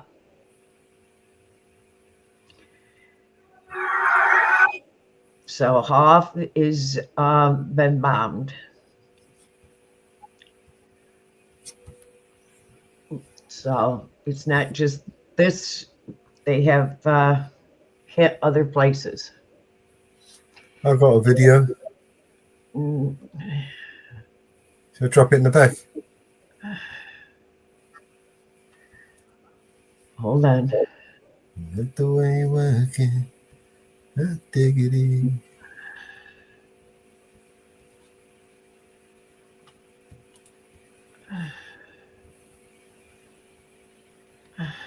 Trump sucks. Oh, that was that bird that came in earlier, isn't it? Trump sucks. He sucks. Yeah.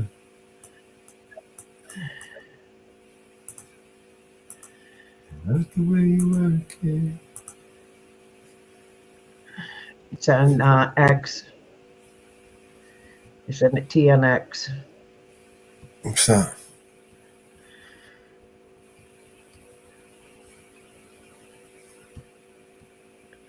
It is on X.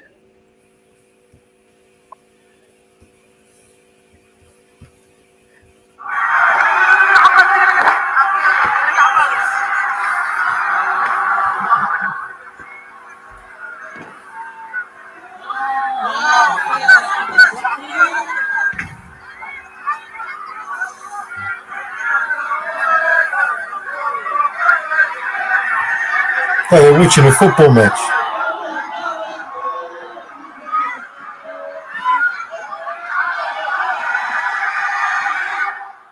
And Israel's defense minister has warned this morning that, quote, Tehran will burn if it continues firing missiles at Israel, which it has vowed to do. Michelle. We strongly condemn the Israelis' attack on Iran. This is a violation of the Iran sovereignty and territorial integrity. And we are particularly concerned that they are attacking nuclear facilities, which is another red line that Israel has crossed. We are going to bring you some breaking news. Iran's southern city of Bandar Abbas has come under attack by Israeli strikes. These are the latest pictures coming from there. Anti-aircraft are intercepting projectiles in the air. It is the latest city to come under attack in Iran in the second day of Israeli strikes across the country. And we're also seeing anti-aircraft fire over the skies of Tehran as Israeli missiles target the capital. As you know, the enrichment facility at Fordow is deeply underground, and everybody who's an expert on this says that you cannot reach that without these deep penetrating bombs that are very heavy and only the U.S. can deliver. Should the U.S., in your view, have helped Israel with this attack, and especially at Fordow? If the Israelis asked the administration for assistance, I think we should have provided it. I don't know if they indeed asked.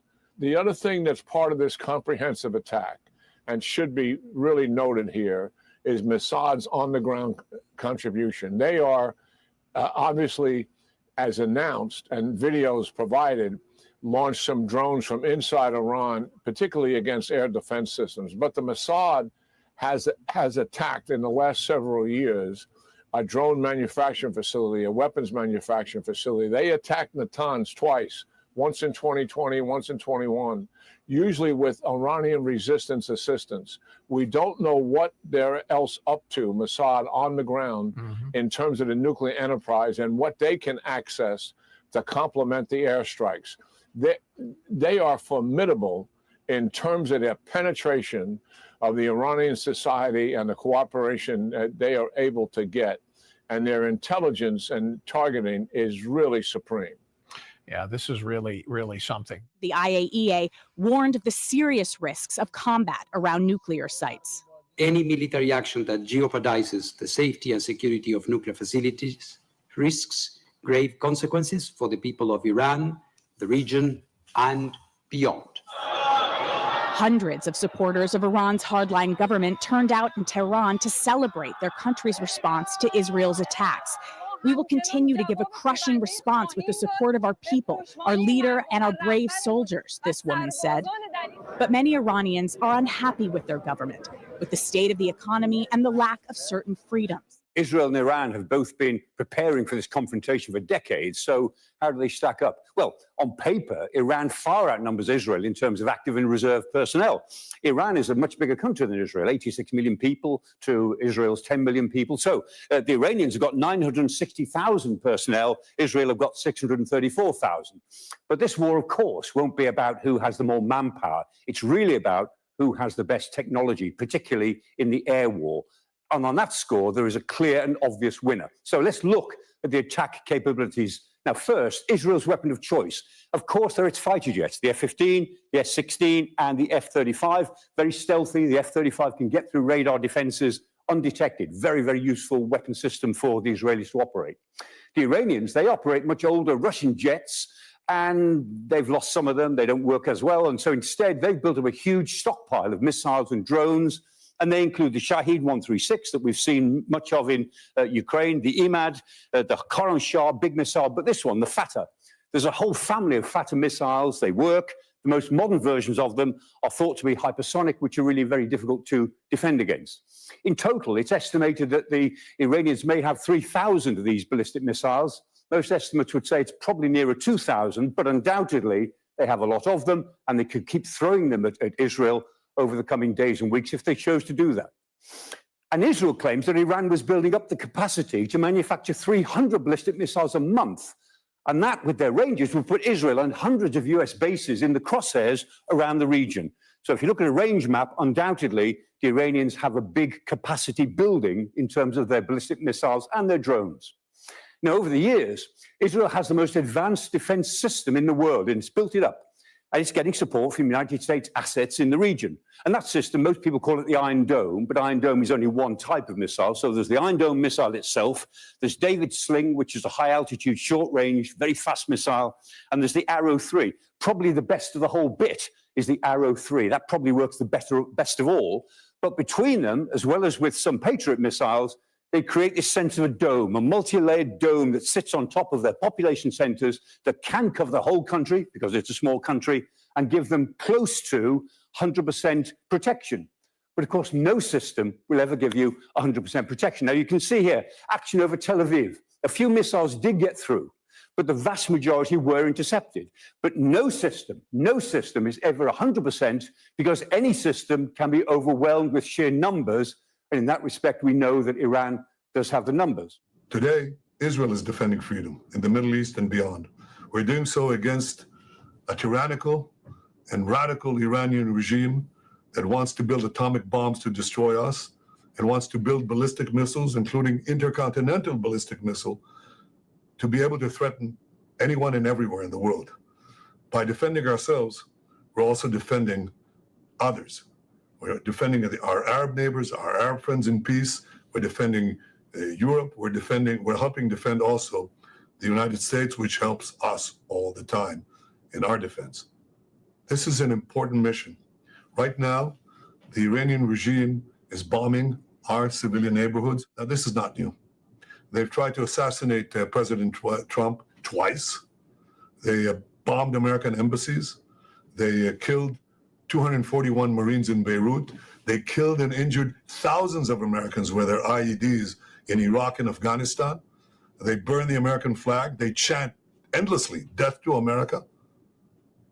Our enemy is your enemy. And by doing what we're doing, we're dealing with something that will threaten all of us sooner or later. Our victory will be your victory. How do we intend to achieve that victory? Well, we've already done great things. We've taken out their senior military leadership. We've taken out their senior technologists who are leading the race to build atomic weapons that would threaten us, but not only us. We've done all that and many other things. But we are also aware of the fact that there's more to be done. So we're preparing. We paved the way to Tehran, and our pilots over the skies of Tehran will deal blows to the Ayatollah regime that they cannot even imagine. And I can tell you this. We have indications that senior leaders in Iran are already packing their bags. They sense what's coming. I'll tell you what would have come if we hadn't acted. We had information that this unscrupulous regime was planning to give the nuclear weapons that they would develop to their terrorist proxies. That's nuclear terrorism on steroids. That would threaten the entire world. This is what Israel is doing with the support, the clear support of the President of the United States, Donald Trump, and the American people, and many others in the world. So with God's help, and with the goodwill and resolution of all free societies, we shall win.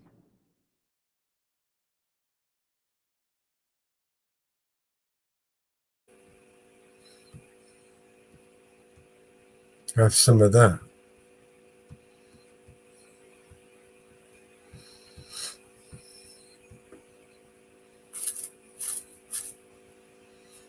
Believe that shit?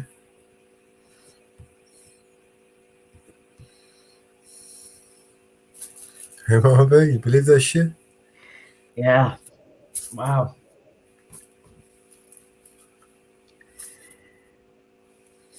Wow.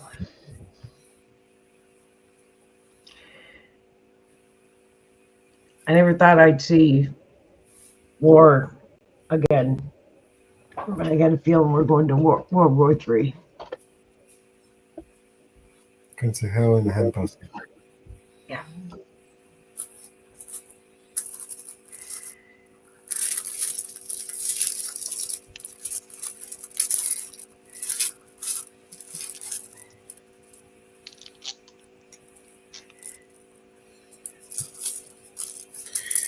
Be delivered by Amazon.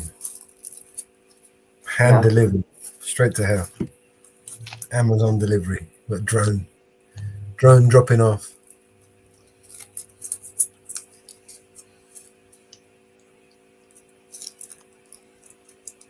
Must be something's happening in Chicago.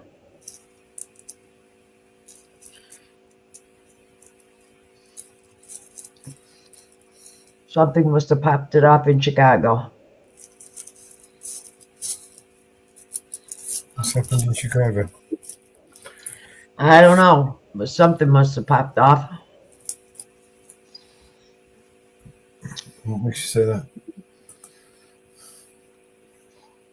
Something must have popped it off. Because the police have formed a line.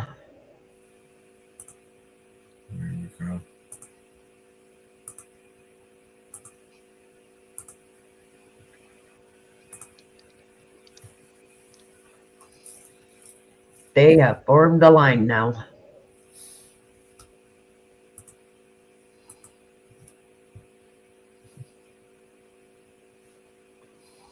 And more are coming in.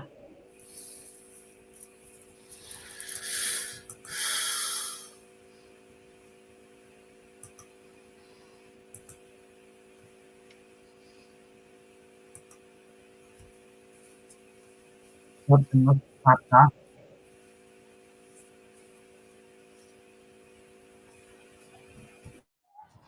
Still no volume.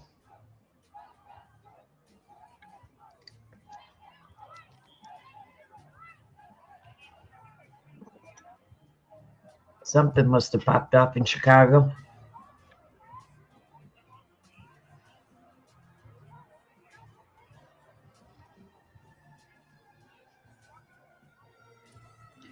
There's a row with bikes, cops with bikes.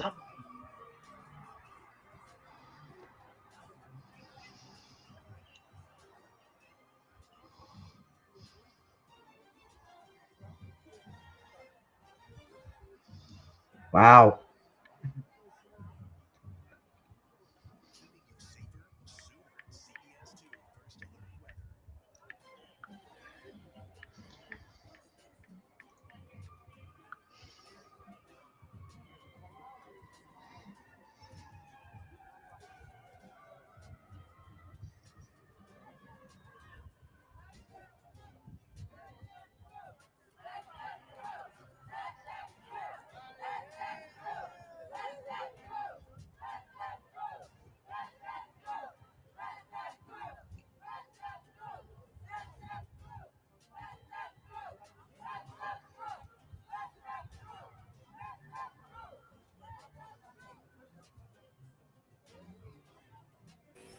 No, I definitely do not agree with fuck Trump.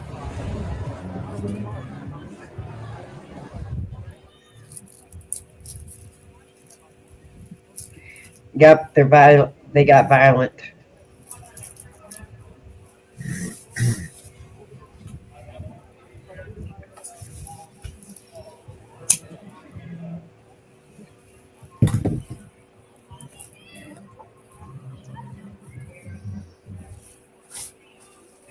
Fights have broke out.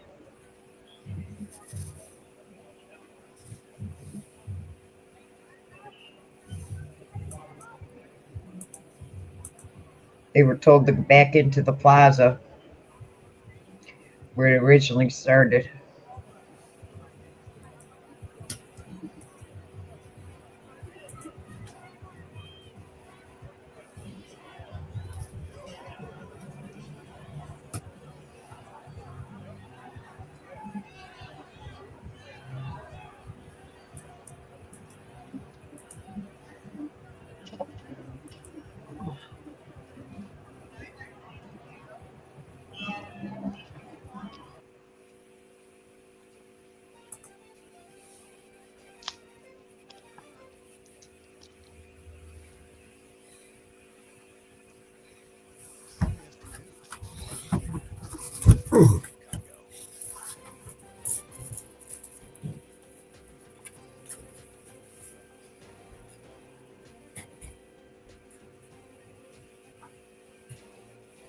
You're 4 deep now. I didn't think they had that many cops.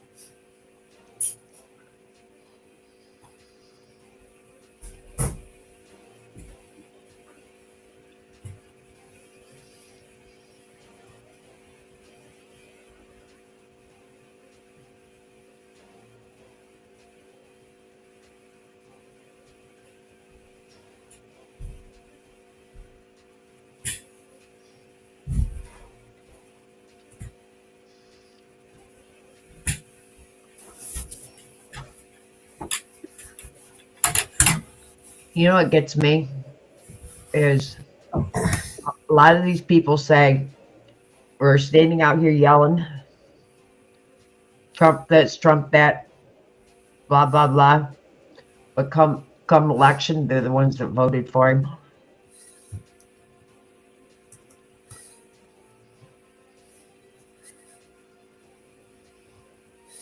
You know?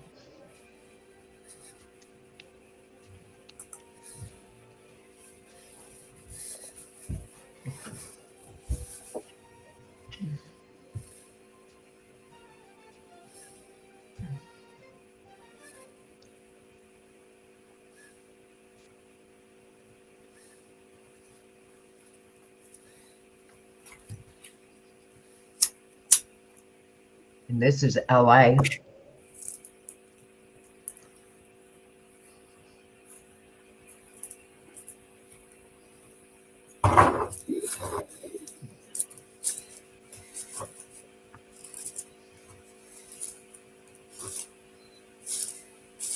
This is Beverly Hills.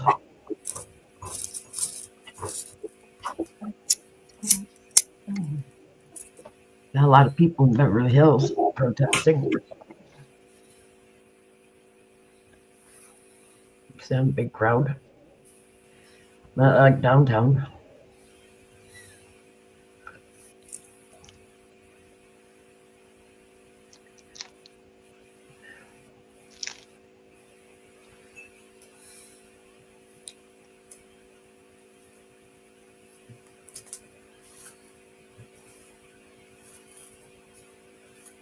Yeah.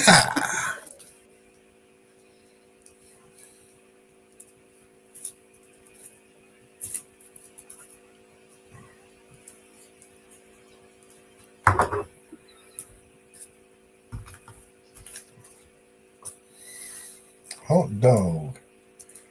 Doggone it.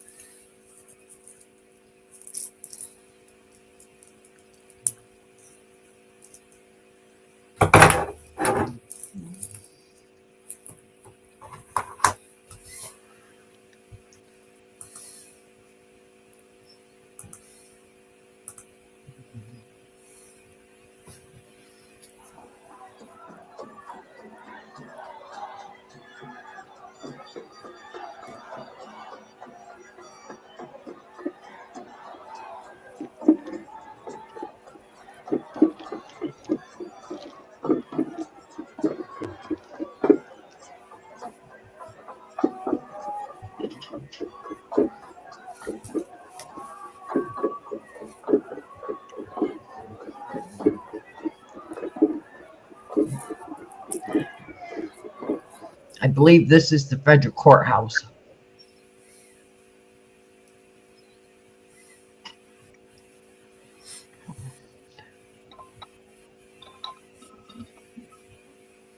None of them go to jail unless they're violent. and disrespectful, and they're out after curfew 420. Mama. As long as they're respectful, they don't go to jail. They don't do property damage. They don't go to jail. It's when they start getting violent after curfew in California.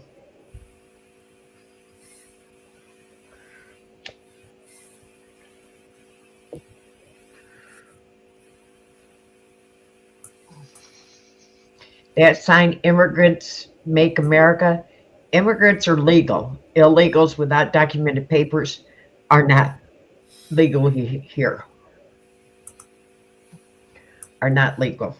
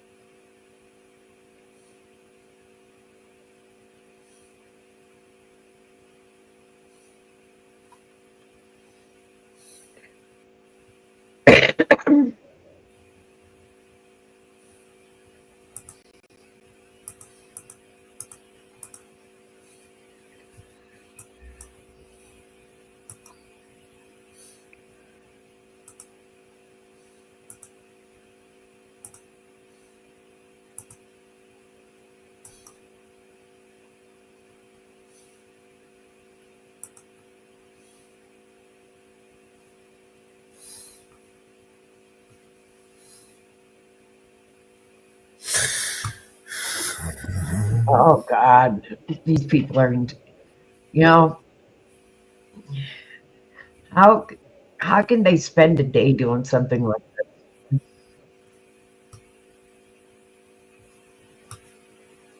I just don't understand.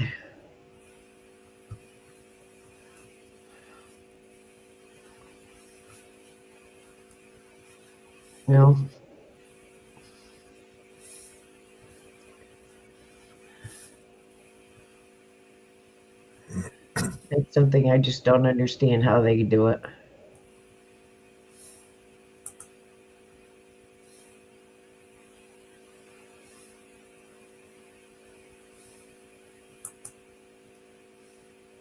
My poor guy, he's just trying to get Yeah.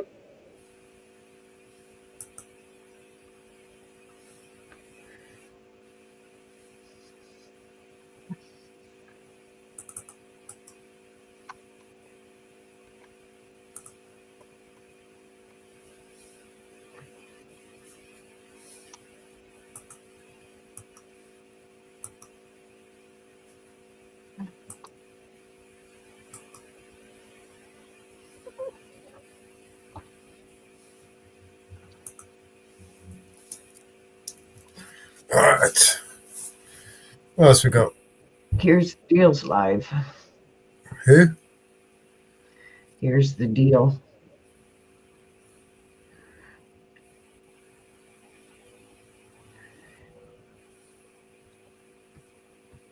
I don't want to show this live.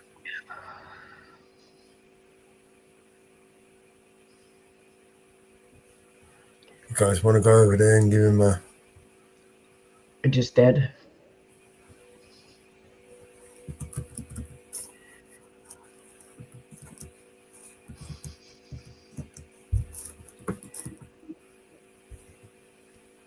Say, you know what? When I hire 2 Mexicans, they can.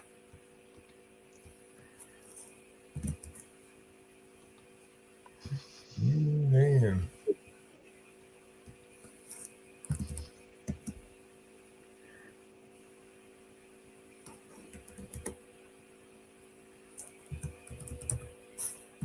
Share the streams. Pull him up. You want me to pull him up?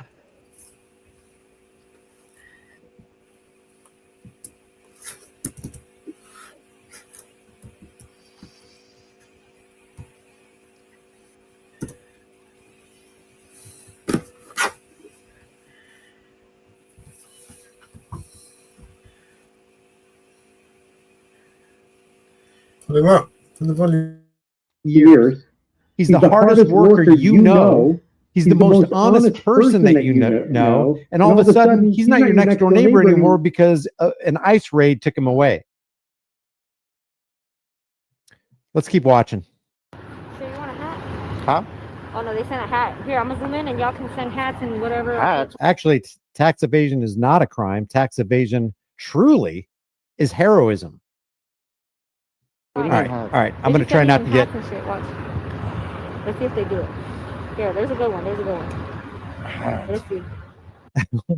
Why let me translate that. Why in the 27 years could you not ask permission from the government to get government approved papers?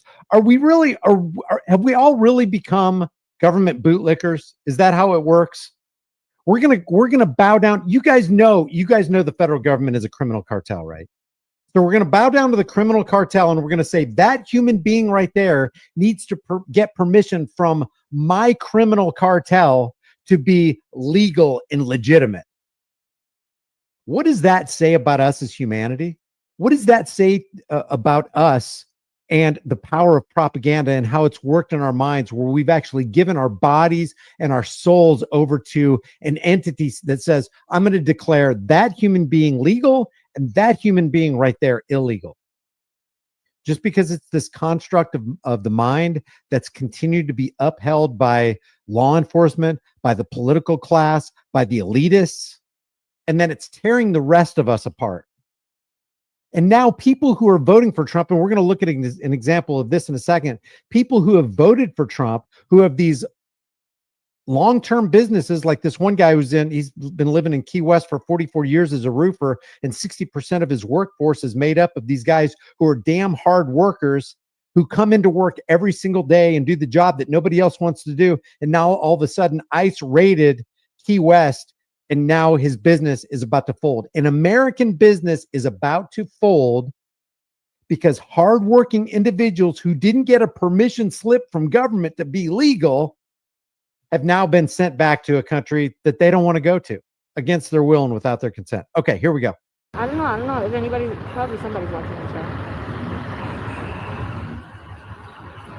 You always got to keep your count on these fools all the time. Yeah, I know. That's what I'm saying. Always. That's what I'm saying. Oh, there's a hat. Oh. Okay, I'll try to make this the last one. This is what happens when you actually stand for freedom. Automatically, you're a leftist. You guys do know that Donald Trump was bought and paid for back in the 90s by Lord Rothschilds, right? By Rothschilds Inc. You know, Obama and Biden and Harris are already bought and paid for by Rothschilds Inc., right? You know, Donald Trump was decidedly against the Second Amendment. I like take the guns first, due process second, and red flag gun confiscation laws. And somehow I've got the woke mind virus. I am the most pro Second Amendment guy you will ever meet. I do not budge on the Second Amendment.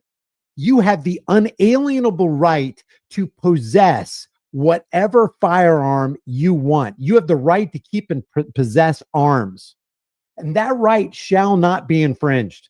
And if anybody, Democrat, Republican, politician, law enforcer, infringes on that right, they have committed a crime. And yet I am the one afflicted with the woke mind virus. I think you should be free, 100% free to pursue your dreams and your goals and your aspirations and life, liberty, and happiness without being infringed upon and harassed by a Republican or a Democrat or ICE or ATF or the FBI.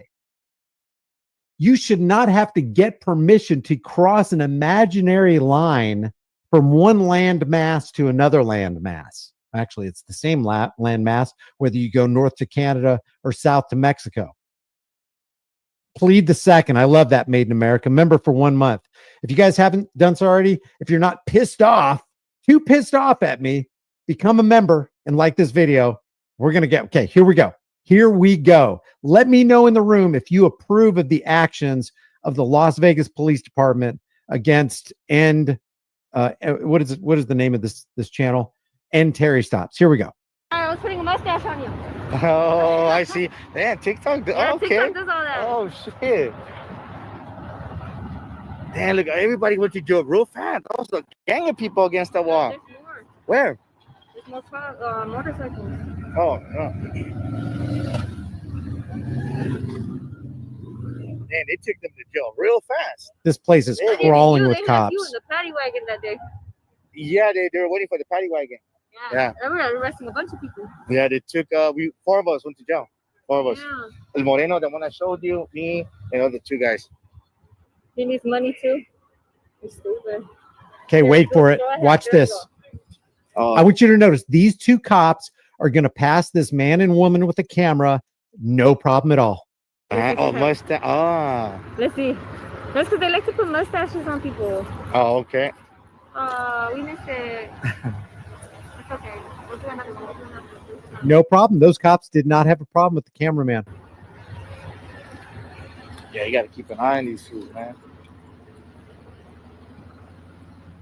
Yeah. Man, they took everybody to jail fast. They did not hesitate. Within like 15 minutes when we were walking that way, and then they're gone. Hella gone. Okay. Now, my God, this is where it gets crazy. It's going to get crazy in less than 60 seconds. Yeah, hella gone.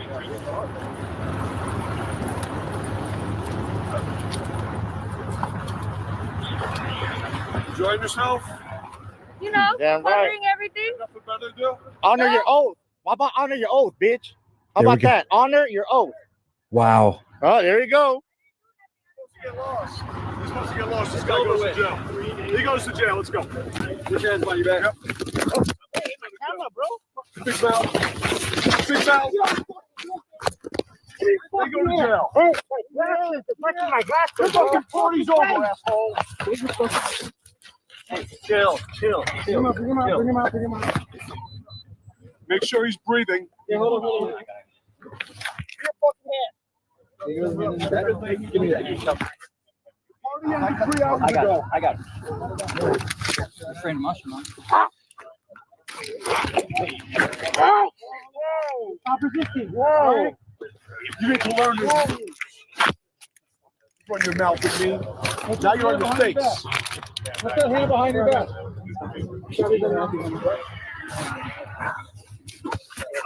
Oh, you broke my glasses, bro. Put your hand behind your back. Put a hand on it. Bro, you fucking broke my glasses. And what happens when you don't listen? Fucking comply that. Whoa, too fucking movie.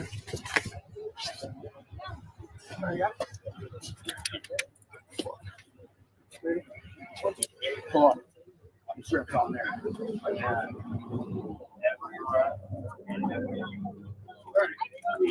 Yo. My body camera.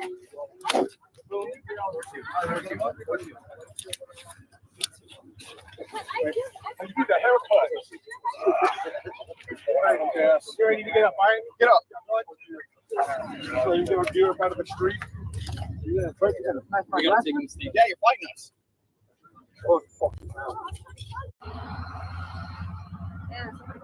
All right, let's go back. Let's take a look at this. In like 15 minutes. Make a comment on this. Hella gone. First of all, does this not remind you of the Nazi brown shirts? Made in America. Thank you very much for that super chat. Does this not remind you of the Nazi brown shirts from 1930s Germany? Not one of these cops. First of all, the first two cops that passed the cameraman and his woman didn't have a problem with them. They were fine recording. This entire group of, what is this, 2, 4, 6, 8, 10, 12, 14, 16 or 18 cops did not have a problem with the cameraman until he said, honor your oath, biatch. Let's watch it. Let's watch it again.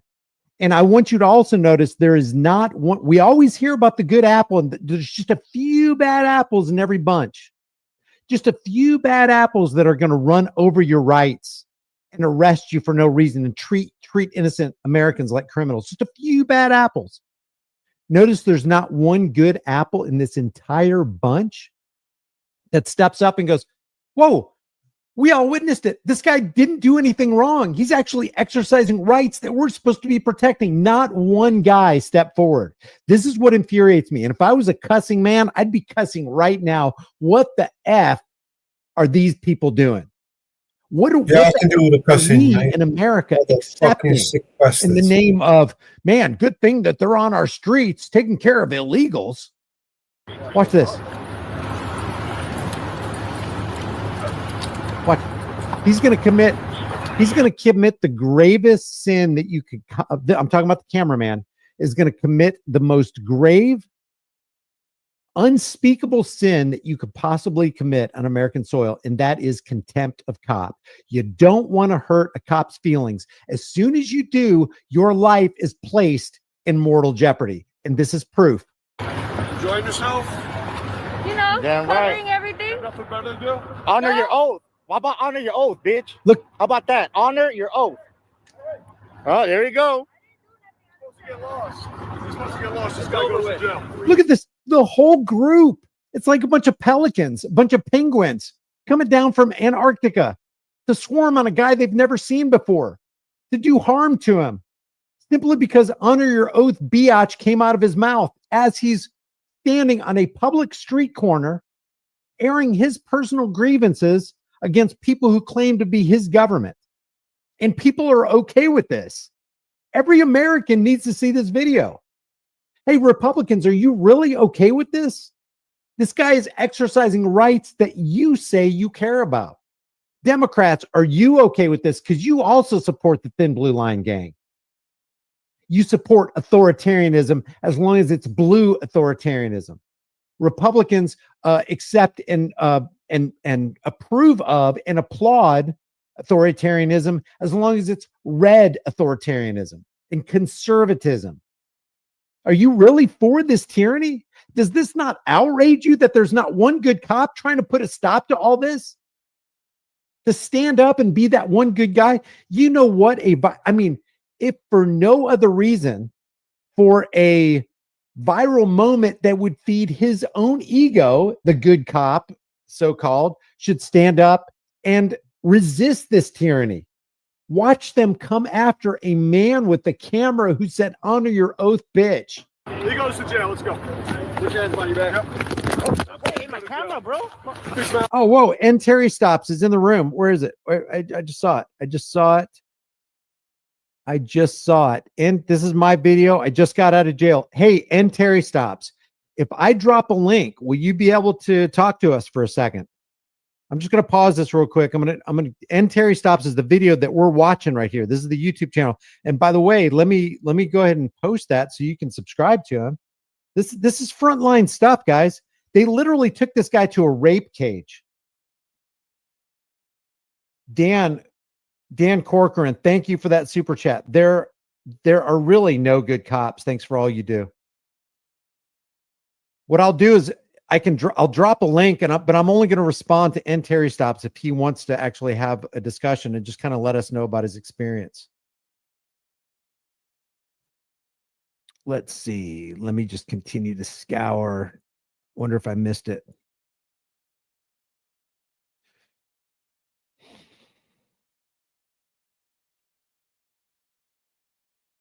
If N. Terry Stops says yes, I'll go ahead and pause this video and maybe we can watch it with him. Let me know, N. Terry Stops, just yes or no if you want to do it. If not, it's not a big deal. I don't want to put you on the spot or anything, but I do want to listen to you firsthand about your experience. I appreciate you being in here.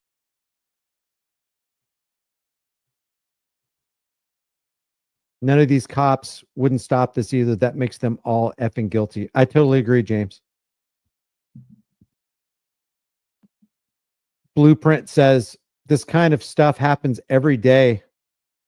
There are entire YouTube channels dedicated to it. To act as this is specifically an ICE thing is incredibly ignorant bias. So I agree. That's not what I'm doing. But the acceptance of ICE and masked, unidentified men in our streets, just picking people off the streets, picking people off of our fields, going to businesses, I'll show you a meat packing plant thing here, and people are just pissed off about it. Just give me a yes or no, and then I can just move on. And Terry Stops. Maybe he's not in here anymore. All right. Well, if anybody sees that he says yes or no, let me know in the comment section. I would definitely like to get this guy on. so we can talk about his experience. Oh, he said yes. Okay. Let me drop you a link. Invite link. And no offense to anybody, but this is just for N Terry Stops. So I'm dropping it in the room, but I'm not going to respond to anybody but N Terry Stops at this point right here. And hopefully we can get some good audio. Last time I tried to do this, it doubled up on audio on StreamYard for some reason. I'm not sure what the problem was there. So let's continue watching this. So again, he just says, honor your oath, biatch. The cop took offense to it, called his other buddy cops who were supposed to be protecting his rights, and went out and just violated his rights. Enjoying yourself? You know, Damn covering right. everything. Nothing better to do? Honor your oath. How about honor your oath, bitch? How about that? Honor your oath. Oh, there you go. Get lost. We're supposed to get lost. This guy goes to jail. He goes to jail. Let's go. Put your hands behind your back up. Hey, my camera, bro. Big mouth. Big mouth. Oh, and one other thing. You know what? Did you hear what the cop said? Run your mouth at me. Now you're on your face. That's the only reason they grabbed him. That's the only reason. I think they got him for, I think I was looking under here and somebody said, what was the charge? Unlawful assembly. Give me a frickin' break. Unlawful assembly. Hey, and Terry Stops. I put that link there. There it is again. In case you missed it. I don't want to hold people up too long. Oh, here he is. Hold on one second, and Terry Stops. Let me just double check this sound, okay? All right. Let me check it right. And Terry Stops. Let me just double check this sound, okay? All right. All right. Let me check it. All right, say something, Terry Stops. Double check this sound, okay? All right. All right. Let me check it. All right, say something, Terry Stops. Double check this sound, okay? All right. Can you hear me? Let me check it. Okay, I think it's good. You guys in the chat room, let me know if the audio goes wonkers on me, because last time it went crazy. Okay, so and Terry Stops. First of all, thanks for being out there. Thanks for recording this. This is wild. This is crazy. Give me your take on the ground. Tell me what happened. Yeah, so thank you for allowing me to be in your live stream, bro. I've been a big fan of yours for years now. So I appreciate it, bro. So just to give you a little background, me and the homegirl, we were just live streaming, right? And you can see that we're actually on the public sidewalk. We're in the corner, and you can see that we're recording the arrest that they're making right across the street from the federal court building, and no cop said anything to us whatsoever. They have no problem, no issue at all.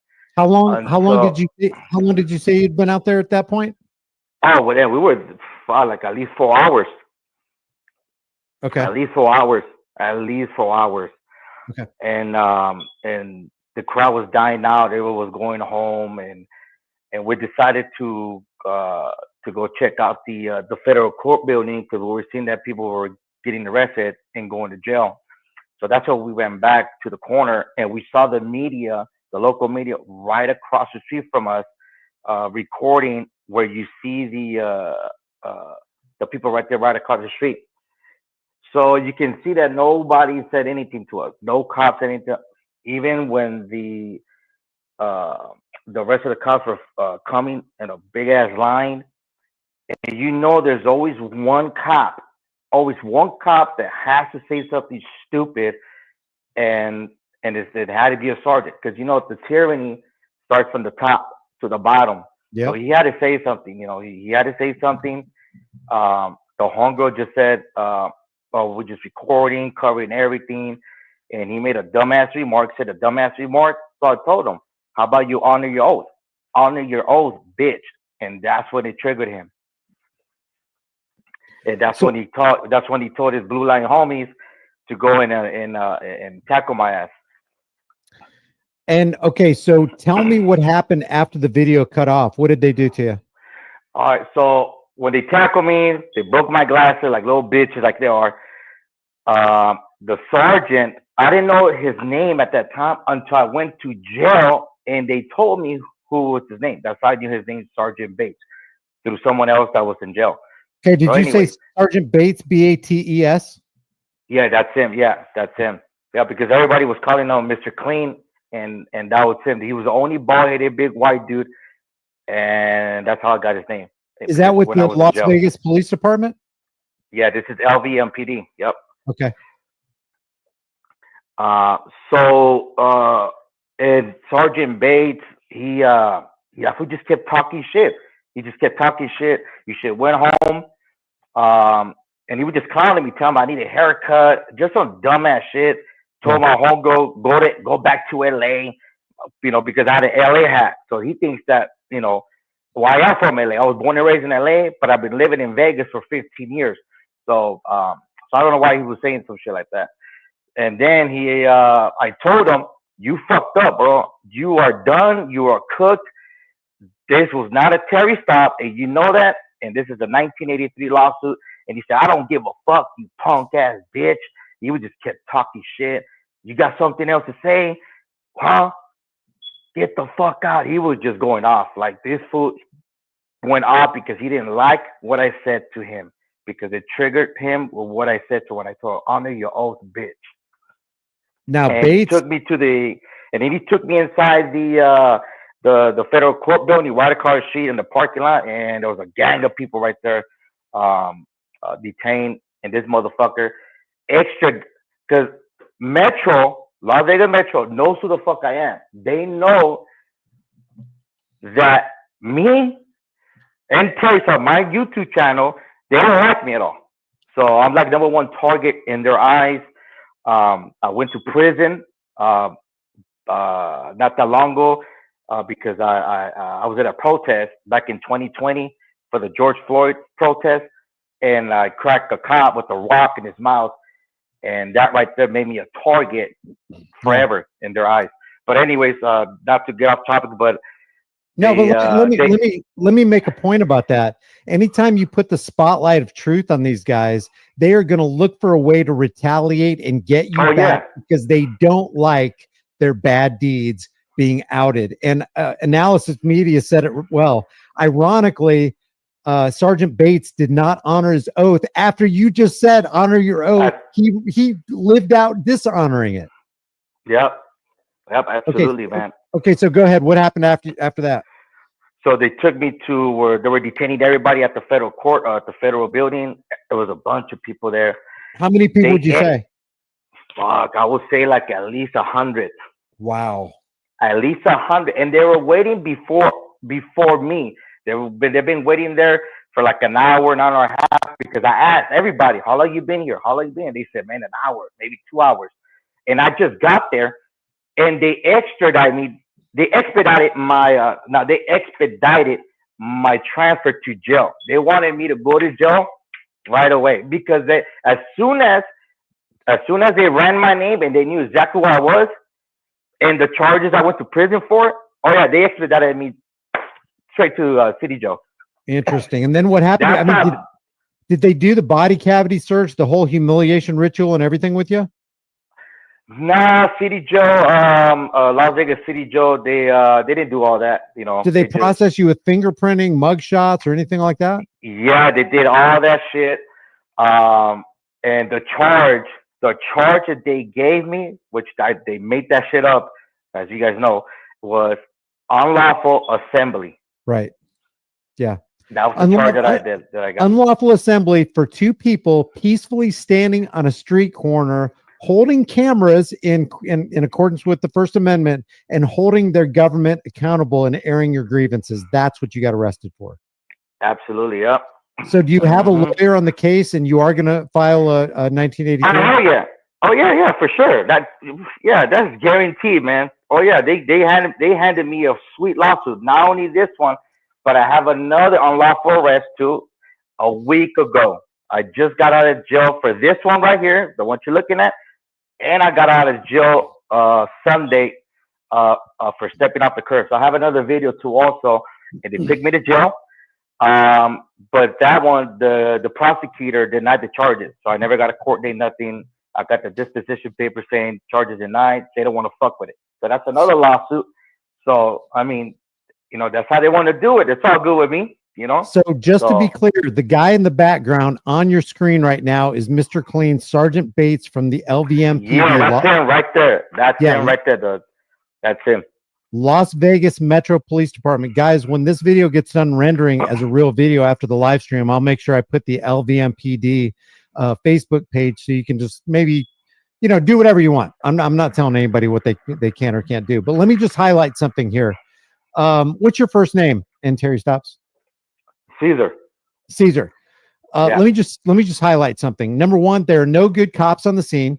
Number two, they basically fulfilled the prophecy of what Caesar just said, as in they don't honor their oath, and then they showed that they didn't honor their oath. They did it knowing the man that they were about to violate was recording them, and they did it anyway, and not one and not because they couldn't stop themselves, because that's what they're all about. That's what's actually going on in that beating heart under that uniform, is that they are freaking tyrants, and they will not stop their fellow human being from brutalizing another guy. So man, hey Caesar, thanks for taking that stand. You took the ride, and I hope that you're paid handsomely.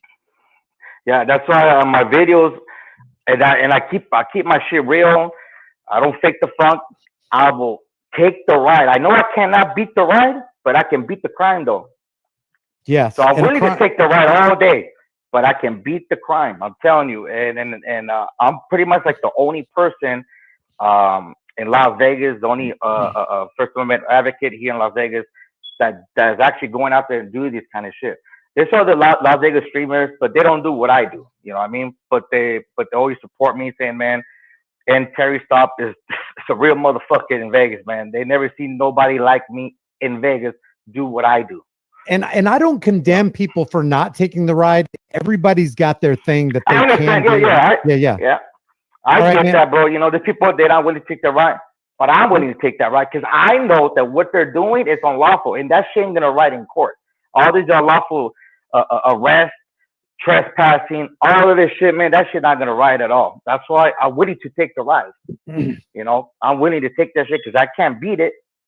But when the court comes and I got that shit on video, nah, that shit ain't gonna fly by, man. So, and that is true bravery and courage right there in America. Let me just say once again, this is Caesar from Terry Stops.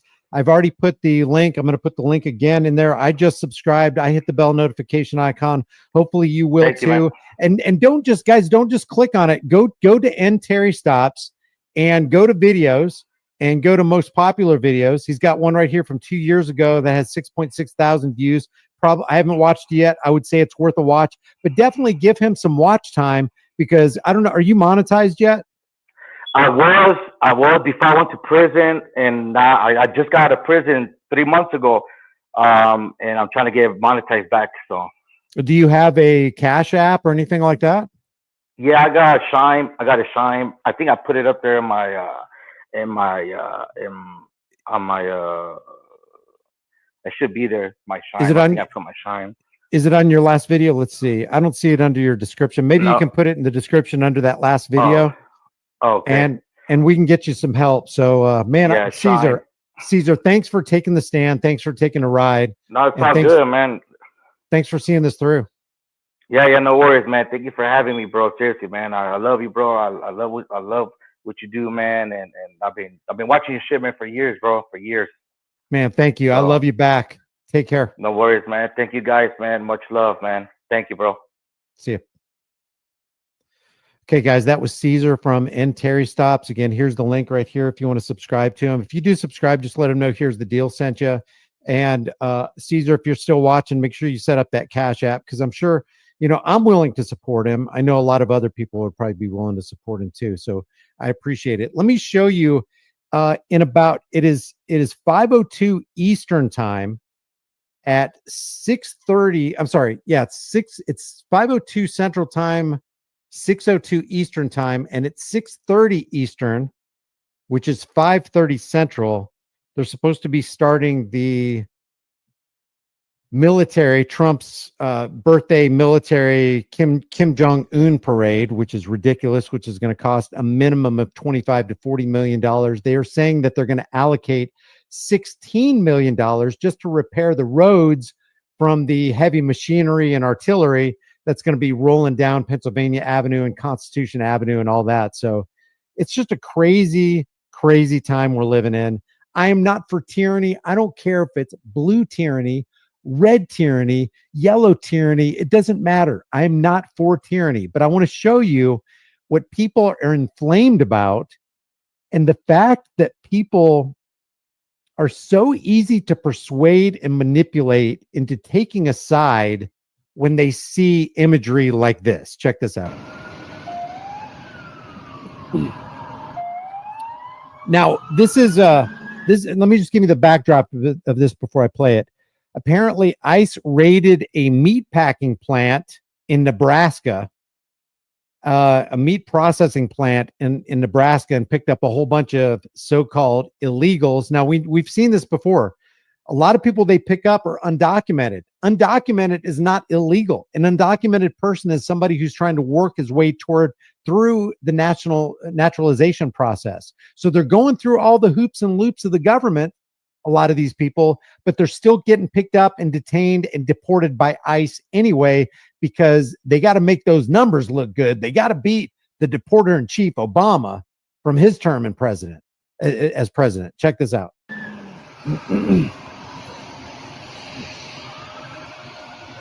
He starts throwing rocks, and a bunch of people start throwing rocks at these government vehicles. And I'm not for this, but let me just say there were many red coat ICE ships and carriages being, let's say, molested in the exact same way in the 1700s, when the colonists are like, you know what? This red coat tyranny has gone way too far. We are going to throw rocks. We're going to bring out our pitchforks, and we're going to bring out the heavy artillery. People are pissed.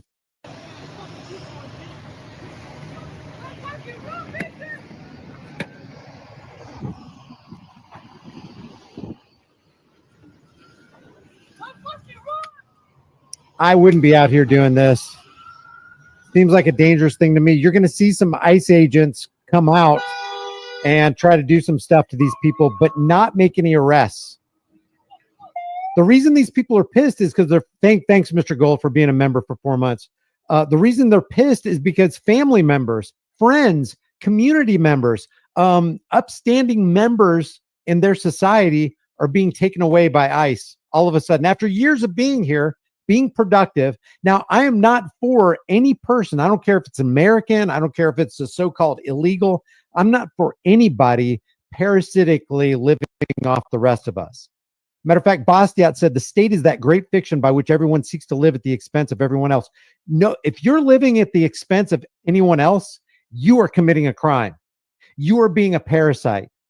All your funding, the welfare state should be cut off. The warfare state should be cut off. That's where I stand on this. So I'm not for anybody parasitically living off of somebody else. Let's not get it confused. This really starts getting intense here. And watch when the guys step out of their government-funded vehicles, too. They're all armed up, they're masked up, and they don't have name tags. Watch this. Look at this. They got their masks on. Masks and vests. No. Look at this. No identifying insignia. Is this what we want on American soil? Think what you want about immigration, naturalization, illegals versus legals. Think what you want. But do you really want masked, unidentified, armed men picking people off the streets of America? Because you're going to get the government that you want. And a government that's big enough to give you everything you want is big enough to take everything you've got.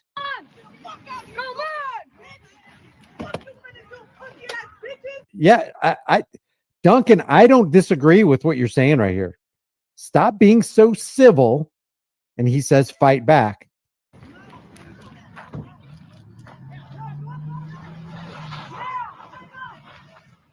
This rebellion to authority is actually the embodiment of the revolutionaries. You voted for this? SCP, did you really vote for this? I'm going to show you what you voted for, because there's a lot of Trump voters that are really regretting their vote, as if their vote got him in office, because it's not an election process. It's a selection process, if you're really honest with yourself.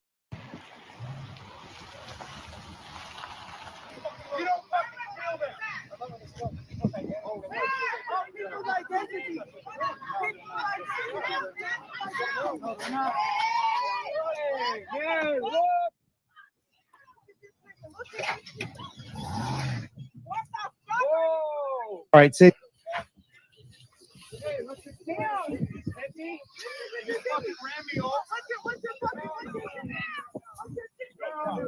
Look at this. They're not even making arrests. Watch this. They'll get out again.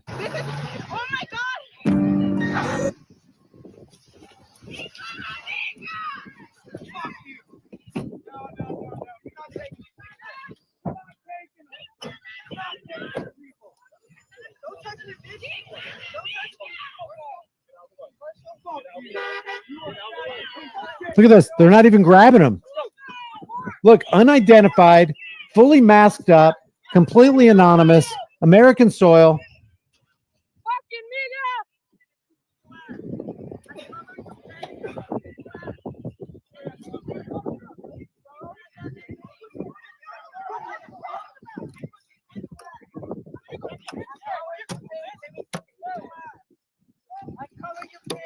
Get back. Get back. Get back. Get back. Get back. Get back.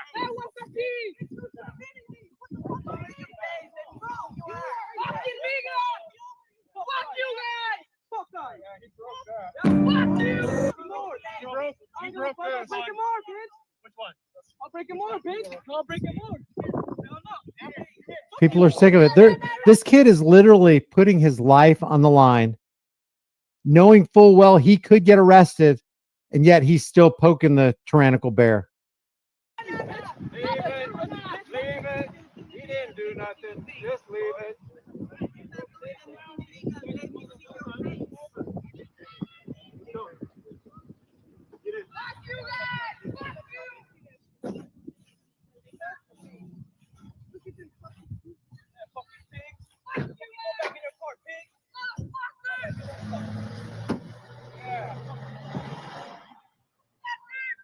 So they just drive off. They let their vehicles get vandalized.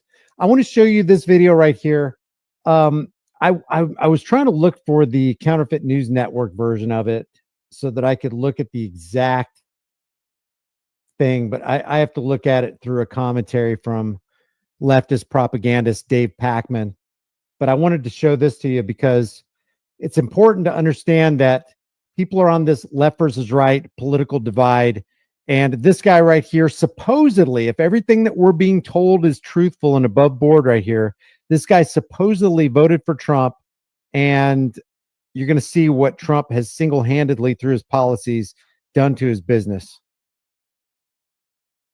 You've lived in Key. Voted into power is now 44 years. His employees. Look at this. You've lived in Key West for how long? 44 years. Vincent Scardina is the owner of the roofing company where they worked. He's owned it 37 years. It's going to be really hard to replace those guys. Says losing these 6 men is losing a third of his workers. A third of his workforce. He loses 6 of his workers. He's been in business for 37 years in Key West.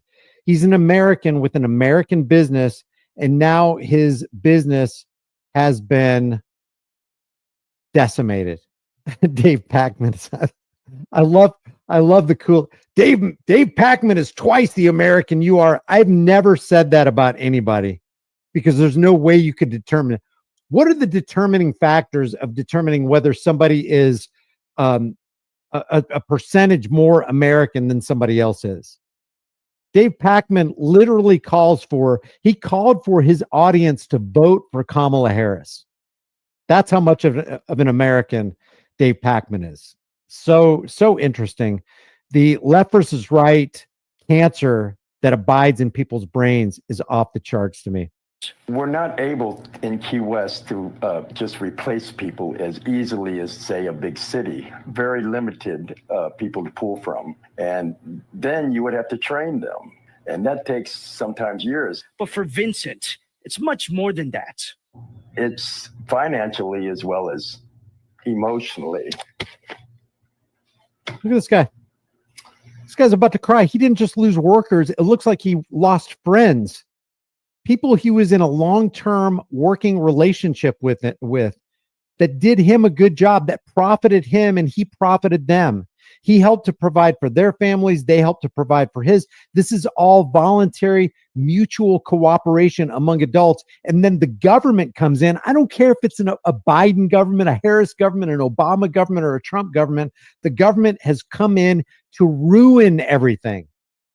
I doubt his roofing guys were engaged in petty or large-scale theft or any other criminal activity. Yes, it takes a toll. You get to know these guys. You become their friends, just not an employer, but a friend. And you see what happens to their family. It's damn, Mr. Gold, $50 super chat. Short videos just emailed you are of Las Vegas tear gassing, driving SWAT tank and crowd, shooting randomly, including at my car. Welcome to share this in the live if you want. Shows the next level of what you just shared. You know what I might do, Mr. Gold? I might do that in a separate video or a separate live stream, if that'd be okay, because I'm already 50 minutes into this and people will typically not last until the last half of the video. So I want people to see that. I want to check that out, man. Thanks, Mr. Gold. quite a shock. Given his Let me just go back here for a second. Toll. You get to know these guys. You become their friends, just not an employer, but a friend.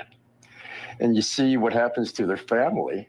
It's what wait, what is the right, except they snuck into America to work for this guy, and that's the problem. They should have done it the right way. What? XRP for life. XRP for life? I would assume XRP, you're for freedom.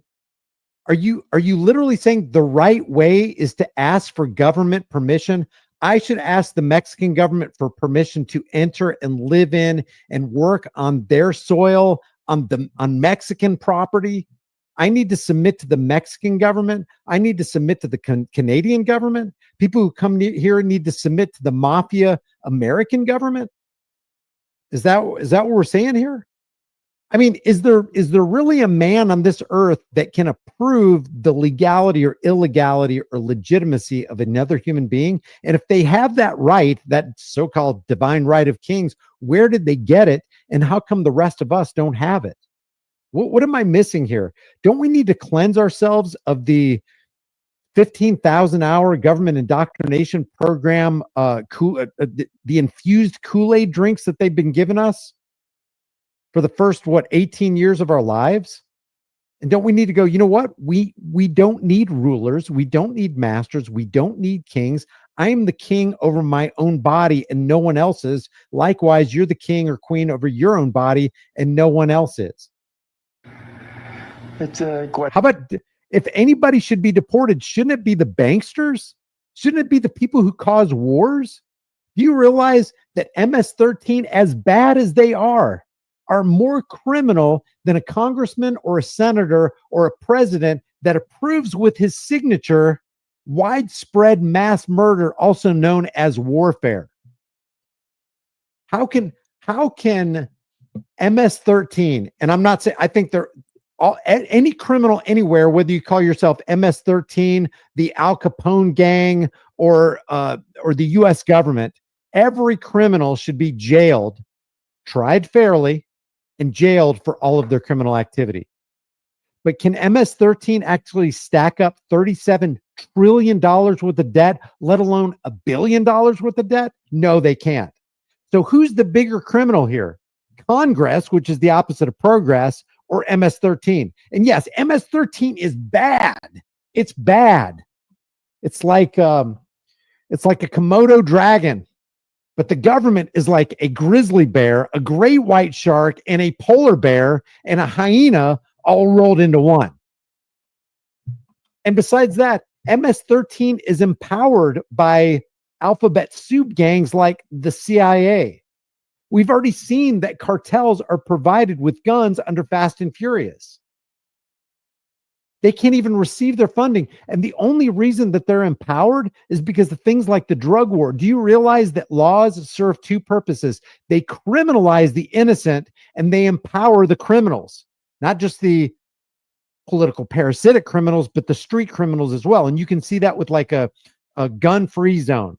In a gun-free zone, the law abiders are going to go, oh my God, a gun-free zone sign. I better lock my gun up in the vehicle. And a criminal is going to see that sign and go, all right, I got me a nice, safe working environment because all the law abiders, they shall submit to me because I'm bringing a gun in that gun-free zone.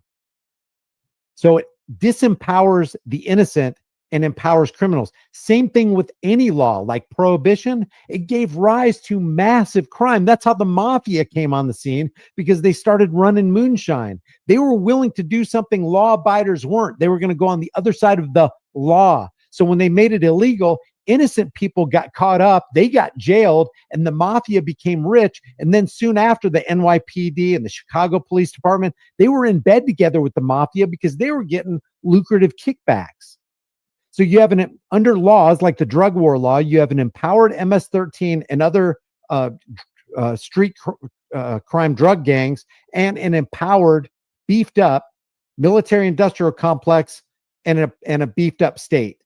And then the rest of us, we get caught in the updraft because they can pull you over now under corporate traffic law and search your vehicle if they smell marijuana. We see some shake on the floorboard of your car, we're going to bring out the dog and violate your Fourth Amendment rights. They don't put it that way, but that's what they're doing. So is that the kind of tyranny that you want? Are we really thinking this thing through? Except they snuck into America to work for this guy, and that's the problem. Really, what's the problem? What is the problem for a man, whether he's an American or not, working for another man under a mutually consensual voluntary agreement? What's wrong with that? But I got a big problem with the third party coming in going, no, we're going to have to tax that. We need to take 50% of that. And oh, by the way, are you legal? Do you have your papers? Did you get permission from the government to enter this agreement? Are we all children? A shock. Given his support for the president, we asked what he would tell the commander-in-chief if he had a chance. What happened here? This situation is just totally, just blatantly not at all what they said it was. Wow. Vincent. Imagine that. A politician lied to you. It's blatantly not what they said it was. It's actually exactly what they said it was. And yeah, they're still liars, but Trump is doing what he said he would do. And you voted for it, man. The reason this guy, under the sun, the reason this guy lost his workforce and his friends, and he's going to lose his business, is because he voted for the guy who made him lose his workforce and his friends and his business. I don't tend to feel sorry for guys like this. And yet the other side of me is like, man, this is really sad, because people are really embroiled in the left versus right paradigm lie. And they drank the Kool-Aid, they bought their ticket to the cult of personality, and now they're getting wrecked. You voted for Donald Trump? Yes, I did. While he agrees with most of the president's policies, he thought the Trump administration was going to focus solely on deporting criminals. Yeah, something about Trump and Homan and Miller and all of them saying this will be the largest deportation program ever. Something about that didn't get through to him. Yeah, I agree with Dave Pakman right there. The Trump and the Trump administration couldn't make it more clear what they planned to do. Immigration officials, he says, are just trying to meet quotas now. Buyer's remorse? I don't know. A little bit. How much damage does this create in your community? It's not just happening to me. It's happening across the board. I know one landscaper that lost 9 or 10 of the whole crew he had, and he's just totally out of business all of a sudden. An American is totally out of business because of the deportation policies coming out of the Trump administration.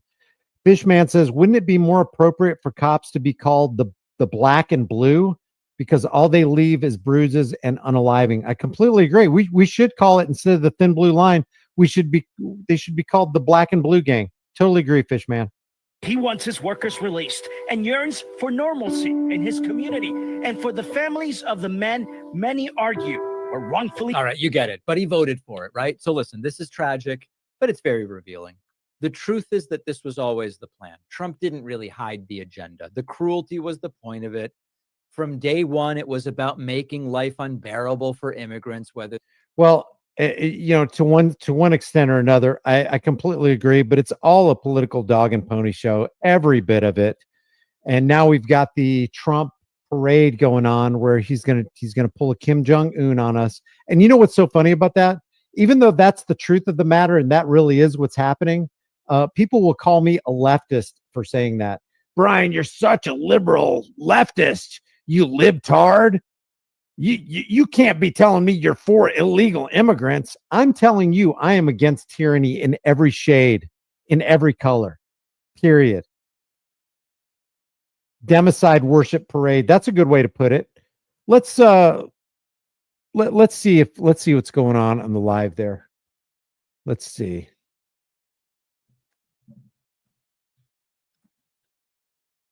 Military parade live. Let's see who's going to be covering this. New York Post, 4,200 watching, 39,000 watching from Fox. Oh, Fox will give a positive slant. Yeah, we got the parade already in the.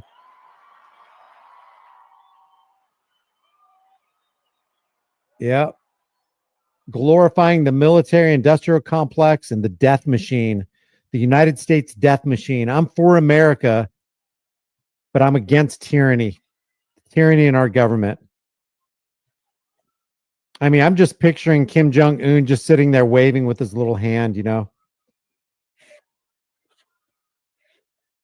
I don't know what's wrong with their audio here. I don't know why that guy's running.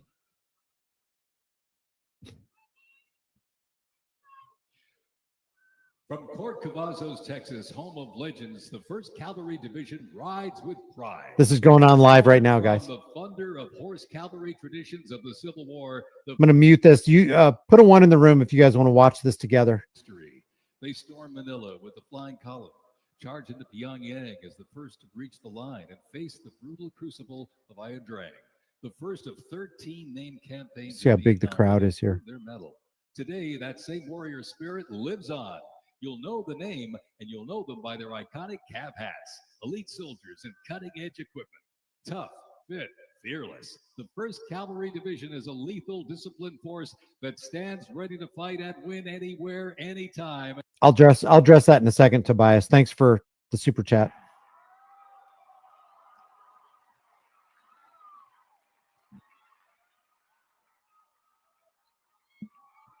Guys, I don't care what your politics is. That guy is a frickin' tyrant. Just like Biden, just like Harris, just like Obama, just like Bush. You know, no matter if a Republican or Democrat is sitting behind the desk of 1600 Pennsylvania Avenue, the Federal Reserve is still in control. They're not going to do anything about it because they're subservient to it.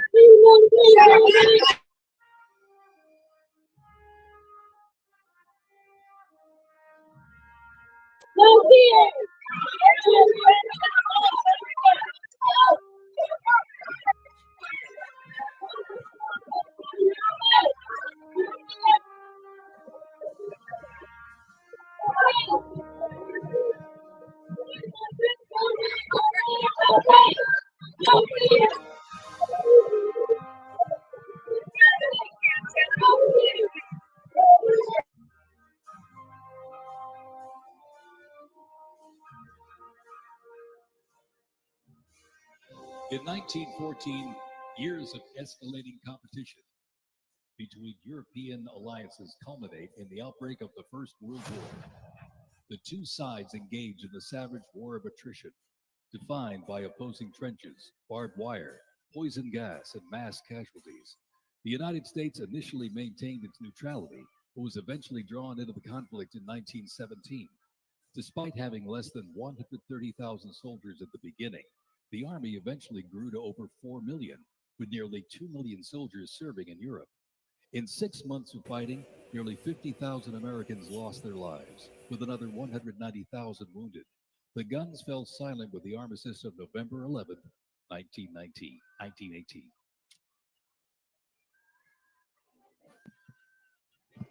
Oh, they made a mistake there, 1919, 1918. And that set up the Germans because the armistice was so oppressive and Germany was so put under the thumb of the other nations, especially the United States, it gave rise to Hitler. They knew that would happen too. We continue on with more USA World War I rolling stock. This 1918 Dodge touring car was part of the legendary 1919 Transcontinental Convoy. Look at this guy.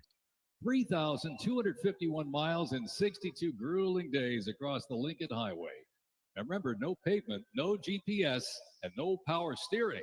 Just grit, determination, and the drive to push Army mobility into the future. This car literally helped pave the way for the roads we rely on today and reminds us when the Army moves, the nation follows. The 1918 Dodge touring car.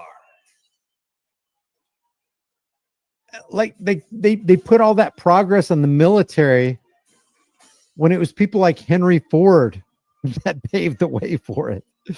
So what Tobias is saying here, I'm not for open or closed borders. I'm for market borders, whatever the market dictates, the free market. But we don't have a free market anymore because we have the Federal Reserve, which is manipulating the money supply, which controls the issuance and value of our currency, which sets the value of our time and labor and energy. So it's not that I'm for open or closed borders. I'm for the government getting out of everything.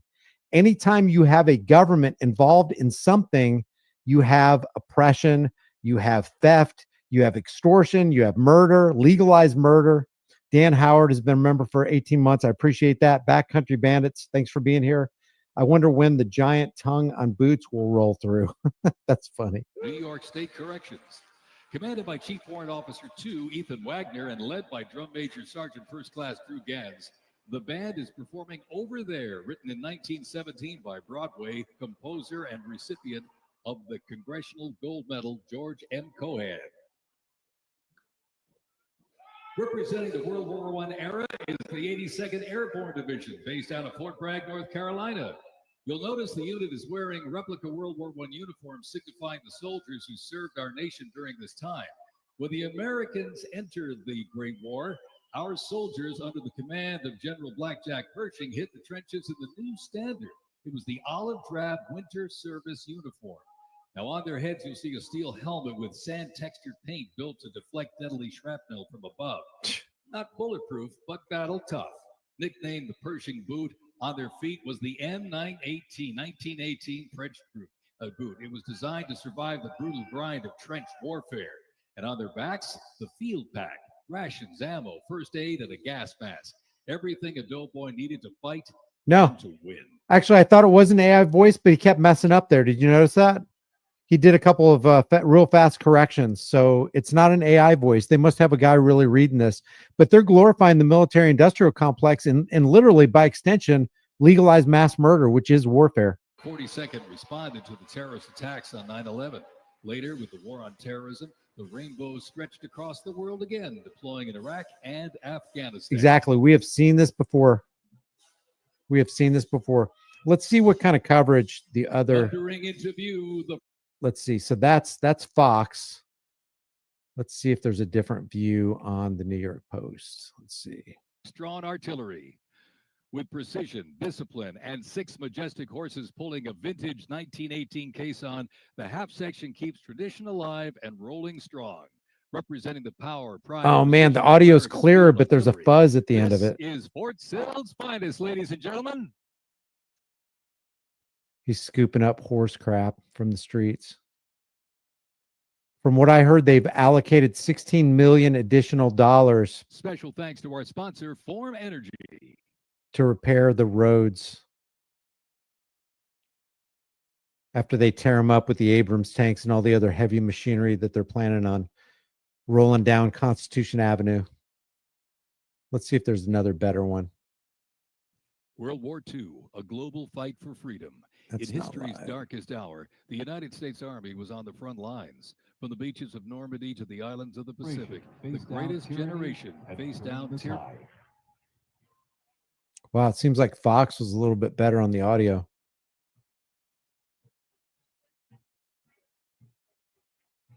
From bombers to fighters to transports, U.S. Army aircraft started to thunder across the skies in World War II. And take a look up there, ladies and gentlemen.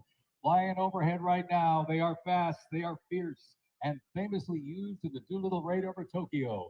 Leading up front, the mighty B-25 Mitchell. Oh, they Up got next, the Cadillac of the sky, the P-51 Mustang. horrible.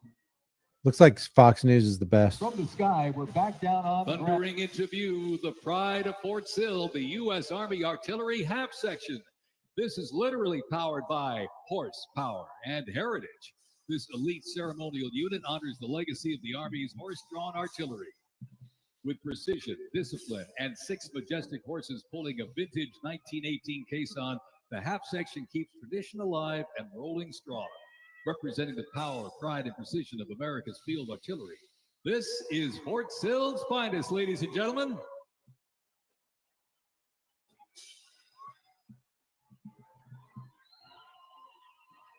This is so pathetic. Are we up to date on this? Special thanks to our sponsor, Form Energy. Oh yeah, we're behind on this.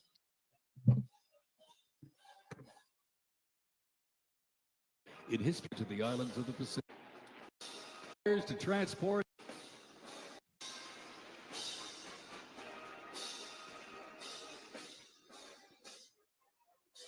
From bombers to fighters to transports, U.S. Army aircraft started to thunder across the skies in World War II. And take a look up there, ladies and gentlemen.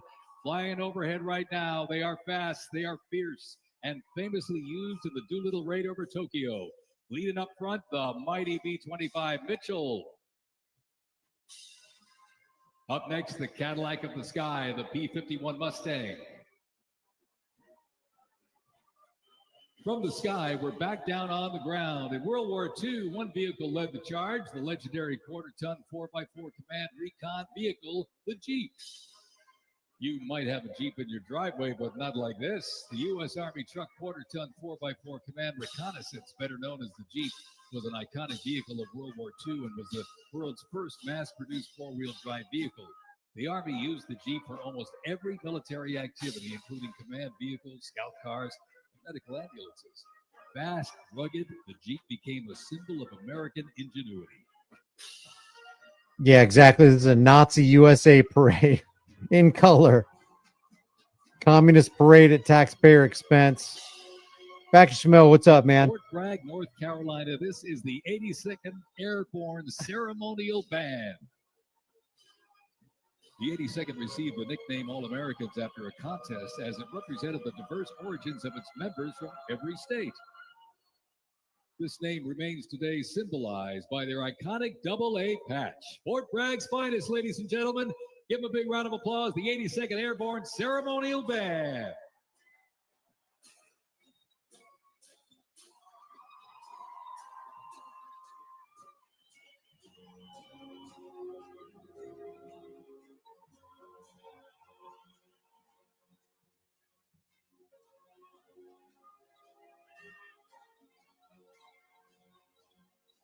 In a global fight like World War II, the U.S. Army knew our troops needed more than courage. They needed innovation. Uniforms evolved for every environment, but olive drab remained the mark of the American soldier. Shaped by lessons from the trenches of World War I, the Army introduced 2 battlefield essentials: the M1 helmet, tough, stable, and built to protect under fire, and the M1 Garand rifle, powerful and fast. It gave American troops a very clear edge. General George S. Patton called the M1 rifle the greatest battle implement ever designed, and history proved him right.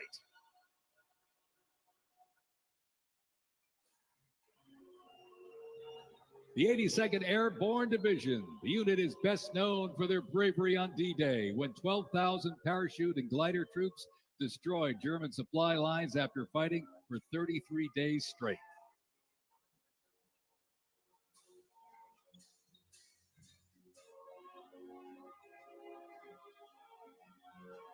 The 101st Airborne Division, based out of Fort Campbell, Kentucky, traces its lineage back to 1918 when it first established Exactly, Analysis Media. across the world. The unit has held a crucial role in operations since its inception. From parachuting behind enemy lines on D-Day to leading helicopter assaults in Vietnam, the 101st redefined. Put a 1 in. There's 1,200 people across all the platforms. Put a 1 in the room if you're against this nonsense. Across the world, extends as far as the Middle East, where they took part in Operation Desert Storm and participated extensively in the war on terrorism in Iraq and Afghanistan. The Screaming Eagles continue to lead the way as tomorrow's division in today's Army. Me too, guys. I'm with you. This is so depressing and discouraging that there's this many Kool-Aid drinking, cognitive dissonant Americans. Of the U.S. Arms showing its military might in World War II. The people in the crowd. Most influential tank designs of the 20th century. The M4 tank was nicknamed the Sherman tank after Civil War General William Tecumseh Sherman. Actually, it was named by the British. With almost 50,000 produced during World War II, the Sherman tank was in active service until 1957. 50,000. They named it the Sherman tank. Remember General Sherman and his march to the sea? Just burned down Atlanta, just burned, raped, ruined, pillaged fellow Americans after the Civil War or during the Civil War. They name it the Sherman tank. 50,000 of them produced. Hey, tell us how many all these armaments killed. How many lay slain on battlefields all across the world because of the American war machine going to war for the bankers? Dan Howard says Trump should pay for the cleanup. POS. Yep.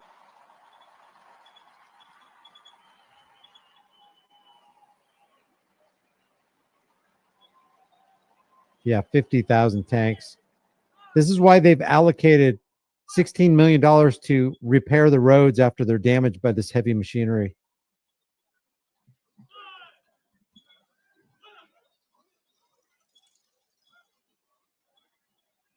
The U.S. Army Transportation Corps motto states, "Nothing happens until something moves."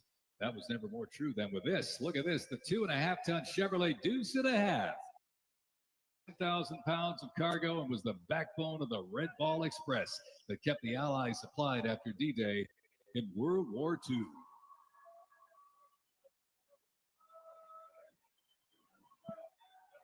Thanks for being here for the glory of Christ.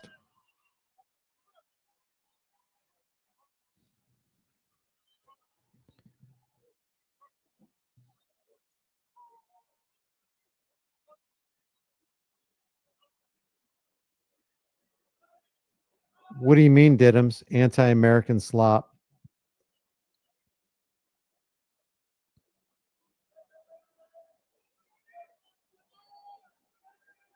Anti-warmongering authoritarian.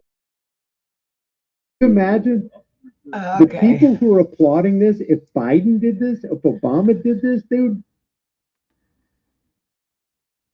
We are at our 10-hour mark, Mellows. Yep, I think we should call it a night. Thank you, everybody, for joining us. I haven't eaten all day. Yeah, I need to rest up as well.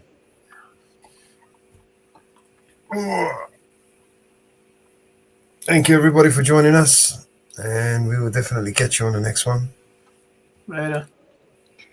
Thanks, everyone. See you in Jitsi. Yep. Yep.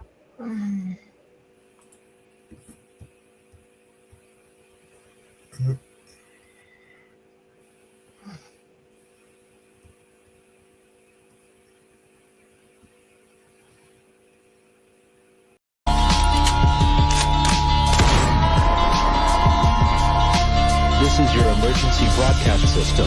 All civil unrest has gone global. All capital buildings and cities are under siege by the United States government to quell the domestic terrorist threat.